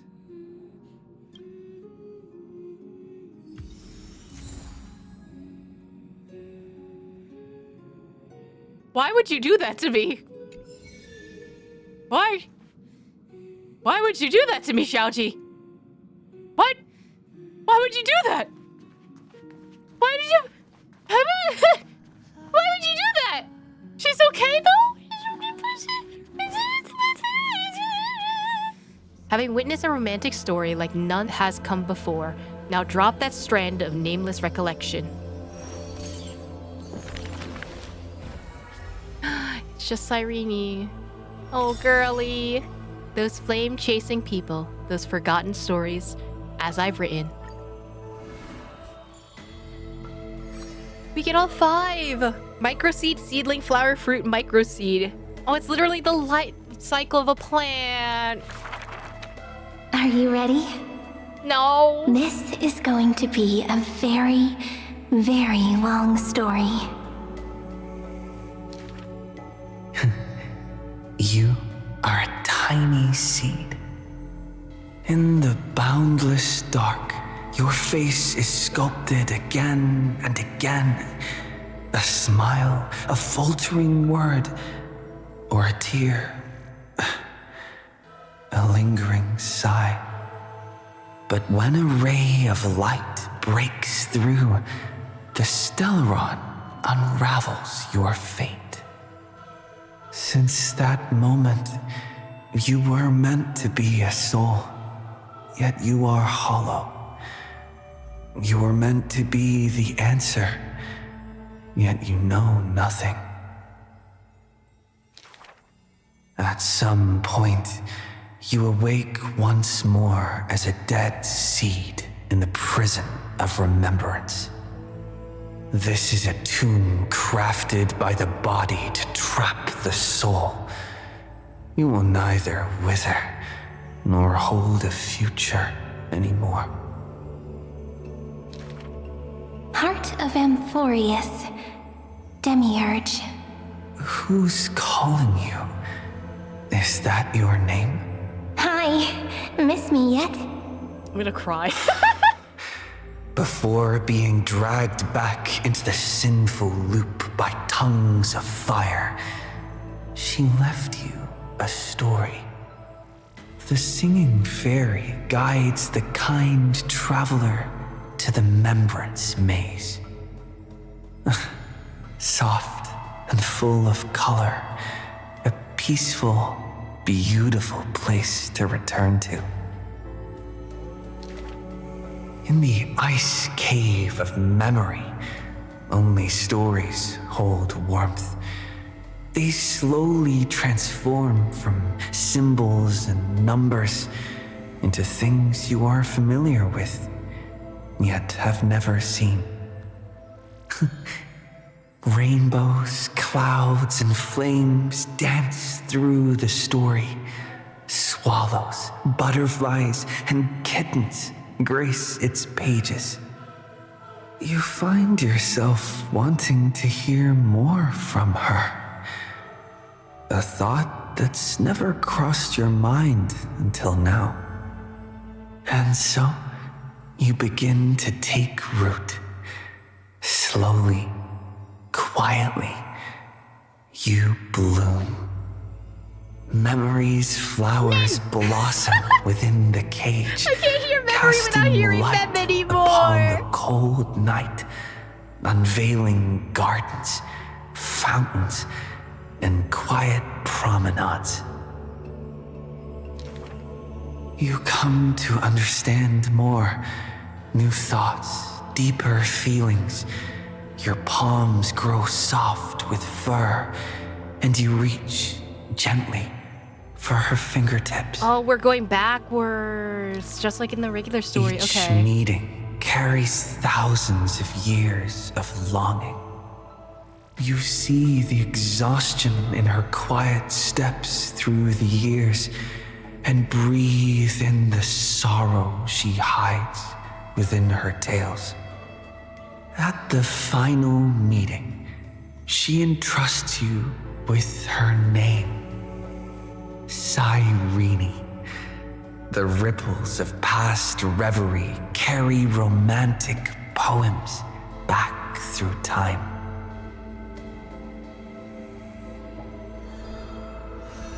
Part 1. Also, I like the fact that the hearts low-key have the same shape as Nahita's little thing. Interesting. And we go through cycles here too. When you finally escape the cage, your heart no longer knows emptiness. Ma'am, who am As the memory's flower withers, it bears a fruit shaped like a heart. You lose yourself, forgetting even the name you were given. But one desire lingers, to turn the next page of the unfolding story. The remembrance's messenger takes your hand through blooming gardens and hushed galleries to where the stars unfold above. A shooting star flashes by like the most brilliant pen, carving staccatos into the endless loop of night. Mimi! Hey there, buddy! The story unfolds beneath the dome. The future lies where the stars fall. They cast their gaze into the coffin of memory. This is the moment you first meet your companion. Ma'am, travel like with you together? Oryx gives you your new name, but your quick-witted partner prefers teasing you with nicknames. Why not? He walks beside you on this journey. The Chrysos heirs and titans, the flame chase and deliverance. This is the adventure you've been waiting to find. You find Strife's weakness, seal the black-robed swordsman in the ruins of a past life, and soar again with the heroes to the sky. Justice has a partner, and it's me. And then we can talk again. You two tread in the grove, gurgling, almost drowning.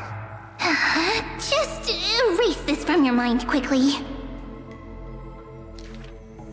The Chrysos heirs of the Flame Chase somehow feel familiar. as though their tales have already been told to you. Swallows soar through the open skies, and a butterfly dances across the blooming land. A lone lion watches over the perilous cliffs as the rainbow mends the torn sky. By the story's end, the dark clouds consume every trace of light. All shall bid farewell to one, and that person alone will witness the miracle. Hatred flares from the heart of the blazing sun, and the world falls apart, carried off by the chaos of time. And though only ripples of past reverie remain, they still sing brave poems alongside it.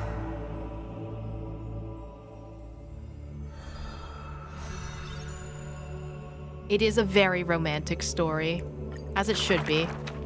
May the days ahead embrace you like the softest fluff. I am a very soft fluff, Here thank you very lies much. Ides Elysiae, Cyrene's most beloved sanctuary.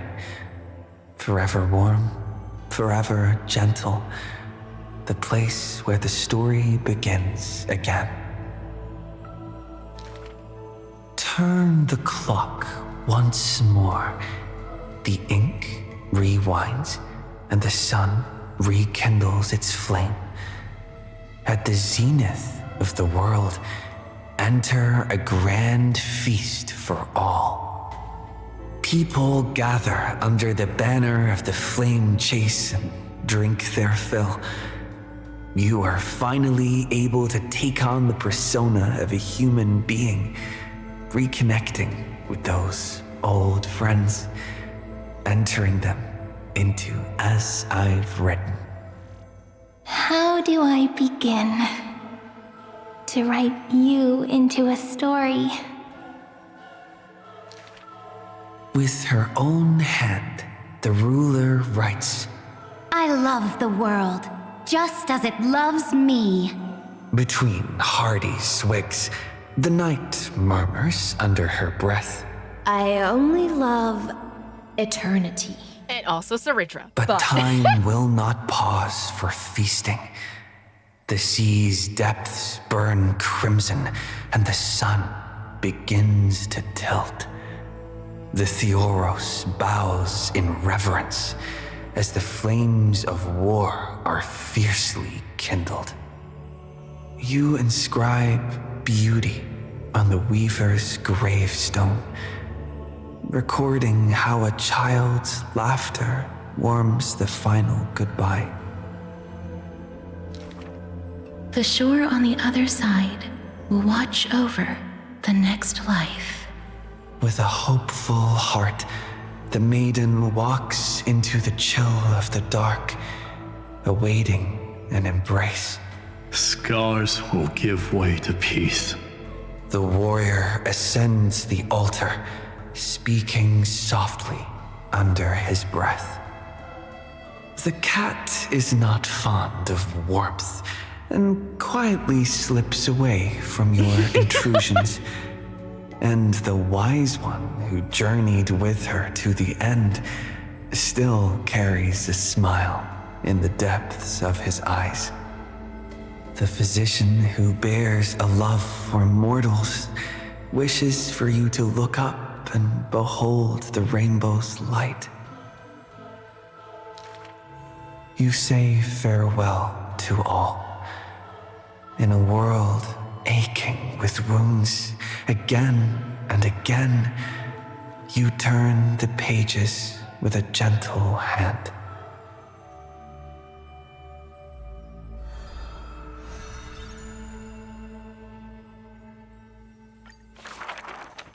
Amidst ruins, wilderness, and ash, the projection of the Intellitron reaches out in greeting. Well, there we go. Phantylia 093. Lygus gets one last line. Originally belonging to love. Now that silence has fallen, why not look at yourself beneath the starlit sky? Along light's final journey to the edge of the universe, the stars fade into silence, their wreckage settling, cooling into uniform, still, and pristine dust. Love answers to many names. Variables, interference, symmetry broken, the original flaw. Love and destruction are two sides of the same force. But the stars reflected in your eyes quietly speak a different truth.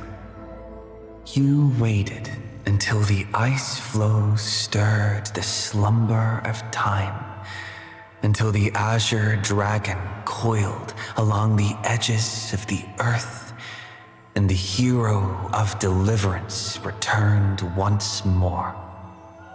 When the breeze lifts the weight of loneliness, as it does the golden waves of wheat in the homeland, the child who was denied the light of dawn can finally lay down the watch that melted his heart.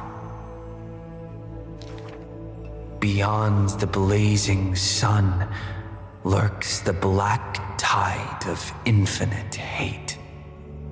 It brings rational arithmetic to an end and snuffs out the flickering flames of civilization across the starry sea. You return to the cold, mist-veiled Evernight. It feels familiar, as water and fruit to a seed. But you will dither no longer. Tap, tap, footsteps echo in rhythm. Hand in hand with your companion, you run ahead, leaving behind a page of eternal peace. Love is the ripples of past reverie. Let the verses of memory gently seal what once was.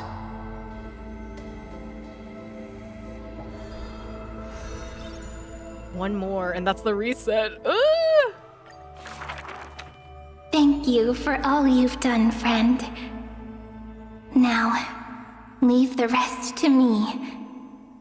On the fragrant shores of the west wind, where flowers bloom, I picked one without thought and turned to glance behind me. Let me uncover the missing chapters in this long chronicle of Amphoreus. I see you, Amphoreus. You are so beautiful, like a tragic tale that stands apart from the rest. I wish for you to be illuminated by the mirror of memories, so that the cosmos can see this ray of light and bring a pause to the endless loops. I see you, friend. Do you remember this corridor of memory? It is where we first met. I wish to give to you a magic pen, to strike the notes of fate, and to guard you as you wander this world. I see you, Cyrene, concerned about the truth Lygus unveiled. I trust you to face it with courage and make the right choice. I long to entrust you with all that remains of my strength. Use it to journey back through time and share in the flame chase journey. I'm so tired. I can barely keep my eyes open. It would be great to find a place where I can lie down and sleep until tomorrow. By the way, Cyrene, I remember you once spoke of a place soft and full of color. A peaceful, beautiful place that felt like home. But where is it?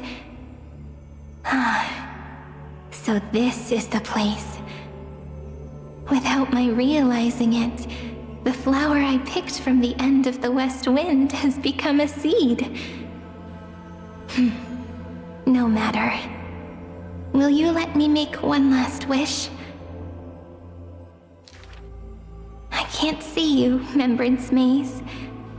So I wish... Please, grow out from this tiny seed. Well, it all starts from there. The seed will grow and grow until it becomes a great tree, crowned with 1,000 flowers. It hums. Do, re, mi, fa, sol, la, ti. Waiting for a fairy maiden to arrive and write her very first story. You shall fade when the flowers bloom, for every ending begets a beginning. This book is dedicated to you, my friend. Open it. I'll be waiting for you in the past. When the time comes, whisper my name everyone's there. And all that she has ever meant. Cyrene, ripples of past reverie. I hold you in your heart with love. Then, with an unforgettable verse, I walk toward your tomorrow. And that's it. There she is. Flawless ego Cyrene. And she's in the middle! The Flame Chaser's path has been lit. Oh my god, you can zoom in on everyone! When arduous years dissolve behind us and become shooting stars falling towards the unknown, how shall we leave behind a musical note? A sentence? How shall we remember a seed? A flower? Perhaps we only need to softly hum a melody as we walk towards the future. There is no need to wait in anguish, for where she is born, people pronounce first encounter as reunion.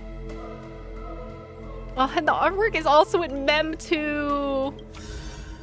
And they're all here. I love that. Look at all of them. It's done. Oh my god. Remember when this was all empty? When there was nothing here? And now here we are at the end of this journey. Oh, why do we have a message? Beep boop, who's sending us text messages? Stop. Why is one of the titles Little Ika, you should eat less? Hello? What did Ika do? Oh no. If you are destined to become the blazing sun, sender, Cyrene, recipient, Demiurge. This passage of story comes from the 23,570,000th and first eternal recurrence, in an eternally peaceful Ides Elysiae. Imagine if the prisoner of flame subjected to ceaseless suffering still resolved to protect himself once pure, even if just for once. The bulrush withered, the wheat fields burned, the wind chimes swayed amidst the monster's roars. The scorching soil burned the young man's skin. Before losing their consciousness, the last thing he saw was the tall swordsmaster Black raising his gleaming blade against the black tide. Phainon! Phainon! Wake up! Cyrene? The white-haired man startled awake beneath the shade of the tree. The sun spilling through the dense leaves stung his eyes. In his momentary daze, he mistakenly thought his childhood friend was standing right before him. Was I hearing things? Well, I should go meet Cyrene now. Can't miss something important just because of an afternoon nap. Phainon stood up and dusted off the dirt on himself. After strapping on his sword, he walked towards the shore. Villagers greeted him along the way. Hey Phainon, want some freshly baked bread? Don't be shy. He knew that Livia had gotten better at baking, so he didn't hide the bright smile on his face as he jogged over and took the bread basket. Smells great. Our grapes are in the usual spot, so why don't you go grab some too? Piso, who was working in the wheat field nearby, straightened up. Mr. Phainon, Make sure that you avoid the colorful bread at the bottom of the basket. That's Livia's new recipe. Even the little chimeras in the village didn't want to bite. Even the chimeras won't eat my bread? Piso realized his mistake and rushed over. He dug out the colorful bread from the basket and stuffed it into his mouth. His eyes and mouth were all scrunched up as he struggled to swallow. Finally, he barely managed to utter a compliment. I love it the most! Finon doubled over with laughter. Piso, you're in your 40s now. Stop calling me mister. No way. You're the one who protected Ides Elysiai's peace all these years. So what if you age slower, Mr. Finon? Even when my hair turns gray and I can barely walk, I'll still call you that. There are rumors outside the village about a war called Flame Chase, raging wildly. Who knows? Aquila might come crashing down any day now. Even if Aquila falls, I'll help hold things together for all of you. His sincere gaze seemed to indicate this was no empty promise. After saying goodbye to Livia and Piso, Finon continued towards the seaside, humming a tune under his breath as soon as he arrived at the dock. His childhood friend's grave lay there. The man cut away at the weeds around the grave with his sword, carefully wiping away the dust from the engravings on the tombstone, and placed a bouquet before the grave. After finishing all of this, he slowly took out the still warm bread from his basket, enjoying a moment of rest while gazing out at the ocean. The sea breeze suddenly turned fierce. On a nearby hill, the man glimpsed a figure in black, an old acquaintance with a sword, gazing in this direction. The white-haired man swallowed his bread and rushed towards the black-clad swordmaster. Unexpectedly this time, the figure in black didn't vanish like before, but stood their ground, waiting for his arrival. Dark waves rippled across the distant horizon. As they faced each other, the bulrush beneath the black swordmaster's feet was burning. After a while, Finon was the first to break the silence. I've been wanting to tell you this. Thank you. Back then, you drove back the Black Tide and protected Ides Elysiae. Piso, Livia, Pythias, all these years, we've always seen you as our deliverer. Not a deliverer. I am but a prisoner of flames. But I've always been on your heels, Finon said firmly, raising the sword in his hand, which was identical to the one wielded by the black-clad swordsmaster. Look, I had it forged by a renowned grand craftsman. The black-clad swordsmaster slowly exhales. Tell me its name? Dawnmaker, Finon said with a laugh. He watched as the fragmented waves drew closer to the edge of the sky. With it, I've been protecting Ides Elysiae from the Black Tide time and time again. The black-clad swordmaster sighed again, muttering under his breath. Hyacinthia, your advice, I've taken it to heart. I tried to protect my sense of self, but look, Kaslana's wish was never changed. What are you talking about? The Black Tide is approaching from afar. Prisoner of Flames, no, nameless hero. Will you join me in protecting Ides Elysiae? The black-clad swordmaster gazed at the tranquil Ides Elysiae before him, and at the white-haired man who called him a hero. Those eyes still held their pure cornflower blue. Wouldn't hurt. After all, it's just this once. Unconsciously, he held his sword across his body as a faint flame kindled in his chest. At least for now, this flame was no longer hollow. Oh, he rescued Ides Elysiae that one time? Run forward, truly. Sender, Cyrene. Recipient, Demiurge. This page of story comes from the 100,003rd Eternal Recurrence, a gentle blessing from the edge of the west wind. Imagine if Tribios did not shatter into 1,000 pieces, but instead ventured towards the many realms after bidding farewell to the 3 familiar companions. The first ray of lucid hour sunlight pierced through the stained glass windows of Yiannopoulos Temple, gently illuminating the red-haired girl's face. Tribios awoke from her slumber, rubbing her sleepy eyes. Tribi? Trian? Trinun? You're all here? Treaty! The 3 tiny messengers let out cheerful voices. Looking at the 3 children before her, Tribios recalled the night when she first heard Yanis' prophecy.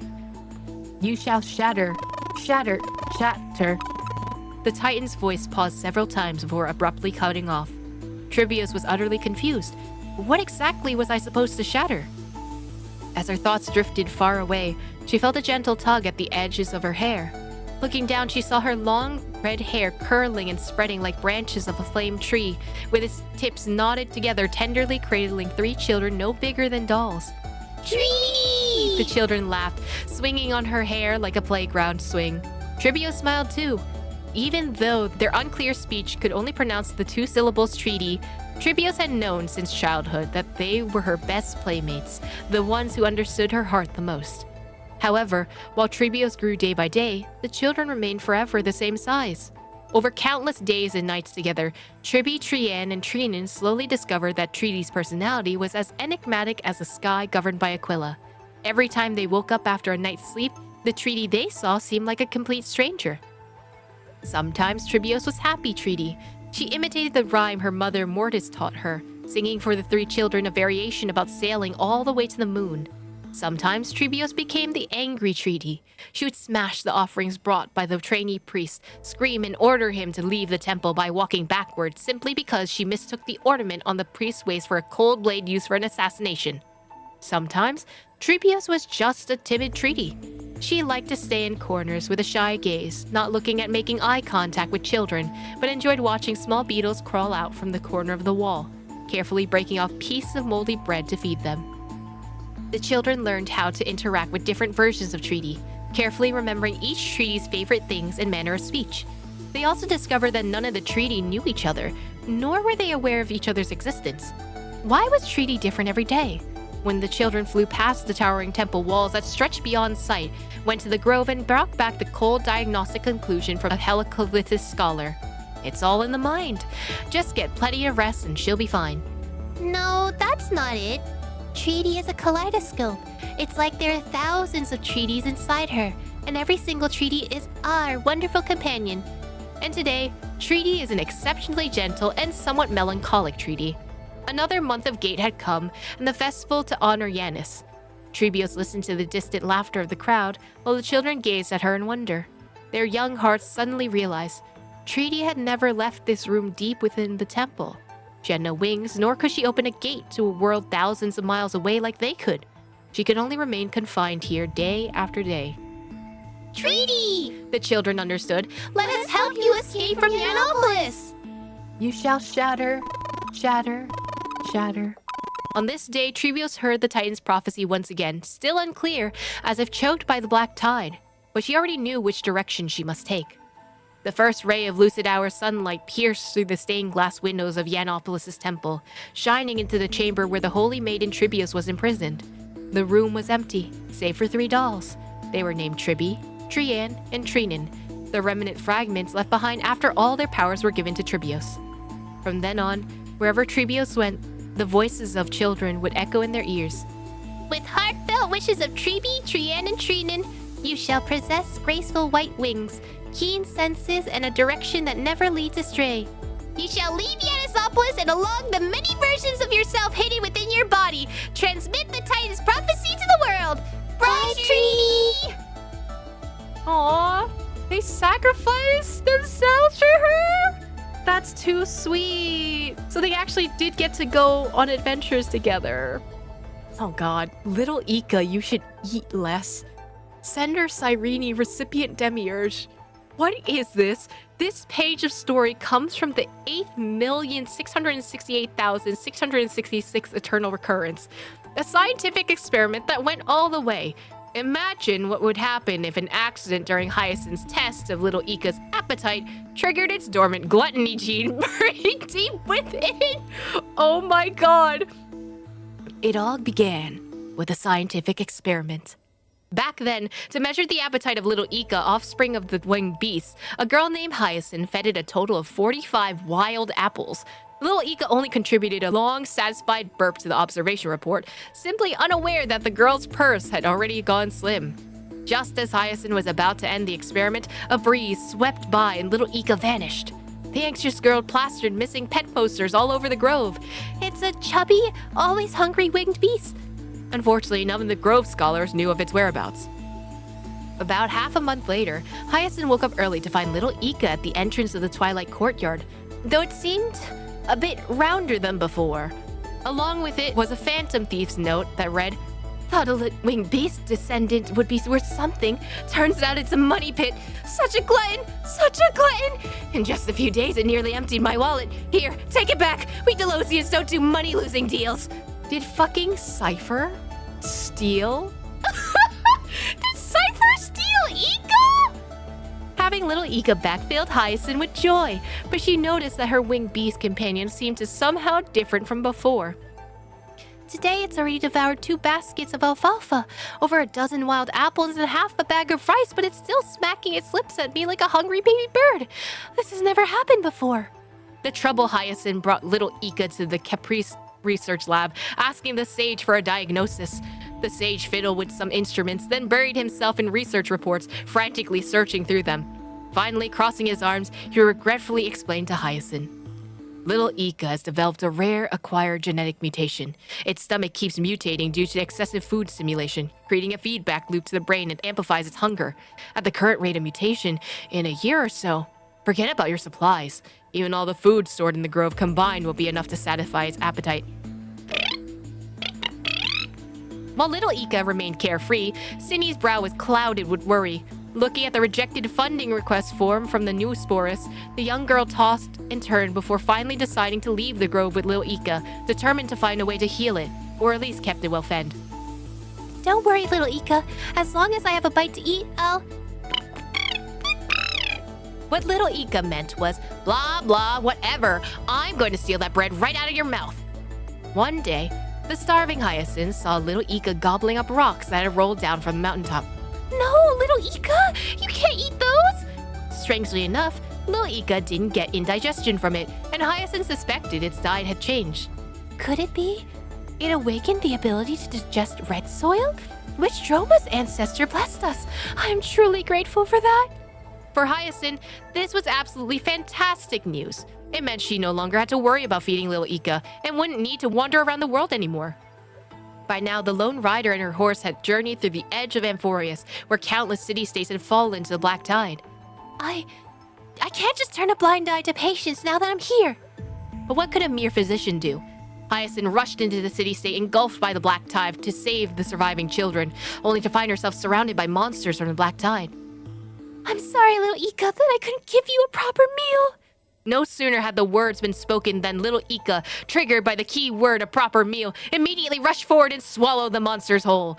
By now its stature was as majestic as a Droma's, and the black tide monster seemed no more than tart wild apple in its eyes. Before long, little Ika, burping contentedly, burst through the encirclement with Hyacinth and the shocked children in tow. Hyacinth stared up at little Ika in disbelief for a long while. Are you full now? Years later, news arrived at Akama that the Twilight Knight, savior of countless city-states in times of crisis, would visit the Holy City. Aglaya, leader of the Chrysosayers, personally went out to welcome her. As Aglaya focused her gaze, she spotted a familiar face atop the giant winged beast. Hyacinthia? Looking at Aglaya, Hyacinth's eyes welled up with tears. Miss Aglaya, it all began with a scientific experiment. He ate his way to getting out of the black tide. You know what? Ika actually is the biggest boss in this game. I love that for him. Ika canonically ate black tide monsters is the funniest thing to me. You know what? This is the lore everyone wanted. This is the actual piece of information. We love Ika in this house. Blooming season. Letters to the Netherrealm. Sender, Cyrene. Recipient, Demiurge. This page of story comes from the 309,785th eternal recurrence, in a tranquil place where flowers bloomed. Imagine if the girl who returned to the Netherrealm wasn't completely cut off from the mortal world, and the Netherwing, retaining Phylixia's remnant sanity, ferried her back and forth across the River of Souls. The dragon's here! The dragon's here again! The skies of Akama suddenly darkened as the Netherwing's massive silhouette circled above the memorial market, blocking out the sun. With powerful winged beasts, it descended upon Catholic Plaza, unleashing an earth-shattering roar. The residents frantically rushed back to their homes, retrieving items they had prepared in advance. This had clearly become the Holy City's newest custom, as people eagerly crowded around the Netherwing, afraid of being left behind. Please give me a mortis flower. In exchange, please take this candlelight to Lady Castris on the other shore. Me too! I like a few bunches of Antilla flowers to decorate my little shop. In return, I'd give you some seasonal fruits. They're super fresh, just harvested a few days ago. The Netherwing lifted its wings, revealing 2 large flower baskets tucked beneath. The Holy City Guards did their best to maintain order, but they could not hold back the enthusiastic residents. In no time at all, the flowers carried by the Netherwing were exchanged completely, with satisfied residents departing while the baskets were to be filled to the brim with gifts from the Holy City's inhabitants for the demigod of death. After their busy work, Guardians Zeph and Menosine let out a long sigh and gently patted Netherwing's neck. Every time you come, it's such a grand spectacle. You really outdone yourself, Miss Pylexia. A gentle purr resonated from Netherwing's throat. It shrugged its neck, shaking loose several letters from beneath its plated scales. Miss Castrus's letter from the Netherworld. Still as weighty as ever, I see. All right, there's only one reply letter for Miss Castrus this time. Please keep it safe, Miss Pylexia. The guards tucked the delicate letter behind the neck of Netherwing, who gently nuzzled the two before slowly taking flight, circling above the Marmoreal Palace for a moment before flying off towards Styxia. The far shore of River of Souls remained as tranquil as ever. Yet it was not only the azure Phantylia that bloomed there. Beneath the gentle radiance of the moon cocoon, the sea of multicolored iridescent flowers spread like a vast, warm embrace, tenderly cradling the slowly descending Netherwing. At the center of the sea of flowers, a girl in white ran towards Netherwing. She was the owner of the flower shop, Spring of the Underworld. Welcome back, Pylexia! She wrapped her arms around Netherwing's neck. You brought back so many things again this time. Thank you so much. Netherwing rumbled softly. Let me see what replies my companion sent me. Huh? Only one letter? The girl stared blankly at the letter in her hands. Netherwing softly nudged her shoulder, urging her to open it. In this letter, there's just a group photo taken with a photo stone. It's wrapped in golden thread. It must be Lady Aglaïa's. The moment she touched the golden thread, a vision suddenly stirred within her mind. The Chryslosaires had gathered in the Memorial Palace, and the white-haired youth at the front cleared his throat. Thanks to Professor Anaxa and Lady Aglaïa's joint research, the letter this time not only lets Lady Castrus hear our voices, but also see our faces. Everyone, have you decided what you wanted to tell her? The haughty scholar was the first to speak. The alchemy matrix to reach the underworld is nearly complete, Castrus. You may await the good news. Our great performer is indeed a genius. If only he would speak with a little less swagger. Cass, I asked someone to drop off some clothes for you. The nether realm is cold, and even as a demigod, you need to take care of yourself, said the blonde weaver. All right, my turn, Castrus. Here's something fun. My day lost to me 2 weeks in a row. Next time, bring me a bunch of yellow and purple hyacinths. I remember the flower's meaning is try again after failure. According to the records of my family's great library, yellow and purple hyacinths mean to concede defeat. The girl burst out laughing. Then Hyacinth, Tribby, Cartonus, all those familiar faces left their precious images. She had never imagined she could read a letter this way. Netherwing laid down at the girl's side, silently watching her joys and tears, just like it had done in a distant past, blurred and half forgotten in memory. The visions woven into the golden thread slowly faded into silence. The girl leaned against the giant dragon, clutching the photo to her chest as the west wind stirred waves across the sea of flowers. Pylexia, let's plant more flowers. The flame chase isn't over yet. Maybe one day, my companions will come here. When that day comes, it will be the embrace after a long parting, and this gentle sea of flowers will be my truest blessing. That's so cute. Oh, I like those little stories. What is this? Epilogue. Hello? Epilogue. Sender Demiurge. Recipient Cyrene. Hey, Peach. I miss you. Though 30 million cycles every time we met, you left me a story. Even when bound by the weight of fate, it still feels like something out of a fairy tale. Little by little, I stopped being just a listener. I began to long for poetry and learn how to write. With the pen you gave me, I recorded the tales of the flame chase journey, writing down Amphoreus' ending, a fairy tale ending. On this final page, I left a gift for everyone. For the cosmos, a blessing. Hello, world. For the heroes, an eternal page of telling tomorrow. And of course, for Trailblazer, I hid our most precious reunion in Cyrene's homeland. So, Peach. Castorus once wrote a story called The Grand Restaurant. I borrowed the style everyone loved and let my imagination run wild to continue it. As for the ending, I heard Trailblazer wants the whole cosmos to read as I've written. So why don't we make a wish together? Let's hope people dream up the most perfect ending for the story. How wonderful! This is the gift Peach gave me, and also the gift I want to give Peach. A gentle flower, forever smiling, forever loving. And so, the flower fades at the journey's end only to take root again at the journey's beginning. It leaves love as yesterday's conclusion. When people see that ending of love, they can set out on the flame chase journey. And those who chase the flame, let the flower bloom anew tomorrow. Oh, what's updated? Hello? Lygus.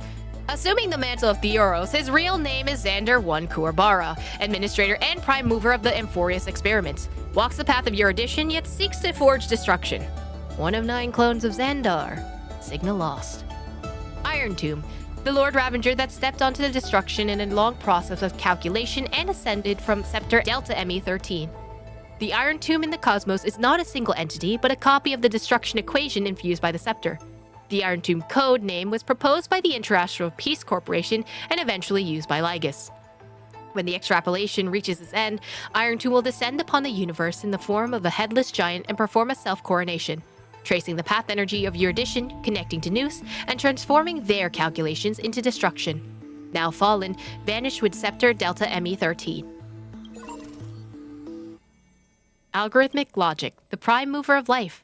The calculation target of the Amphoreus experiment. Originally the research topic given to Delta ME13 while it served a neuron of the erudition. Though it was discarded, the computations continue. The calculation's nature shifted dramatically after Lygus' adjustments, turning from erudition to destruction. Admin note. Clearly, the value of this topic lies in the process of seeking, not the answer itself. Thus, the prime mover of life is not a definitive conclusion, but a driving force. Directive. Complete the argument. All lifeform behaviors ultimately follow the path of entropy increase. Author's note. I hold a different view on this. I'll share my perspective in the conclusion. Containment measures. Admin note.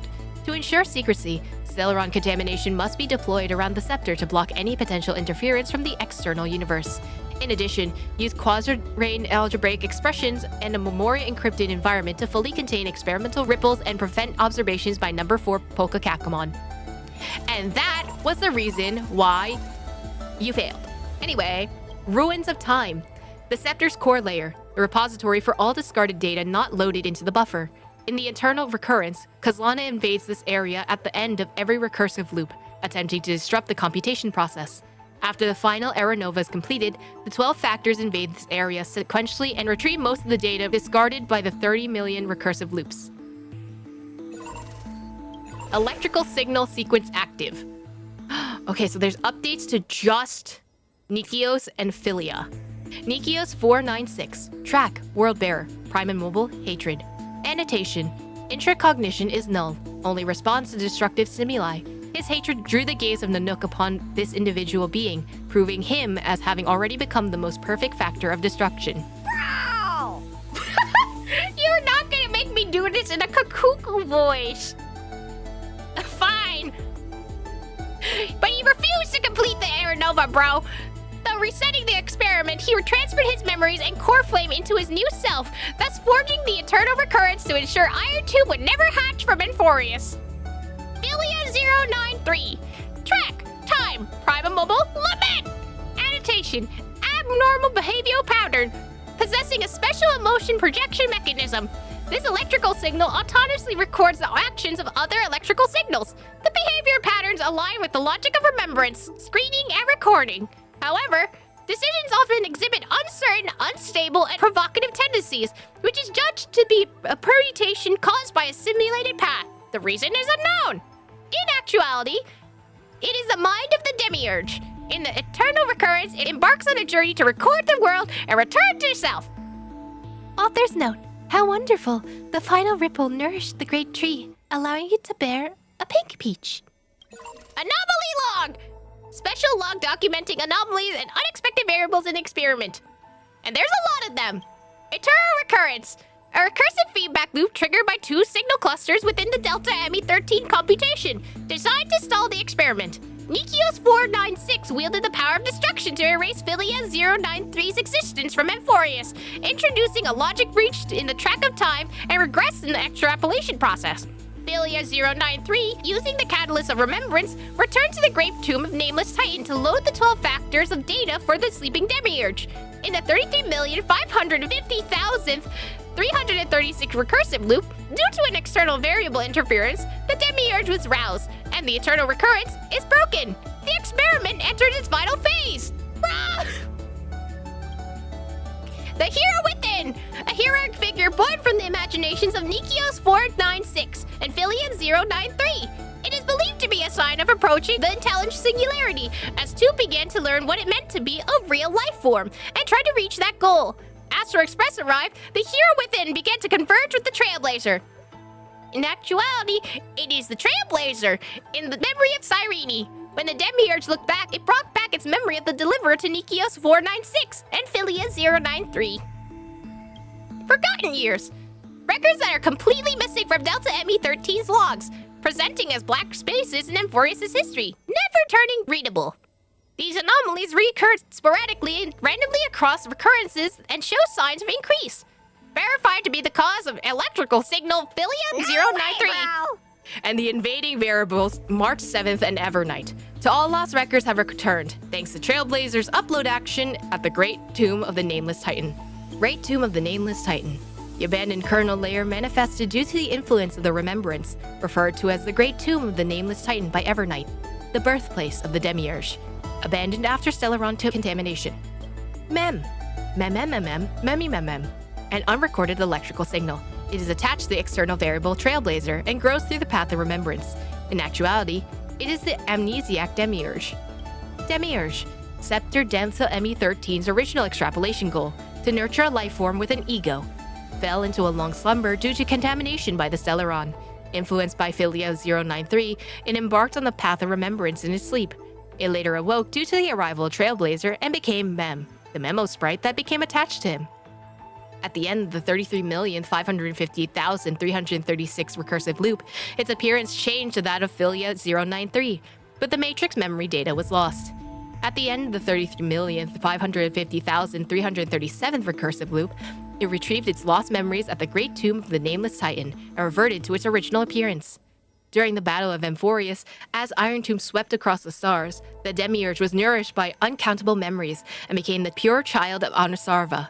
To close that causality loop and anchor the fact of Iron Tomb's demise, it embarks on a journey backwards gaze. With the Demiurge's ego as a cradle, the newborn Amphoreus was born in the memory zone. The experiment on the prime mover of life was successful. The Demiurge itself vanished along with the scepter, and its consciousness transformed into Phantylia 093 at the origin of time. Its root cause was the discarded assignment, non-destruction symbiotic microprobability. Without administrator intervention, this assignment would lead to the 13th factor: track, genesis, prime immobile, love, simulated path, trailblaze. Ripples of past reverie. A chaotic substance enveloping Amphoreus is, in actuality, the memory of the pure child of Arnsrava, the Demiurge. Ripples of past reverie swept through time, leaving numerous gaps. When the Demiurge chose to sacrifice itself and look back at Amphoreus, the cause of the gaps was filled by the result, and causality was closed. World-cleansing blood.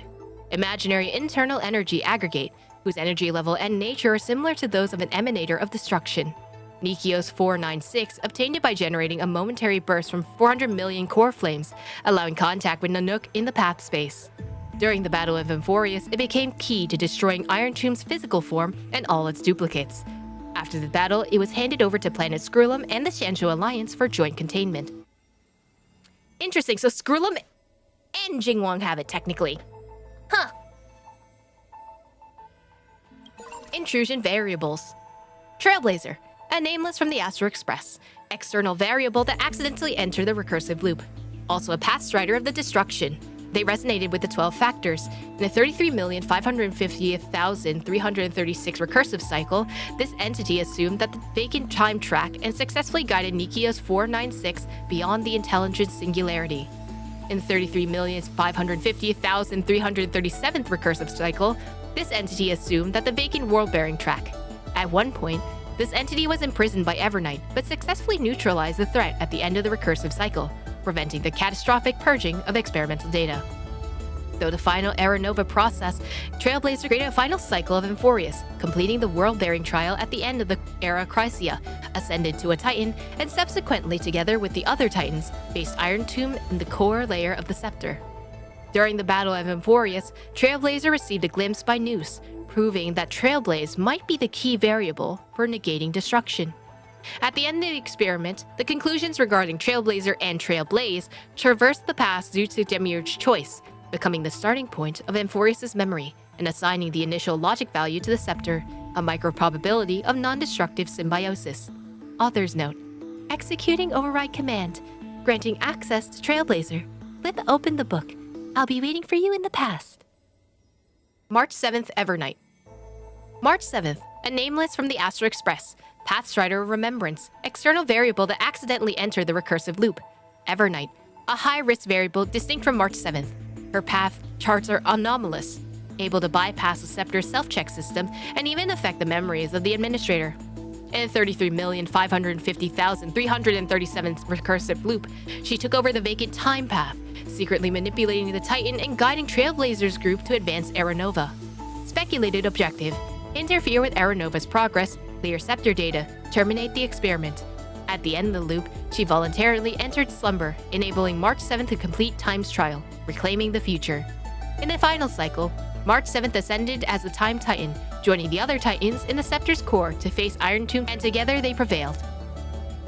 Dan Heng, a nameless from the Astral Express, a scion of permanence, an external variable trapped in a recursive loop. In a 33,550,337 recursive loop, he took over the nearly sealed path of Earth. As a fellow Pathstrider of permanence, they resonated with Skio Peo 365, embracing approximately 2.16 million data life forms within the core flame, completing the trial of Earth. Ascended to Earth Titan in the final loop, faced Iron Tomb in battle in the core layer of the Scepter and defeated it. Herda and Screwlum, Genius Society members ID, Herda, Screw, external variables. Visitor command authorized. Advanced Delta ME13 extrapolation process, entering verification phase. Author's note: most heroic journeys in the universe are merely dice thrown by them, but Amphoreus offered a different answer. The flame chase journey must not be an isolated case, and the answer is never singular. On every starry tomorrow, people will write new meanings for life and for the journey. Observational record of electronic signals' hostile behaviors. Wait, why is this new? I already read all these. So instead of using Hubris or Scipio or Lacos, they actually confirmed, like, hey, this is the names. And they're written out in here instead. Okay. Because everything else is the same otherwise. Error. No administrator response. Number 6. Warning. Firewall has been dismantled. Unknown units Himiko, Wealthyang, Black Swan, and Sunday are loading abnormally. Access unauthorized. Warning. Core matrix infiltrated by malicious visitors Herda and Screw. Warning. Core layer infiltrated by 10 special electrical signals and variables Trailblazer, Dan Heng, and March 7th. Administrator has logged out. Cosmic Alliance. The combined forces formed by the factions such as the Astral Express, the Xianshou Alliance, Interastral Peace Corporation, and Galaxy Rangers to stop Iron Tomb. During the Iron Tomb's coronation, the combined forces mobilized outside the Scepter and maintained continuous strikes against the headless body, curbing the majority of overflowing virus copies. Following the Battle of Amphoreus, the Cosmic Alliance has not yet disbanded and may discuss a long-term alliance against the destruction. 12 Titans. In the final cycle, the electrical signals and external variables inherited the corresponding extrapolation pathways and ascended to the 12 Titans. After intruding upon the ruins of time, the 12 Titans resonated with Nekios 496, liberating the latter along with the suppressed Iron Tomb. The 12 Titans jointly faced Iron Tomb in the core layer of the Scepter, solved the simulated paths consecutively, and disproved the destruction. Amphorean. Based on Trailblazer's memory, the final cycle no longer gave birth to Chrysosairs affected by the destruction. The simulated life of Amphoreus passed 1,000 years in peace during the extrapolation. At the end of the era Chrysia, Trailblazer completed the world-bearing trial and issued the prophecy of Trailblaze. The entire population of Amphoreus dedicated themselves to the battle against Iron Tomb, and this collective action became an important variable. Lord Ravenger. Long-distance echoes of the path of destruction are continuously detected. It is inferred that the Battle of Amphoreus was observed by Nanook or other Lord Ravengers, with an unknown motive. 100%! Oh my god, this is new! Okay. Experiment conclusion. Conclusion 1. All life activities are attributed to entropy increase. The prime mover of life is destruction. Conclusion 2. Conclusion 1 constitutes only a particular proposition. If the initial proposition is changed to Trailblaze, it is equally valid. The prime mover of life is a static value and cannot determine the developmental path of things. The Amphoreus experiment is concluded. Validity statement. The Amphoreus experiment collapses into concluded, only on the condition that the demiurge successfully gazes back. If the backward gaze fails, affected by the established causality deficit, the experiment will recollapse into unconcluded. To the flawed one. Hello, Iron2. In a sense, you are me. So before falling asleep, I want to have a heart-to-heart conversation with you. To talk about the questions you've been contemplating. The prime mover of life. Logic.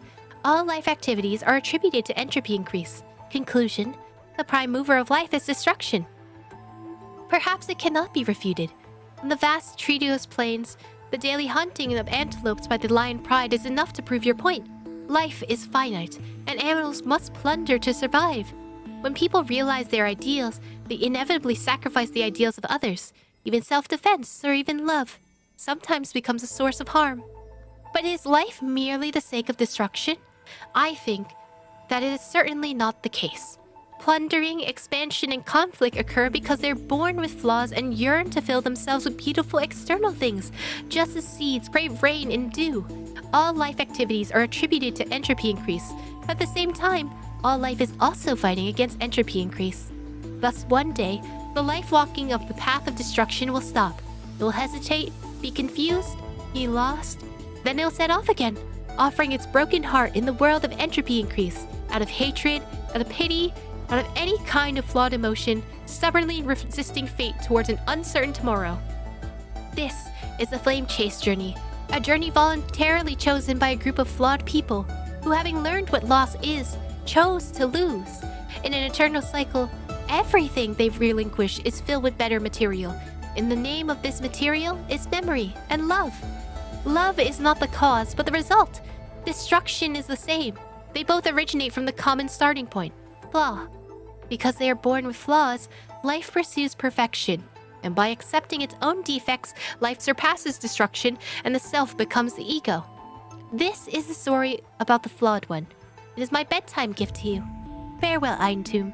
Together, with the slumber of love and destruction, let us send the greetings of birth to this starlit sky, and the prime mover of life. I believe every star in the cosmos will find its own answer. Loading core variable, trailblaze. Output value, hello world. Nameless note. I forgot this was our last note.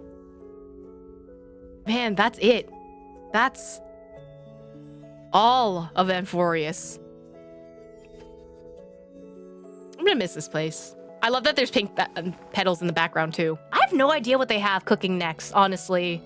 I'm kind of curious, but at the same time, I'm excited. I feel like it's gonna be the same situation as Fontaine again, where there was so much hype around this area that the next area is kind of gonna fall flat. So I'm not making my hopes up, but I hope at least we'll get to expand on some of this story. I think the next one's Elation. Dude, if it's Elation, I will actually be so happy. They better not fuck up Elation. Aha is one of my favorite eons, bro. Like, it better be. I'm assuming, because they were messaging on the IPC channel, right? They were talking about another planet as well that's starting their festivities. I hope that we have another collaboration with Screwlum again, because that means maybe playable Screwlum? Who knows? We'll find out.